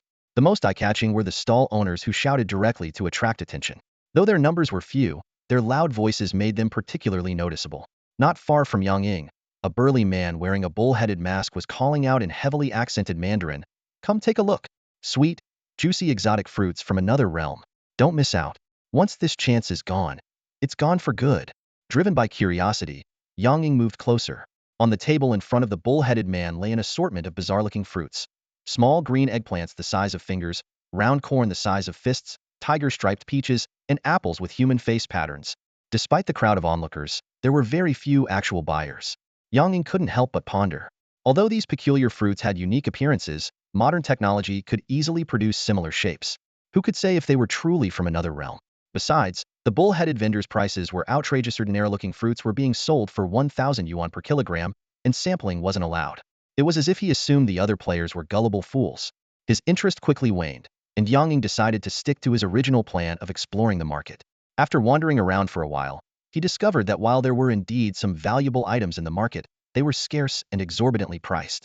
For instance, a necklace called the Heart of the Werewolf could enhance the wearer's strength, agility, and regeneration speed, but at the cost of making them irritable, bloodthirsty, and combative.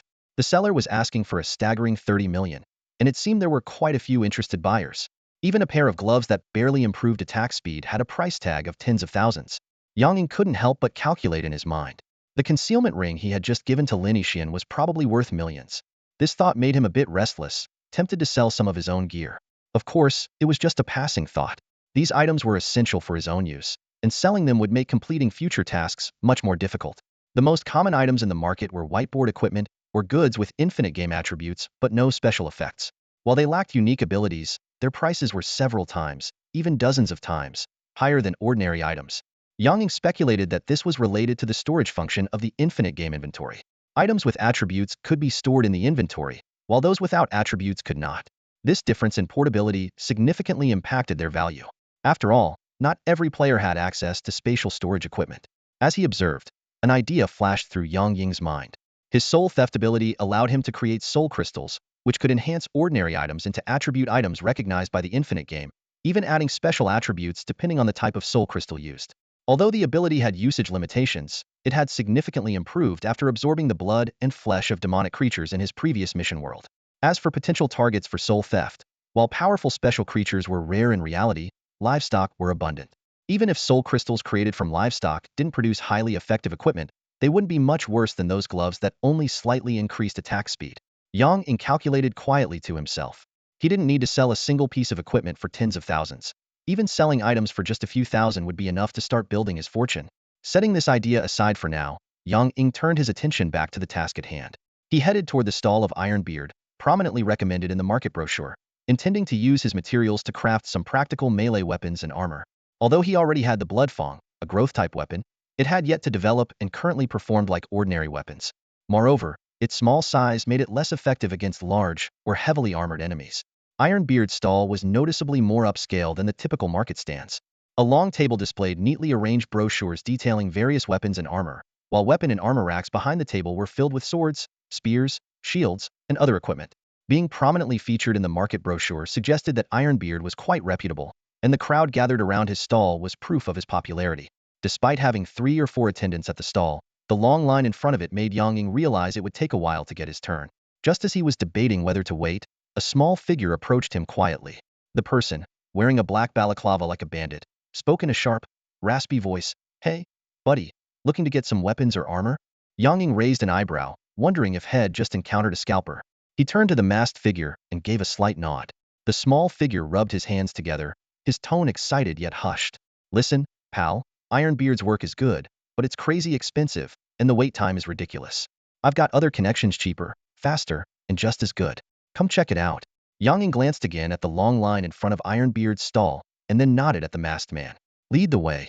Got it, the masked man said, walking ahead while continuing to talk. By the way, I go by the name Grey Rat. What should I call you? Eagle, Yang Ying replied succinctly.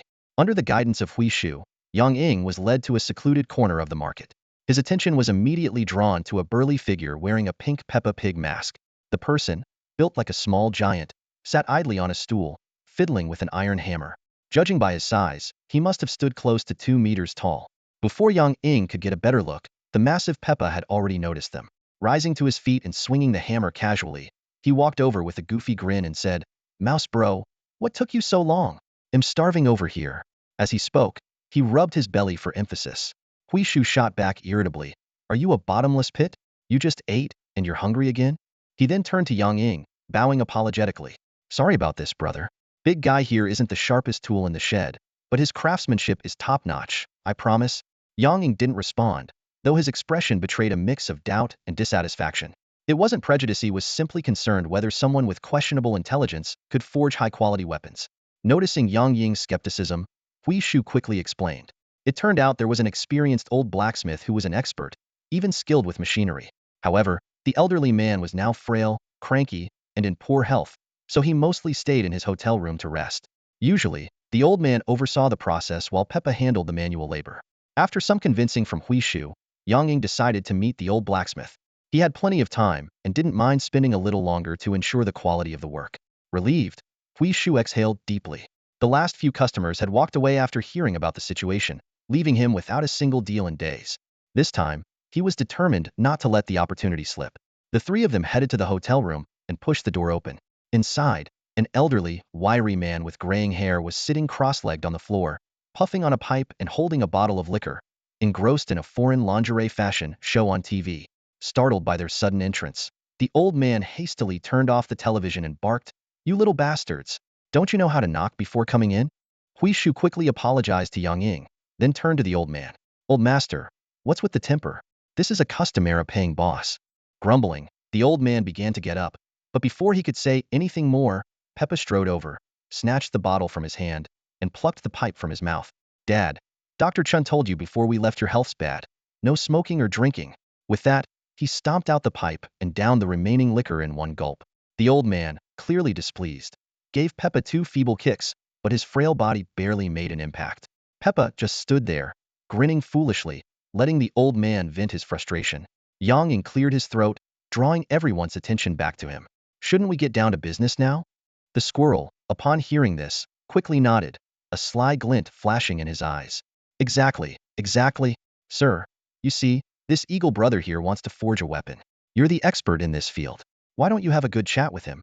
As he spoke, the squirrel swiftly stepped forward, grabbed the clueless Peichi by the arm, and retreated to the side, leaving Yang Ying and the frail old man space to talk. Seeing this, Yang Ying stepped forward and took the initiative to speak. "How should I address you, sir?" "Just call me Old Lu," the old man replied in a raspy yet calm voice. He pulled over a chair and gestured to another. "Sit down and talk. No need to stand." Then, turning to the squirrel, he scolded, "Hey, you little rascal, get this young man a glass of water. Where are your manners?" Yang Ying sat down and accepted the bottled water the squirrel handed him, silently pondering to himself. This old Lu seems to have a decent temper, completely different from the description the squirrel had given earlier. Without overthinking, Yang Ying got straight to the point. He retrieved several materials from his storage box: a crab claw, a deer antler, a boar tusk, and some boar hide. The size of these items was astonishing. Even the smallest crab claw was over half a meter long. A flash of surprise crossed both Old Lu's and the squirrel's eyes, though the dim-witted Peichi remained as clueless as ever. Old Lu carefully examined each piece, his fingers lingering momentarily on every item, his eyes gleaming with a professional light. Meanwhile, the squirrel's eyes darted around nervously, clearly scheming something. Ultimately, Old Lu only kept the massive deer antler, shaking his head at the rest, indicating he couldn't work with them. Yang Ying wasn't disappointed. He put the other materials away and began discussing with Old Lu how to utilize the enormous deer antler. After a thorough discussion, Old Lu proposed 3 options. First, attach a handle to one side of the antler to make a large blade. Second, saw the antler into 2 pieces to create a pair of single-handed swords. Third, mount a U-shaped grip on the back of the antler to craft a unique weapon resembling a tonfa. After some thought, Yang Ying immediately ruled out the second option. He didn't want to dismantle the intact antler. Between the first and third options, he chose the latter.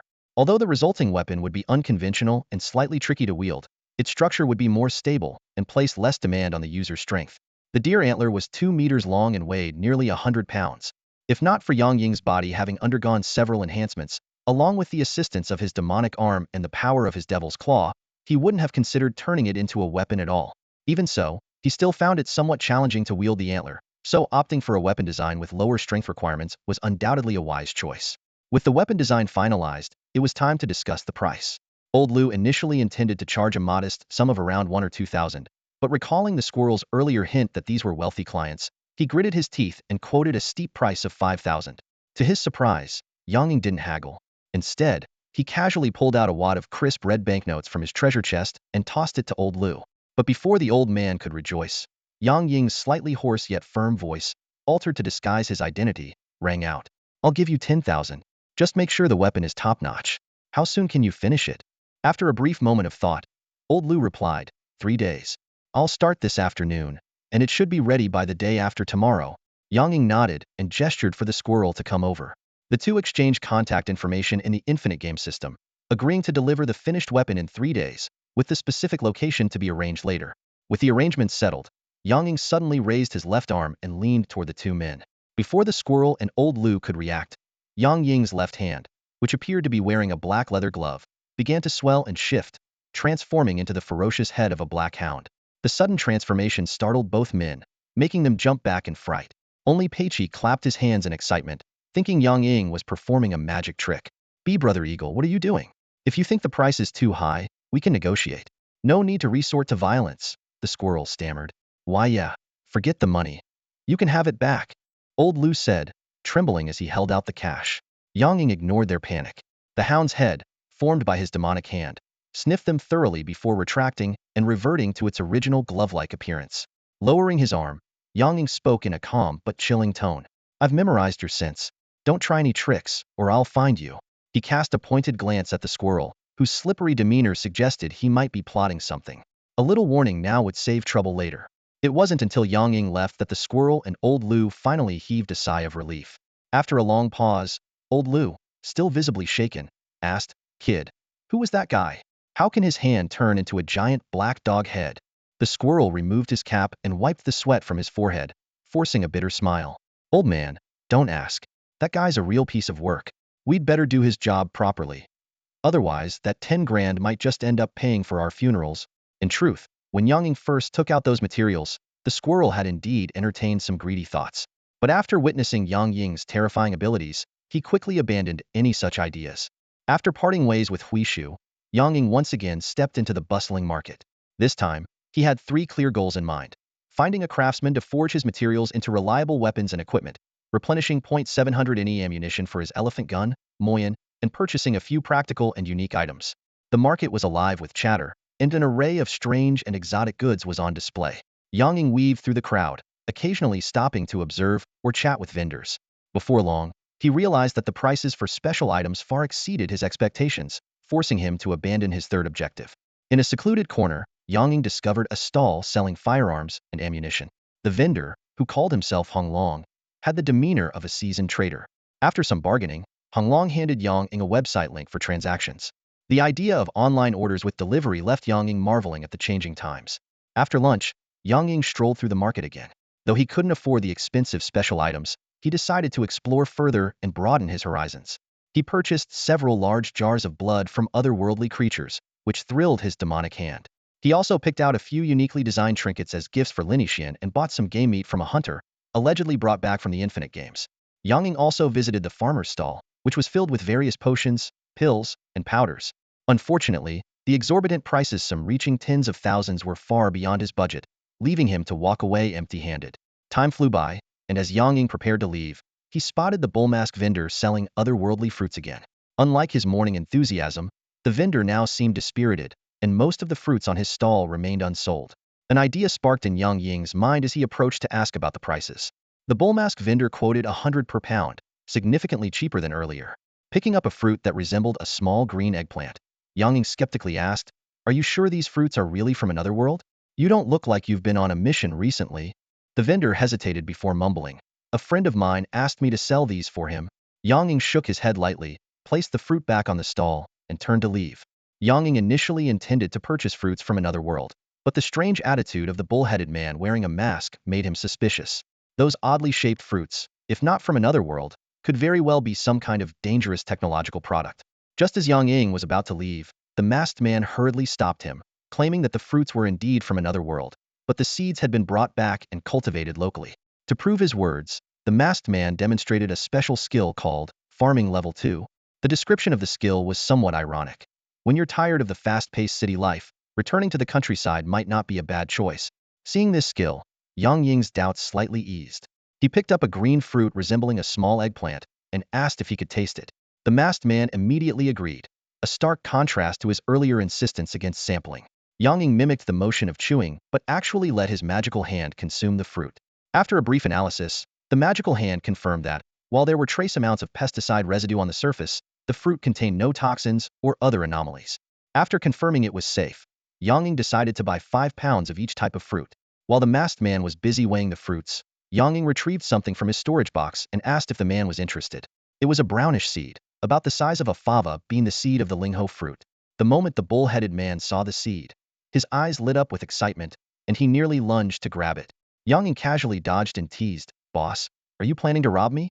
The man, slightly embarrassed, quickly explained that he was just overly excited and introduced himself, saying, "Don't call me boss, just call me Pelican."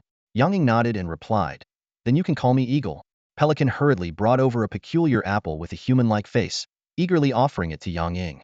He even fetched a chair and served iced water, providing exceptional hospitality. He proposed trading all the otherworldly fruits for the lingho seed, but Yang Ying politely declined. Seeing this, Pelican brought out 2 weapons. One was a weapon called Lead Rod, which reduced attack speed but increased attack power. The other was the Forest Sword, which enhanced attack speed and weapon durability. However, neither offer managed to sway Yang Ying. Hoping to push Pelican into offering something better, Yang Ying summoned his double-barreled shotgun, Steel Fong, and boasted, "At 7 steps away, the gun is faster. Within 7 steps, it's both accurate and fast. This baby is way more useful than your rod or wooden sword." He shared the attributes of Steel Fong with Pelican and waited for his reaction. Seeing the Steel Fong in Yang Ying's hand, Pelican couldn't help but stare blankly for a moment. As a seasoned gamer, he was no stranger to firearms, but weapons like the Steel Fong, which came with special effects, were something he had rarely encountered. Its price far exceeded that of other special effect melee weapons, leaving Pelican momentarily entranced. "Hey, Pelican. You okay?" Yang Ying noticed his companion's dazed expression and asked with concern. "Ah, yeah, I'm fine." Pelican snapped out of his thoughts, lowering his head in contemplation before seemingly making a decision. He looked up and gestured toward a quieter corner nearby. "Brother Eagle, it's too crowded here. Let's talk over there." "Sure." Yang Ying agreed. The two of them moved to the resting area and sat down. For a moment, neither spoke. After a brief silence, Pelican couldn't hold back any longer. With a hint of hesitation, he summoned the glowing interface of the infinite game system and shared the details of an item with Yang Ying. Yang Ying examined the item's description carefully, his eyes narrowing slightly. It was a ring called the Iridium Band, possessing 3 special effects: Radiance, which illuminated a 10-meter radius; Magnet, which attracted objects within 3 meters; and Ruby, which boosted attack power. While the effects weren't particularly overwhelming, the ring's value was undeniably significant. Yang Ying didn't respond immediately, waiting for Pelican to make the first move. Although the Iridium Band was impressive, it wasn't essential for him. If Pelican demanded an exorbitant price, Yang Ying was ready to walk away from the deal. Noticing Yang Ying's silence, Pelican broke the ice. "How about this? I'll trade this Iridium Band for your Spirit Monkey Seed and that Steel Fong rifle. What do you think?" It was a fair offer, perhaps even leaning in Yang Ying's favor. But human nature being what it is, and given that Yang Ying held the upper hand in the negotiation, he naturally aimed to push for a bit more. After a brief pause, Yang Ying spoke slowly. "All right, but the Steel Fong is my primary weapon. If I trade it to you, it'll be a significant loss for me. I'll need the Lead Rod and the Forest Blade from you as part of the deal." "No way, don't push your luck." Pelican immediately refused. But under Yang Ying's calm and steady gaze, he eventually relented. "Fine, fine. I'll throw in the Lead Rod, but that's my final offer." Recognizing when to stop, Yang Ying nodded, and accepted the terms. He gripped the steel fong by its barrel and handed the handle to Pelican. Pleasure doing business. With the deal concluded, Yang Ying immediately examined his new acquisitions. The lead rod resembled a thick black baseball bat, about a meter long and covered with dents from previous battles. True to its heavy, special effect, the rod weighed a hefty 40 to 50 pounds, unmanageable for most people, but not an issue for Yang Ying. He swung it a few times before stowing it in his inventory. In contrast to the straightforward design of the lead rod, the iridium band was far more ornate. The purple metal ring was adorned with 4 gemstones, yellow, green, and blue, and emitted a faint glow that gave it an extraordinary appearance. Yang Ying toyed with the ring briefly and couldn't help but admire it. This ring is really something. You must have gone through a lot to get it. Pelican, who was inspecting the steel fong with evident satisfaction, chuckled lightly at Yang Ying's remark. Honestly, brother, it didn't take much effort. I actually fished it out in one of the mission worlds. Oh, really? That's some luck you've got. If I ever get a chance to visit that mission world, I'll definitely try fishing, Yang Ying said with a smile, pulling 2 cigars from his treasure chest and offering them to Pelican. Here, brother. I picked these up in a mission world. I don't smoke, so you can have them. Pelican took the cigars, opened one of the metal tubes, and sniffed deeply at the cigar inside. His eyes lit up, and he gave Yang Ying a thumbs up. This is some top-tier stuff, brother. If you sold these, they'd easily go for thousands apiece, maybe even more. And that's if you could even find buyers. Is that so? I don't know much about cigars. As long as you like them, that's all that matters, Yang Ying replied as he slipped the iridium band onto the index finger of his left hand, flexing his fingers to ensure it didn't hinder his movement. Afterward, he and Pelican exchanged infinite game system friend requests, preparing to part ways. Before Yang Ying left, Pelican insisted on giving him a large portion of the fruit from his stall as a parting gift. According to the Pelican, these fruits probably wouldn't sell anytime soon. Instead of letting them go to waste, he suggested giving them to Yang Ying. While Yang Ying was packing the fruits into his treasure chest, preparing to leave, the Pelican leaned in close and whispered, Brother, be careful when you leave. Stick to crowded areas as much as possible. Yang Ying, puzzled, whispered back, Why? The Pelican pointed to the treasure chest in Yang Ying's hands and explained with a sigh, That space equipment of yours is way too eye-catching. Yang Ying immediately understood. He glanced around warily and noticed that several people were secretly watching him, their eyes filled with greed. Instead of feeling intimidated, Yang Ying scoffed and raised his voice, taunting. Ha! You lot are even less daring than the gut-eating hyenas on the plains. The blatant provocation made the Pelican's face twitch. Just as he was about to step in and mediate, Yang Ying dramatically pulled back the black robe covering his left arm, revealing an arm shrouded in some kind of black substance. As Yang Ying raised his arm, the black substance began to expand and writhe, stretching out to nearly 4 meters in length. The end morphed into the head of a steel-fanged hunting hound, its jaws ablaze with an eerie green flame. The grotesque hound's head opened its massive, tooth-filled mouth and let out a series of frenzied howls, sending the onlookers scrambling backward in fear. Yang Ying sneered and shouted loudly, You want my stuff? Huh? Come on. Let's settle this outside fight to the death. Kill me, and everything I have will be yours. Don't worry, even if I end up killing you, your corpses won't go to waste. Faced with such brazen defiance, most people chose to stay silent, some even slipping away quietly.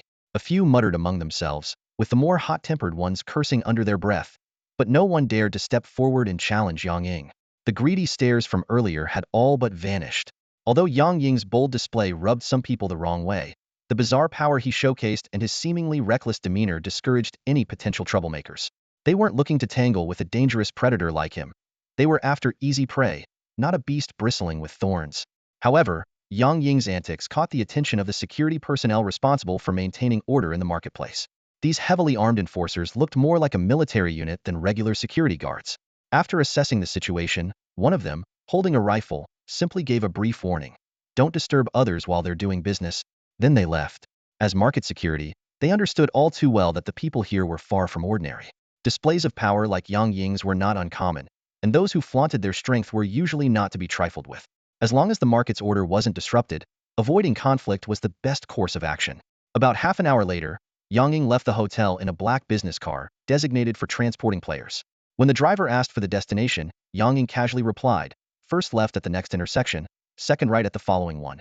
Then take a U-turn left, and after that, he rattled off a series of instructions, leaving the driver thoroughly confused. Seeing the bewildered look on the driver's face, Yang Ying added, Just drive wherever you want. Honestly, it doesn't matter. They'll let you know if we need to turn. All right, the driver said helplessly.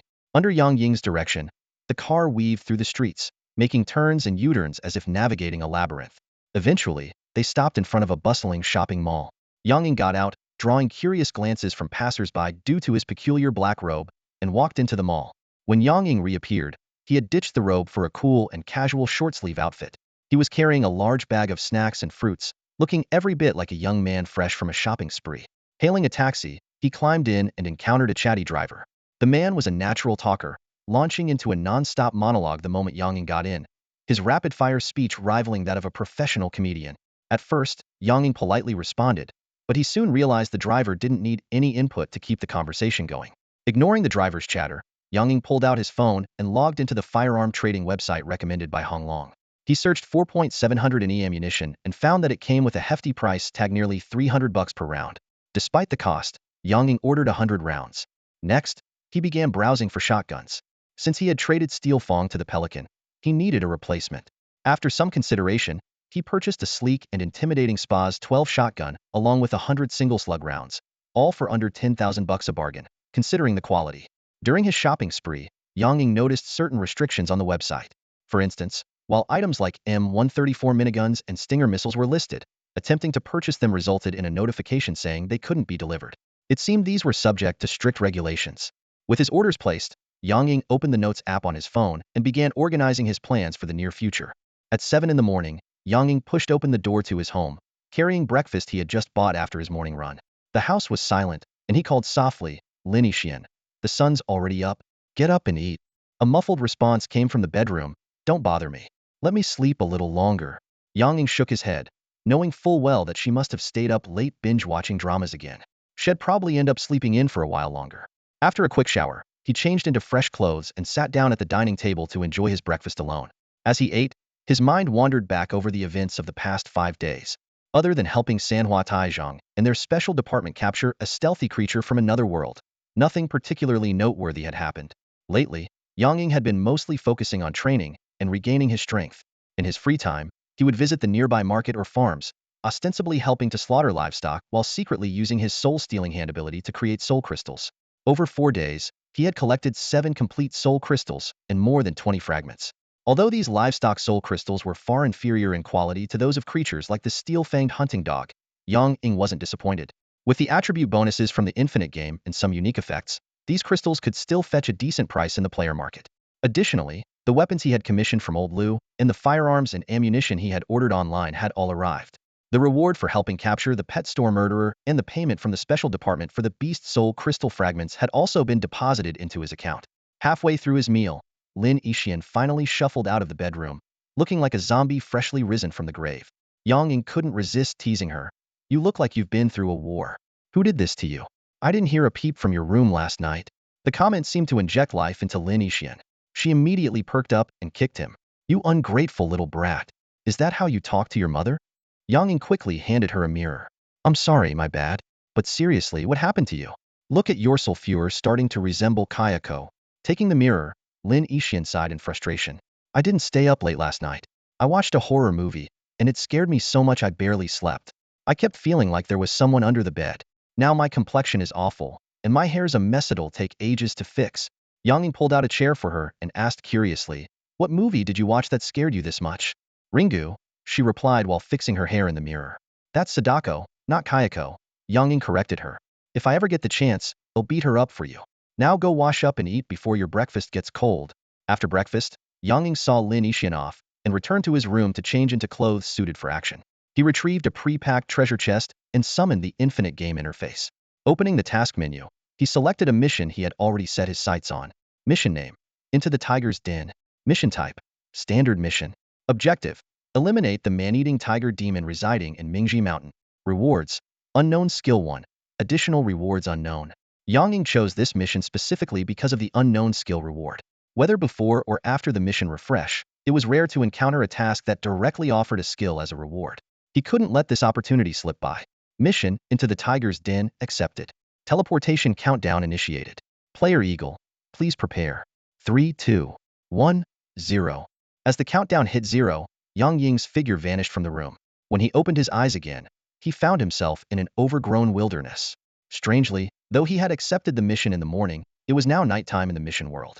It seemed that time didn't align perfectly between the real world and the mission world. Raising his left arm, Yang Ying tapped the yellow gemstone on his iridium ring. The moment the glowing effect was activated, the purple ring emitted a radiant light, illuminating a 10-meter radius around him. He cautiously scanned his surroundings. After confirming there was no immediate danger, he deactivated the ring's light and began unloading items from his treasure chest. Yang Ying retrieved a utility belt from the treasure chest and expertly fastened it around her waist. The belt, equipped with ammunition pouches, an M1873 revolver, and a sharp hunting knife, was followed by her pulling out the newly arrived SPAS 12 shotgun. Fully geared up, she slung the treasure chest over her back and gently blew into the Griffinhound whistle hanging around her neck. The air shimmered slightly as the space twisted, and a tawny Griffinhound emerged. Yang Ying gave it an order to search for traces of humans. With a piercing cry, the creature soared into the sky. She chose a direction where the terrain was flat and vegetation sparse, determined to first figure out her location. Suddenly, the Griffinhound let out a warning cry. Yang Ying immediately became alert, drawing the M1873 revolver with her left hand while gripping the hilt of her hunting knife with her right. The distant howls of wolves echoed closer and closer, signaling the approach of a pack. Yang Ying quickly adjusted her strategy. She took a lead rod from the treasure chest and tossed it onto the ground, then grasped the SPAS 12 shotgun. Her fingers brushed over the ruby embedded in her iridium ring, causing it to emit a flash of red light that amplified her attack power. A massive wolf leaped out from the underbrush, and Yang Ying fired without hesitation. Though hit, the wolf snarled viciously, refusing to back down. She fired 2 more shots, her sharp gaze scanning the surroundings. Dozens of glowing eyes emerged in the darkness. An overwhelming number of wolves had surrounded her. Before the pack could attack, Yang Ying seized the initiative. She fired 3 rapid shots into the densest cluster of wolves, then switched to the SPAS 12 for a relentless barrage. At the same time, she commanded the Griffinhound to locate the alpha wolf. The wolves surged forward in a frenzy. The SPAS 12's devastating power felled several wolves with each shot, but the sheer size of the pack meant her ammunition was quickly depleted. Yang Ying swiftly adapted her tactics. She activated the magnetic effect of her iridium ring, pulling the lead rod back into her hand. Wielding the rod with precision, she swung it in wide arcs, crushing the bones of the wolves that lunged at her. Above, the Griffinhound locked onto a massive alpha wolf and let out a sharp warning cry. Just as Yang Ying prepared to act, 2 wolves seized the opportunity to bite down on her arm and ankle. However, they quickly realized they weren't sinking their teeth into flesh instead. They felt a tough, bark-like texture. Yang Ying had already activated her magical ability, transforming her body into an ironhide boar-like form. Breaking free from the wolf's grip, Yang Ying unleashed her magic again. Her left arm morphed into a basin-shaped organ, and she swiftly extended her magical armor to cover her head. The next instant, a deafening sonic wave erupted from the basin, incapacitating the surrounding wolves. This was her newly acquired ability, Sonic Blast, gained from absorbing the blood of a creature from another dimension. In mere moments, the once coordinated wolf pack descended into chaos. Yang Ying tightened her grip on her weapons, bracing herself for the battles yet to come. Seizing the moment of chaos among the wolf pack, Yang Ying decisively grabbed his lead rod and charged toward the Wolf King, guided by the canine griffin. Like a bolt of lightning, he dashed through the disordered wolves, quickly locking onto the Wolf King, who was desperately trying to maintain order. This Wolf King had a distinctive appearance. Its massive size was astonishing, but what stood out even more was its missing left eye and ear. The hollow, empty eye socket exuded a menacing aura, while its remaining eye glinted with a near-human hatred upon seeing Yang Ying. A fleeting thought crossed Yang Ying's mind. Perhaps the Wolf King's injuries were inflicted by humans. But there was no room for sympathy now. Die! Yang Ying roared, leaping into the air as his lead rod came crashing down toward the Wolf King. The Wolf King reacted swiftly, leaping backward with agility to evade the deadly strike. Boom! The heavy rod slammed into the ground, producing a deafening thud. The Wolf King seized the opportunity, lunging at Yang Ying with lightning speed, its fangs aimed straight for his throat. Although Yang Ying's body was protected by the boarhide armor conjured by the demon hand, he dared not underestimate the Wolf King's razor-sharp fangs, which were longer than human fingers. At the critical moment, Yang Ying swiftly raised his lead rod to block. Clang! The Wolf King's powerful jaws clamped onto the rod, its sharp teeth leaving deep scratches on the solid surface.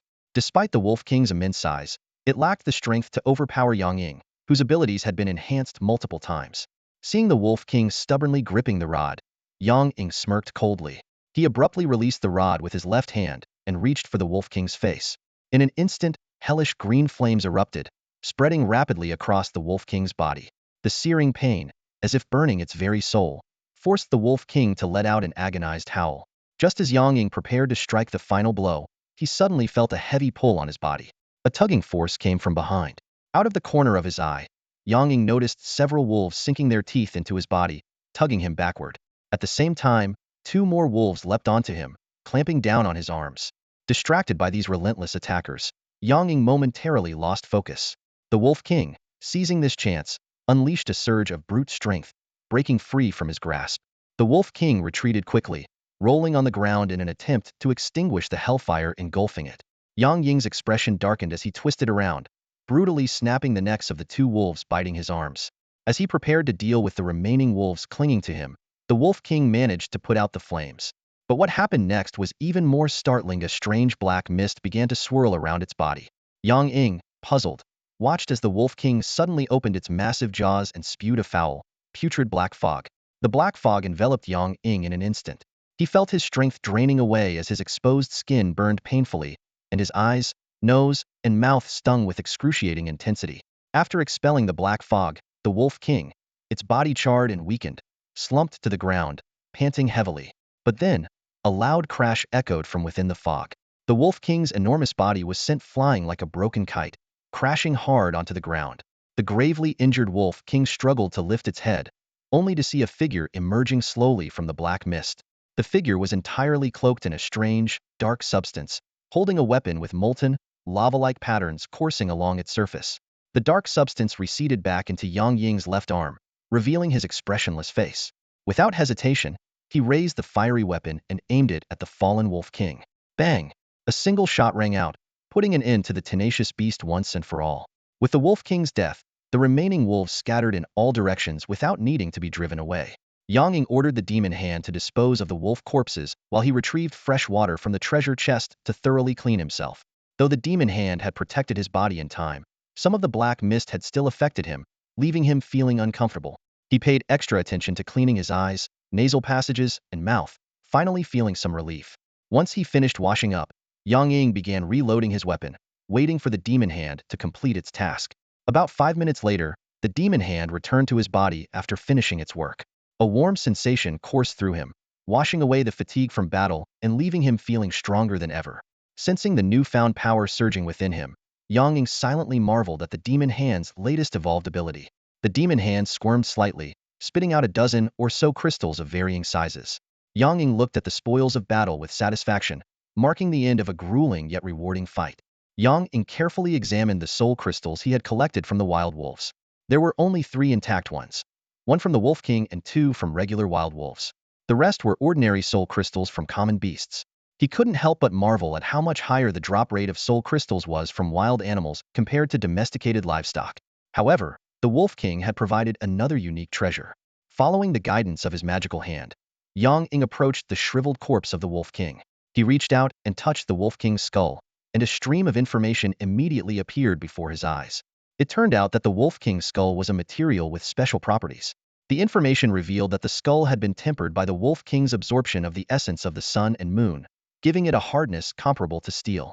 Yang Ying picked up the pale, massive wolf skull and tapped it a few times with the handle of his gun. After confirming its extraordinary hardness, he carefully stored it away. Reflecting on the battle earlier, Yang Ying realized a few issues. The M1873 revolver was decent in terms of power, but its 6-shot capacity, single-action firing, and cumbersome reloading made it impractical. In contrast, the SPA's 12 shotgun had performed satisfactorily, though its 8-round capacity felt slightly insufficient, and the single-shell loading process was time-consuming. He made a mental note to consider purchasing a shotgun with a large-capacity drum magazine when he returned. After weighing his options, Yang Ying decided to store the revolver, along with the heavy elephant gun and lead club, in his treasure chest for future use. He kept only the SPA's 12 shotgun and a sharp hunting knife with him. Once his gear and loot were sorted, the griphound he had sent out earlier to scout for signs of humans returned with good news. Yang Ying followed the griphound for about half an hour and arrived at a human village. The village looked completely devoid of modernity, with only a few faint candlelights glowing in the night. The architecture exuded a strong ancient style. Yang Ying thought to himself that this seemed to be a mission world with a historical setting, which was rather intriguing. Gripping his weapon cautiously, Yang Ying approached the village with the griphound in tow. At the entrance, he noticed a stone tablet with the words, Xiaonyo Village, painted in red, likely the village's name marker. Just as Yang Ying was about to step into the village, a series of barks erupted from a dilapidated house near the entrance. Like a contagious wave, soon all the dogs in the village joined in, barking one after another. Yang Ying frowned slightly. It seemed sneaking into the village unnoticed was no longer an option. Still, he couldn't help but admire the vigilance of these rural dogs, which far surpassed that of pampered pet dogs. Meanwhile, a light flickered on in the house where the barking had first started. Moments later, a male villager with indistinct features rushed out, holding a torch in one hand and a pitchfork in the other. Yang Ying was about to step forward and greet him, but the villager spotted him first. The man immediately pointed the pitchfork at Yang Ying and shouted, "Stop right there! Who are you?" "Relax, my friend," Yang Ying said, attempting to explain. "I'm just a traveler passing through. I was attacked by a pack of wolves earlier today and barely escaped. It's late, and when I saw your village, I thought I could stay for the night." "You see." Before Yang Ying could finish, the villager's face twisted with fear. He suddenly turned and bolted back toward the village, shouting at the top of his lungs, "Everyone, come quick!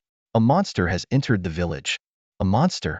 Yang Ying instinctively touched his face, wondering if his attire, though peculiar for this era, was enough to warrant being called a monster. Then, out of the corner of his eye, he caught sight of the griphound standing obediently by his side. It dawned on him instantly. With its eagle-like head and canine body, the griphound must have appeared as a terrifying creature to these superstitious villagers from ancient times. As more lights flickered on throughout the village and villagers began emerging from their homes, Yang Ying decided to wait calmly to avoid escalating the misunderstanding. About 10 minutes later, a group of 20 to 30 robust villagers, armed with torches and farm tools, approached with a menacing air. The ensuing encounter did not go smoothly. The villagers' representative, a brawny but dim-witted man, refused to listen to reason and was intent on killing the griphound and driving Yang Ying away. Seeing that negotiations were going nowhere and sensing their hostility, Yang Ying sighed in frustration and fired a warning shot into the air with his shotgun. To his surprise, the shot did not have the desired effect. Instead, the burly villager stepped forward, pointed his hoe at Yang Ying, and scoffed.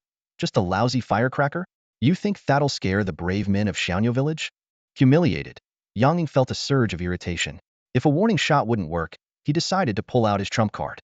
Raising his left hand dramatically, he bellowed, "Enough, insolent fools!" At the same time, his fingers discreetly brushed against the yellow gemstone on his iridium ring. The radiant effect activated instantly, bathing Yang Ying in a brilliant light that illuminated a 10-meter radius around him.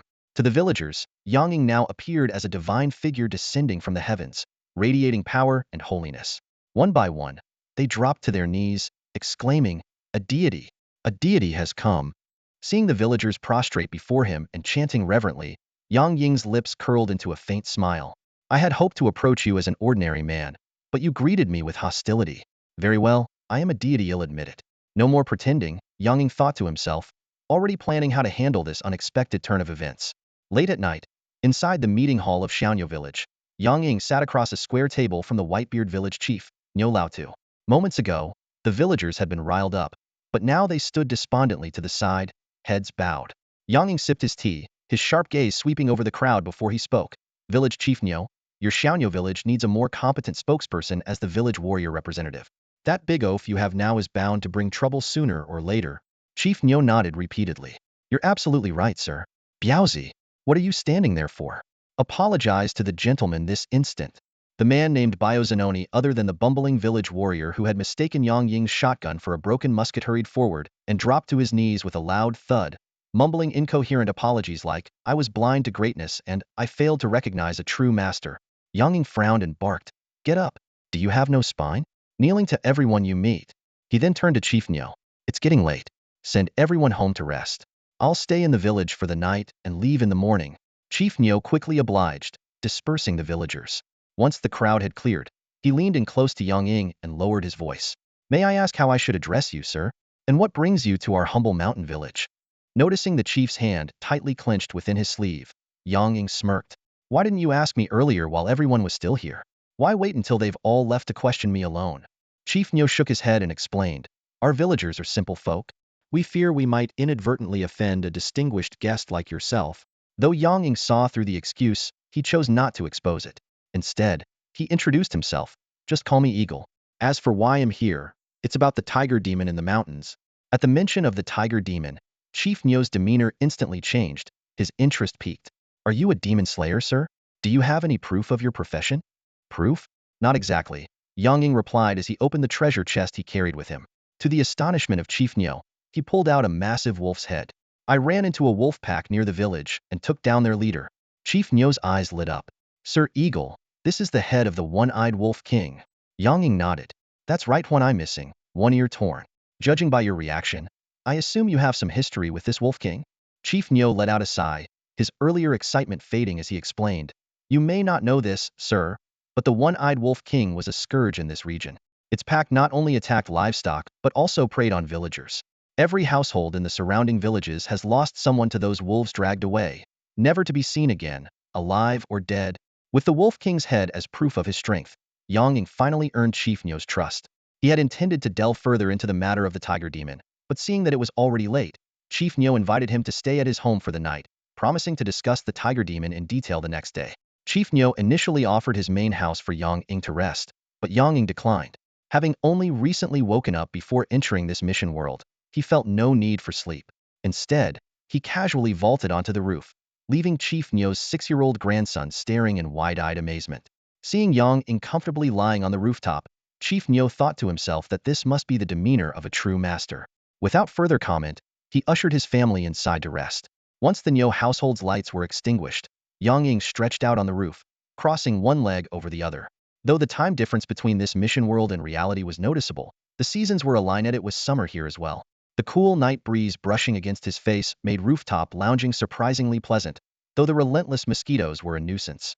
In truth, Yang Ying hadn't chosen the roof merely for the breeze. After consuming the one-eyed Wolf King, he had gained a unique ability to absorb the essence of the sun and moon to restore and strengthen himself. Tonight, he intended to test this newfound power under the moonlight. At dawn, Yang Ying opened his eyes and assessed the changes in his body, shaking his head slightly. After a night of experimentation, he concluded that while the ability was effective in restoring stamina, its strengthening effects left much to be desired. After absorbing the moonlight essence all night, the strengthening effect was still far less evident than what his magic hand could achieve by absorbing a few wild wolves. It was, frankly, a bit disappointing. Yang Ying opened his eyes, stretched his limbs, and felt the changes in his body. Though disheartened, he was not discouraged. As dawn broke, the village was already bustling with activity. Yang Ying leapt lightly from the rooftop and happened to encounter village chief Nyo practicing his morning exercises by the door. After a brief exchange of greetings, Yang Ying headed toward the small forest outside the village to practice his marksmanship. Entering the woods, Yang Ying retrieved a bolt-action rifle from his treasure chest. This rifle was something he had confiscated from a cultist in a previous mission world and had saved his life on numerous occasions. Raising the rifle, Yang Ying aimed at a tree trunk in the distance and pulled the trigger. Bang, bang, bang. With each shot, Yang Ying's shooting accuracy visibly improved. His natural talent, combined with relentless effort, made his progress astonishing. Just as he was reveling in the satisfaction of shooting, a strange male voice suddenly called out from behind him. Excuse me, brother. May I ask what that contraption in your hands is? Yang Ying lowered his rifle cautiously and turned around. About 20 meters away stood a young man and woman, both strikingly good-looking and dressed in peculiar martial attire. Each carried a long sword on their back, resembling characters straight out of a wuxia novel.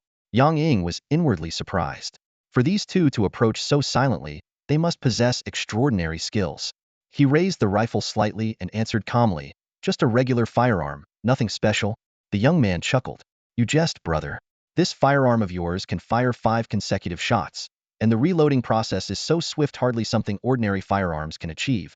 He paused for a moment before continuing. I am Feng Ying, and this is my junior sister. Yuling, may I ask your name? Call me Eagle, Yang Ying replied with his code name before asking. Are you two demon slayers by any chance? Feng Ying and Yuling exchanged a glance and nodded in confirmation, even producing a high-grade token as proof. Although Yang Ying didn't recognize the token, he nodded knowingly to maintain appearances. Curious about how Yang Ying guessed their identity, Yuling asked outright. Yang Ying admitted it was just a lucky guess. The three then chatted for a while.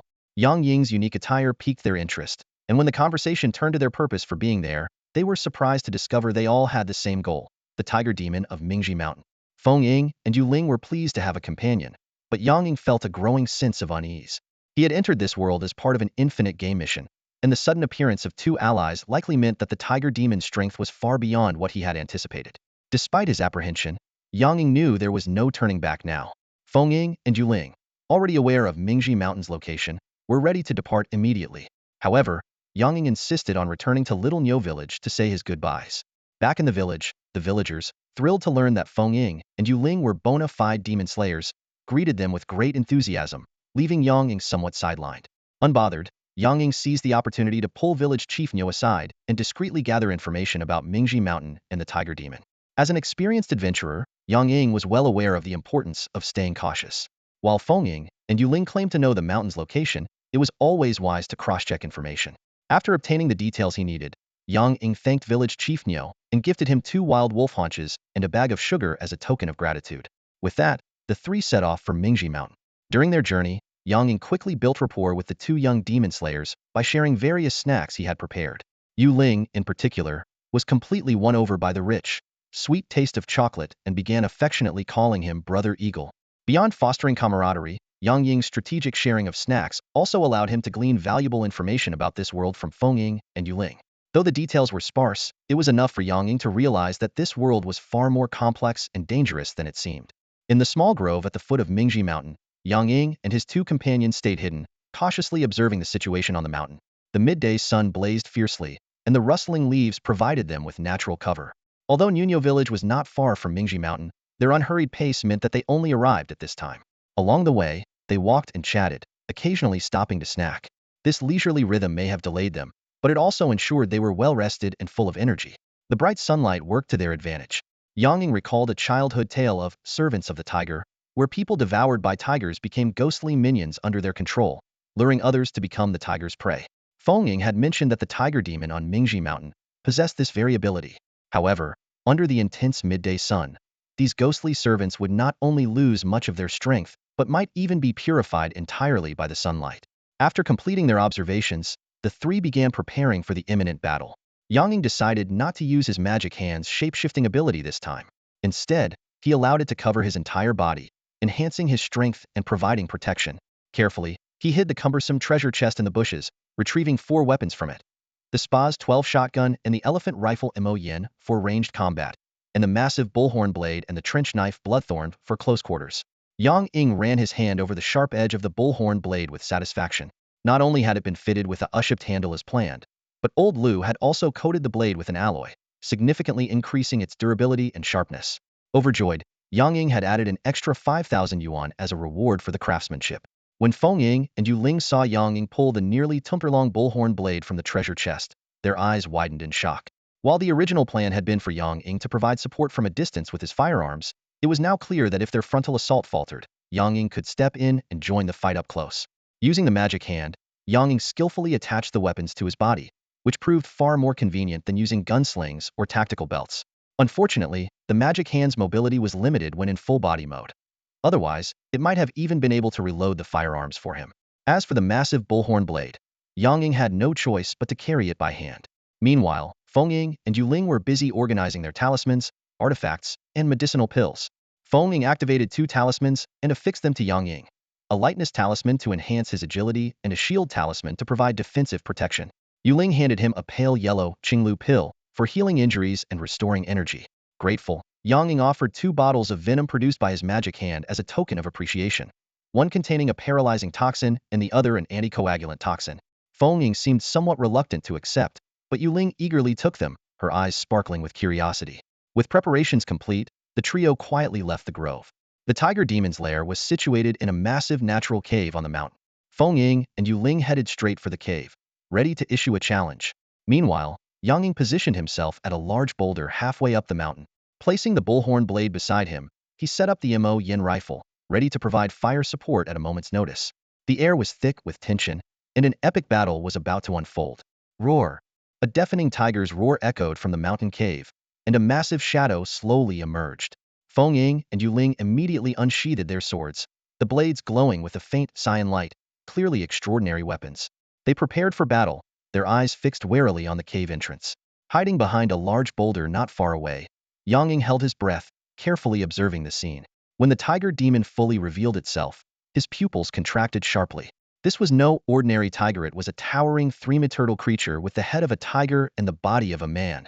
Its muscular frame was covered in striped yellow and black fur, and its long, powerful tail swayed ominously. Its forelimbs had transformed into human arms, one of which gripped a massive, gleaming, tumper-long blade, while its hind legs retained the animalistic reverse joint structure. It's already taken on a human form. This one must be quite advanced in its cultivation, Yang Ying muttered under his breath, simultaneously rubbing the red gemstone on his iridium ring to activate its attack-boosting effect. He slowly adjusted his rifle, aiming at the ferocious tiger demon. Feng Ying called out righteously, his voice firm and unwavering, "Tiger demon, you've been slaughtering innocents and wreaking havoc in this land. As demon slayers, it is our duty to uphold justice and rid the world of your evil." Yu Ling stood beside him, her expression equally serious, while the tiger demon seemed oddly patient, standing still as if listening to the speech. However, before Feng Ying could finish, a loud gunshot suddenly rang out from behind. Bang! A burst of blood sprayed from the tiger demon's chest, and its massive body staggered back several steps. Roar! You despicable humans! How dare you attack without honor? The tiger demon bellowed in rage, speaking in human tongue.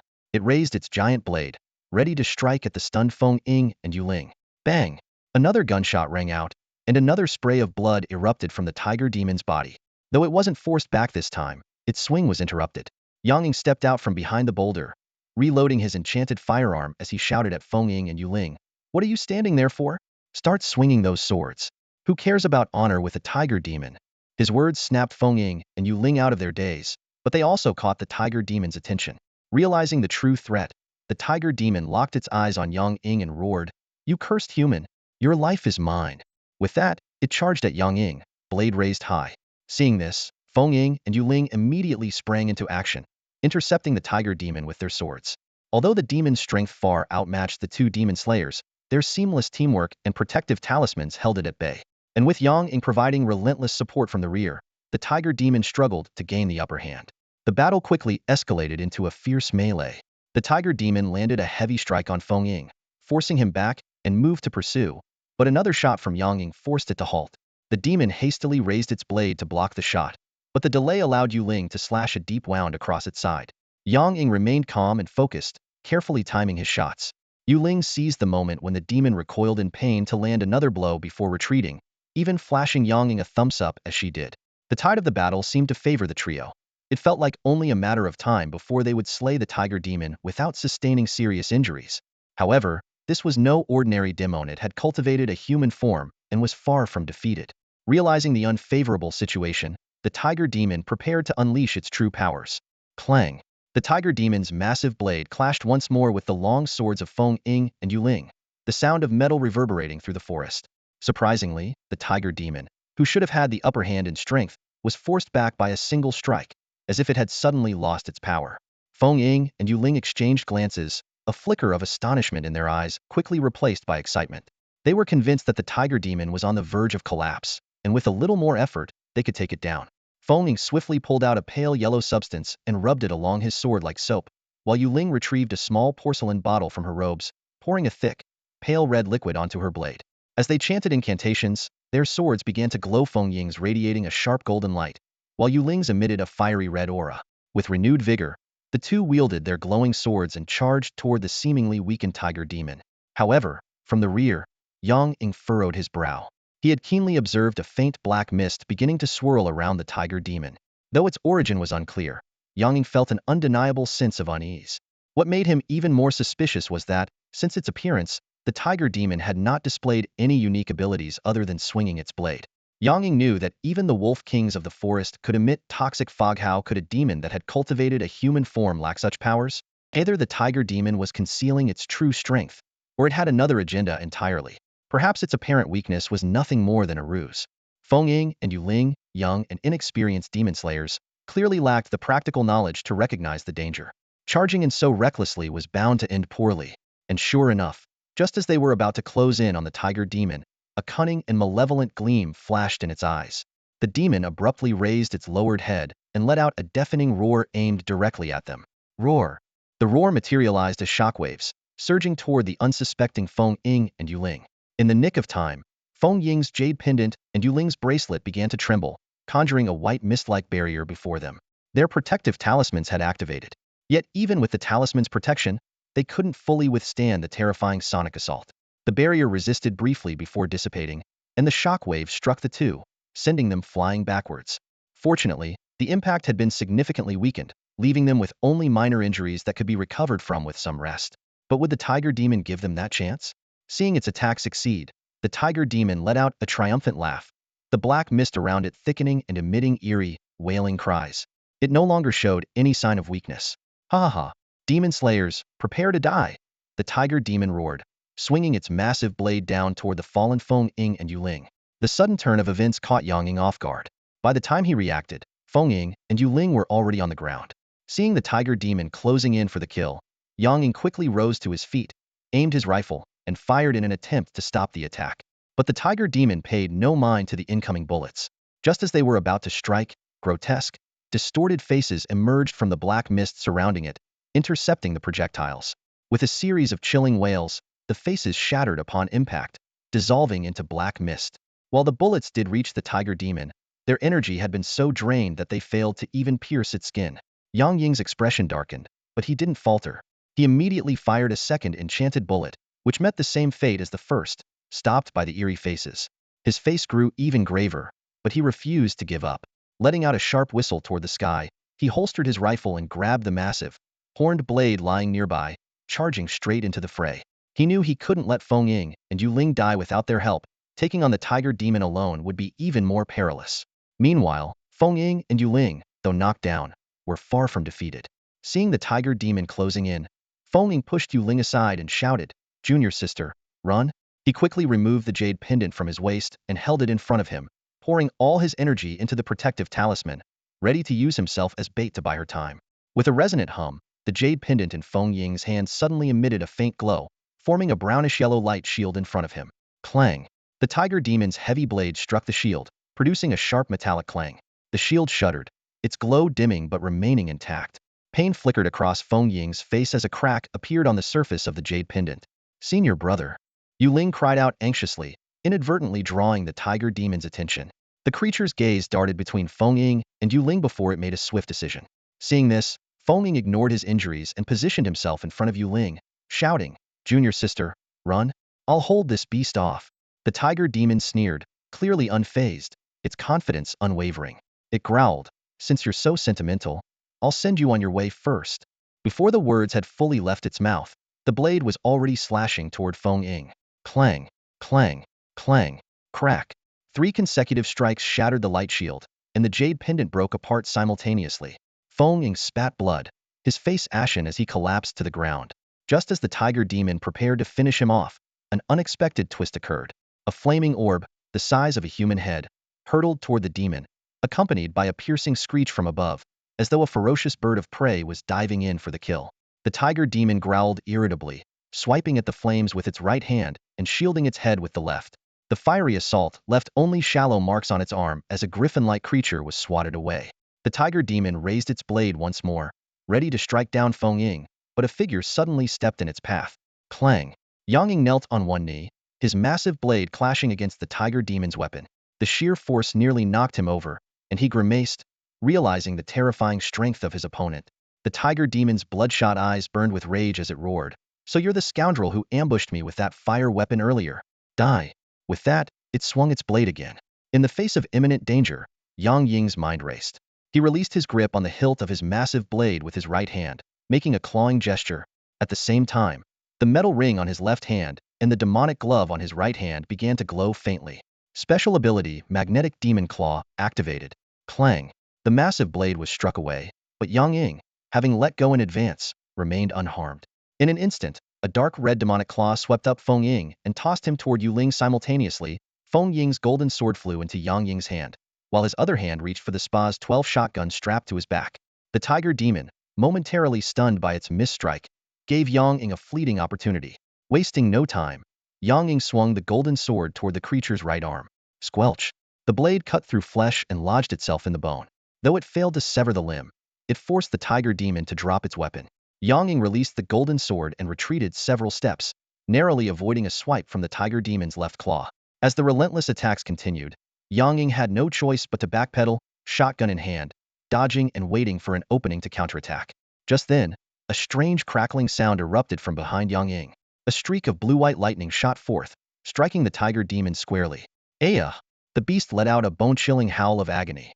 Watching the tiger demon retreat with a howl, its body crackling with electric light, Yang Ying paused momentarily. Then, without hesitation, he raised his shotgun and repeatedly pulled the trigger, aiming straight for the tiger's ferocious head. Bang! Bang! Bang! A deafening series of gunshots echoed as bullets rained down like a storm.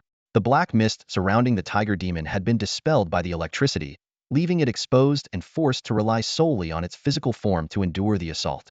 Once the magazine was emptied, Yang Ying quickly assessed the situation. Although the tiger demon's roars of pain were evident, its massive and terrifying body showed no signs of being fatally wounded. Realizing that the shotgun alone wouldn't be enough to secure victory, Yang Ying decisively changed tactics. While retreating, he extended his hand toward the tiger demon's fallen broadsword, activating the magnetic effect of his iridium ring. In an instant, the broadsword flew toward him as if it had a will of its own. However, as soon as Yang Ying caught it, he felt a sudden weight that nearly made him drop it. Examining the tiger demon's broadsword closely, Yang Ying noticed that it was about 30 to 40 centimeters longer than his own antler greatsword, though not as wide. What truly shocked him was its weight more than double that of his weapon. While he could barely lift it, swinging it freely was out of the question. Still, Yang Ying hadn't taken the broadsword for personal use. His goal was to weaken the tiger demon's combat ability. Dragging the heavy blade with difficulty, he made his way back to Feng Ying and Yu Ling. By now, Feng Ying had taken a healing pill and seemed significantly better. Yu Ling, on the other hand, looked pale, her forehead glistening with sweat. At her feet was a broken wooden token that sparkled faintly with electric light. It became clear that the electric strike that had driven back the tiger demon earlier was unleashed by Yu Ling using this token. Even the fireball that the tiger demon had swatted away earlier had been conjured by her through a similar method. When Yang Ying returned, Feng Ying immediately stepped forward, respectfully handing him the antler greatsword and a pill to restore his strength. Brother Ying, thank you for risking your life to save us earlier. Here's your weapon, I retrieved it for you. And this pill will help you recover. Yang Ying mustered his strength to toss the tiger demon's broadsword aside before accepting the weapon from Feng Ying. Without hesitation, he popped the pill into his mouth. Thanks to his Hydra-like constitution, he had no fear of any potential poison. Crunch!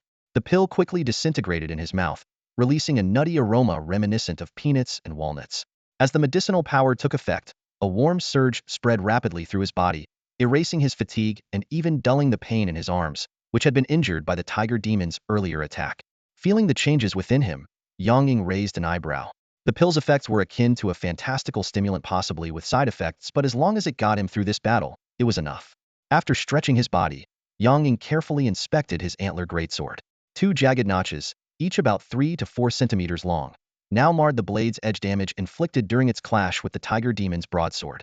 Considering that this weapon, forged from the antlers of a giant deer, was impervious to bullets from a steel-jawed hunting rifle, the fact that it had been so easily damaged spoke volumes about the fearsome power of the tiger demon's weapon.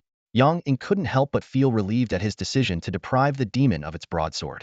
While the trio adjusted their conditions, the tiger demon had also managed to rid itself of the lingering electric light.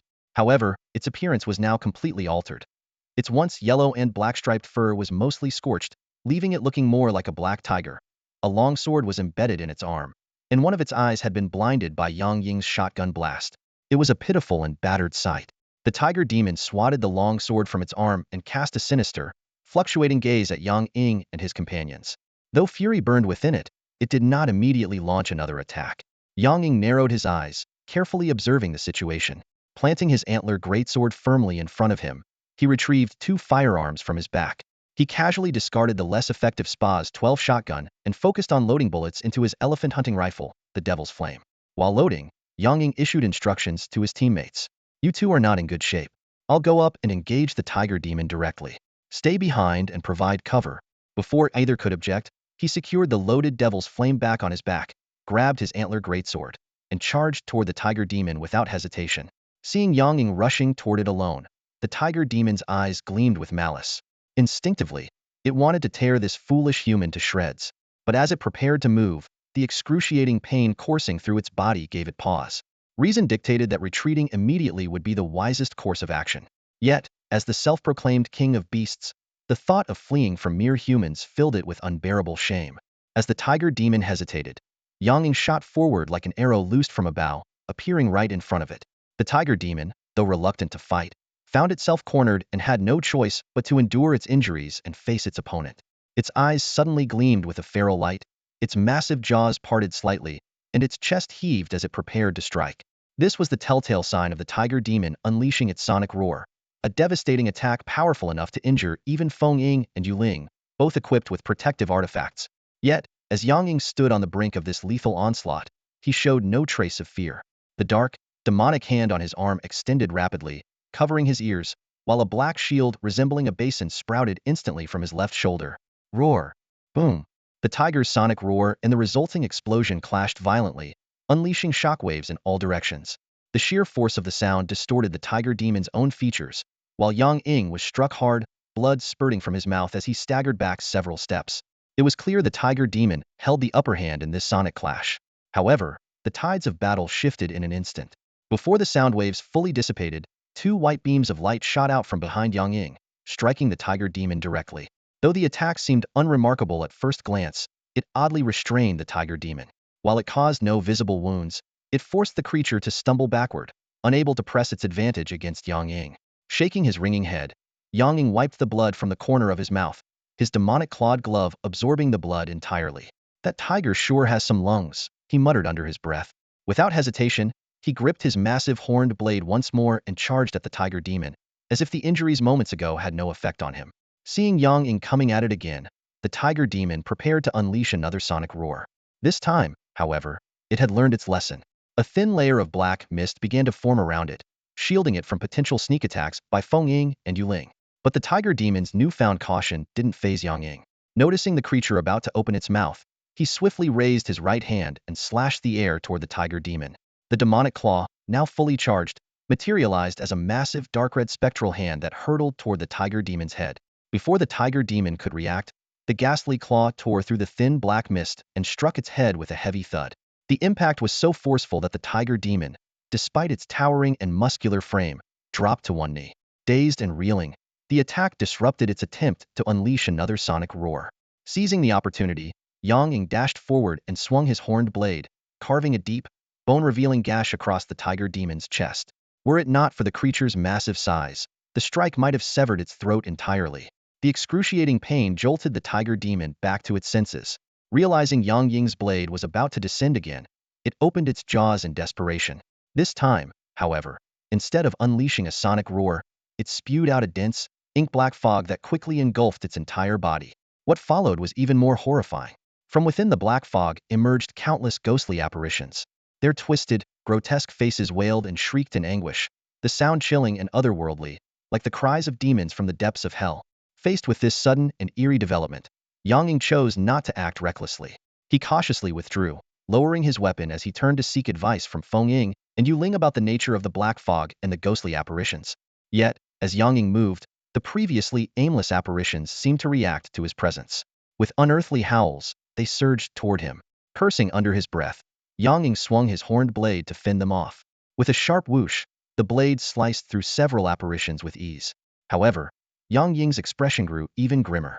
He realized there was no physical resistance when his blade passed through them, and the apparitions he struck simply reformed moments later, continuing their relentless pursuit.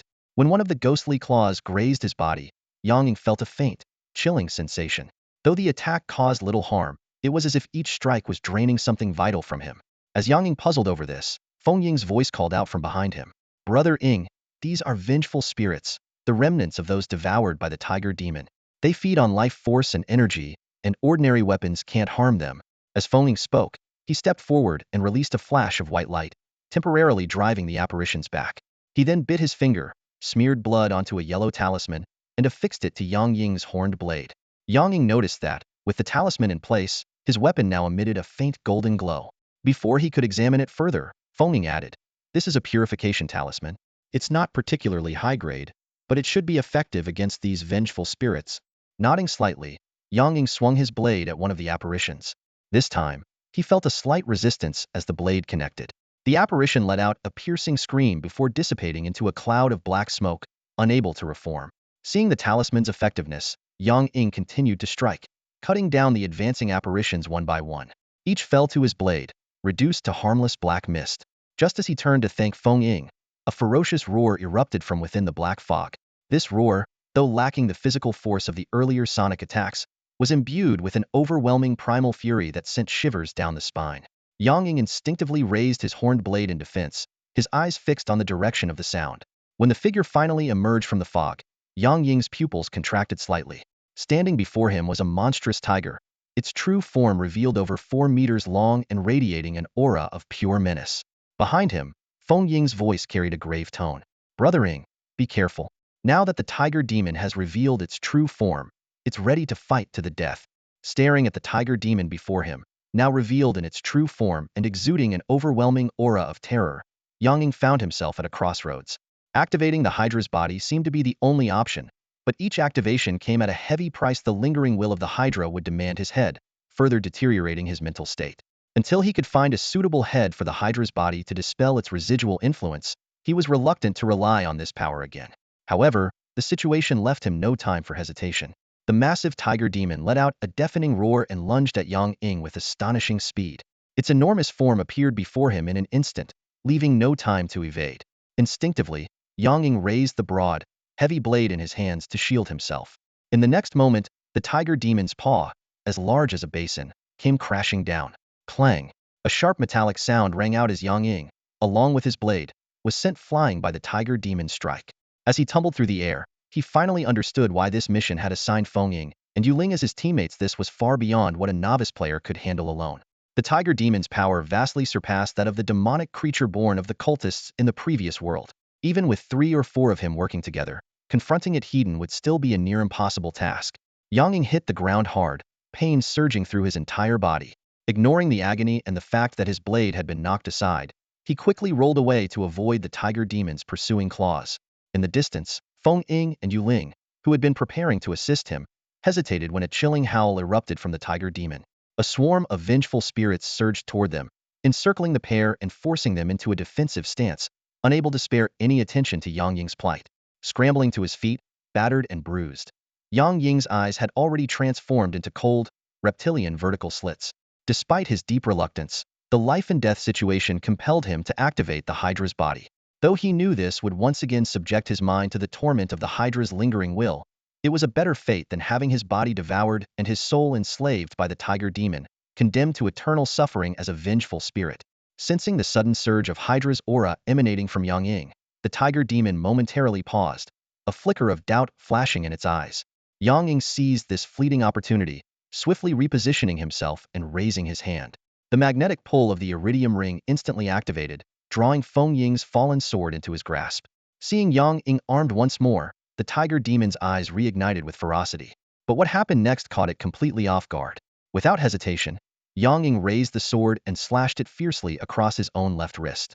The sharp blade tore through flesh, and the once shimmering blade was now stained crimson. As the wound on his wrist healed at an alarming rate, Yang Ying gritted his teeth and struck again, his face contorted with pain. This series of self-inflicted injuries left the tiger demon momentarily stunned. It had encountered countless demons and demon slayers over the years, but never one who treated themselves with such ruthless disregard. Taking advantage of the tiger demon's hesitation, Yang Ying suddenly charged forward, sword in hand. The tiger demon growled and prepared to counterattack, only to see Yang Ying fling his left arm with force, sending a spray of fresh blood directly onto its body. The unexpected act failed to alarm the tiger demon. It had consumed more blood over the years than it could count. As Yang Ying watched his blood seep into the tiger demon's wounds and even get licked by its tongue, a sinister smile crept across his face. The plan was unfolding even better than he had anticipated. Meanwhile, the tiger demon, having ingested Yang Ying's blood, remained oblivious to any danger. Instead, the blood seemed to fuel its ferocity even further. With another earth-shaking roar, it lunged at Yang Ying once more. A mere splash of blood wasn't enough. It was determined to tear apart and devour all 3 of these insolent demon slayers. As the tiger demon charged, Yang Ying, who had initially seemed ready to confront it head-on, suddenly shifted tactics. With a nimble roll, he dodged to the side. As the tiger demon missed its mark, Yang Ying seized the opening, his sword slicing deeply into its flank, leaving a gaping wound that exposed bone. From that moment, Yang Ying completely altered his approach to the battle. Gone was the reckless bravery. Now fought with calculated caution. Evasion became his primary focus, while opportunistic strikes defined his offense. He began to engage the tiger demon in a prolonged game of cat and mouse, buying himself time. To the untrained eye, his actions might have seemed erratic, but there was a deeper strategy at play. After all, with the Hydra's body activated, Yang Ying's blood was laced with the Hydra's deadly venom. The toxin was now silently spreading through the tiger demon's body, biding its time for the perfect moment to deliver a fatal blow. The tiger demon was not only wounded and soaked in poisoned blood, but had also consumed it. Its fate was sealed. Yang Ying understood this well. There was no need to risk his life in a desperate fight. All he had to do was wait for the poison to take effect. As time passed, the venom began to wreak havoc inside the tiger demon's body. The searing pain caused by the poison brought the enraged beast back to its senses, and it finally realized something was terribly wrong. Its condition deteriorated rapidly, with foul-smelling dark red blood seeping from its orifices. If not for its extraordinary physical resilience, it would have already succumbed to the poison. Yang Ying's situation was no better. His canvas jacket was in tatters, and the leather armor beneath it was shredded. His right arm hung limply, completely numb, and Feng Ying's treasured sword was nowhere to be found. Without the protection of the demonic hand, even with the regenerative abilities of the Hydra Physique, he would not have survived. Both sides were now at their limits. While Yang Ying's life wasn't in immediate danger, he had lost his ability to fight. The tiger demon, though on the brink of death, still had enough residual strength for one last desperate attack. Dragging things out would clearly be in Yang Ying's favor, but the tiger demon was unwilling to simply collapse without a fight. Roar! The tiger demon let out a feeble growl as an eerie black mist suddenly enveloped its body. Empowered by this dark energy, the dying beast charged at Yang Ying one last time. Seeing this, Yang Ying gave a bitter smile. After the intense battle, both he and the demonic hand were utterly exhausted, barely able to move, let alone fend off the tiger demon's assault. Yet he remained unflustered. The tiger demon had been poisoned by the Hydra toxin and wouldn't last much longer. Besides, with the 12 merit badges in his possession, even if the tiger demon managed to kill him in its final moments of fury, he could still resurrect. As the tiger demon closed in on Yang Ying, a sudden shout came from behind. Behind, a golden rope appeared seemingly out of nowhere, coiling around the tiger demon like a living serpent and slamming it to the ground. It was Yu Ling's enchanted weapon, the binding demon rope. Though far less powerful than the golden rope of the Supreme Elder Lord, it was more than sufficient to subdue the weakened tiger demon. Poisoned and frail, the tiger demon could no longer muster the strength to break free. Yang Ying turned to Yu Ling and gave her a thumbs up before painfully drawing the demonic flame elephant hunting rifle from his back. Staggering toward the restrained tiger demon, he wasted no time. Just as the beast tried to let out one last defiant roar, Yang Ying shoved the barrel of the rifle directly into its mouth. Goodbye, beast. With a deafening blast, the tiger demon's body convulsed violently before falling still. Its once piercing eyes clouded over, lifeless and empty. Yang Ying, unable to withstand the rifle's recoil, collapsed heavily onto his back. As the notification of the mission's completion echoed in his mind, Yang Ying allowed a faint smile to creep onto his lips. The demonic hand, still wrapped around him, extended its tendrils to pierce the tiger demon's corpse, absorbing its blood and energy. Meanwhile, Feng Ying and Yu Ling, weary from their own battle with vengeful spirits, arrived on the scene. Seeing Yang Ying's battered state, they immediately moved to heal him. Wait, don't come near me. My blood is poisonous right now, you'll be contaminated. Yang Ying quickly warned. Eagle bro, your injuries are severe. If you don't get treated soon, you might not make it. Feng Ying said urgently, clutching a bottle of medicine. Yang Ying pointed to the demonic hand on his body. I'll be fine. My physique is unique, and this special inner armor protects me. I won't die. Reluctantly, the two backed off, but still managed to feed him a couple of healing pills before sitting down nearby to recover themselves. With the demonic hand continuously absorbing and transforming the tiger demon's blood and energy, combined with the regenerative powers of his Hydra physique and the efficacy of the pills, Yang Ying's condition began to improve rapidly. After regaining some mobility and escaping immediate danger, Yang Ying struggled to push himself up from the ground. Taking a deep breath, he released the Hydra form, a state that placed tremendous strain on his body. Instantly, a surge of frenzied Hydra remnants flooded his mind, causing him to frown deeply as he focused all his energy on resisting their influence. Only after the chaotic remnants subsided slightly did he retract his cursed hand, holding his throbbing head as he slowly stood up.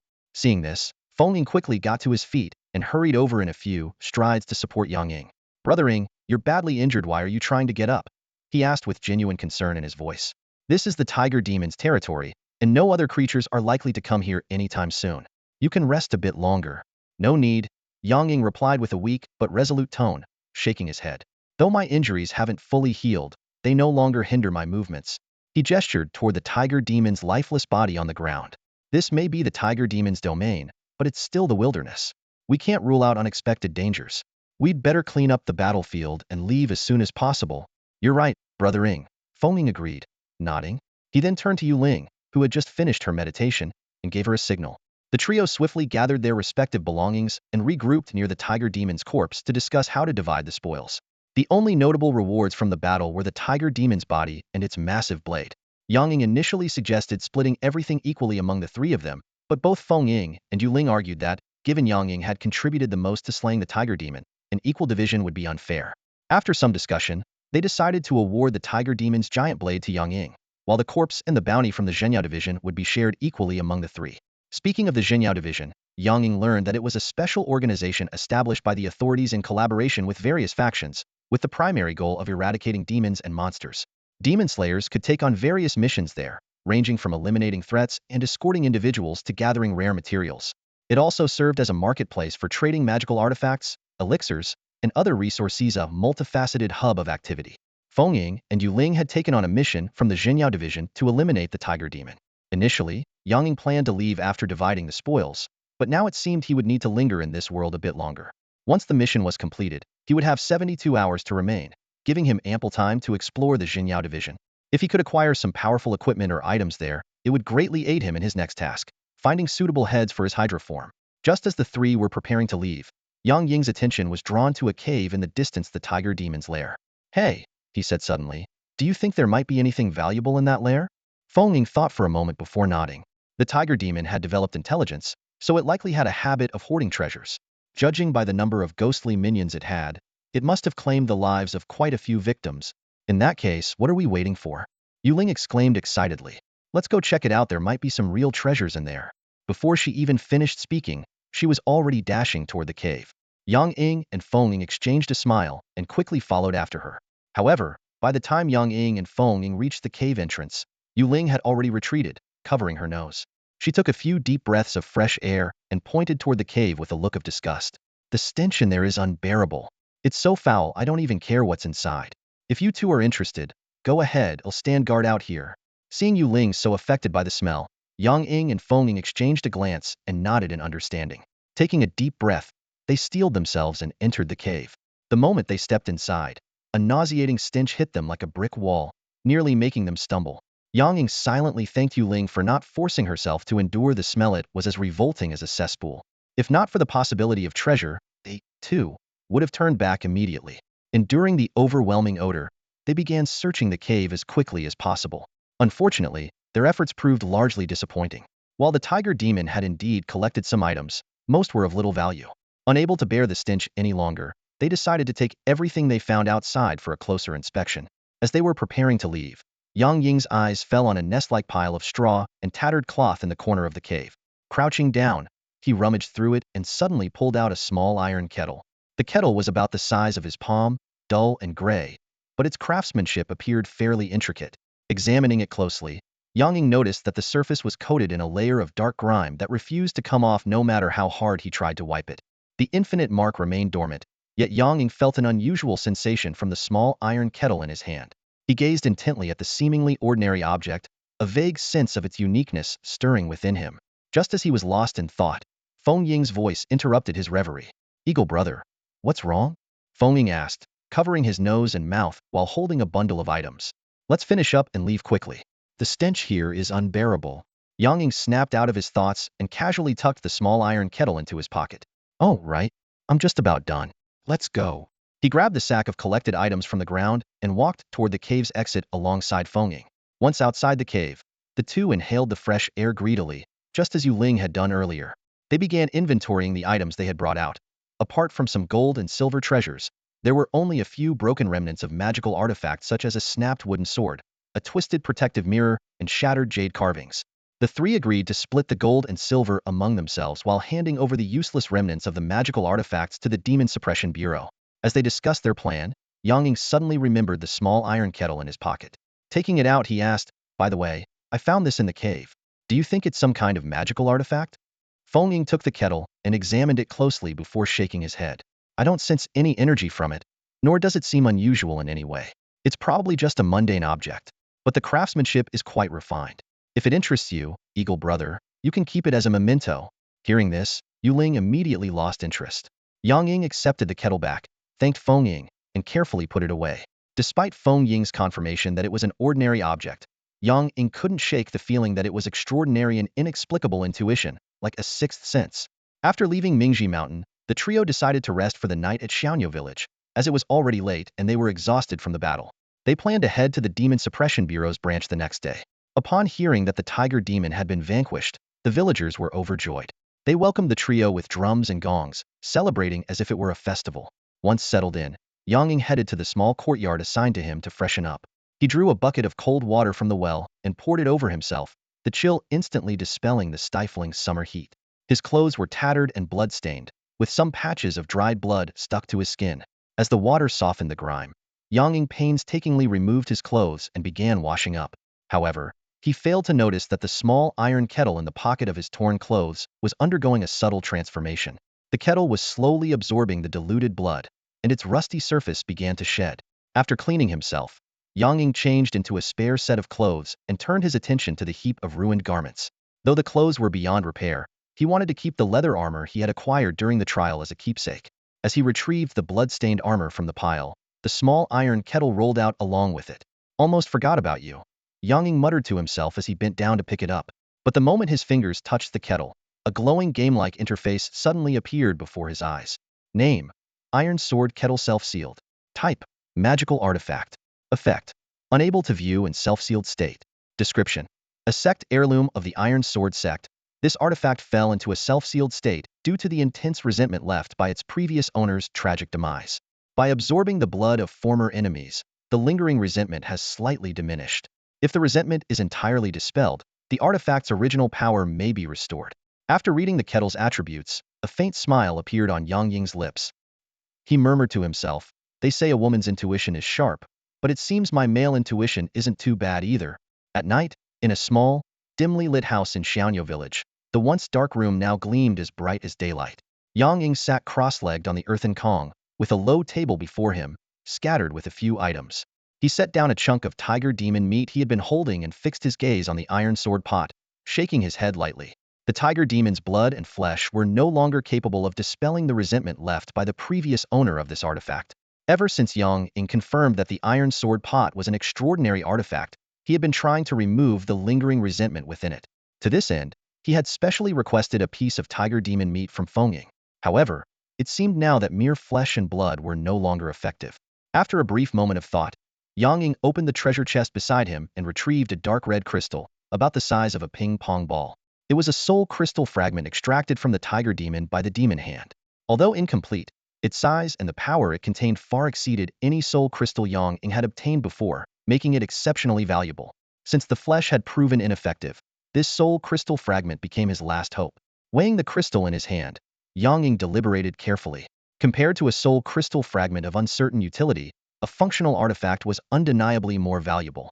Thinking of the various artifacts Feng Ying and Yu Ling had wielded in battle, Yang Ying couldn't help but feel a pang of envy. If the two weren't allies who had just helped him complete a mission, he might have considered taking their artifacts by force. As the soul crystal fragment neared the iron sword pot, the seemingly mundane artifact suddenly began to tremble, faint wisps of black mist emanating from its surface. Is this the resentment of its previous owner?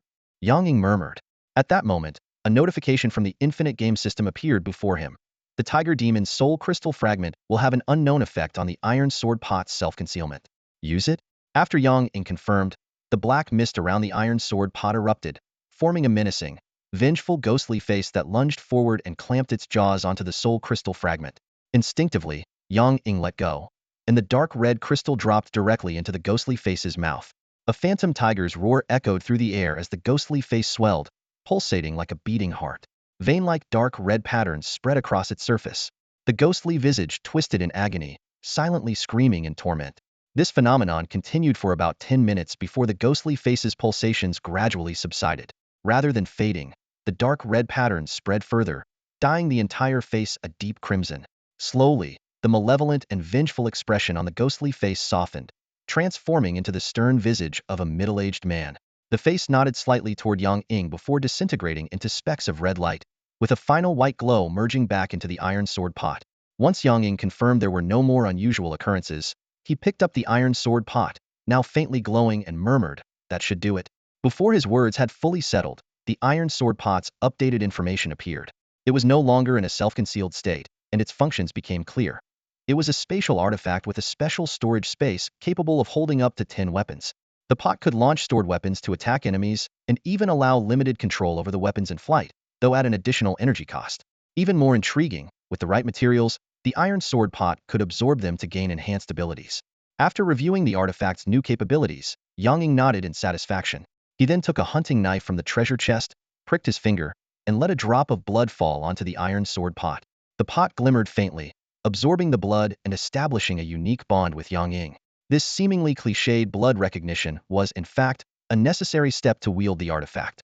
Yang Ying completed the blood-binding ritual with the iron sword flask, forging an unbreakable bond with the artifact. With just a thought, the flask floated into the air, its spout opening automatically to release 4 gleaming weapons, 2 long swords and 2 spears. Although these weapons were not true artifacts, each carried unique effects. The 2 identical steel long swords enhanced sharpness, while the 2 spears, crafted entirely from refined metal, increased piercing power. Yang Ying speculated that these were likely standardized weapons forged in batches by the flask's previous owner. The iron sword flask could hold up to 10 weapons, but for now, it only contained these 4, none of which were actual artifacts. Yang Ying guessed that the previous owner might have lacked the resources to acquire more, or that some weapons were damaged in battles with demonic creatures. After inspecting the weapons, Yang Ying returned them to the flask and retrieved his own arsenal from the treasure chest. He carefully placed the bloodthorn, lead rod, broadhorn blade, and the newly acquired refined iron saber from the tiger demon into the flask. The refined iron saber was particularly remarkable, boasting enhanced sharpness from its refined iron blade and an infusion of demonic energy, which explained how it had managed to leave a notch in the sturdy broadhorn blade. Once everything was in order, Yang Ying hung the iron sword flask at his waist and took out a black crystal. This was a special soul crystal obtained from the tiger demon, its surface covered in tiny bumps, each resembling a grotesque, grinning ghost face. Known as the chaotic wraith soul crystal, it wasn't a product of the tiger demon itself, but rather a fusion of numerous malevolent spirits and ghost slaves corrupted by the demon. Yang Ying frowned as he examined the unsightly crystal. Unlike the cohesive soul crystals he had previously acquired, this one exuded a chaotic and disorganized aura, like a tangled mess of thread forcibly knotted together. He couldn't help but wonder what effects this kind of soul crystal might have when used to enhance a weapon. Shaking his head, Yang Ying stored the crystal away, turned off the iridium light, and picked up the treasure chest before stepping outside and climbing onto the roof. Although the tiger demon's strength had exceeded expectations during the mission, the battle's aftermath had proven fruitful. His demonic hand had absorbed a significant amount of blood and flesh energy from the tiger demon, not only restoring his condition but also enhancing certain abilities. It seemed that the tiger demon's ability to corrupt souls and create ghost slaves had influenced the demonic hand, further strengthening its soul-stealing capability. Now, it could not only extract souls from corpses to create soul crystals, but also restrain weaker, less resistant spirits directly. Additionally, the ability to absorb the essence of the sun and moon, previously gained from the Wolf King, had improved as well, with the absorption rate noticeably increasing. Lying on the rooftop, Yang Ying basked in the soft glow of the moonlight, feeling its cold energy seep into his body. It was like taking a refreshing sip of cold water on a hot summer day, rejuvenating and invigorating. While he had experienced absorbing the sun's essence during the day, the sunlight had been too weak, and his exhaustion from the journey had dulled the sensation, leaving only a faint impression. As the moonlight continued to flow into him, Yang Ying felt the weariness of the day catching up with him. He gently shook his head, took out the griffin hound whistle, and summoned the creature to stand guard alongside the demonic hand. With the two keeping watch, Yang Ying let the soothing embrace of the moonlight lull him to sleep. Under the serene glow of the night, he closed his eyes and drifted into a peaceful slumber. Eagle, this is the eastern branch of the Demon Suppression Bureau, Feng Ying introduced as Yang Ying raised his eyes. A grand ancient building came into view. The towering courtyard walls stood 5 meters high, resembling city walls. Soldiers patrolled along the top, their vigilance evident. Yang Ying couldn't help but remark, the Demon Suppression Bureau is truly impressive. These walls are almost as solid as city walls. Yu Ling chimed in. Yeah, and that massive iron gate is even bigger than the entrance to our sect. Little Yu Ling, the grandeur of the Demon Suppression Bureau is just one aspect, a gentle voice interjected. These walls are sturdier than ordinary city walls. Even common demons can't breach them. And in the capital, the headquarters is fortified with the Heavenly Gang and Earthly Fiend formation, which deters even powerful demons from daring to approach. The three turned toward the voice and saw a kind-faced man emerging from the bureau's gate. He appeared to be in his 60s, with gray-white hair, dressed in a simple gray-blue robe, and wearing a modest wooden hairpiece. If not for his distinctive aura, Yang Ying might have mistaken him for an ordinary night watchman. Feng Ying and Yu Ling quickly stepped forward to greet him. Yu Ling affectionately took the elder's arm and cheerfully said, Grandpa Ma, when did you get back? We didn't see you when we came to pick up our mission. Feng Ying, on the other hand, respectfully bowed and addressed him as Senior Ma. Ma nodded in acknowledgement to Feng Ying before gently patting Yuling's head. He explained, I received a letter from your master and planned to wait for you. But a few days ago, the Bureau received some unusual intelligence, and I felt uneasy, so I went to investigate personally. What kind of intelligence required you to go in person, Grandpa Ma? Yuling asked curiously. Ma stroked his beard and replied, it involved a few highly venomous demons. While they weren't particularly powerful, the harm they could cause was significant. Yuling blinked her eyes innocently and said, if they were just venomous demons, surely you wouldn't need to get involved yourself? You're the backbone of our eastern branch, after all. Haha, Yuling, you always know how to sweet-talk. Ma chuckled before his expression turned serious. If it were only a few venomous demons, I wouldn't have gone. However, these demons are tied to a mysterious faction known as the Five Venoms sect. He paused briefly and then shook his head. But enough about that, he said, changing the subject. I heard from Xiaowu that you took on the mission to deal with the tiger demon of Mingji Mountain. You're back so soon, does that mean you've already completed it? Yes, Grandpa Ma. The tiger demon of Mingji Mountain has been eliminated, Yuling proudly announced. Ma nodded in satisfaction. Well done, well done. That tiger demon may not qualify as a major demon, but it's certainly one of the stronger ones among ordinary demons. The fact that you managed to take it down shows you've been diligent in your training. Hearing this, both Feng Ying and Yuling lowered their heads slightly, looking a bit embarrassed. Feng Ying spoke up, Senior Ma, actually, we were only able to defeat the tiger demon thanks to Brother Eagle's help. If it were just Yuling and me, we might not have made it out alive. Feng Ying then recounted the events of the mission in detail, with Yuling chiming in occasionally to add her perspective. When they finished, Ma turned a curious and appreciative gaze toward Yang Ying. He approached him, clasping his hands in respect, and said with a smile, Young man, I am Ma Zhong, an elder to these two youngsters. Thank you for lending your aid when they were in danger during their mission. Yang Ying returned the gesture and replied, Senior Ma, you're too kind. You can call me Eagle. I was already on a mission to eliminate that tiger demon, so traveling with Feng Ying and Yuling was mutually beneficial. It was hardly a matter of lending aid. Ma Zhong nodded again and then asked, a hero in his youth. You seem quite young, yet your strength is remarkable.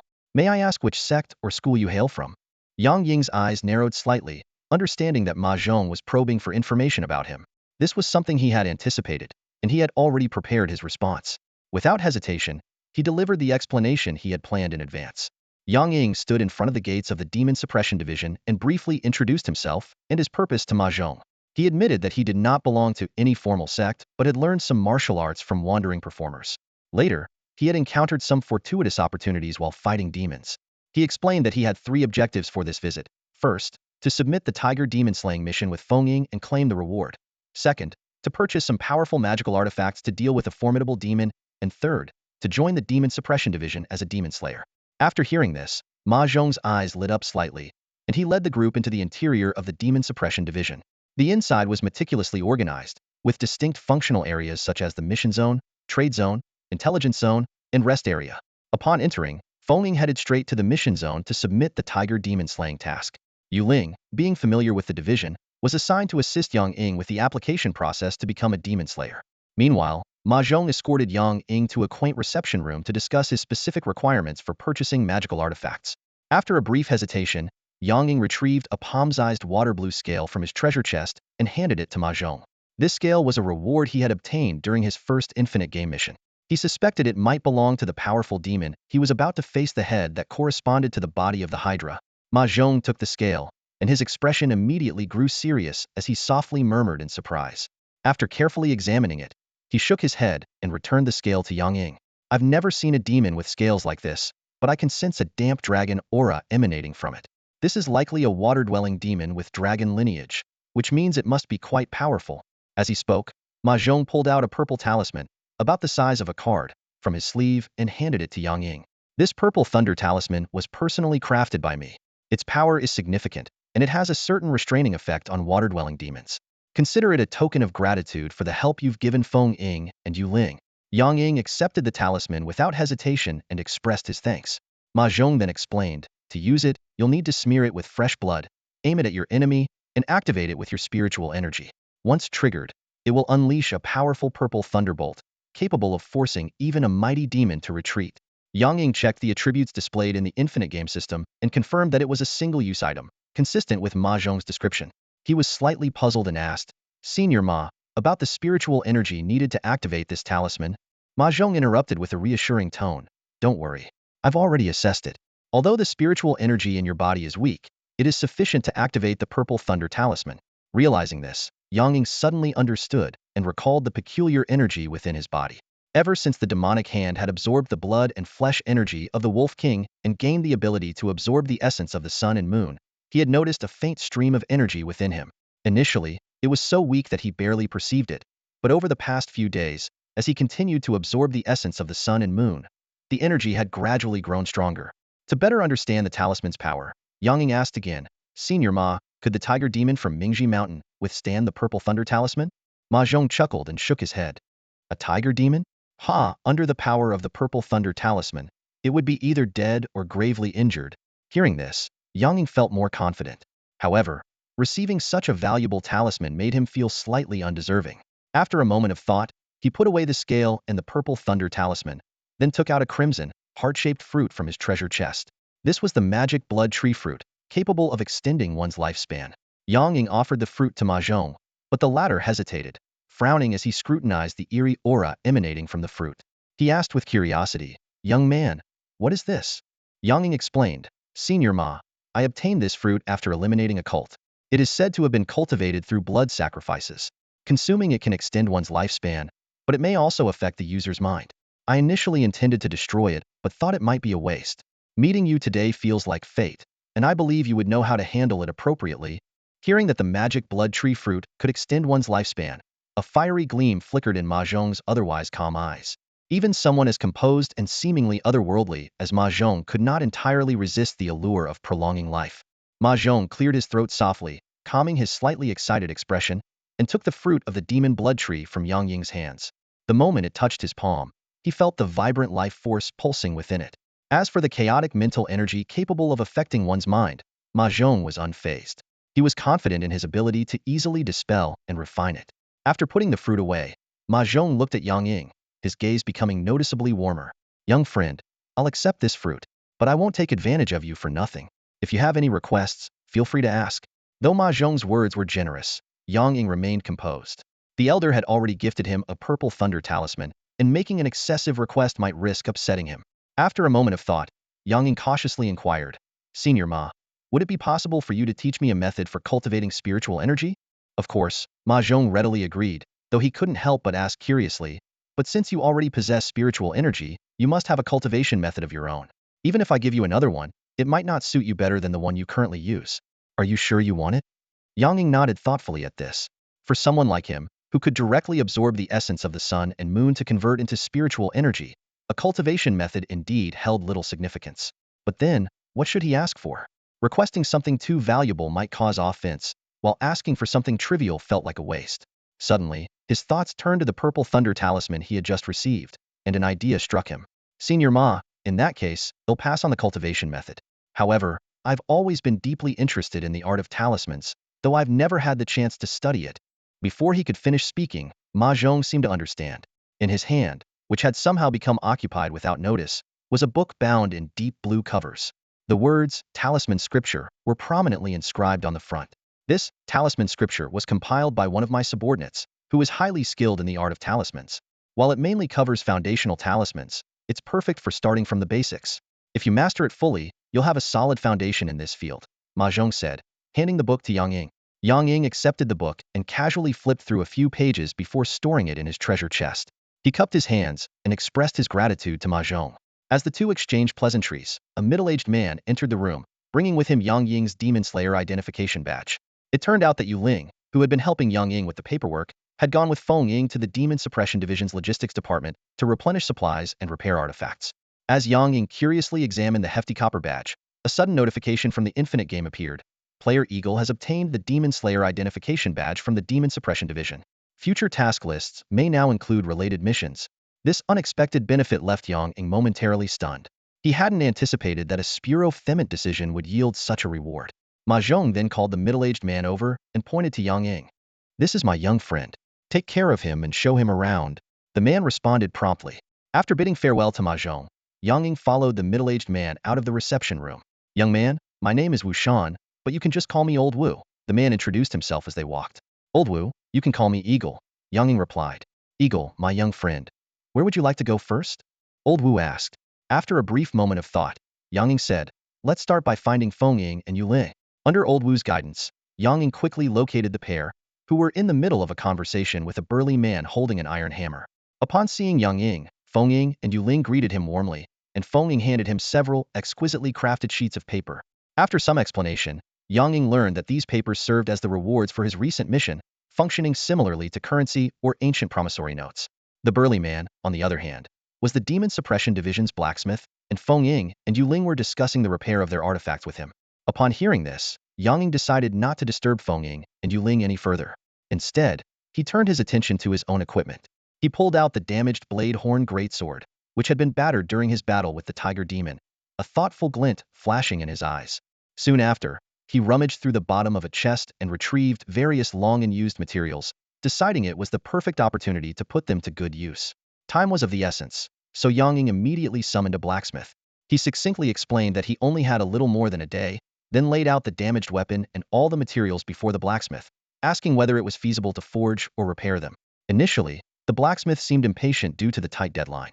However, under Ma Zhong's discreet instruction and Lao Wu's explicit support, he had no choice but to take Yang Ying's request seriously. After meticulously inspecting each item, the blacksmith provided a professional assessment. Repairing the blade horn greatsword was entirely possible. The crab claw material could be quickly forged, though there was a risk of failure. The other materials required more time, and rushing the process would likely result in subpar items. Weighing the pros and cons, Yang Ying decided to keep only the crab claw and the damaged weapon, storing the other materials for another time. When he inquired about the cost, Lao Wu skillfully sidestepped the question clearly. The magical blood tree fruit Yang Ying had gifted earlier had worked in his favor.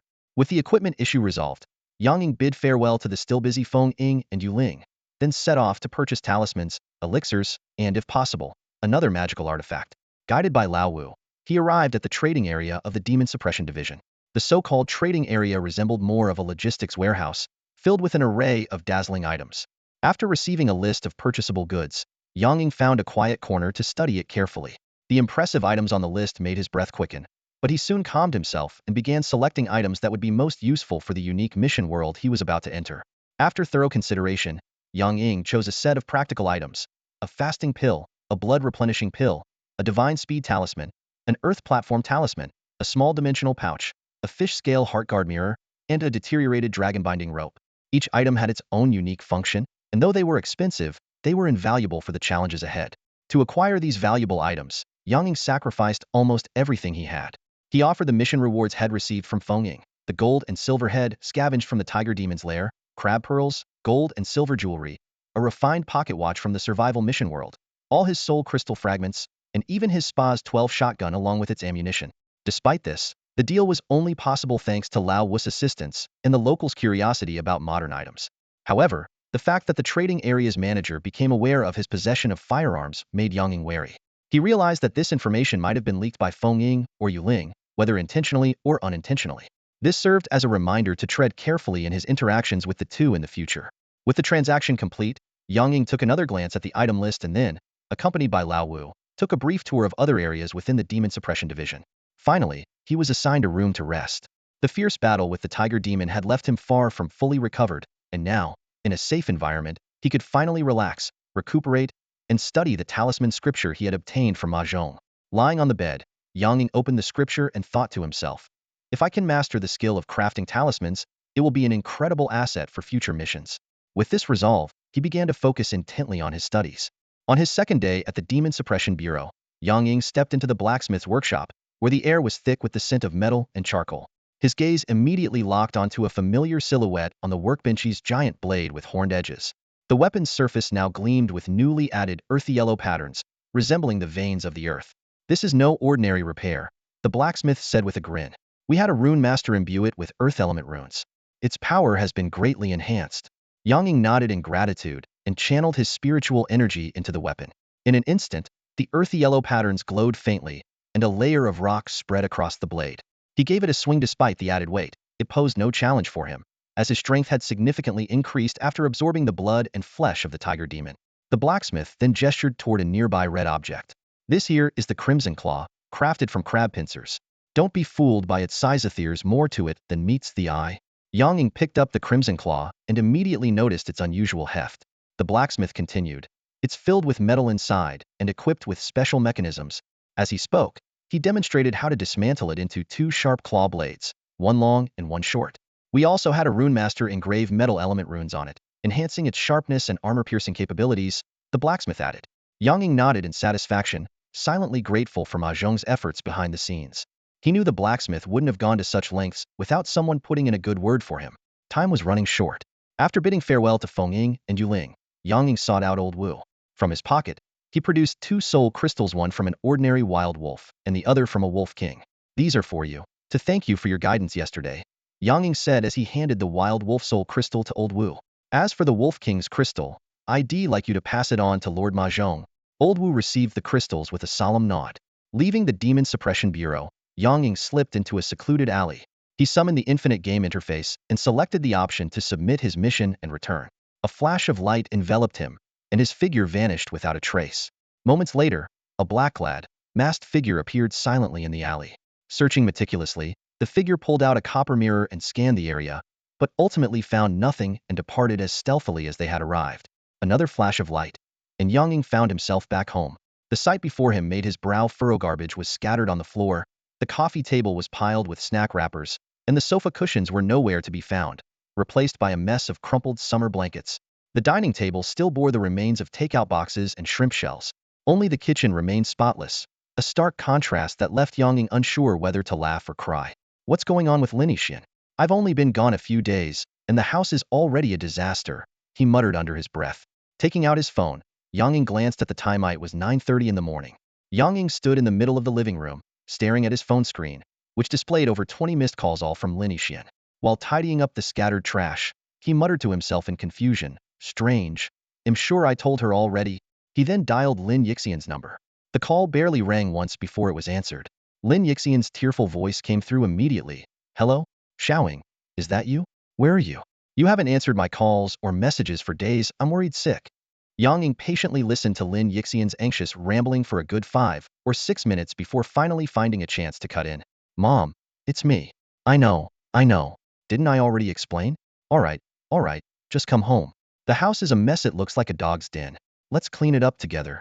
After hanging up, Yang Ying opened his messaging app and began replying to the unread messages one by one.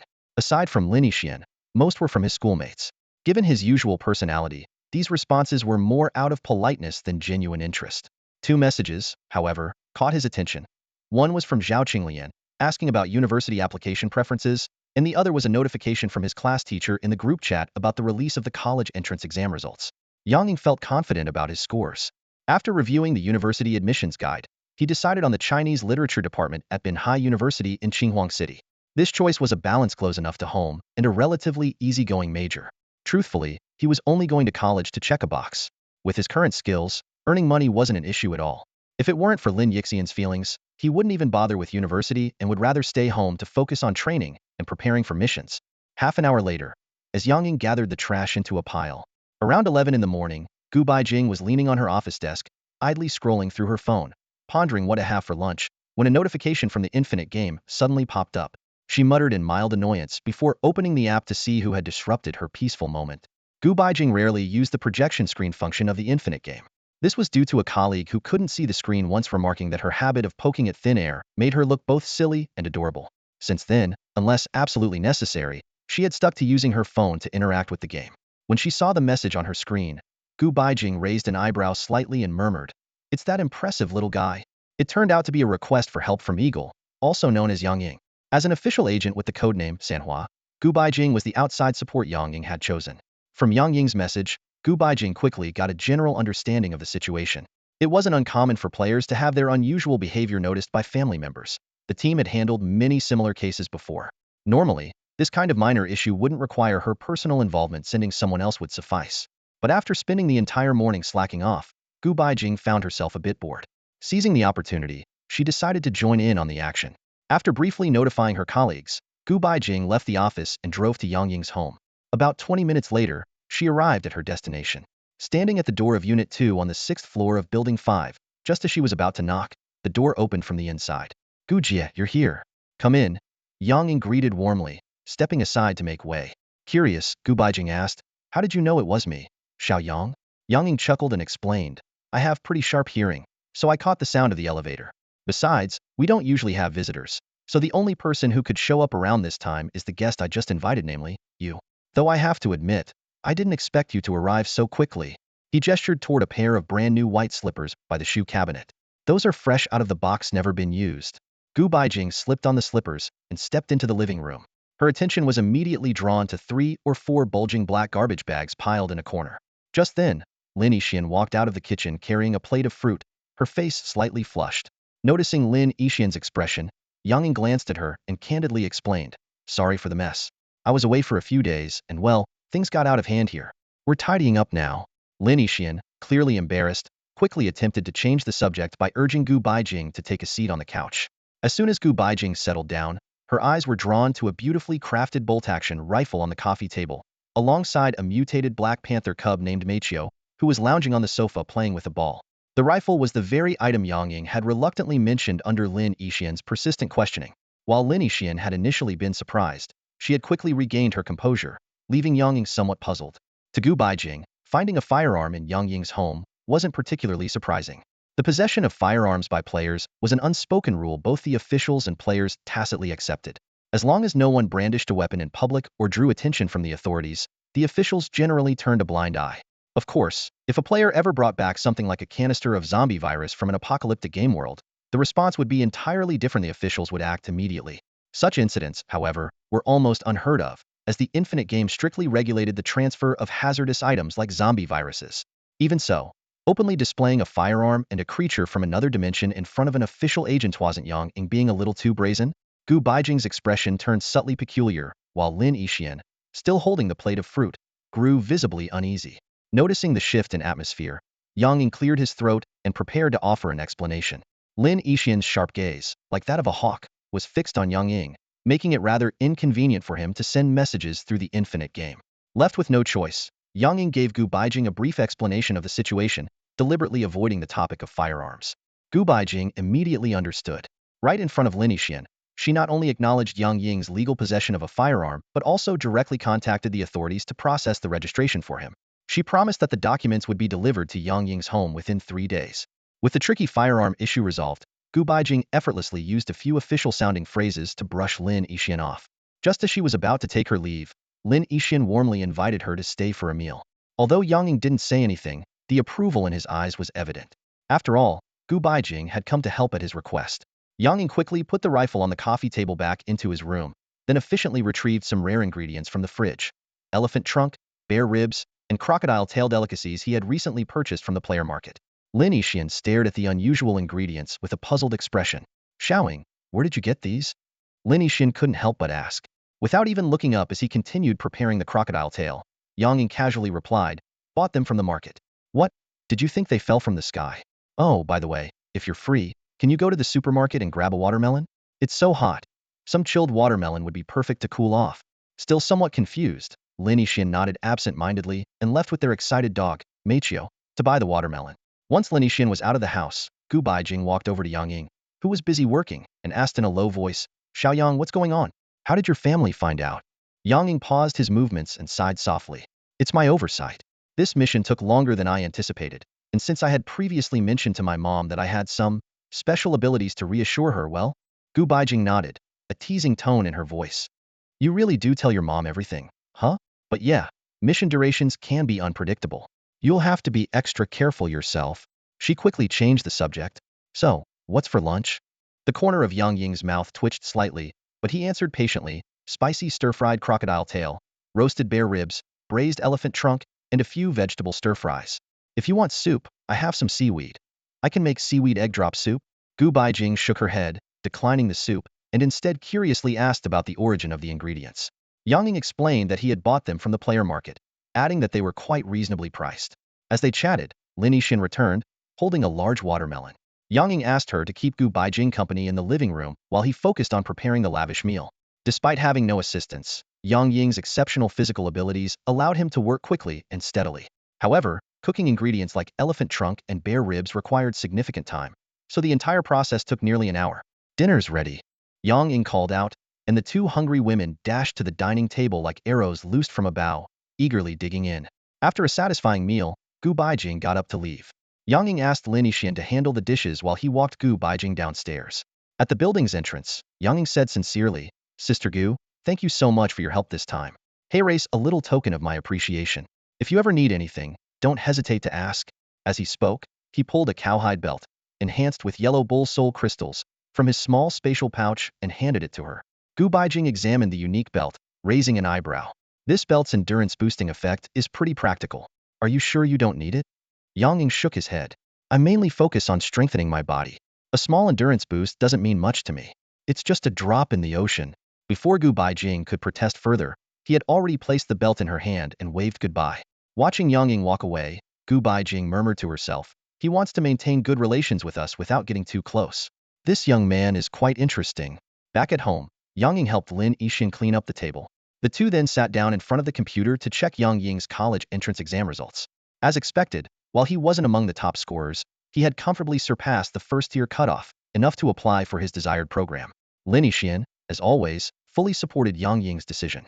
After checking the results, the mother and son each returned to their rooms to rest. Neither brought up the firearm or Yang Ying's absence again, as if those events had never occurred. The scorching sun hung high in the sky, relentlessly unleashing its blazing rays upon the earth. Yang Ying, dressed casually in a short-sleeved shirt and shorts, strolled leisurely along a road so hot it seemed capable of frying a raw egg. His relaxed demeanor stood in stark contrast to the other pedestrians around him, who were either sluggish and weary or hurriedly rushing about. Tilting his head to look directly at the searing sun, the corners of Yang Ying's lips curled upward. He murmured to himself, the efficiency of absorbing solar essence has increased by nearly 30% compared to usual. What fantastic weather. Before long, Yang Ying stepped into a courier service point. Moments later, he emerged carrying a large, securely wrapped package over a meter in length. It had been 3 days since he returned from the task world. During this time, he had finalized his college application choices and attended his class's graduation party upon invitation.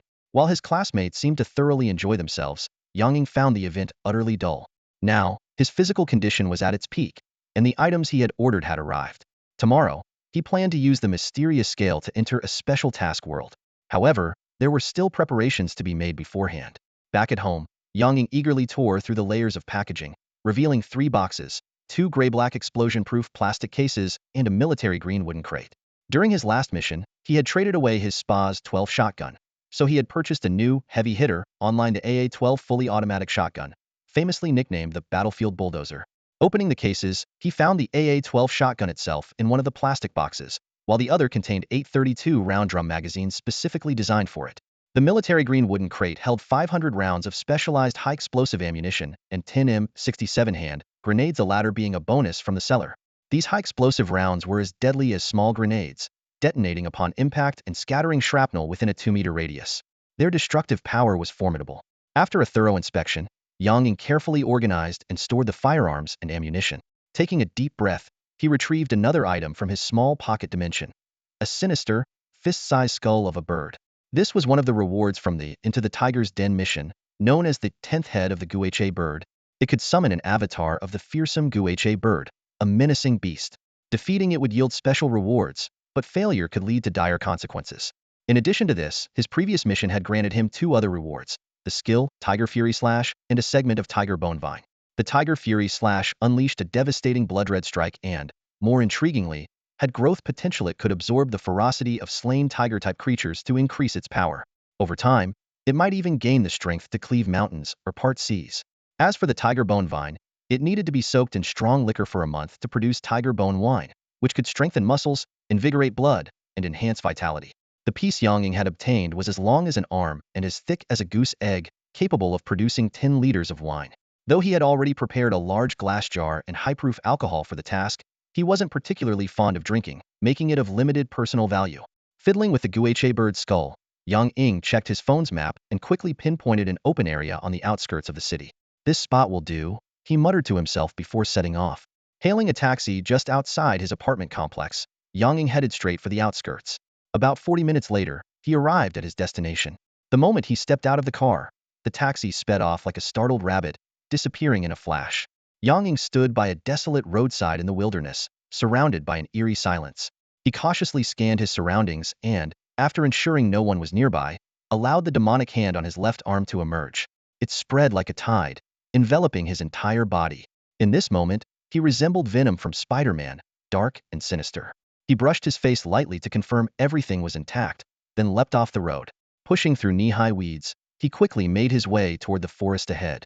Once inside, Yang Ying raised his arm, commanding the demonic hand to scout the area. The hand writhed and expanded, first morphing into a snakehead hound with a flickering tongue, then shifting into a bat-like creature with exaggerated ears and a broad snout. After confirming the area was clear, the hand returned to its original form, and Yang Ying retrieved the 10th skull of the Guiche Niao from his belongings.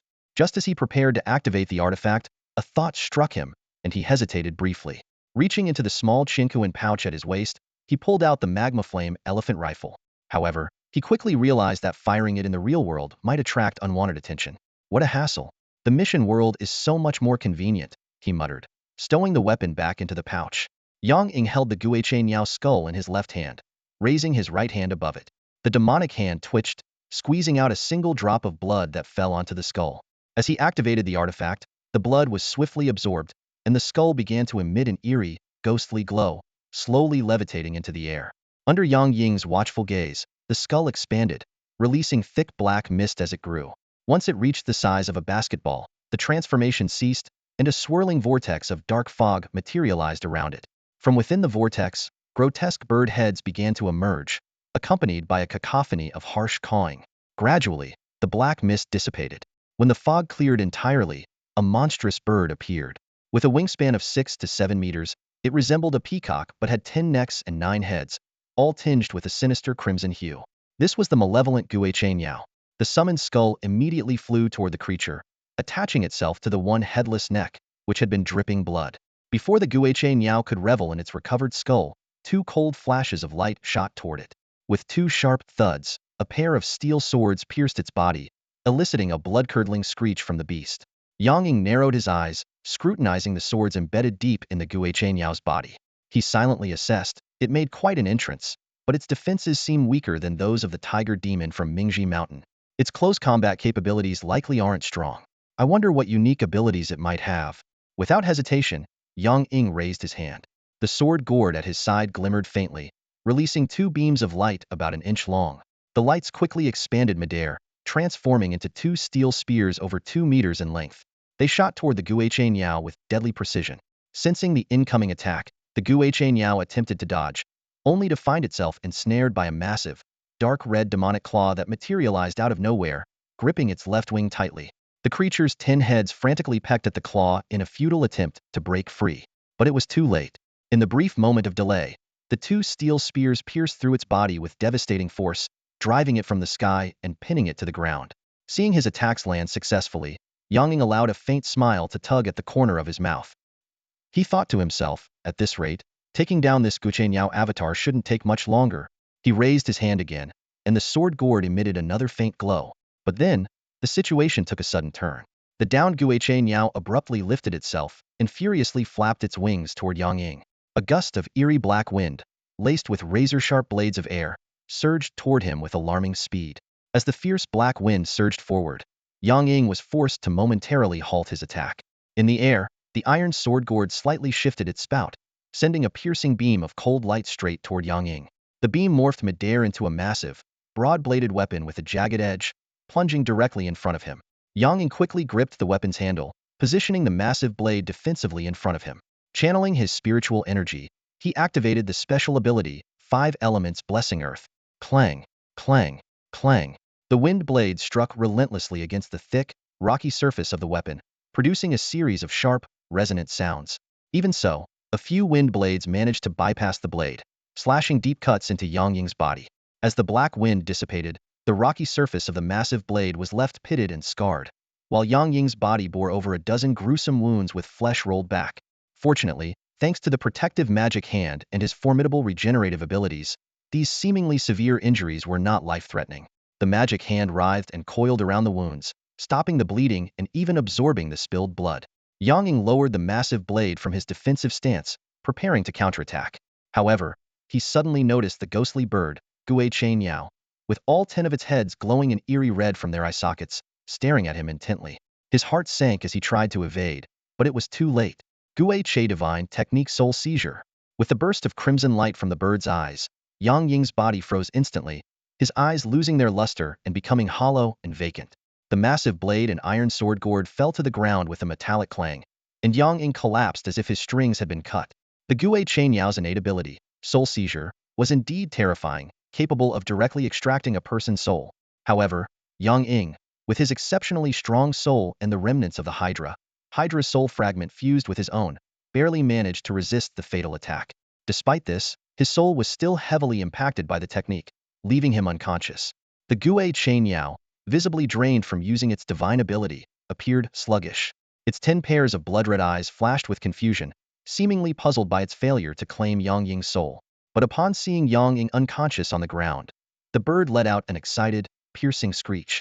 Its enormous body, resembling that of a bloated hen, charged toward him. As the Gui Chain Yao reached Yang Ying, all 10 of its sharp beaks struck downward simultaneously, intent on ending his life. At this critical moment, the magical hand covering Yang Ying's body suddenly extended 2 tendrils. One short tendril coiled around the iron sword gourd lying on the ground, while the other, thicker tendril latched onto a nearby tree. The thick tendril contracted forcefully, pulling Yang Ying's body just out of reach of the bird's deadly beaks. Though the Gui Chain Yao's soul seizure was powerful, it had no effect on the soulless magical construct, the magic hand. While the bird hesitated briefly, surprised by the sudden turn of events, the magic hand acted without pause. After narrowly dodging the bird's attack, it sprouted 4 dog-like legs to support Yang Ying's body and immediately began sprinting toward the depths of the forest. Realizing its prey was escaping, the Gui Chain Yao screeched in fury and gave chase. Having been summoned by Yang Ying through a blood bond, the bird was tied to him in a relentless, life-or-death connection. Moreover, the bird still bore 4 of Yang Ying's weapons embedded in its body, adding the sting of vengeance to its pursuit. However, catching up to Yang Ying was no easy feat, even with him unconscious. The dense forest posed significant challenges to the Gui Chain Yao's massive frame, hindering its movements. Additionally, the 4 weapons lodged in its body left it gravely injured, making even flight a strenuous task. In contrast, the magic hand carrying Yang Ying was agile and unimpeded by the trees. Its highly evolved strength allowed it to move effortlessly, as though carrying Yang Ying's weight was no burden at all. In fact, had the situation not been so dire, it might have mimicked Spider-Man, swinging through the forest with Yang Ying in tow. Thus, the chase continued for several minutes.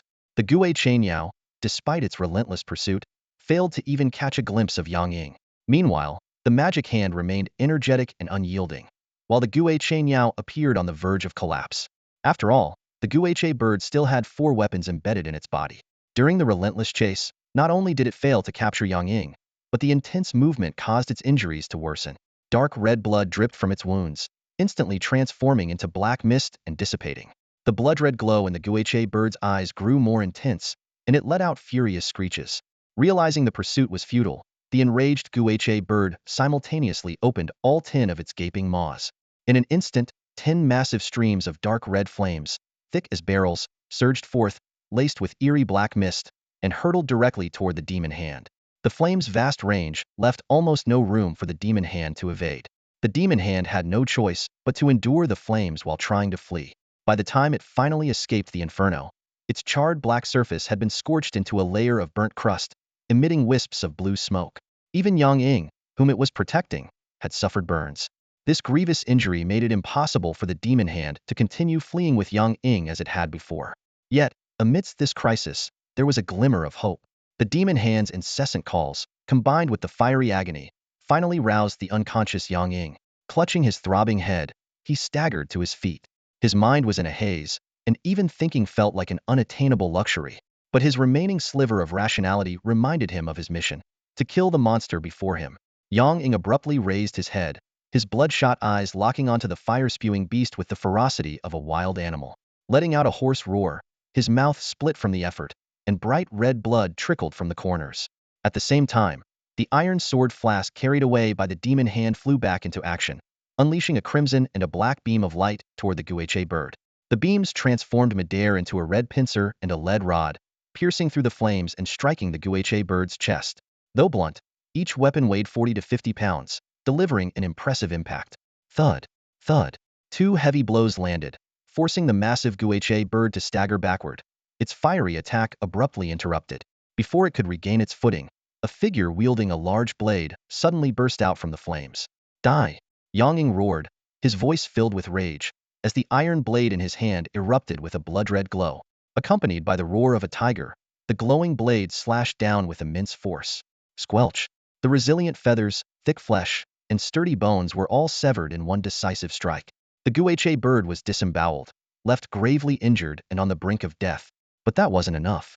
Yang Ying raised the blood-soaked blade once more and began hacking at the still-breathing Guha bird with a frenzy. Squelch! Squelch! Squelch! Blood sprayed everywhere, and chunks of flesh flew in all directions. No one knew how long it took, but the Guha bird was finally reduced to a pile of minced meat before disintegrating into black mist and vanishing. Yang Ying let the blade fall from his hands, clutching his still-throbbing head as he slumped against a tree with a twisted expression. In that moment, he felt he could almost understand the torment of Sun Wukong under the tightening of the golden headband. Damn it, that wretched Guha bird. Yang Ying muttered under his breath. Just then, the Guha bird's remains completely dissipated, leaving behind 10 skull-like bird heads with glowing red eyes. Before Yang Ying could react, the skull heads began to float toward him, moving slowly. To his astonishment, the skull heads shrank as they approached, eventually becoming the size of a thumb and forming a bracelet-like chain around his wrist. Strangely enough, the moment the skeletal bracelet adorned his wrist, the searing pain in Yang Ying's head began to subside. Though not entirely gone, it became bearable. Lowering his hand from his head, Yang Ying stared at the skeletal bracelet on his wrist. Immediately, the infinite game system helpfully displayed a glowing screen, revealing the attributes of this item. Name: Guha 10 Skulls. Type: Artifact. Effect 1. Soul Capture. Harness the Geish's power to seize souls and dominate hearts. Effect 2. Geish's protection shields the soul, repelling attacks targeted at the spirit. Description: from a divine bird symbolizing auspiciousness to a demonic creature bringing calamity who can unravel the truth behind its transformation. Yang Ying stared at the attribute panel of the ghost carriage with its 10 skulls, realizing that the relief from his headache was due to the effects of the ghost carriage's blessing. He couldn't help but ponder the recovery time if he couldn't fully heal in time. Tomorrow's special mission might have to be postponed. However, the most pressing issue now was addressing the immediate danger. Although the battle with the ghost carriage bird hadn't caused much commotion, the dark red flames had already ignited several large trees. The saying, "setting the forest on fire will land you in jail for life," might be an exaggeration, but under the current strict fire prevention regulations, the consequences of being caught would be severe. Gritting his teeth through the discomfort, Yang Ying quickly chopped down the burning trees and extinguished the flames. Once the fire was under control, he gathered his weapons and swiftly left the forest. About an hour later, Yang Ying arrived home, rubbing his aching temples as he stepped out of the bathroom. Knowing that Lin Yixin wouldn't be visiting today, he hastily ordered some takeout to satisfy his hunger. Slumping onto the sofa, feeling waves of sharp pain, he reluctantly decided to postpone his plans by a day. After a brief rest and a simple lunch, Yang Ying picked up his phone and found the contact information of a farmer he had worked with before. During the call, he straightforwardly requested the farmer to prepare 4 fat pigs and deliver them to a specified location upon notice. Though the farmer seemed hesitant, the issue was resolved after receiving a transfer of funds, and preparations were promptly underway. After ending the call, Yang Ying changed into loose-fitting clothes to conceal his figure and took a cab to an abandoned factory as planned. Upon arrival, he carefully scanned his surroundings before stepping into the factory. The demonic hand, like a black mask, covered his nose and mouth. Once he confirmed the area was deserted, Yang Ying called the farmer to arrange for the pig delivery. In truth, the pigs were intended to provide nourishment for the injured demonic hand, allowing it to recover to its peak condition as quickly as possible. About 10 minutes later, a blue truck pulled up in front of the factory, and 2 middle-aged men got out: a tall, slim farmer and a burly assistant. Yang Ying recognized them and walked out of the factory to greet them. The farmer smiled and asked how the pigs should be handled. Yang Ying curtly instructed them to unload the pigs and leave immediately. When the farmer expressed concern that the pigs might escape, Yang Ying calmly replied that it wasn't his problem. Without further ado, the 2 men began unloading the pigs, while Yang Ying discreetly used the demonic hand to graze each pig, injecting them with a paralyzing toxin. In no time, all 4 pigs collapsed, twitching on the ground. The farmer and his assistant were visibly alarmed. Yang Ying waved them off, signaling them to leave. The 2 men exchanged uneasy glances before driving away in their truck. On the way back, the burly assistant whispered his suspicions about Yang Ying's strange behavior to the farmer. The farmer immediately silenced him, unwilling to entertain further speculation. Old Luo wiped the sweat from his forehead and cast a wary glance at the rearview mirror. Seeing Yang Ying's calm expression reflected back, he relaxed slightly and murmured, "They paid us, so we deliver the goods. Everything else is none of our business. Don't stick your nose where it doesn't belong." The truck roared to life and drove off. Yang Ying stood motionless, his demonic hands silently extending 4 tendrils, which slithered like snakes to wrap around the 4 plump pigs on the ground, dragging them into the abandoned factory. Half an hour later, the factory was reduced to a smoldering pile of ashes, and Yang Ying had vanished without a trace. Back at home, Yang Ying intended to study the ancient talisman scriptures, but a persistent discomfort in his head made it impossible to focus. Frustrated, he retreated to his room, hoping that sleep might alleviate the unease. He wasn't sure how long he had slept when, through his hazy consciousness, he heard someone calling his name. Xiaoying, Xiaoying, time to wake up. The moon's already shining on your backside. Groggily, he opened his eyes to see a familiar figure standing by his bedside. It was his mother, Lin Yixian. Rubbing his temples, Yang Ying asked hoarsely, "Mom, you're back? What time is it? Why is it so dark in here?" Snap. Lin Yixian flipped on the room's light and replied with mock annoyance, "You sure know how to sleep soundly. It's almost 7 o'clock. You didn't even make dinner. Are you trying to starve your poor mother to death so you can inherit my savings?" Yang Ying rolled his eyes and retorted, "Who cares about your little stash? Just the ring I gave you is worth more than you could ever save up. Stop complaining and help your emperor up to cook." Lin Yixian extended her hand to pull him up, pretending to bow respectfully. "No need to trouble his majesty. Your mother has already made arrangements at a restaurant. All that's left is for you to grace us with your presence." "Oh, no cooking? That's music to my ears," Yang Ying muttered, rubbing his head. "So, where are we eating this time? Uncle Gao's place again?" "Yes, Uncle Gao's. It's always good to support familiar faces," Lin Yixian said as she walked out of the room, soon returning with a glass of water. Yang Ying took the glass and gulped it down. Lin Yixian frowned as she noticed something. "Where did you get this bracelet? It looks eerie, almost ghostly. And you keep rubbing your head. Are you feeling unwell?" Yang Ying set the glass down and replied calmly, "I saw the bracelet at a roadside stall. It caught my eye, so I bought it. As for my head, it's just a bit off. Probably nothing a good night's sleep won't fix." Lin Yixian lowered her head in thought before suddenly striking her palm with her fist. "All right, after dinner, I'll take you to get a therapeutic massage. That should help." Yang Ying blinked and hesitated. "Wait, are you talking about a spa?" Lin Yixian's face turned bright red, and she smacked him on the head in mock outrage. "You little rascal. What nonsense are you thinking? I'm talking about a proper therapeutic massage, not some shady nonsense." She playfully punched him a few more times. "What kind of mother takes her son to a place like that? Were you joking? Or do you seriously think that?" Yang Ying grabbed her hands to stop the barrage and sighed. All right, calm down. You didn't explain it clearly, so how's that my fault?" "Don't worry, I have no interest in those shady places. You know your son better than that." "True," Lin Yixian admitted with a nod. "Now, get ready. We're leaving soon."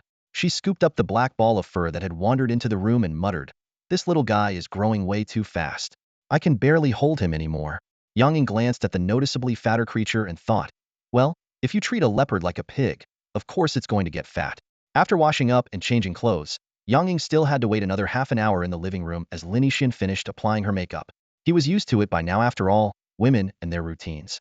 On the drive to the restaurant, Lin Yixian mentioned that she had enrolled him in a driving school, and once the admission notice came through in a couple of days, he could start learning. Yang Ying suddenly remembered that he had indeed mentioned wanting to learn to drive, but had forgotten about it due to his involvement in the endless game scenarios. In any case, learning to drive was definitely useful not only for everyday convenience, but also for tasks involving modern settings and certain missions. After confirming the location of the driving school and agreeing to start lessons, the two continued chatting until they arrived at the restaurant. Once they had eaten their fill, it was time for the therapeutic massage.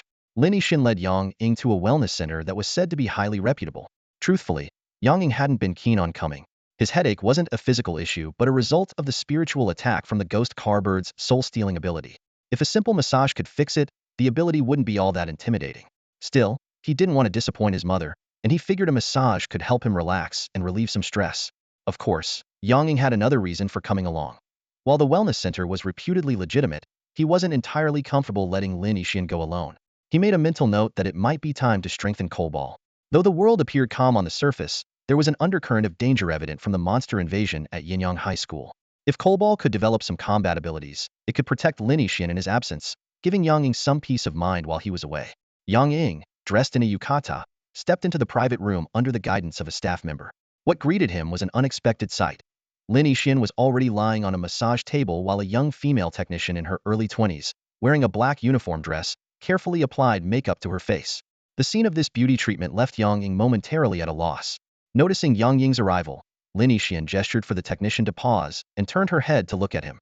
"Xiaoying, Why did it take you so long to change? Huh. What's with all the things you're wearing? I remember you used to dislike these kinds of accessories. Indeed, Yang Ying had once avoided wearing any ornaments, finding them troublesome.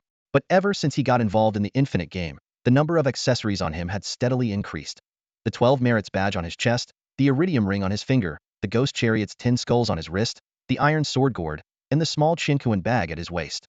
If not for their conspicuousness, he might have even worn the demon claw and the fish scale heart protector as well. After a moment of hesitation, Yang Ying decided to remove the iron sword gourd and the small chinkuan bag, placing them on a nearby table. Just then, a striking woman in a red uniform entered the room. Hello, I'm Chun Shui, your technician. It's a pleasure to serve you, she introduced herself in a soft voice. Yang Ying's eyes narrowed slightly.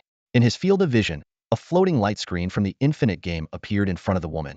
Her game ID, Chun Shui. As Yang Ying began to ponder her intentions, the technician attending to Lin Yixin spoke up in surprise. Supervisor, why are you here personally? Chun Shui cast her a brief glance, her tone unchanged. Xiaoliang, continue with your work. Xiaoliang quickly responded. Yes, supervisor.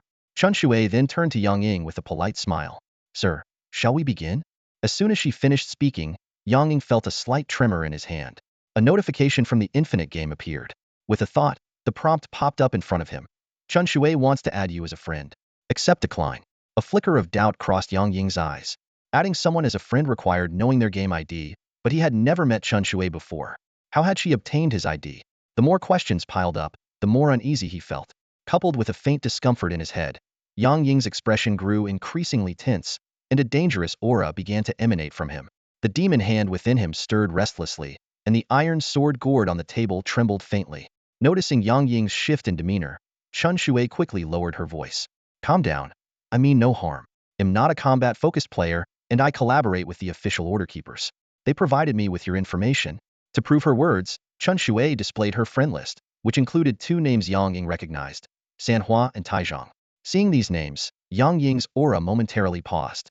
He realized that the organization Sanhua and Taizhong belonged to must be the order keepers Chun Shui referred to. At that moment, Lin Yixin's voice came from behind. Xiaoying, why are you just standing there? Say something, would you? Such poor manners. She then turned to Chun Shui and said apologetically, I'm sorry, Miss Chun Shui. Xiaoying's never been to a wellness center before. He might be feeling a bit awkward. Chun Shui quickly responded with a warm smile. Not at all. It's my oversight for making the young gentleman feel uneasy.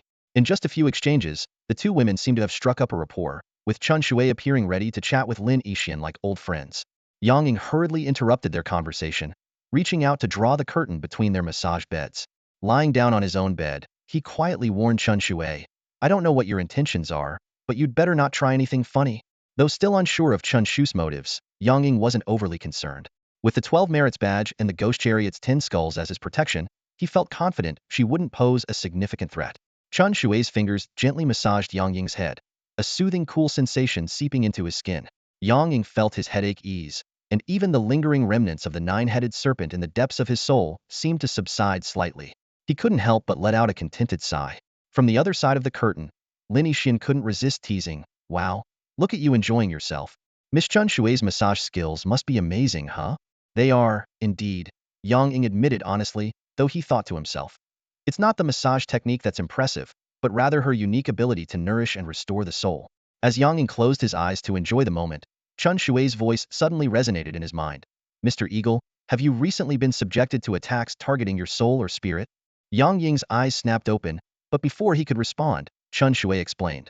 This is a mental link established through my special ability. You can communicate with me directly through your thoughts. After a few attempts, Yang Ying got the hang of it and replied, yes, I let my guard down and got caught. Chun Shui immediately responded, it's rare to encounter enemies capable of spiritual or soul attacks in most mission worlds. It seems you've run into a troublesome foe. Humph, a cunning feathered beast. Yang Ying began to speak about the ghostly creature, Gue Che Lu, but abruptly stopped, realizing he was about to share information even Lin Yixin wasn't privy to. A chill ran down his spine as Yang Ying instantly went on high alert. A dark, sinister hand extended from his left arm, transforming into a menacing hound's head with sharp teeth poised at Chun Shui's slender neck.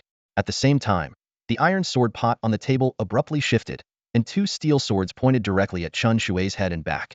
Yang Ying swiftly rose from the massage bed, the skeletal bird heads on the Gue Che Lu bracelet on his right wrist glowing ominously red. In a cold, detached voice, he said, Trying to play tricks on me? It seems you didn't take my warnings seriously. Sliding his fingers over the iridium ring, alternating red and blue lights lit up. The dimensional pouch and iron sword pot flew to Yang Ying's side. He retrieved the devil's claw, the flaming spear, purple thunder talismans, and the fish scale heart mirror, quickly equipping himself. Chun Shui, visibly panicked, communicated through the mental link. Wait, wait, don't act rashly, I can explain. Shut up, I don't want to hear it, Yang Ying snapped, pressing the barrel of the flaming spear against Chun Shui's forehead. At that moment, Lin Yixin's voice came from behind the curtain, shouting, "Why are you sitting up again?" While infusing spiritual energy into the fish scale heart mirror, Yang Ying casually replied, "Just turning over. Lying down for too long gets uncomfortable. Oh, by the way, take this and keep it with you at all times." Using the magnetic effect of his iridium ring, he sent the heart mirror over to Lin Yixin. Curious, Lin Yixin asked, "What is this?" "It's glowing faintly, looks pretty cool."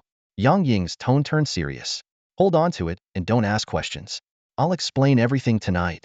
There was a long silence from the other side of the curtain before Lin Yixin finally responded. "Got it?" Once he ensured Lin Yixin's safety, Yang Ying turned his icy gaze back to Chun Shui. Chun Shui hastily explained, "I think there's been a misunderstanding between us. I truly haven't done anything. What you're feeling is just a side effect of my healing ability. It fosters a sense of affinity in those I treat, but it doesn't have any other influence. Please believe me, I mean no harm." Yang Ying remained utterly unmoved, as if Chun Shui were not a beautiful woman but a pig awaiting slaughter. In a chilling tone, he said, "Are you done talking? Good, now it's my turn. Considering your earlier actions, I won't believe a single word you say. Now, send a message to the official enforcers, Taizhong and Sanhua, and inform them of the situation here.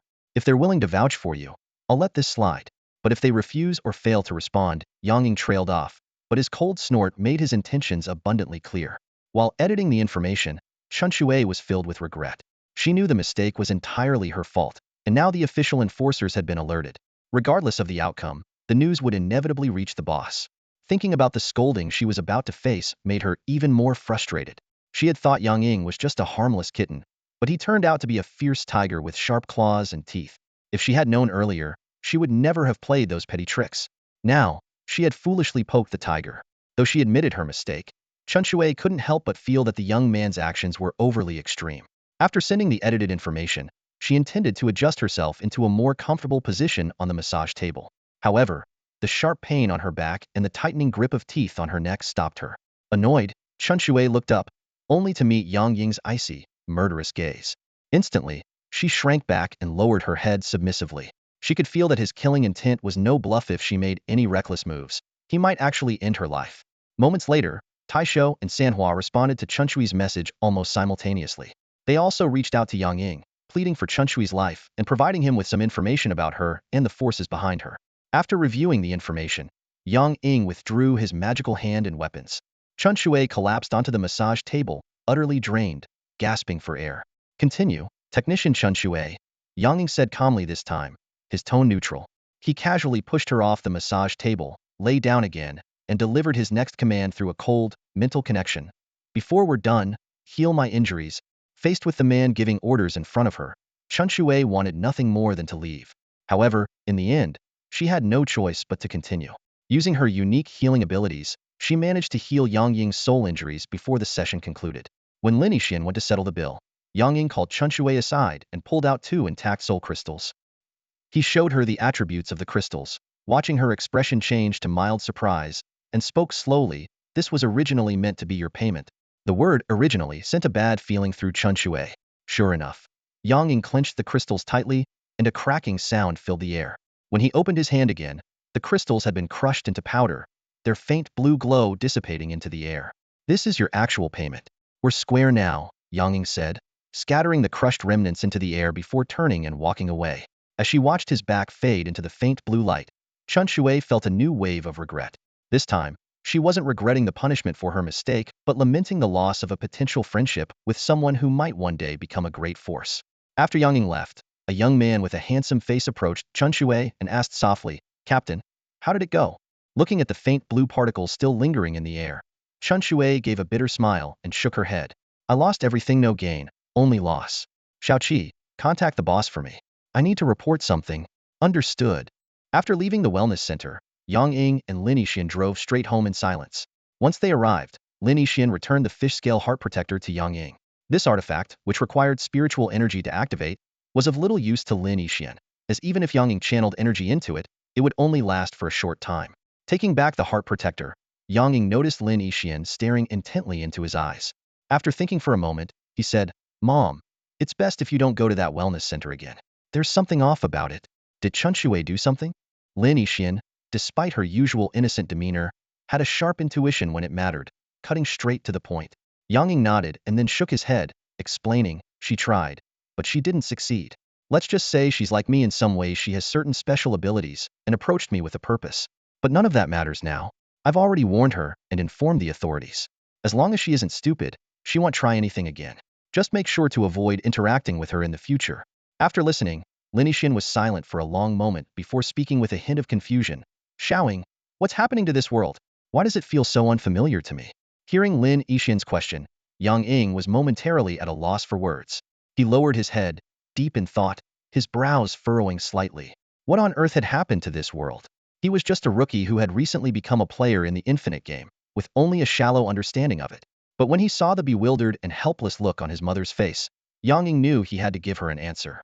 He raised his head and forced a comforting smile. "Mom, don't overthink it. The world hasn't really changed. It's always been like this. People like me, with special abilities, are very rare, and there's an official department that manages us." He paused, then added, "If anything major were really happening, with how fast information spreads nowadays, everyone would already know about it. Besides," Yang Ying struck an exaggerated bodybuilding pose on purpose, "your son is super strong now. I can take on 10 people at once. With me around, you've got nothing to worry about." Under Yang Ying's reassurances and playful antics, Lin Yixin finally managed a faint smile. She shook her head and let herself be coaxed back to her room. Once the door closed, the smile on Yang Ying's face also faded. He walked back to his own room and sank heavily into his computer chair. Chun Shui wasn't wrong. His personality could be a bit extreme. But in a household where he was the only man, how could he protect his mother without being a little tough?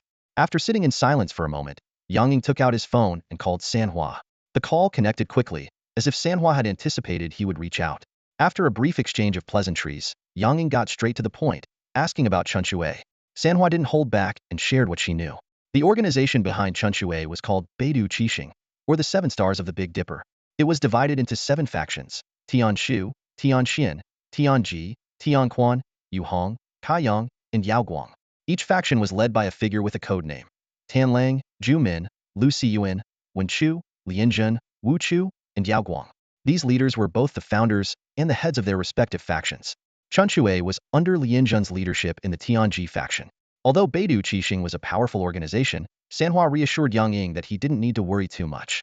She explained that this incident was primarily Chun Shui's fault, and Beidou Qixing wasn't an unreasonable group. On the contrary, they had been cooperating with the authorities to maintain order in the real world, and had even secured various rights for players.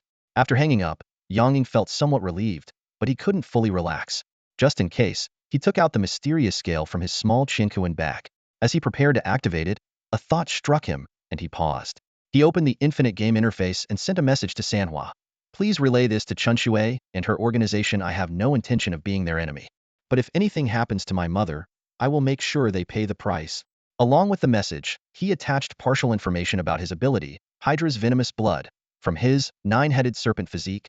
Even though Sanhua claimed Beidou Qixing could be trusted, Yang Ying decided to keep a contingency plan. With the deterrent power of Hydra's venomous blood, the organization would think twice before seeking revenge. With a mix of unease and resolve, Yang Ying gripped the scale tightly. As a flash of water blue light engulfed him, his figure vanished from the room. A faint glimmer flashed, and Yang Ying's figure suddenly appeared in the middle of a dense forest. He looked up at the still bright sky and murmured under his breath, "Lucky me, it's still daytime." Taking a deep breath of the fresh forest air, Yang Ying focused his thoughts. The magic hand on his arm extended rapidly, like a sleek black bodysuit, wrapping tightly around his entire body. He stretched a little to loosen up, then summoned a glowing screen to check the details of his special mission. Mission name: Lair of the Water Dragon. Mission type: Special mission. Requirements: none. Rewards: none. Mission hint: follow the guidance of the Water Dragon scale to locate its lair. Note: this is a special mission. You may choose to return at any time while in a non-combat state. Participants can remain in this world for up to 3 days. Exceeding this time will require paying a corresponding price. After reading the mission details, Yang Ying muttered to himself, "A water dragon. A mythical beast with dragon lineage that rules the waters mahjong really hit the mark this time. But a dragon, huh? He shook his head and took out a mysterious scale, now renamed Water Dragon Scale. Compared to before, the sky blue scale now displayed a glowing dot pointing in a specific direction, presumably marking the location of the water dragon's lair. Well, if it's meant to be, it's meant to be. Let's go. Yang Ying spoke softly to himself. He then retrieved his AA-12 shotgun and loaded it with a drum magazine of slugs before heading in the direction indicated by the glowing dot. It wasn't long before Yang Ying encountered the first creature of this world, a stag. Its fur was a vibrant green, and its antlers resembled tree branches sprouting lush leaves, giving it an unusual appearance. From a distance, the stag noticed Yang Ying and fixed him with a wary stare, seemingly ready to flee at any moment. After observing it for a while and confirming it posed no threat, Yang Ying continued on his way. As he ventured deeper into the forest, Yang Ying came across a variety of creatures. Some resembled animals from the real world, while others were as extraordinary as the green stag. There were insects with rocky carapaces, squirrels with flowers blooming on their fur, and now, standing before him, a massive lizard with razor-sharp claws at the tip of its tail. This tail-clawed lizard, over 4 meters long and covered in dark green scales, was the first creature Yang Ying encountered that actively attacked him. The magic hand covering Yang Ying's body began to writhe, producing shards of wood coated in a faintly glowing green toxin. The attack came unexpectedly. Yang Ying's attention was momentarily drawn to a golden butterfly the size of a human head when, out of nowhere, a half-meter-long tree branch hurled toward him. Though caught off guard, Yang Ying managed to dodge just in time. However, as the branch hit the ground, it suddenly lit up with a green glow and exploded. While the blast itself wasn't particularly strong, it sent a shower of toxic wooden shards flying. Unable to react in time, Yang Ying shielded his face, but several shards struck his body.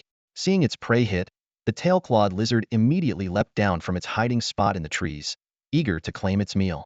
Yet, as it landed, it realized something was off.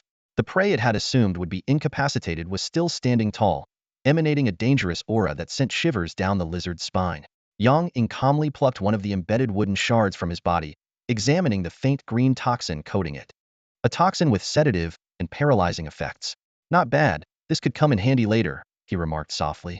The moment he finished speaking, the tail-clawed lizard seemed to sense imminent danger and turned to flee. But it was already too late. Swish, swish. 2 glimmers of cold light shot out from the floating iron sword quiver at Yang Ying's side, transforming midair into 2 steel spears that hurtled toward the lizard. Although the AA-12 was within reach, Yang Ying opted for the iron sword quiver to avoid the noise of gunfire potentially attracting other beasts or monsters. What surprised Yang Ying was that just as the steel spears were about to pierce the lizard, its peculiar tail claw suddenly lashed out and caught one of the incoming projectiles with uncanny precision. The speed of the spears launched from the iron sword quiver was comparable to that of bullets, yet the lizard's tail claw managed to intercept one effortlessly. Its strength and reflexes were truly astonishing. The giant lizard's tail claw suddenly lashed out, sending the steel spear whistling toward Yang Ying. Though its trajectory was slightly erratic, the sharp sound of it cutting through the air was enough to make one's heart race. Yang Ying reacted instantly. His demonic hand transformed into a dark red devilish arm and firmly caught the spinning spear. At the same time, the iron sword flask unleashed its power again, sending 2 cold beams of light shooting straight at the giant lizard's tail claw, which was reaching for a second spear. The lizard immediately dropped the blood-stained weapon and flexibly opened and closed its tail claw in midair, preparing to counter the attack. However, this time, it wasn't another spear that came flying. Instead, a massive blade as large as a door panel hurtled toward it. The giant lizard's eyes widened in alarm, and it had no choice but to collide with the blade with all its might. Clang!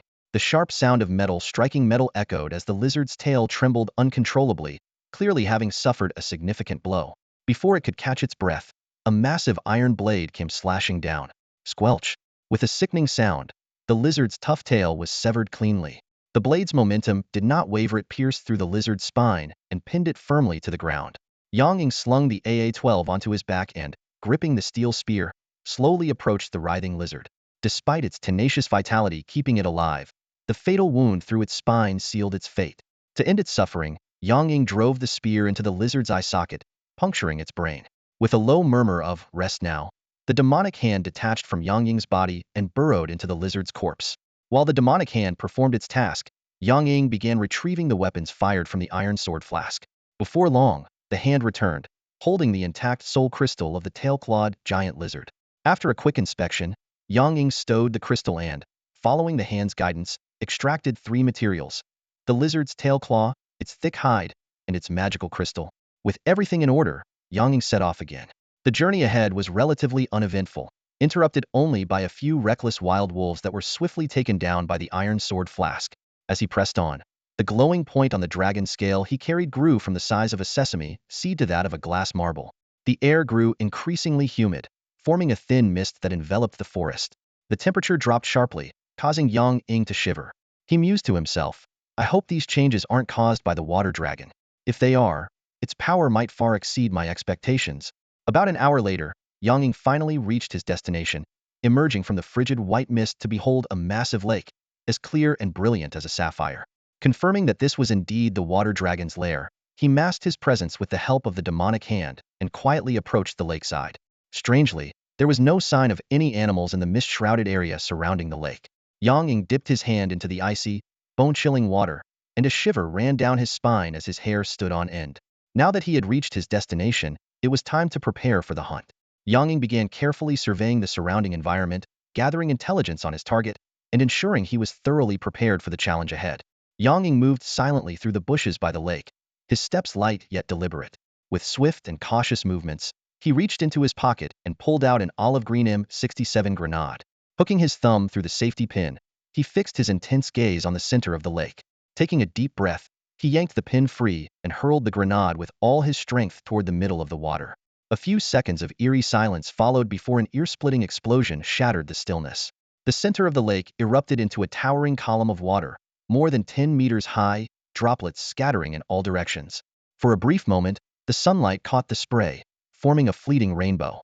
Holding his breath, Yang Ying stared intently at the lake, his eyes scanning for any signs of unusual activity. Yet, as the water gradually settled, the lake resumed its serene appearance, as though nothing had happened. This unnatural calm furrowed Yang Ying's brow and filled his mind with unease. Could it be that the water dragon isn't home? He mused quietly to himself. Just as Yang Ying was contemplating his next move, the surface of the lake began to shift.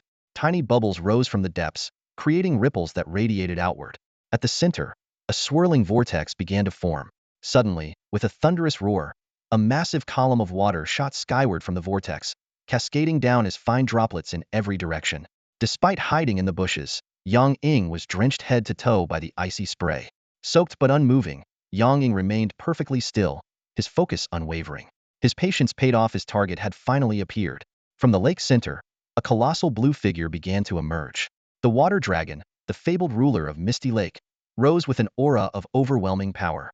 Its head alone was larger than a minivan, and the sheer force of its presence made Yang Ying's heart race uncontrollably.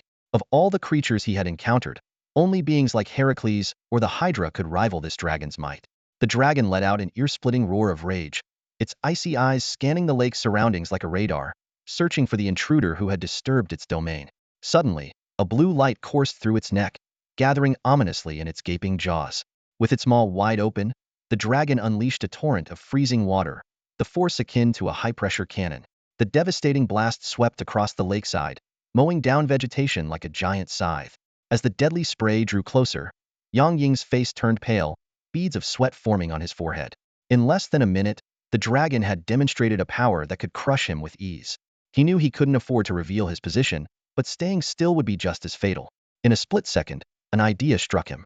Yang Ying's left arm began to transform, morphing into a muscular, clawed demon arm. Using it in tandem with the demonic claw glove on his right hand, he furiously dug into the ground, creating a pit nearly a meter deep with astonishing speed. Just as the dragon's attack swept over his position, Yang Ying leapt into the hole, curling himself into a tight ball and pressing flat against the ground. The torrent roared past with a deafening hum, pulverizing soil, stones, and shrubs. The debris rained down, completely burying the pit where Yang Ying had concealed himself. The dragon continued its assault, sweeping its icy breath in a wide arc around the lake before letting out a low growl. Its massive, fearsome blue head slowly sank back beneath the water. 10 minutes later, a pitch-black hand broke through the damp layer of leaves and dirt. Yang Ying crawled out of the pit, gasping for air like a man risen from the grave. The near-death experience left him shaken, his legs trembling uncontrollably. After taking a moment to catch his breath, Yang Ying forced himself to stand. Ignoring the grime clinging to his body, he stumbled toward the safety of the forest, desperate to put distance between himself and the lake.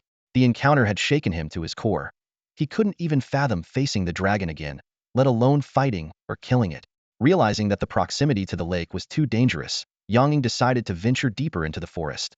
As he moved, his demonic arm automatically cleaned the dirt from his clothes and skin. Finally, he slumped against a large tree, taking deep breaths as he began to plan his next move. Killing the dragon and claiming its head was his mission, but after witnessing its strength, he knew a direct confrontation would be nothing short of suicide. Still, from the moment he had acquired that mysterious scale, Yang Ying had never intended to fight the dragon Hedon. His experiences in the previous mission world had given him a different strategy poison. Based on what he had seen so far, the deadly venom of the Hydra's blood might be his only chance. After a short rest, his nerves somewhat steadied. Yang Ying stood up and began making his way back toward the lake. Before long, the misty lake came back into view. Stopping roughly 100 meters from the water's edge, Yang Ying carefully surveyed the surrounding area, formulating his next steps. Before long, Yang Ying identified his target, a river upstream that fed into the misty white lake. He cautiously approached the riverbank, scanning his surroundings to ensure there was no danger, but refrained from taking immediate action. Instead, he spent time digging 4 or 5 deep pits, each over 2 meters in depth. The memory of the water dragon's deadly breath was still vivid in his mind. If his plan to poison the creature succeeded, the dragon's resilient body would likely not succumb immediately. Worse, it might become enraged by the toxins. These pits might just save his life again. Once everything was ready, Yang Ying took a deep breath and reactivated the power of the Hydra within him. His eyes quickly turned into cold, pale golden vertical pupils, and the dormant remnants of the Hydra's consciousness stirred to life. Haunting whispers echoed in his mind, clawing at his sanity. Clutching his head with frustration, he muttered, "Shut up! Shut up! I've already found the right head. Once I kill that damned water dragon, its head will be ours." Whether his words worked or he was simply growing accustomed, the whispers seemed to become less unbearable. Yang Ying exhaled deeply, walking to the edge of the gently flowing river and crouching down. "Help me keep the wound open," he murmured to the sinister hand that had become a part of him. Without hesitation, he took out a sharp hunting knife and slashed his left wrist. Crimson blood immediately poured out, mingling with the river water as it flowed toward the lake. With the Hydra's power activated, his blood had transformed into the lethal Hydra venom. This was Yang Ying's plan, to use the water as a medium to poison the water dragon. However, with such an expansive lake, whether his blood alone could deal a fatal blow to the creature remained uncertain. Still, he had no other options. As he bled, Yang Ying methodically retrieved his weapons from an iron sword case, coating each one with his toxic blood. Time passed, and he consumed all 10 blood revival pills he had purchased from the Demon Suppression Bureau, even resorting to the Clear Dew pill gifted by Yuling. With his supplies nearly depleted, he stopped bleeding to avoid succumbing to blood loss himself. As soon as the sinister hand ceased maintaining the wound, the Hydra's formidable regenerative ability kicked in. Within minutes, the bleeding stopped, and the wound began to heal at a visible rate, likely to fully recover within half an hour. Clutching his wrist, Yang Ying stared at the distant, still waters of the lake. He licked his dry lips, then climbed into one of the pre-dug pits. The blood had been spilled, and the poison was in place. Now, all he could do was wait for the water dragon to succumb. Seated in the pit, Yang Ying pulled out high-energy food and began to eat. Though he still had fasting pills from the Demon Suppression Bureau in his spatial pouch, those only suppressed hunger and provided limited energy. To recover his strength and replenish the energy lost from bloodletting, he needed real food. He chewed on a piece of chocolate, savoring its richness. As he ate, the lake began to stir. A furious roar echoed across the water, and the previously clear skies turned ominously dark. Light rain began to fall, icy and interspersed with flakes of snow and hail. Yang Ying was unfazed. Despite its name, the water dragon also wielded ice elemental power, as evidenced by the lake's peculiarities and the nature of its breath. Listening to the dragon's enraged roars and the sound of explosions from the lake, Yang Ying calmly finished his chocolate. He then retrieved a waterproof tarp from his spatial pouch, using it to shield himself from the freezing rain. Roughly half an hour later, the icy rain subsided, and the dragon's roars grew weaker. The explosions had long since ceased. Yang Ying muttered under his breath, "Looks like it's almost time." He began methodically preparing himself, retrieving items from his spatial pouch and positioning them for easy access. Finally, he activated a speed talisman with a surge of spiritual energy, affixing it to his body. Fully prepared, Yang Ying climbed out of the pit, his gaze fixed on the lake. Behind him, a small, winged figure leapt into the air, soaring skyward. Even from nearly 200 meters away, Yang Ying could clearly see the massive, terrifying figure sprawled on the Sharia colossal, blue-scaled water dragon radiating an overwhelming, oppressive aura. The water dragon was an enormous and awe-inspiring creature, its length estimated to be between 40 and nearly 50 meters. Despite being a pure-blooded dragon, its appearance was vastly different from the winged dragons of Western mythology. If one were to describe it, it would resemble a hybrid of a plesiosaur, a mosasaur, and a crocodile. As an aquatic dragon, it lacked wings and had instead evolved features suited for life underwater. Its body was streamlined, with a robust torso akin to a mosasaur, a long, serpentine neck reminiscent of a plesiosaur, and limbs resembling those of a crocodile, complete with webbed claws. Its elongated, paddle-like tail was flat and powerful, resembling an oar. The dragon's body was covered in thick, blue scales, and sharp dorsal fins ran along its back from its neck to its tail. On its head, 3 pairs of backward-curving, gem-like horns jutted out, complementing its menacing white fangs and bloodshot, piercing blue eyes.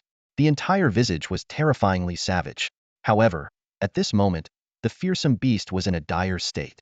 It lay sprawled on the ground, appearing weak and powerless, with dark red, tainted blood oozing from the corners of its mouth and eyes, a clear sign of severe poisoning. Seeing that the poisoning plan had worked, Yang Ying felt a slight sense of relief. As he approached within 100 meters of the dragon, it finally sensed his presence. Its bloodshot eyes instantly flared with a crimson glow, and its previously feeble body suddenly reared up, letting out a frenzied roar in Yang Ying's direction. The sheer force of the dragon's roar unleashed a terrifying wave of pressure, erasing any signs of its earlier weakened state. Yang Ying quickly raised his arms defensively. The ghostly red glow from the 10 skulls on his bracelet activated the protection of the ghost carriage. A phantom red bird with outstretched wings materialized around him, shielding him from the overwhelming dragon aura. Without this protective layer, even someone as resolute as Yang Ying would have found it difficult to resist the oppressive might of the dragon, let alone fight effectively. This dragon's endurance is something else, Yang Ying muttered under his breath as he peeked through the gap between his hands. He saw the dragon's body begin to emit a faint glow, and a thick mist rose around it, within which countless sharp icicles rapidly formed. Damn it! Realizing it was too late to find cover, Yang Ying cursed and quickly summoned the massive blade from his iron sword gourd. Infusing it with spiritual energy, he activated the 5 elements enhancement earth effect, transforming the blade into solid rock. He positioned it in front of him as a shield. Just then, the dragon's roar abruptly ceased. In the next moment, a storm of ice spikes shot forth like torrential rain, engulfing everything in their path. Clang, clang, clang. Countless icicles collided with the massive blade, producing a series of sharp, metallic sounds. Within mere seconds, Yang Ying was drenched in his own blood. His arms grew numb and powerless from the relentless impacts, and even the skin between his thumb and forefinger had split open.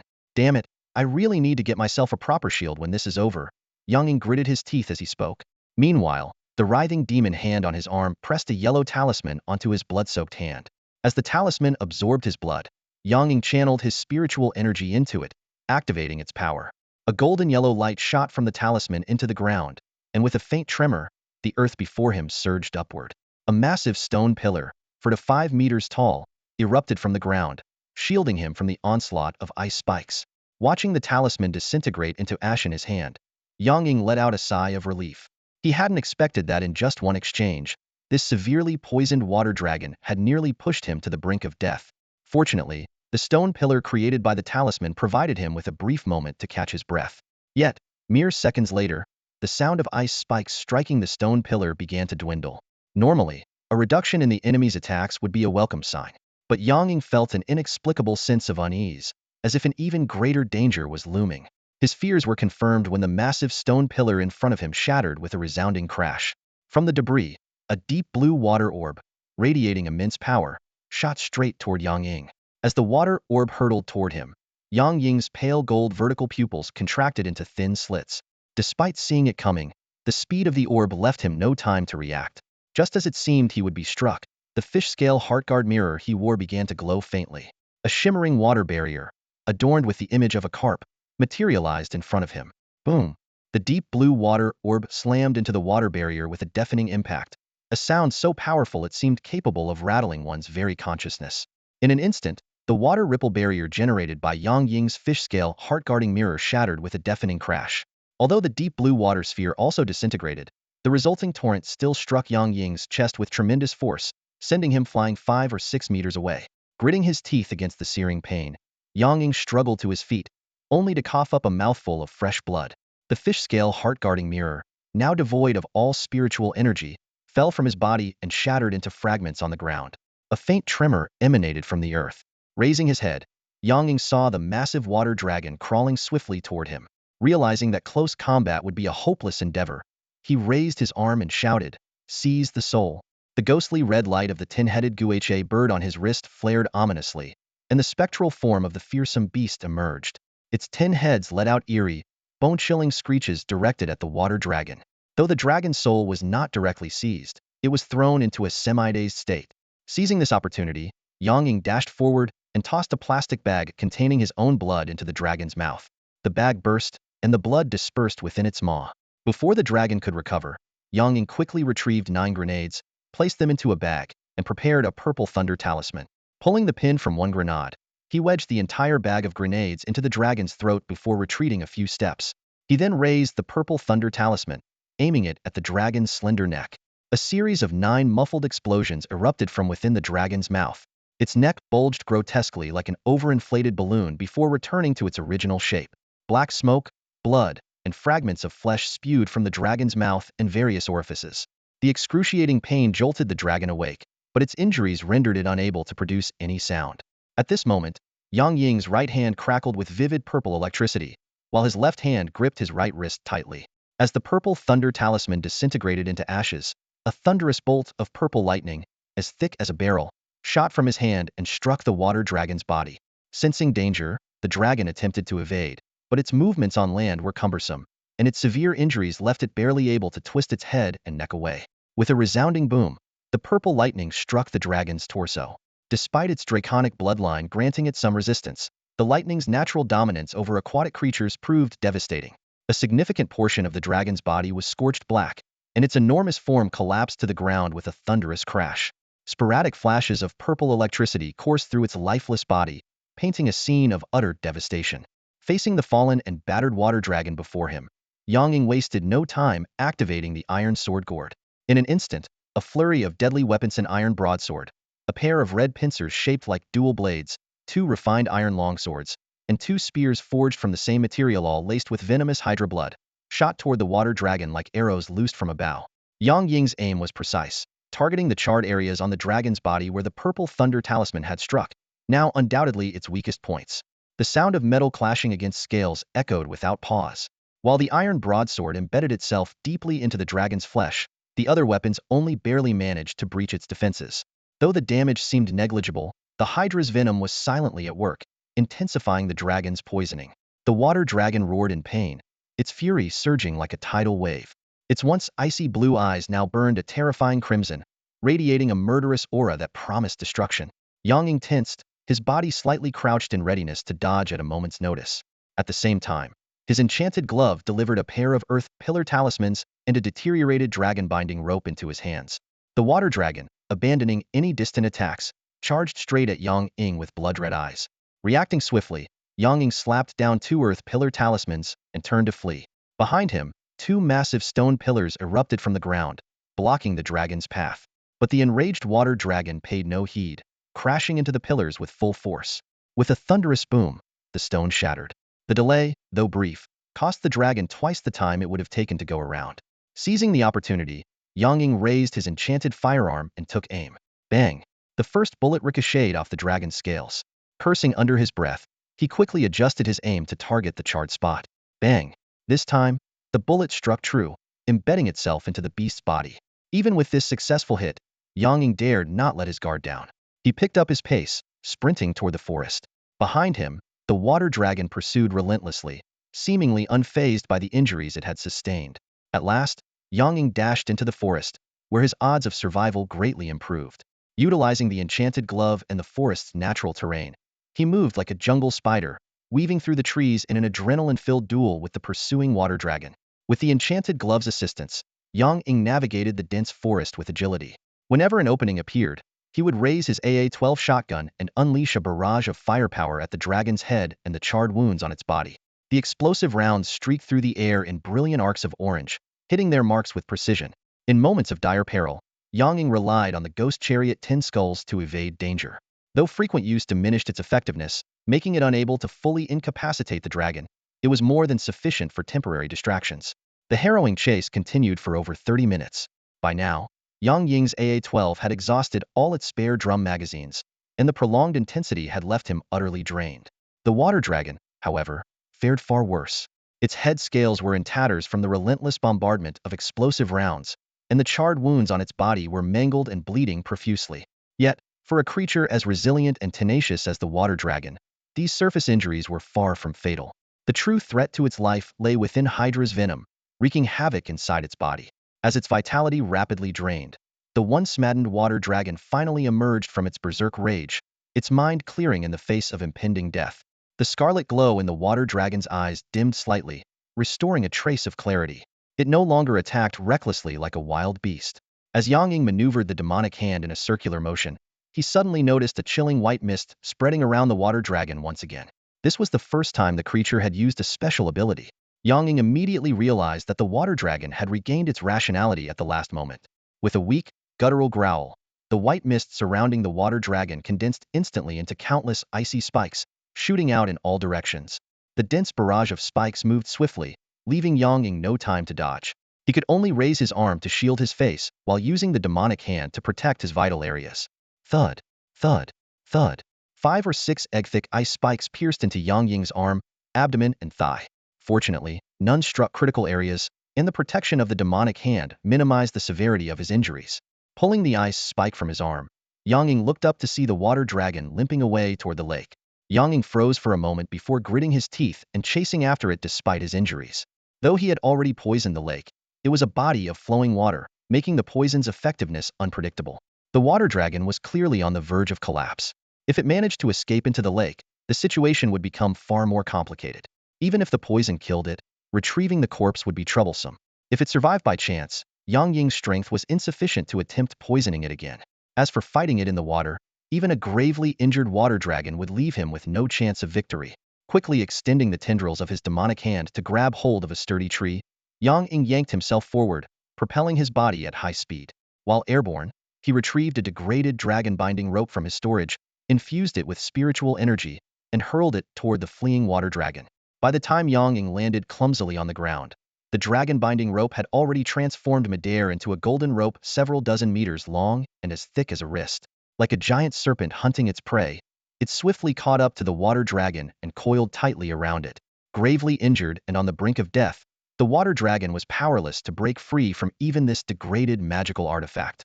Watching the water dragon's futile struggle, Yang Ying let out a sigh of relief. Scanning his surroundings, he limped over to retrieve his heavy iron blade, which had been flung away during the battle. A faint blue light shimmered across the blade's hilt, and the blood-stained weapon flew back into his hand. Dragging the blade in one hand, Yang Ying slowly approached the bound water dragon, licking his parched lips as a glimmer of excitement flashed in his eyes. The battle was nearing its conclusion.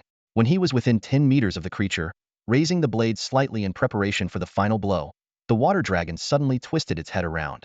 Its massive scarlet eyes locked onto him with an intense gaze, and a faint glow began to emanate from its mouth, signaling the imminent release of its breath attack. Yang Ying remained unfazed. As the glow in the water dragon's mouth intensified, just as it was about to unleash its attack, the golden rope abruptly extended, wrapping tightly around the dragon's jaws and cutting off its breath. Boom! A muffled sound erupted from within the water dragon's mouth. Crimson blood poured from its nostrils, ears, and even its eyes. The interrupted breath attack had clearly backfired, leaving the creature in an even more weakened state and bringing Yang Ying closer to victory. Yang Ying prepared to press his advantage and end the water dragon's life. However, as he met the gaze of its bleeding, scarlet eyes, an inexplicable sense of unease crept into his heart. He hesitated as he noticed the rationality in the dragon's eyes fading, replaced by a wild, desperate glint. Even its previously waning aura surged with a sudden, reckless intensity. A surge of dread washed over Yang Ying. The final burst of strength before death, he realized, retreating a step instinctively. Fortunately, the water dragon was already too weakened.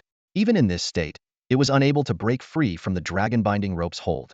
But just as Yang Ying began to relax, he heard a violent rumble emanating from the water dragon's mouth and abdomen. In the next instant, 2 crimson blood projectiles shot out from its nostrils like arrows, piercing straight through Yang Ying's body and leaving 2 gaping wounds the size of bowls in his chest. Stiffly lowering his head, Yang Ying saw blood mixed with fragments of his internal organs gushing from the holes in his chest. He opened his mouth to speak, but before any words could escape, a massive, fanged maw descended upon him, swallowing him whole. Bang! The massive body of the water dragon crashed to the ground with a deafening thud, its once bright eyes gradually dimming as life slipped away. With its fall, an eerie silence descended upon the jungle. The deteriorated dragon-binding rope, now devoid of its master's control, was on the verge of collapse under Yang Ying's relentless attacks and the corrosive effects of Hydra blood. The dragon's final desperate act, a pair of blood-red arrows shot from its nostrils, had drained the last remnants of its life force. Even in death, the water dragon's overwhelming presence lingered, casting an oppressive aura over the area. The creatures of the jungle, paralyzed by fear, dared not approach the colossal remains. Roughly 20 to 30 minutes later, an unsettling movement began in the water dragon's chest and abdomen. This unnatural writhing slowly shifted toward the gaping wound inflicted by the purple thunder talisman and the high-explosive rounds.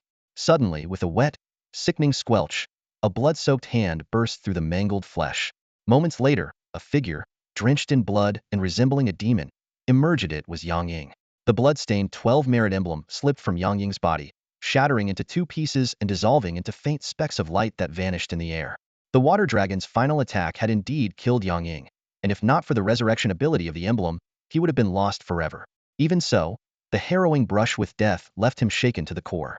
Yang Ying gritted his teeth, enduring the strange and excruciating pain coursing through his body, at times like being scorched by fire, and at others as if encased in ice. His face twisted in discomfort as he glanced at the glowing game interface that suddenly appeared before him. Bathed in the blood of the water dragon, your body has been enhanced. Yang Ying muttered under his breath. Damn it, this enhancement feels more like being skinned alive. Fighting through the discomfort, Yang Ying attempted to re-establish a connection with his Hydra form. The heads are back, so why are they all duds now? He grumbled. The moment his thoughts reached out, his eyes transformed into cold, reptilian slits, and the tattoo of the headless Hydra on his back began to shimmer. Suddenly, the space behind him rippled like water, and 9 thick, headless necks emerged, coiling around the water dragon's body and severed head. With a sickening crack, the dragon's massive head, along with a large portion of its neck, was torn away and forcibly grafted onto one of the Hydra's headless necks. As the two wounds met, the Hydra's blood and flesh began to writhe and meld with the dragon's severed neck. Within moments, the fusion was complete. Astonishingly, the water dragon's once dead head came back to life, its wounds rapidly healing, shattered scales falling off and being replaced by tougher, gleaming new ones. Yang Ying locked eyes with the revived water dragon head. This time, instead of fear or intimidation, he felt an inexplicable sense of kinship. Simultaneously, one of the headless necks on the Hydra tattoo sprouted a newly formed water dragon head. Now that's one impressive Hydra form, Yang Ying murmured, staring at the dragon's head and the 8 remaining headless necks. With a mere thought, the water dragon's head began to move as he wheeled up, down, left, right, completely under his control. Yang Ying could sense that he had gained ownership of the water dragon head, though the fusion process was still in its infancy. For now, his Hydra form was too weak to fully utilize the dragon head's abilities or unleash its unique powers. After some basic tests, Yang Ying waved his hand, and the water dragon head, along with the 8 headless necks, withdrew back into the distorted space. The Hydra form needed more time to fully integrate the dragon head, so he decided to let it continue the process undisturbed. Once the Hydra form vanished completely, an overwhelming fatigue washed over Yang Ying. His legs gave out, and he collapsed onto the ground, leaning against the lifeless body of the water dragon for support. Catching his breath, Yang Ying muttered weakly to himself, I didn't expect summoning the Hydra's body to take such a toll. I'll need to prepare better in the future. He paused for a moment, clenched his fist, and felt the growing strength coursing through his body. Still, the enhancement from bathing in dragon's blood is truly beyond my expectations. It feels like I've become a hero straight out of the Nibelungenlied, like Siegfried the Dragon Slayer. As he allowed himself some time to recover, Yang Ying closed his eyes to sense the changes in his body. Beyond the physical strengthening brought by the dragon's blood, the most noticeable improvement was the enhanced effects of the Hydra's body after obtaining the water dragon's skull. He could distinctly feel that the Hydra's venom had become far more potent, his resistance to toxins had drastically increased, and his regenerative abilities had improved to a remarkable degree. As his strength gradually returned, the pain from the water dragon's blood reinforcing his body also began to subside. Yang Ying slowly rose from the ground, ready to clean up the battlefield. He started by collecting the weapons scattered around, but found that one steel longsword had snapped in two and a steel spear had bent into an arc, both rendered unusable. Although it was a pity, the losses were negligible compared to the victory he had achieved. After gathering all the weapons, regardless of their condition, Yang Ying made his way to the headless corpse of the water dragon. He recalled how the demon hand had absorbed a significant amount of the dragon's blood and flesh while inside its body. However, the water dragon's formidable physique meant that its blood and flesh were brimming with energy. After absorbing a portion, the demon hand had entered a dormant state, beginning a new cycle of energy absorption and evolution. The problem now was that the water dragon's massive 20-meter-long corpse far exceeded the capacity of Yang Ying's small spatial bag. To make matters worse, the dragon's flesh had been tainted by the Hydra's venom, making it highly toxic and dangerous to handle, significantly reducing its value. After weighing his options, Yang Ying decided to collect only the dragon's blood and remove the tainted flesh, taking with him the durable scales and bones instead. Without hesitation, he drew his iron blade and began cutting along the wounds on the dragon's body. Even in death, the water dragon's flesh remained incredibly tough, and its scales were exceptionally resilient. Cutting through them with a sharp iron blade proved to be a strenuous task. Still, Yang Ying thought to himself that this was, in a way, a good sign. Materials that were this durable were often highly valuable. It took him several hours of painstaking effort to partially disassemble the water dragon's corpse. The scene before him was both striking and gruesome. A colossal blood-red skeleton lay sprawled across the ground, with bits of flesh still clinging to its joints and crevices. Surrounding it were piles of flesh and mangled organs, tainted by the Hydra's venom and displaying eerie shades of dark red, gray-green, and deep purple, creating a macabre sight. Standing before the dragon's skeleton, his body almost entirely soaked in blood, Yang Ying wiped his face and nodded in satisfaction. Turning around, his gaze fell upon the spoils of his efforts. A large roll of tough dragon hide with water-blue scales, a massive heart nearly 2 meters in diameter, a slightly smaller pale blue organ that emitted a cold, damp aura, as well as dragon tendons, claws, and other materials extracted from the water dragon. Determined to leave nothing to waste, Yang Ying retrieved several containers of stored water from his spatial bag and filled 4 or 5 large bags with the dragon's blood. Although the blood had been tainted by the Hydra's venom and wasn't particularly valuable, Yang Ying remembered reading in an ancient text that using the blood of powerful creatures to draw talismans could greatly enhance their effects. Since he was about to begin learning the art of talisman crafting, these dragon blood reserves would undoubtedly come in handy.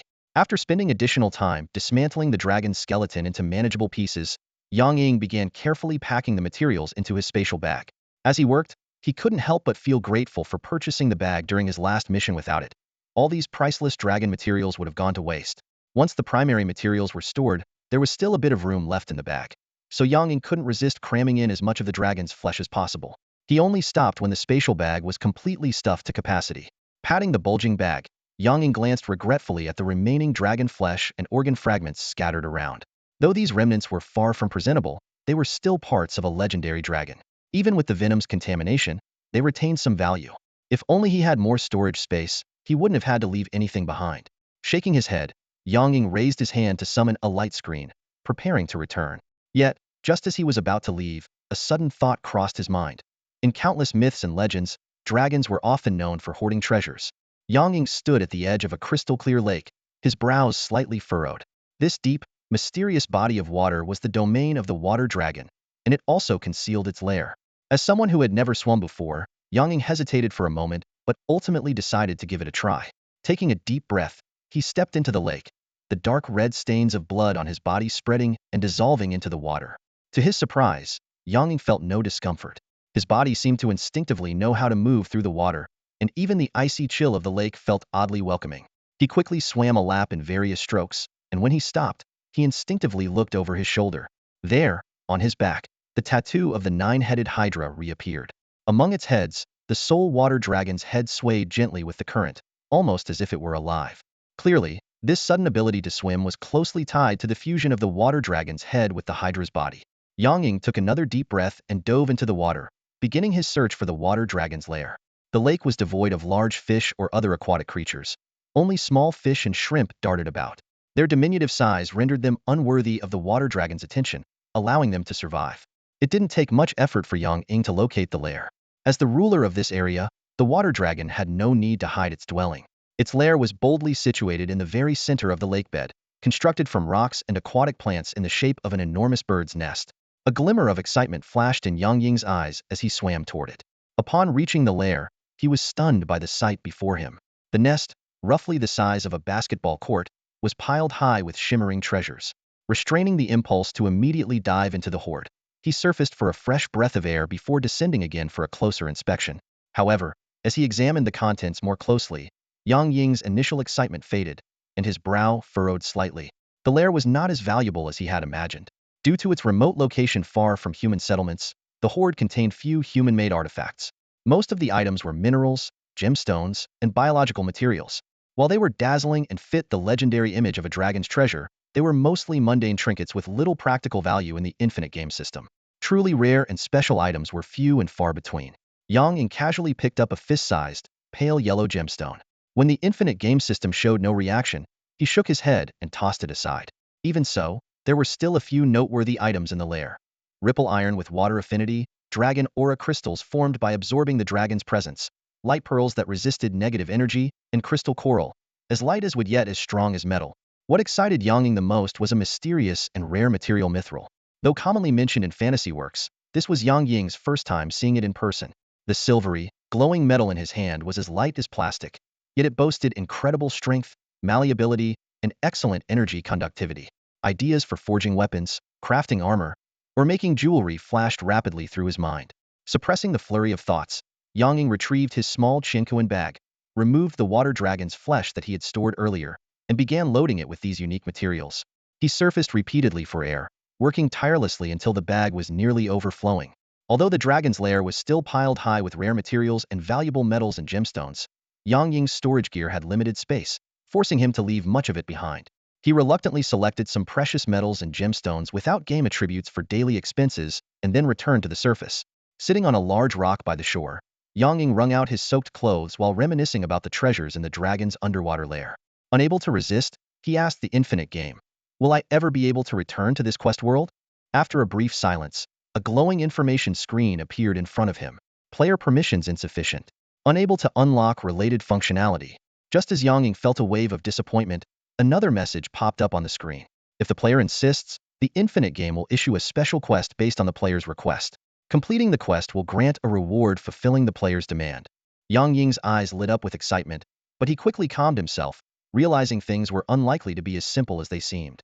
If the game could easily grant players' wishes, the real world would not remain so stable. He speculated that while the infinite game could indeed fulfill requests, the difficulty of the special quests would likely be staggeringly high, far outweighing the value of the reward.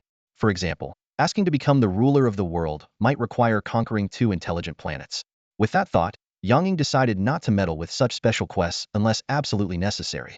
After putting on his wrung-out clothes and ensuring his belongings were intact, Yang Ying summoned the infinite game interface and selected return. A flash of light later, he found himself back in his room. The sun was shining brightly outside, and the clock showed it was already past 10 in the morning. Lin Yixin had already left for work. The special quest involving the water dragon's lair hadn't taken too long, with most of the time spent waiting for the dragon to succumb to the poison and dealing with its remains. Just as Yang Ying was about to sit down, he noticed his wet and tattered clothes. He turned to change into a fresh, dry outfit and tossed the damaged ones into the trash. Exhausted, he collapsed onto the couch. After a brief rest, Yang Ying picked up his phone and saw 2 missed calls from Lin Yixin. He immediately called back. "Hello, Mom. What's up?" "Nothing much, really. I went out for a morning jog, ran into an old friend and lost track of time. My phone died earlier. I just charged it and saw your calls. All right, I'll prepare lunch early. Come back soon." Ending the call, Yang Ying sighed and sprawled out on the couch like a lazy fish. Half an hour later, as the clock neared 11, he reluctantly got up and shuffled into the kitchen to start cooking. Before long, the table was set with a plate of steamed tiger meat, a dish of garlic shrimp, and a small cold appetizer. To top it off, he added 2 bowls of cold noodles. Stifling a yawn, Yang Ying glanced at the time. 11:30. She should be back soon. Might as well lie down for a bit longer. He flopped back onto the couch and began browsing a firearm purchasing website on his phone. The recent quest had made him appreciate the practicality of grenades, so he planned to buy more as spares. He also needed to restock high explosive shells for the AA-12 shotgun. Additionally, he considered purchasing a few handguns, submachine guns, rifles, and machine guns not necessarily for use, but they would make excellent display pieces. While he was lazily scrolling through the website, the door suddenly opened. "Wow, something smells amazing. Xiaoying, did you already finish cooking?" Lin Yixin's voice called out. Putting his phone down, Yang Ying replied, "Of course. I've been busy for quite a while. But what made you decide to come home for lunch today?" He got up from the couch and walked toward the dining table. Watching Lin Yixin grab a piece of tiger meat and dip it into the sauce before popping it into her mouth, Yang Ying helplessly said, "At least wash your hands first. No one's going to snatch it from you." Lin Yixin mumbled a response through a mouthful of food, grabbed another piece of meat, and only then headed to wash her hands. However, as her gaze swept over Yang Ying, she suddenly let out a curious sound. Huh, Xiaoying, have you gotten taller recently? Yang Ying froze for a moment, looked down at himself, and noticed his clothes did seem a bit short. He guessed this change was likely a result of bathing in dragon's blood, but couldn't explain it truthfully. Dear mother, your son is only 18 this year. It's perfectly normal for me to still be growing. Lin Yixin tilted her head in thought. I suppose that's true. All right, go wash your hands and eat. After sending Lin Yixin off to wash her hands, Yang Ying glanced around the room and spotted the little Black Panther, Cobalt, lurking in a corner. These days, the little guy rarely left Lin Yixin's side, even accompanying her to and from work. Oddly enough, when Cobalt noticed Yang Ying's gaze, it shrank further into the corner, looking visibly frightened. Yang Ying realized the little panther must have sensed the lingering aura of the water dragon on him. He walked over, picked it up, and began rubbing its fur while grumbling, "You ungrateful little thing. If it weren't for me saving you back then, you'd have ended up as fertilizer for that razor-clawed brown bear. And now you're scared of me? What, do you think I'll eat you or something?" At the dining table, Yang Ying and Lin Yixin sat across from each other, eating lunch. Yang Ying lowered his head, took a bite of cold noodles, and casually glanced at Lin Yixin. In a nonchalant tone, he asked, "Mom, how's the shop today? Anything interesting happen?" The question wasn't out of genuine curiosity about interesting events, but rather a way to confirm if Tianji Palace had made any moves. Lin Yixin swallowed her food and answered without hesitation, "The shop's fine. In fact, ever since you drove off those troublemakers last time, no one's dared to cause any more trouble." Hearing this, Yang Ying nodded slightly, feeling a small sense of relief. It seemed the other party hadn't taken any drastic actions against Lin Yixin, which gave him some comfort. As long as she wasn't dragged into it, he didn't mind being the target himself. After lunch, Lin Yixin went to her room for a nap. Yang Ying quickly cleaned up the tableware and then sprawled out on the sofa, taking out his phone. He first placed an order to restock ammunition, then, recalling the contents of the symbol scripture, purchased a variety of tools for crafting talismans: brushes, cinnabar, black ink, inkstones, yellow paper, carving knives, and more.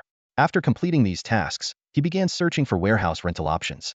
The recent mission at the water dragon's nest had been quite fruitful, and his current small storage bag was no longer sufficient. In the afternoon, while Lin Yixin was at work, Yang Ying stayed home to rest. The mission had drained him both physically and mentally, and he desperately needed to recuperate. He slept until nightfall, and was only awakened when Lin Yixin returned home. Their dinner consisted of leftovers from lunch and 2 small dishes Lin Yixin had brought back. Afterward, Lin Yixin sat on the sofa with their cat, Meichio, snacking while scrolling through her phone. Watching her shovel handfuls of chips into her mouth, Yang Ying couldn't help but comment, "Hey, didn't we just finish dinner? How do you still have room for snacks?" Lin Yixin scoffed, "You don't get it. Dinner and snacks go into 2 different stomachs." Yang Ying was momentarily speechless and could only catch the mint candy tin she tossed his way, popping 2 pieces into his mouth. Soon after, Yang Ying took out the symbol scripture, along with a brush and notebook, and started practicing drawing talismans. Immersed in her phone, Lin Yixin gradually noticed his unusual behavior. Curious, she leaned closer and spotted the vertical, traditional text of the ancient scripture. Her eyes widened. "Xiaoying, where did you dig up this old book?" she asked, reaching out to grab it. Yang Ying didn't stop her, letting her flip through it. As expected, it took less than a minute for her to lose interest in the dry content. Yang Ying took the book back and asked with a teasing smile, "So, what do you think? Fascinating book, isn't it?" Lin Yixin pouted. "Fascinating? Hardly. Xiaoying, are you possessed or something? Since when do you read this kind of stuff?" Yang Ying shot her an exasperated look and casually made up an excuse. "Didn't I major in Chinese literature? I'm just getting a head start on reading some old texts and studying classical characters. What's wrong with that?" Lin Yixin gave him a skeptical look and muttered, "It sounds reasonable, but something about it feels off." Yang Ying gently pushed her head back against the sofa and feigned impatience. "Stop overthinking it. Go play on your phone and let me study in peace." Although she retreated, Lin Yixin's attention never fully left Yang Ying. She watched as he alternated between reading the book and sketching strange symbols in his notebook, hesitating several times as if she wanted to say something. This went on for about 10 minutes until Yang Ying finally put the book down and turned to her with a resigned expression. "I'll give you something to play with. Just leave me alone." "Okay," he suggested. Lin Yixin nodded, her eyes lighting up with anticipation. Yang Ying rubbed his temples, thinking to himself, "Is this really my mom? Feels more like I've got a daughter to take care of." "Wait here," he instructed before heading to his room. A moment later, Yang Ying returned, placing something on the table in front of Lin Yixin. A pile of perfectly round, colorful pearls and a 10-centimeter long piece of silvery white coral lay on the table. Yang Ying pushed these unique items toward Lin Yixian and explained, "These multicolored pearls can enhance mental strength, and the silvery white phantom coral helps speed up mental recovery and improve sleep. You can place it by your pillow at night." Curious, Lin Yixian picked up a pearl and examined it closely. "These pearls are so flashy. Are they even real?" She then grabbed the coral, weighing it in her hand. "Why is this coral so heavy? Is it made of iron or something?" Yang Ying resisted the urge to knock her on the head and gritted his teeth. "Fine, forget it. I'll just throw them away." As he reached out to take the items back, Lin Yixian quickly leaned over, pressing down on the small pile of treasures. She teased, "Hey, once you've given something away, you can't take it back. Being so stingy, you'll never find a girlfriend." Not to be outdone, Yang Ying raised his hand and flicked her on the head. Lin Yixian yelped in protest but was soon distracted by her new toys, fiddling with the pearls and coral. The room fell into a peaceful silence. Yang Ying buried himself in studying talisman scriptures, going through more than half a notebook with failed attempts. Over an hour later, he turned to a fresh page and began drawing again. This time, he suddenly felt a connection and instinctively infused it with spiritual energy. When he lifted his pen, the ordinary notebook paper emitted a faint, peculiar aura. Yang Ying's eyes widened in disbelief. Using a game-like scanning ability, he confirmed it was a lesser talisman of evil repulsion poor quality. Though it was a basic and low-quality talisman, the fact that he had successfully drawn one with an ordinary pen and paper was astonishing. Lin Yixian noticed Yang Ying staring blankly and nudged him with her foot. "What's the matter now? Why are you zoning out over some scribbles?" She leaned in to take a closer look and quipped, "Wow, not bad. You could totally set up shop outside a temple as a talisman master." Without a word, Yang Ying set down the notebook and grabbed Cobalt, their cat, tossing it toward Lin Yixian. As she scrambled to catch the startled feline, Yang Ying snorted, "Looks like you're still too idle. Didn't you join yoga and hit the gym recently? Don't slack off, get back to it tomorrow. Otherwise, you'll be bouncing around like a hyper husky with nowhere to burn off your energy." "Not going. It's exhausting, and my whole body hurts afterward. It's like torture." Lin Yixian protested, throwing the bewildered Cobalt back at Yang Ying. "And you little jerk, calling me a husky? Then what are you? A baby husky?" Yang Ying caught Cobalt, and the two of them, one armed with pearls and coral, the other holding the cat, descended into playful chaos. Time flew by, and by the time they went to bed, Yang Ying still hadn't had a chance to practice drawing a new talisman. The next morning, Yang Ying made porridge with crocodile meat and greens. After Lin Yixian had her fill and left for work with Cobalt in her arms, Yang Ying made a phone call and headed out as well. His goal for the day was to check out nearby warehouses for rent. Hopping onto his electric scooter, he arrived at the meeting spot 20 minutes later, where he was greeted by a slightly shrewd-looking middle-aged real estate agent.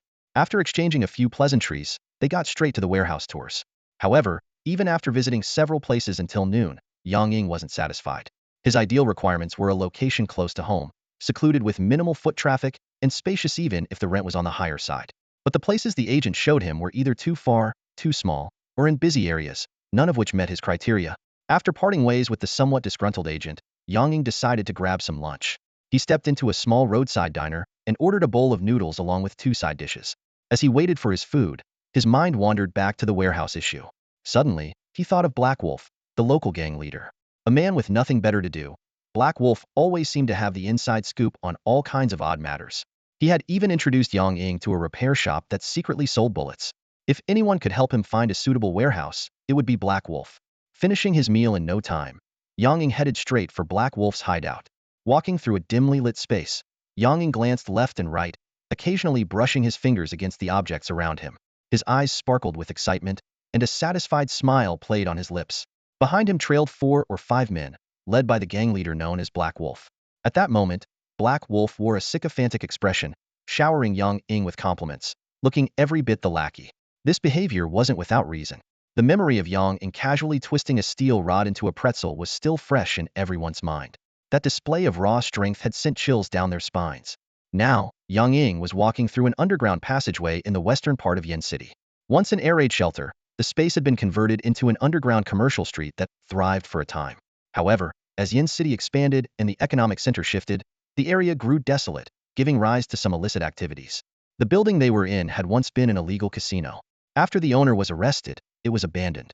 Not long ago, Yang Ying sought out Black Wolf and persuaded him with a display of physical force, expressing his need for a warehouse. In return, Yang Ying promised appropriate compensation. After understanding Yang Ying's specific requirements, Black Wolf discussed it with his men and decided to bring him to this abandoned casino. This place suited Yang Ying's unique needs far better than any standard warehouse recommended by professional agents. Before it was shut down, the casino owner had invested heavily in security and secrecy during its construction. The exterior walls were not only bulletproof, but also soundproofed. Most intriguingly, a larger underground space had been excavated beneath the building. After a thorough inspection, Yang Ying was quite satisfied with the place. He immediately decided to rent it and transferred a total of 100,000 yuan to Black Wolf in 2 payments. The first payment covered a year's rent, while the second was for clearing the site, reconnecting utilities, and basic renovations. After all, the place had been abandoned for some time, and without proper cleaning and repairs, it was barely inhabitable. After giving instructions, Yang Ying prepared to leave. As for a rental contract, he didn't care in the slightest. To him, Black Wolf was as insignificant as an ant. If the man dared to play any tricks, Yang Ying could crush him with ease. This was no exaggeration. Yang Ying had taken lives before in mission worlds. The moment Yang Ying left, the tense atmosphere inside the abandoned casino eased considerably. However, just as the group began to relax, a young man with yellow-dyed hair sidled up to Black Wolf and whispered, "Boss, that guy is way too arrogant. Why don't we just take him out?" No sooner had the words left his mouth than Black Wolf slapped him across the face with a loud crack. Where the hell was all that courage when he was standing here? Black Wolf barked angrily, delivering a sharp kick to the fool who didn't know his place. Just then, an eerie screech echoed from the entrance. The gang members instinctively turned to look and froze in terror. A massive, grotesque creature had entered the room. It was about half the height of a man, with the head of a bird, the body of a dog, and a pair of wings on its back. What the hell is that thing? Is it some kind of alien or a biological weapon? Stop guessing and hide. As the gang members panicked at the sight of the strange creature, it calmly approached a wall, raised a claw, and scratched at the surface a few times. It then cast a piercing gaze around the room, let out a menacing screech, and vanished into thin air. What the hell does something that big just disappear? One of the men exclaimed. Could it be invisible? Like the monsters in horror movies? Another, trembling with fear, stammered. Both of you, shut up. Black Wolf roared, cutting off their wild speculations. Swallowing hard, he cautiously approached the spot where the creature had been and examined the wall it had scratched. There, in jagged letters, were 2 words. Get to work. Black Wolf read the words aloud, his back drenched in cold sweat. He had thought Yang Ying was just a ruthless man armed with brute strength. But now, it was clear the man could control creatures as terrifying as this half-bird, half-dog monstrosity. Remembering how he had once tried to test Yang Ying, Black Wolf shivered. Silently, he vowed to himself that this time, he would complete Yang Ying's brother Yang's task flawlessly. Not even the slightest mistake could be allowed. He definitely didn't want to end up as food for the griffin. After leaving the underground passage, Yang Ying frowned slightly, feeling a faint sense of discomfort. Ever since his strength had increased, perhaps influenced by the Hydra's body and the water dragon's skull, noticed he had developed an unconscious sense of superiority when looking at others. This feeling was particularly apparent when he encountered people earlier today, yet it hadn't surfaced yesterday when he faced Lin Yixian.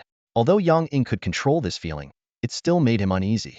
He speculated that this might be a side effect of the fusion between the Hydra's body and the water dragon's skull.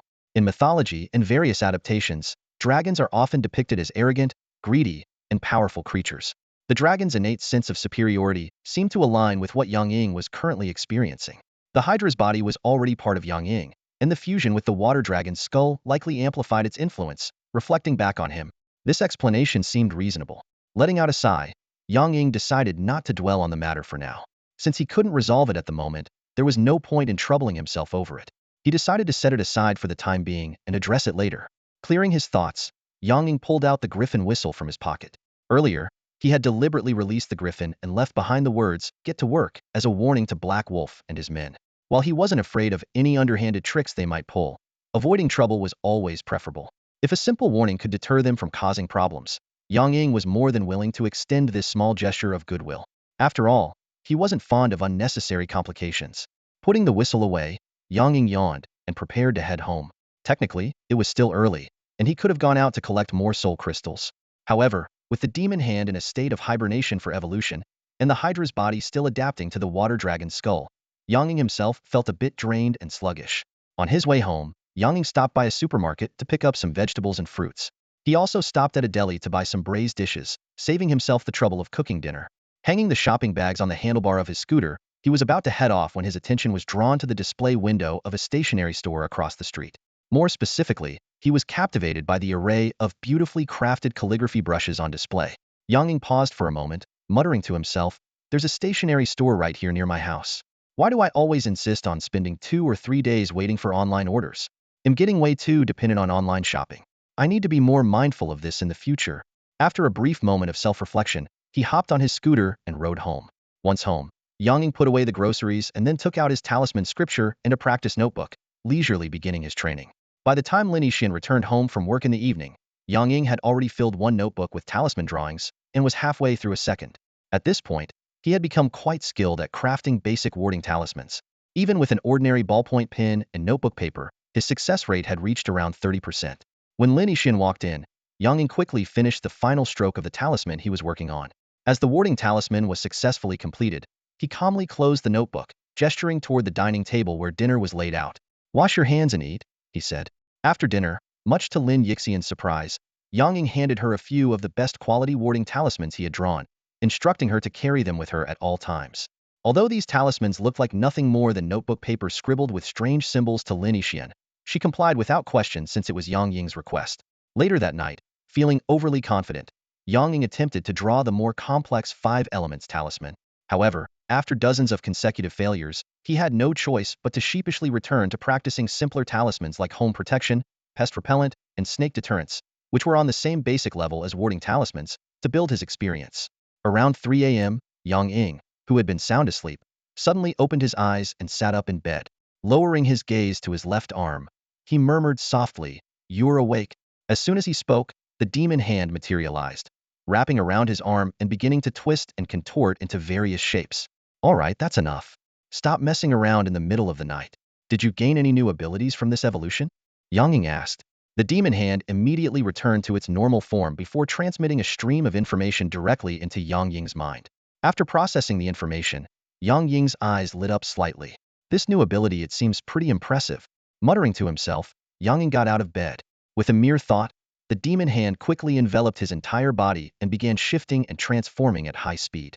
After about 30 seconds, Yang Ying had completely taken on the appearance of the gang leader Black Wolf, right down to his clothes. This new ability, which allowed him to alter his appearance, was the result of the demon hand's evolution. Yang Ying decided to name it True Mimicry. Standing in front of the mirror, Yang Ying smirked as he observed his altered reflection. He then experimented with several other forms, including not only different human appearances but also animals he had encountered. Through testing, Yang Ying discovered that the demon hand's transformations were incredibly realistic. It could replicate not only physical features but also details like fur, claws, and even scales or feathers. Of course, the demon hand's transformation ability had its limitations. While it could change Yang Ying's appearance, it couldn't alter his basic body structure. For instance, if he wanted to mimic a creature smaller than himself or something with a vastly different anatomy, like a snake, the demon hand could only change his outward appearance without fully replicating the target's size or shape. However, if the target was larger, the demon hand could add extra mass to simulate the bulk. Additionally, while it could replicate the appearance of special structures like dragon scales, their functionality wouldn't match that of the original. All in all, despite its limitations, the demon hand's true mimicry was a highly practical ability, one that could easily be likened to a miniature mystique. In a dimly lit room, a man with a blood-stained calligraphy brush was intently writing on a piece of yellow paper. Suddenly, the piercing sound of a phone ringing shattered the silence, disrupting his concentration. His hand faltered slightly, and in that brief moment, a faint glow emanated from the yellow paper before quickly dissipating.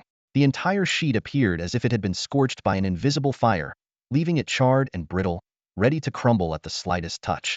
Yang Ying gazed at the failed 5 elements fire talisman before him and let out a sigh of frustration. Setting down his brush, he muttered in annoyance. Who on earth is calling at this hour? Despite his irritation, he picked up the phone. When he saw Iron Palm displayed on the screen, his eyebrows raised slightly. If it were anyone else, he might have chosen to ignore it. But when it came to calls from official peacekeepers, he couldn't afford to decline. After all, it had only been 5 days since he obtained the Water Dragon's skull, and just 2 days ago, it was these very peacekeepers who mediated a truce between him and the Tianji Palace of the Beidou 7 Stars. Out of gratitude, Yang Ying sighed and answered the call. "Hello, Captain Iron Palm," Yang Ying greeted curtly. After the call ended, Yang Ying rubbed his temples, feeling a twinge of irritation. As expected, Iron Palm only called when there was trouble. While the details were vague, the gist was that there was an issue at the crematorium on the outskirts of the city, and his immediate assistance was required. Yang Ying quickly tidied up his workspace. He cleaned the brush, dealt with the ruined yellow paper, and carefully placed a small jar of blood red ink into a storage box. The ink, a mixture of cinnabar and water dragon's blood, was prone to deterioration due to the toxins in the blood and had to be kept out of direct sunlight. With everything packed, Yang Ying drew back the curtains, flooding the room with light. He sent a quick text to Lin Yixian, letting her know he wouldn't be home for lunch, and then stepped out. The crematorium on the outskirts? Of all places for something to go wrong. Why there? Is it haunted or something? Yang Ying muttered to himself as he walked out of his apartment complex. Just as he was about to hail a cab, a black SUV screeched to a stop in front of him. The passenger door swung open, and a rugged-looking man with a scar on his temple stepped out. The man scrutinized Yang Ying's youthful appearance, his brow furrowing slightly as a flicker of doubt crossed his eyes. However, he quickly masked his thoughts and addressed Yang Ying in a formal tone. "Hello, are you Mr. Eagle?" Yang Ying nodded in confirmation. "Mr. Eagle, I'm a member of the Special Police Unit 1, here to escort you to the scene," the man said, handing Yang Ying a silver metallic badge. The badge was about 3 centimeters in size, engraved with an image of a hand supporting a mountain, the emblem of the Peacekeepers. As Yang Ying took the badge, he immediately sensed a faint, unique energy emanating from it. He guessed it was some sort of authentication mechanism, as ordinary badges would be too easy to counterfeit. Pinning the badge to his chest, Yang Ying followed the man into the car. Apart from the two of them, the only other occupant was the silent driver. Yang Ying tried to probe for details about the incident, but the driver remained as unresponsive as a machine, and the man from the Special Police Unit seemed clueless, much to Yang Ying's exasperation. With nothing else to do, Yang Ying began inspecting the car's interior. His attention was drawn to several anti-explosive storage cases placed behind the seats. Intrigued, he asked, "Are those weapons you're carrying?" "Yes," the man replied tersely. "Can I take a look?" Yang Ying pressed. After a moment of hesitation, the man agreed but warned, "You can, but please don't load any ammunition. We don't want any accidental discharges." "Relax, it's not like I've never handled a gun before," Yang Ying replied confidently. With practiced ease, he folded down the seat and vaulted into the back to examine the cases. Yang Ying opened the case, and the first thing that caught his eye was a neatly arranged selection of firearms. His eyes immediately lit up. He reached out, picked up a rifle, and examined it closely. "This must be the Type 95, he said. "The bullpup design really makes it look quite compact." Next, he picked up a pistol and carefully inspected the barrel. "This should be the Type 92, with a caliber of 5.8 millimeters.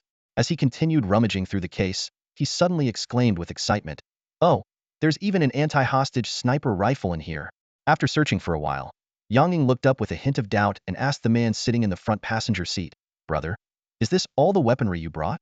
The man, who had been closely watching Yang Ying's actions, immediately replied, "Yes, these weapons are highly reliable and sufficient for most situations. We've even taken down several extremely dangerous criminals with them." Yang Ying knew that by extremely dangerous criminals, the man was likely referring to players. However, players varied greatly in strength. Some newcomers were barely different from ordinary people. So, these so-called glorious achievements didn't hold much weight in his eyes. From Yang Ying's perspective, given they were dealing with special incidents, the vehicle should at least be equipped with some high-powered weaponry. Forget about cannons or missiles, but a few rocket launchers or machine guns wouldn't hurt. The small-caliber rifles on board might not even be enough to take down the iron-skinned boars and clawed brown bears he encountered in his first mission world, let alone beings like the water dragon demon. Losing interest in the firearms, Yang Ying returned to his seat and pulled out the bronze sword he had acquired during his first trial mission. He began to carefully polish it. Despite having amassed several powerful weapons, this bronze sword held a special place in his heart. After driving for about 40 to 50 minutes, the vehicle finally arrived at the incident site.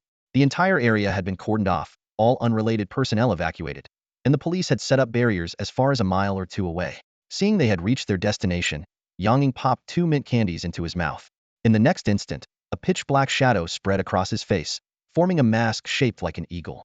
As soon as he stepped out of the car, the sound of continuous gunfire reached his ears, indicating a fierce battle was underway.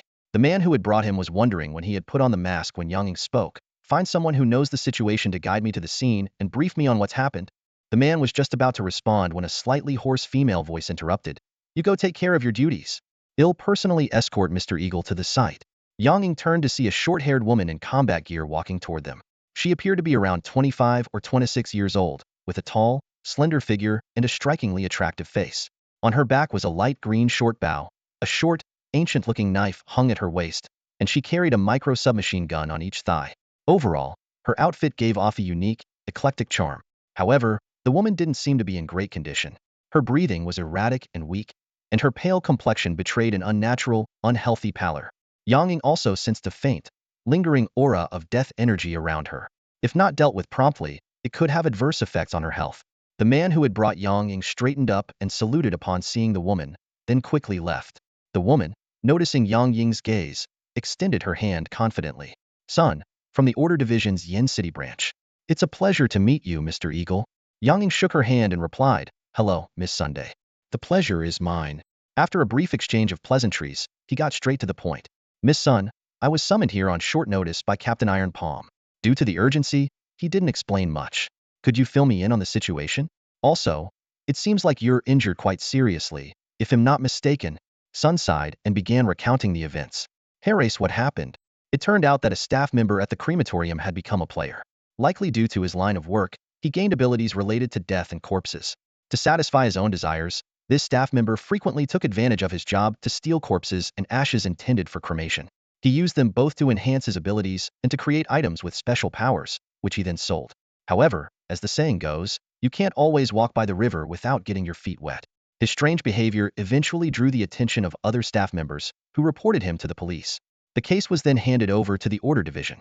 Although his actions were egregious, this player hadn't directly harmed anyone, so he wasn't deemed deserving of death. For the Order Division, cases like these weren't uncommon. Typically, they would simply apprehend the individual, detain them for a period, and provide ideological re-education. According to their investigation, this player wasn't skilled in combat. His fighting capability was almost on par with an ordinary person. His only notable achievement was creating a few corpse constructs assembled from body parts.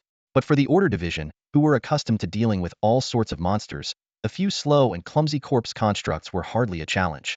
Initially, the team assigned to apprehend him believed it would be a straightforward task.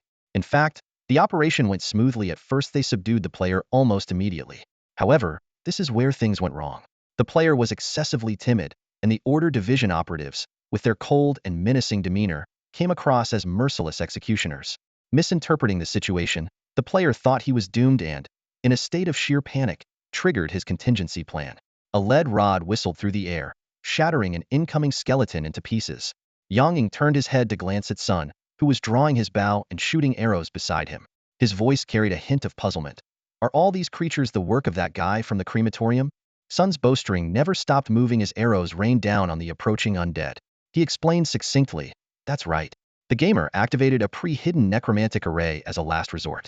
Using the death energy and Een energy from the crematorium, the array quickly opened a rift to the realm of the undead, allowing a flood of undead creatures to pour through. Before he could finish, Yang Ying swung his lead rod again, smashing the head of a decayed zombie with a drooping eyeball. He flicked the filthy residue from the rod and continued questioning. Did that guy manage to escape in the end? Sun released another arrow and shook his head. Unclear. Our enforcers who were trying to capture him were the first to face the undead onslaught. They escaped with serious injuries, but the gamer was overwhelmed by the undead, and his whereabouts are currently unknown. Yang Ying shaded his eyes with his hand and scanned the massive army of undead surging in the crematorium center. He proposed, since the situation is this bad, why not just bomb the place with heavy weapons? A few rounds should wipe out both the monsters and the array, right? Sun patiently explained, that's too risky.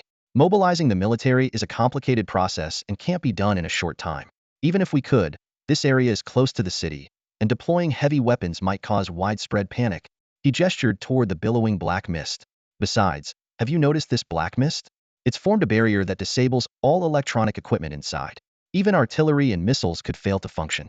And destroying the array might not help Mashat at this point. The spatial rift no longer depends on it to stay open. Worse, an explosion could trigger unknown anomalies. Yang Ying scratched his head, clearly baffled. Then what's the plan? Sun sighed, a hint of helplessness in his voice. We wait. Yang Ying echoed, skepticism written all over his face. Sun explained honestly, the world has a natural ability to heal itself. As long as we avoid external interference, this accidental spatial rift will close on its own soon enough. Realization dawned on Yang Ying. So, all we need to do is hold the line, block the undead, and wait for the rift to seal itself? How long will that take? Sun shook his head. Hard to say. Situations like this are rare. But we've already called in specialists, and they're expected to arrive tonight. Yang Ying muttered under his breath. Better not make me late getting home, or she's going to nag me again. As he spoke, the situation in the crematorium suddenly shifted. The main gates exploded outward, and a massive skeletal beast over 3 meters tall charged through. Its thick bone armor and 3 massive horns on its head made it resemble a giant rhinoceros. Trailing behind it were over a dozen fully armed skeletal knights, their weapons and armor glowing with an eerie light clearly not to be underestimated. The soldiers on the defensive line immediately opened fire on the skeletal beast, but ordinary bullets were as ineffective as scratching an itch. They didn't even slow it down. Yang Ying watched as a sniper's anti-material rifle struck the creature, only to chip off a small fragment of bone, an insignificant injury to the colossal beast. Only rocket launchers inflicted any meaningful damage, but the knights quickly swung their weapons, emitting black energy to repair the wounds. The skeletal beast rampaged through the battlefield, effortlessly flipping an armored personnel carrier dozens of meters into the air. The soldiers' morale wavered as Sun's face grew tense with worry. Damn it! How did something of this level show up? He gripped his short bow tightly, preparing to join the fight himself. Meanwhile, a group of gamers with extraordinary abilities charged out from the defensive line, heading straight for the massive skeletal beast.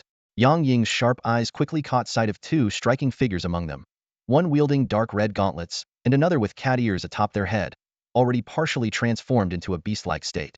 Just as Sun was about to rush forward to assist, Yang Ying grabbed his arm. "Hold on a second," Yang Ying said. Sun turned back, confused, only to see Yang Ying pulling out a piece of notebook paper covered in runes from who knows where. He then bit his finger and drew a blood mark across the paper. "What are you doing?" Sun frowned, his tone puzzled. "Healing you," Yang Ying replied curtly. Without waiting for a response, he pressed the rune-covered paper onto Sun's body. The paper instantly ignited, releasing a faint wisp of smoke that merged into Sun's body. Sun let out a muffled groan, staggered a few steps, and nearly fell. Yang Ying quickly stepped forward to steady him, noticing threads of dark, deathly energy seeping out of Sun's body. As the black mist dissipated, Sun's complexion visibly improved. After checking his condition, Sun offered a sincere thanks to Yang Ying. Yang Ying nodded in acknowledgement, but couldn't help pondering the effectiveness of the talisman. It was a strengthened version of a basic exorcism charm he had crafted himself, and its results had exceeded his expectations. Before Yang Ying could dwell on it further, Sun, now revitalized, was once again eager to charge into the fray against the skeletal beast. Yang Ying stopped him again. Seeing Sun's puzzled expression, Yang Ying calmly rolled up his right sleeve. "Don't go," Yang Ying said firmly. "That pile of bones is tough as nails. You won't be of much use against it. Right now, the entire defensive line is on the verge of collapse because of this situation. If we can't resolve it quickly, even if you manage to take down that beast, the line will already be broken, and the real trouble will start. Then what do you suggest we do?" Sun asked anxiously. Yang Ying didn't answer immediately. Instead, he remarked, "To be honest, I'm surprised. Yinyang City is just a third-tier city, but this incident has caused quite a stir. And yet, your order keepers didn't send anyone strong enough to resolve it quickly? It's not that we don't have powerful members in the order keepers, it's just..." Sun stammered, trying to explain. "If it's inconvenient to say, then don't," Yang Ying interrupted, his tone turning serious. "Let's just say I owe the order keepers a favor. They'll deal with that pile of bones for you. Tell the people on the front lines to back off a bit, so they don't get caught in the crossfire." As soon as he finished speaking, a faint but palpable pressure emanated from Yang Ying. His eyes turned into cold, water-blue vertical slits, and a Hydra-like emblem appeared on his back. One of the water dragon heads on the emblem moved as if alive, swaying gently. Yang Ying locked his gaze on the skeletal beast ahead and slowly raised his right arm, palm facing the target. He steadied his right wrist with his left hand, and as he channeled the power of the water dragon, a cold, damp mist began to swirl around him. A sky-blue water orb quickly formed in front of his palm. Feeling the dangerous aura radiating from Yang Ying, Sun's eyes widened in shock, her mouth slightly agape. Snapping out of it, she quickly used her order keeper equipment to contact her comrades on the battlefield. Receiving Sun's urgent message, the gamers battling the skeletal beast and its knights hesitated briefly before retreating swiftly. Seeing this, Yang Ying's lips curved into a faint smile. With a thought, the water orb nearly 2 meters in diameter and filled with shards of ice shot forward like an arrow. On the other side, the skeletal beast and its knights, now free of opposition, let out soul-piercing howls, as if celebrating their impending victory. They surged forward, aiming to break through the human defensive line in one final push. However, Yang Ying's water orb struck the skeletal beast with devastating force. To everyone's astonishment, the beast, which had withstood rockets with ease, shattered into fragments. The explosion even took out several skeletal knights nearby. The sheer power of the attack stunned not only the remaining skeletal knights, but also the retreating order keepers, who were momentarily frozen in disbelief. Quickly regaining their composure, they let out battle cries and charged at the remaining knights. With the skeletal knights eradicated, the defensive line was once again secured. Feeling a wave of weakness wash over him, Yang Ying exhaled deeply. Clearly, wielding the power of the water dragon in his human form was still taxing for him. Noticing Sun's elated expression, Yang Ying couldn't help but issue a warning. Hey, don't get too excited just yet. Sun turned to him, puzzled. What do you mean? Haven't we dealt with the undead that were attacking the defensive line? Yang Ying glanced at Sun, her expression brimming with naivety, and was suddenly reminded of an old saying. When people have someone to rely on, their intelligence tends to drop. He looked back at the gamers returning to the defensive line with their spoils of war inside. Think about it. With the undead's pitiful intelligence, do you really think they could organize such a coordinated attack, let alone work together like they just did? The question struck Sun like a bolt of lightning. She realized he was right. From the start of the battle until now, they had slain plenty of undead, but none had ever demonstrated teamwork, certainly not the kind of coordination they had just witnessed, with the skeletal beast charging to absorb damage while the knights provided support. Before Sun could respond, Yang Ying continued, there's probably a big shot in that crematorium, someone capable of controlling these undead. Let's hope your reinforcements arrive soon. If this happens a few more times, your defensive line won't hold much longer. Mom, I'm back. Yang Ying pushed open the door and walked into the house, his steps slightly weary. He had changed into fresh clothes, but his face was still a bit pale. Lin Yixian, who was sitting on the couch, immediately looked up at the sound of the door. You're back? Why so late today? Where have you been wandering off to this time? Listen to yourself. Yang Ying muttered in mild annoyance as he placed a bag of fruit he had bought on the table. Then, carrying 2 cups of bubble tea, he walked over to Lin Yixian. Look, I even brought you something. He handed one of the cups to Lin Yixian, then slumped onto the couch and closed his eyes to rest. The intense battle he had just experienced at the suburban crematorium had left him utterly drained. That fight had gone exactly as Yang Ying had anticipated. A formidable opponent had indeed shown up. It was a golden skeleton adorned in extravagant jewelry and ornaments. Though Yang Ying hadn't directly engaged it, the creature's abilities to summon, control, and enhance undead forces were truly terrifying. Under the aura emitted by the golden skeleton, the undead took on a metallic sheen, their bodies significantly strengthened. Adding to the chaos were the unique undead creatures it summoned, such as skeletal griffins and skeletal bulls, which pushed the human defenses to the brink of collapse. Even with Yang Ying and other official players joining forces, they could barely hold the line. Against the relentless tide of undead, their efforts felt like trying to extinguish a wildfire with a cup of water. Just as Yang Ying began to consider whether to use his trump card, reinforcements finally arrived, albeit fashionably late. There were only 2 of them, but their presence turned the tide of the battle completely. One was a towering man over 2 meters tall, wielding a massive blood-red axe. His muscular torso was bare, and his entire being radiated an aura of raw, savage power. The other was a young man dressed in traditional robes, exuding a sharp, commanding presence. Behind him floated a golden, tumterlong one-horned dragon. After a brief exchange between the two, they sprang into action. The robed youth gestured toward the dragon at his side, and in an instant, it expanded into a massive, 20-meter-long beast. With a deafening roar, it launched itself into the ranks of the undead, cutting through them like a hot knife through butter. At the same time, the axe-wielding giant leaped high into the air and descended like a blood-red meteor, aiming straight for the golden skeleton commanding the undead. Watching the one-horned dragon wreak havoc among the undead, Yang Ying licked his lips, his pale gold, slit-like pupils narrowing. The Hydra within him stirred restlessly, craving the dragon's head. However, both the dragon's immense power and its owner's clear connection to the keepers of order made it evident that this was not a foe to be trifled with. Reluctantly, Yang Ying suppressed his desires for the time being. With the arrival of these 2 reinforcements, the battle was over within minutes. The golden one-horned dragon single-handedly obliterated nearly 70% of the undead forces, while the axe-wielding giant returned triumphantly with the golden skeleton's head.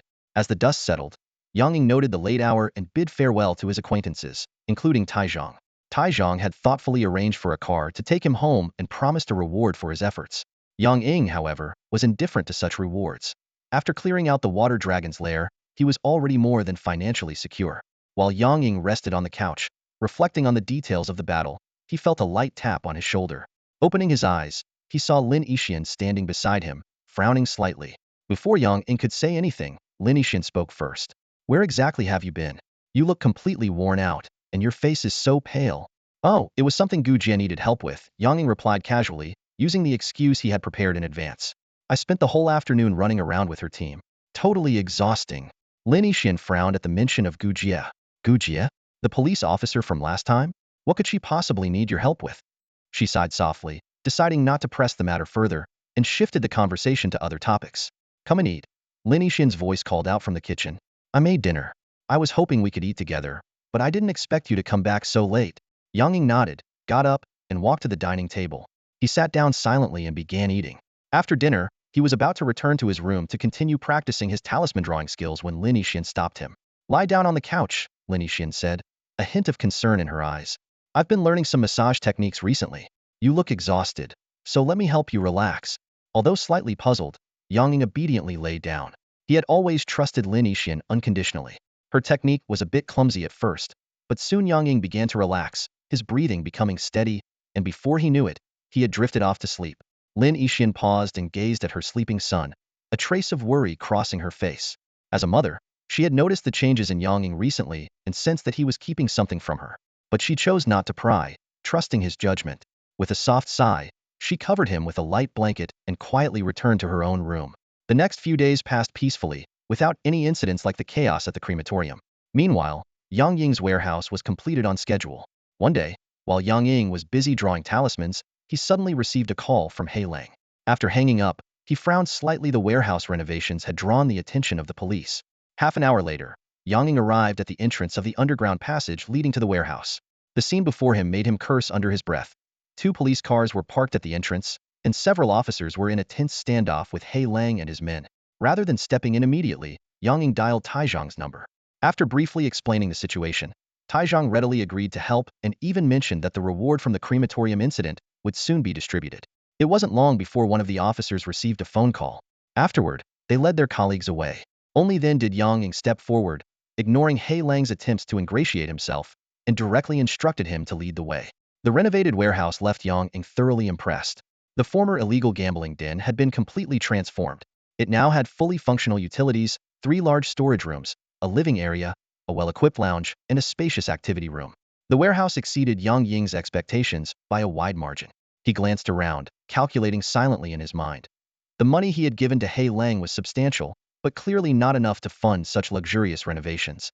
After making a full round of the warehouse, Yang Ying sat down with Hei Lang and his group on the leather sofa in the warehouse lounge. Before Hei Lang could say a word, Yang Ying took the lead. I'm very satisfied with this warehouse. I can see you've put in a lot of effort and money. Don't worry, I won't let you suffer any losses. As he spoke, he pulled something out of his pocket and casually tossed it toward Hei Lang and his men. The object traced a golden arc through the air before landing heavily on the table.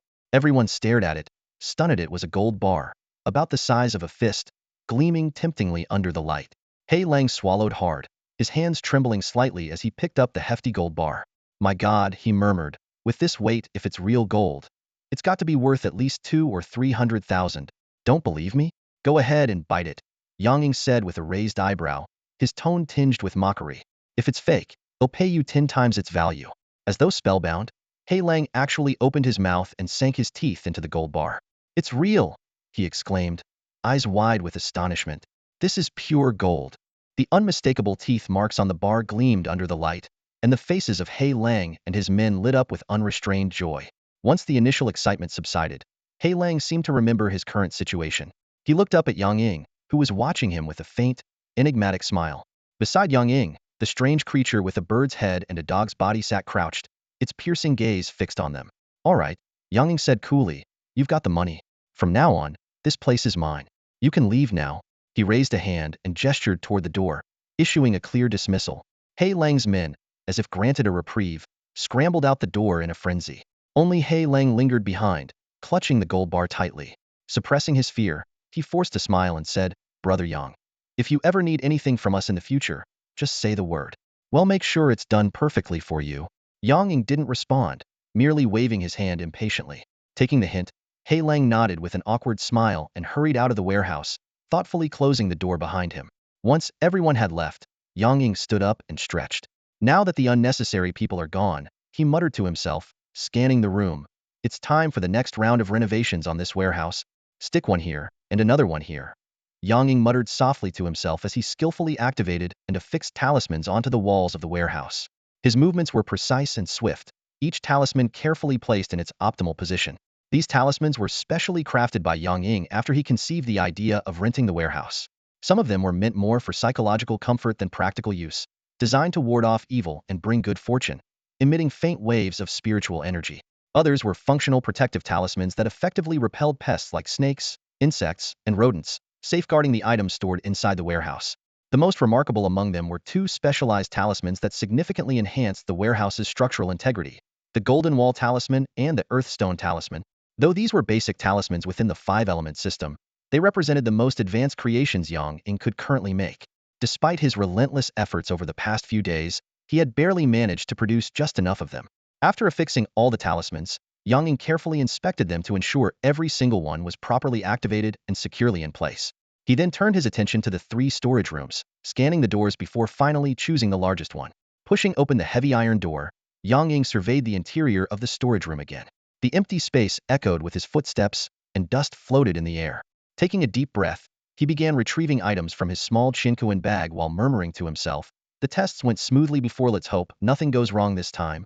Before long, Yang Ying had neatly laid out all the necessary items. A large set of talisman-making tools, including brushes, ink, paper, and inkstones, as well as a pale blue organ he had extracted from a water dragonet's water chill sac, which exuded a constant chill as though freezing the surrounding air. The water chill sac was a unique organ the water dragon used to store energy within its body. Through prior testing, Yang Ying discovered that as long as the sac was supplied with energy, it could continuously produce cold air. He now intended to harness this property, combined with the talisman's effects, to transform the warehouse into a functional cold storage unit. Ordinarily, achieving this would simply require installing a refrigeration system in the warehouse. However, doing so would take time, consume significant electricity, and require regular maintenance. While Yang Ying wasn't concerned about the electricity cost, he wanted to avoid attracting unnecessary attention or exposing the secrets of his warehouse. After weighing his options, he decided to handle the matter personally. In the center of the warehouse, Yang Ying found a suitable spot, picked up a large brush, dipped it into a specially prepared ink made from the water dragon's blood, and began meticulously drawing on the ground. His hand was steady and forceful, with each stroke infused with spiritual energy. Even so, it took him 5 or 6 attempts before he finally succeeded in creating a large 5 elements water-gathering talisman with a diameter of nearly 3 meters on the floor. Next, Yang Ying carefully used a small chisel to carve a series of notches along the talisman's edges, filling them with the dragon's blood ink. Only then was the talisman permanently completed. After channeling spiritual energy to activate the water-gathering talisman, Yang Ying cautiously placed the water chill sac at its center and connected it to the talisman using his spiritual power.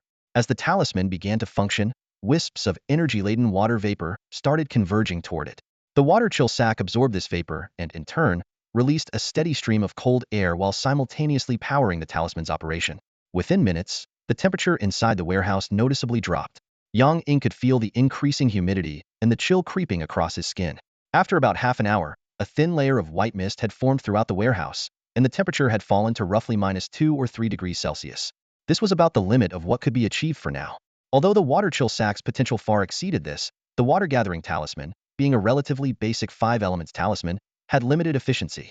The current results were only possible thanks to Yang Ying's use of a significant amount of water dragon blood to amplify the talisman's effects. Nonetheless, the temperature was now ideal for storing and preserving items just perfect. In fact, while Yang Ying had gained some refrigeration abilities after fusing with the water dragon's skull, he still lacked the capacity to solidify such effects on a permanent basis. Thus, he had to rely on this seemingly cumbersome but highly effective method. After repeatedly verifying that the combination of the water-gathering talisman and the water chill sac worked flawlessly, Yang Ying began unloading most of the materials from the small chincoin bag into the warehouse. He handled each item with great care, mindful not to damage his precious resources. In the end, he kept only a few essential items and some small, compact tools on his person. Gazing at the water dragon skeleton now coated in a faint layer of frost, Yang Ying felt a sense of relief had finally freed up space in his chincoin bag. After double-checking that everything was securely arranged, he exited the storage room and closed the heavy door behind him. Back in the break room, Yang Ying took out his phone, opened the Notes app, and began jotting down a list of additional items needed for the warehouse. His fingers moved swiftly across the screen, occasionally pausing for a moment of thought before continuing. After about 10 minutes, he glanced at the comprehensive list he'd compiled and nodded in satisfaction. Stowing away his phone, he prepared to head home. It was getting late, and if he stayed out much longer, he'd have to endure Lin Yixin's nagging again. Before leaving, however, Yang Ying prudently released his guard beast, a loyal griffin-like creature, to watch over the warehouse. The beast immediately began patrolling the area alertly, ready to protect its master's belongings. Taking one last look at his newly secured warehouse to ensure everything was in order, Yang Ying turned and left. Although Yang Ying's home was far from the warehouse, and he couldn't directly command the Hound Eagle station there, he could still sense its life or death, which served as an effective early warning system. The warehouse door had 2 layers, a heavy-duty security door and a rolling shutter. Before leaving, Yang Ying placed a gold talisman on each door to enhance their defenses. As he locked the doors, Yang Ying frowned at the 2 old, worn-out locks, clearly dissatisfied. He left in a hurry but soon returned carrying 2 fist-sized iron locks and a thick iron chain. Carefully removing the old locks, he replaced them with the new ones, securing the 2 doors with the chain. Only then did he leave with a sense of satisfaction. Back home, Yang Ying immediately turned on his computer and placed orders for the items listed in his inventory. After ensuring nothing was missed, he logged into a firearms website and ordered a few guns that caught his interest, along with some extra ammunition. Once this was done, he began preparing dinner. The next day, while engrossed in studying a new set of talismans, Yang Ying received a call from Taizhong. Taizhong invited him to lunch, both to thank him for his help during the crematorium incident and to discuss the distribution of rewards. Although Yang Ying had grown familiar with Taizhong and his team, he still felt somewhat uneasy about dining out. However, considering Taizhong's sincerity and the importance of the discussion, he eventually agreed. After hanging up, Yang Ying glanced at the time. It was already 11 a.m. He quickly packed up his drawing tools, whipped up a few small dishes, reheated some rice, and called Lin Yixian to explain the situation. After finishing these tasks, he left for the meeting. Just as he stepped out of his residential complex and was about to hail a ride, a black SUV pulled up in front of him. The window rolled down, revealing Gu Baijing, a fellow enforcer with the codename Sanhua. Yang Ying greeted her politely, and Gu Baijing explained that Taizhong, worried he might not show up, had specifically sent her to pick him up. Without hesitation, Yang Ying got into the car. During the drive, the 2 chatted casually, and they soon arrived at their destination. To Yang Ying's surprise, it was an unassuming restaurant. Noticing his curiosity, Gu Baijing leaned in and quietly explained that the restaurant owner, codenamed Master Chef, was also a player. Known for both his formidable skills and culinary expertise, he could even bring back special ingredients from mission worlds. Taizhong had asked him to prepare this meal several days in advance. Inside the restaurant, Gu Baijing led Yang Ying to a private room. Upon entering, he saw 6 people already seated. Aside from Taizhong and Sun, the other 4 were unfamiliar to Yang Ying, though he recognized them as players who had helped during the crematorium incident. Seeing so many people, Yang Ying frowned slightly, feeling an urge to leave. While he didn't mind socializing, the thought of engaging in small talk with strangers over a meal was unappealing. However, leaving abruptly would be rude, so he decided to stay briefly before finding an excuse to leave. Taizhong stood up to greet him and quickly noticed Yang Ying's discomfort. After a brief round of introductions, Yang Ying took his seat, and the servers began bringing out the dishes. The enforcers tried to strike up conversations with him, but Yang Ying, unaccustomed to chatting with unfamiliar people, couldn't help but feel awkward. Just as he was contemplating an excuse to leave, the atmosphere in the room shifted. Apart from Taizhong and Gu Baijing, the others suddenly froze for a moment before leaving the room one by one, each citing various reasons. Within 5 minutes, only Taizhong, Gu Baijing, and Yang Ying remained. Noticing Yang Ying's puzzled expression, Taizhong apologized. "I'm sorry, Brother Yang. I was so focused on introducing everyone that I overlooked your comfort." Yang Ying realized then that the others' departure had been orchestrated by Taizhong. After a brief pause, Yang Ying replied frankly, "It's just a meal. There's no need to make them leave. But in the future, if there's a similar gathering, I'd rather not be invited. I'm used to a more laid-back lifestyle and don't really enjoy formal or crowded settings." Understanding his perspective, Taizhong didn't press further and got straight to the point. First, due to Yang Ying's outstanding performance during the previous incident, the authorities had decided to grant him an honorary enforcer status and issue him a permanent enforcer badge. If he wished, he could transition to a formal enforcer role at any time. Second, the rewards for the incident included a standard cash prize, as well as the opportunity to select some of the spoils of war. If he wasn't satisfied with the options, he could propose reasonable alternatives, and the enforcers would do their best to accommodate him. Lastly, the authorities expressed interest in purchasing some of Yang Ying's crafted talismans. This final request stemmed from the aftermath of the crematorium incident. Many people had been injured and infected with deathly energy. Although the authorities had methods to address the issue, it was both costly and resource-intensive. When Sun mentioned how Yang Ying's talismans had successfully treated him, it immediately caught the attention of the enforcers and the authorities, leading to this proposal. Without the presence of those strangers, Yang Ying visibly relaxed. He listened attentively as Taizhong discussed the matters at hand, responding to each point carefully. First, Yang Ying readily accepted the role of an auxiliary order keeper. While he already possessed significant strength, he had always been cautious about using it in public. With this official title, his actions in the future would undoubtedly be much more convenient. When it came to rewards, the cash would be transferred directly to the account linked to the card had been given earlier. As for choosing spoils of war, Gu Baijing handed him a tablet displaying a neatly organized list of items. Yang Ying browsed through the inventory, which mostly consisted of items left behind by the undead during the crematorium incident. There were plenty of choices, but none of the golden skeleton's loot was included. For someone like Yang Ying, who had once looted a dragon's lair, these items didn't hold much appeal. Nevertheless, he carefully selected a few. 3 skeletal knight greatswords, a set of skeletal knight armor, a bone token capable of summoning skeleton soldiers, and a dark silver ring that could release shadow arrows. Yang Ying already had plans in mind for these items. The 3 greatswords would replenish the weapon reserves in his iron sword gourd. The skeletal knight armor, while offering decent defense, carried death energy harmful to living beings, so he intended to use it as a decorative piece to bolster his image. The bone token, which could summon 5 skeleton soldiers, would be assigned to guard his warehouse alongside his griffin, doubling as free labor.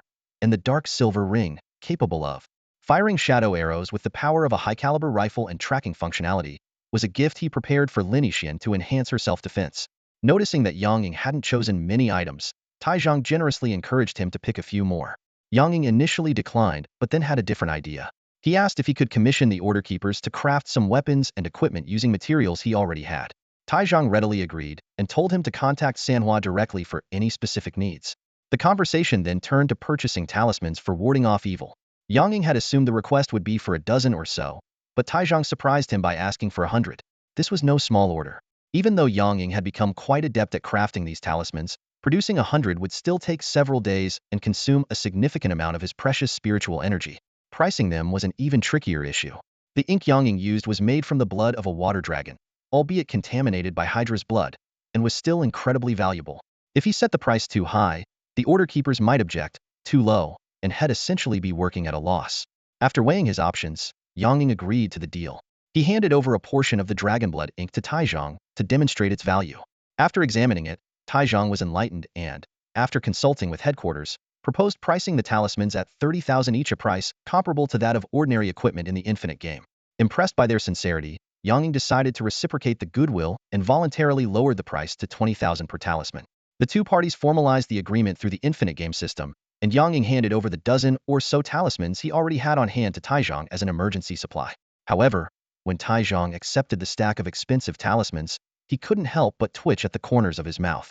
It turned out that the yellow paper Yang Ying had ordered online had arrived late, so his earlier practice talismans were made on paper of varying quality. This stack of multicolored warding talismans was enough to leave Taizhang both amused and exasperated. Iron Palm took the talismans handed to him by Yang Ying and frowned slightly. Apart from a few proper yellow paper talismans, most of them were drawn on notebook paper, magazine pages, or even newspapers. If it weren't for the confirmation by the infinite game that these seemingly random pieces of paper were indeed effective exorcism charms, Iron Palm might have thought Yang Ying was mocking him. After putting away the talismans, the two began to chat casually. Yang Ying, appearing nonchalant, asked, "Who were the 2 powerful individuals that intervened during the crematorium incident?" Iron Palm answered straightforwardly, "The burly man wielding the giant axe is one of our top enforcers, the Blood Axe General, Chi Tuesday. The young man riding the unicorn dragon is Pu Jun, the master of the Yaoguang Palace and one of the Beidou 7 stars. He's not part of our group." Having obtained the information he needed, Yang Ying stood up to leave. Iron Palm arranged for Sanhua to drive him away. After Yang Ying's departure, the few people who had been subtly dismissed earlier returned to the room, complaining about Yang Ying's difficult personality. Iron Palm frowned and cut them off, handing an exorcism talisman to Stonewall, a stout middle-aged man. Stonewall had been injured during the crematorium battle, leaving traces of deathly energy in his body.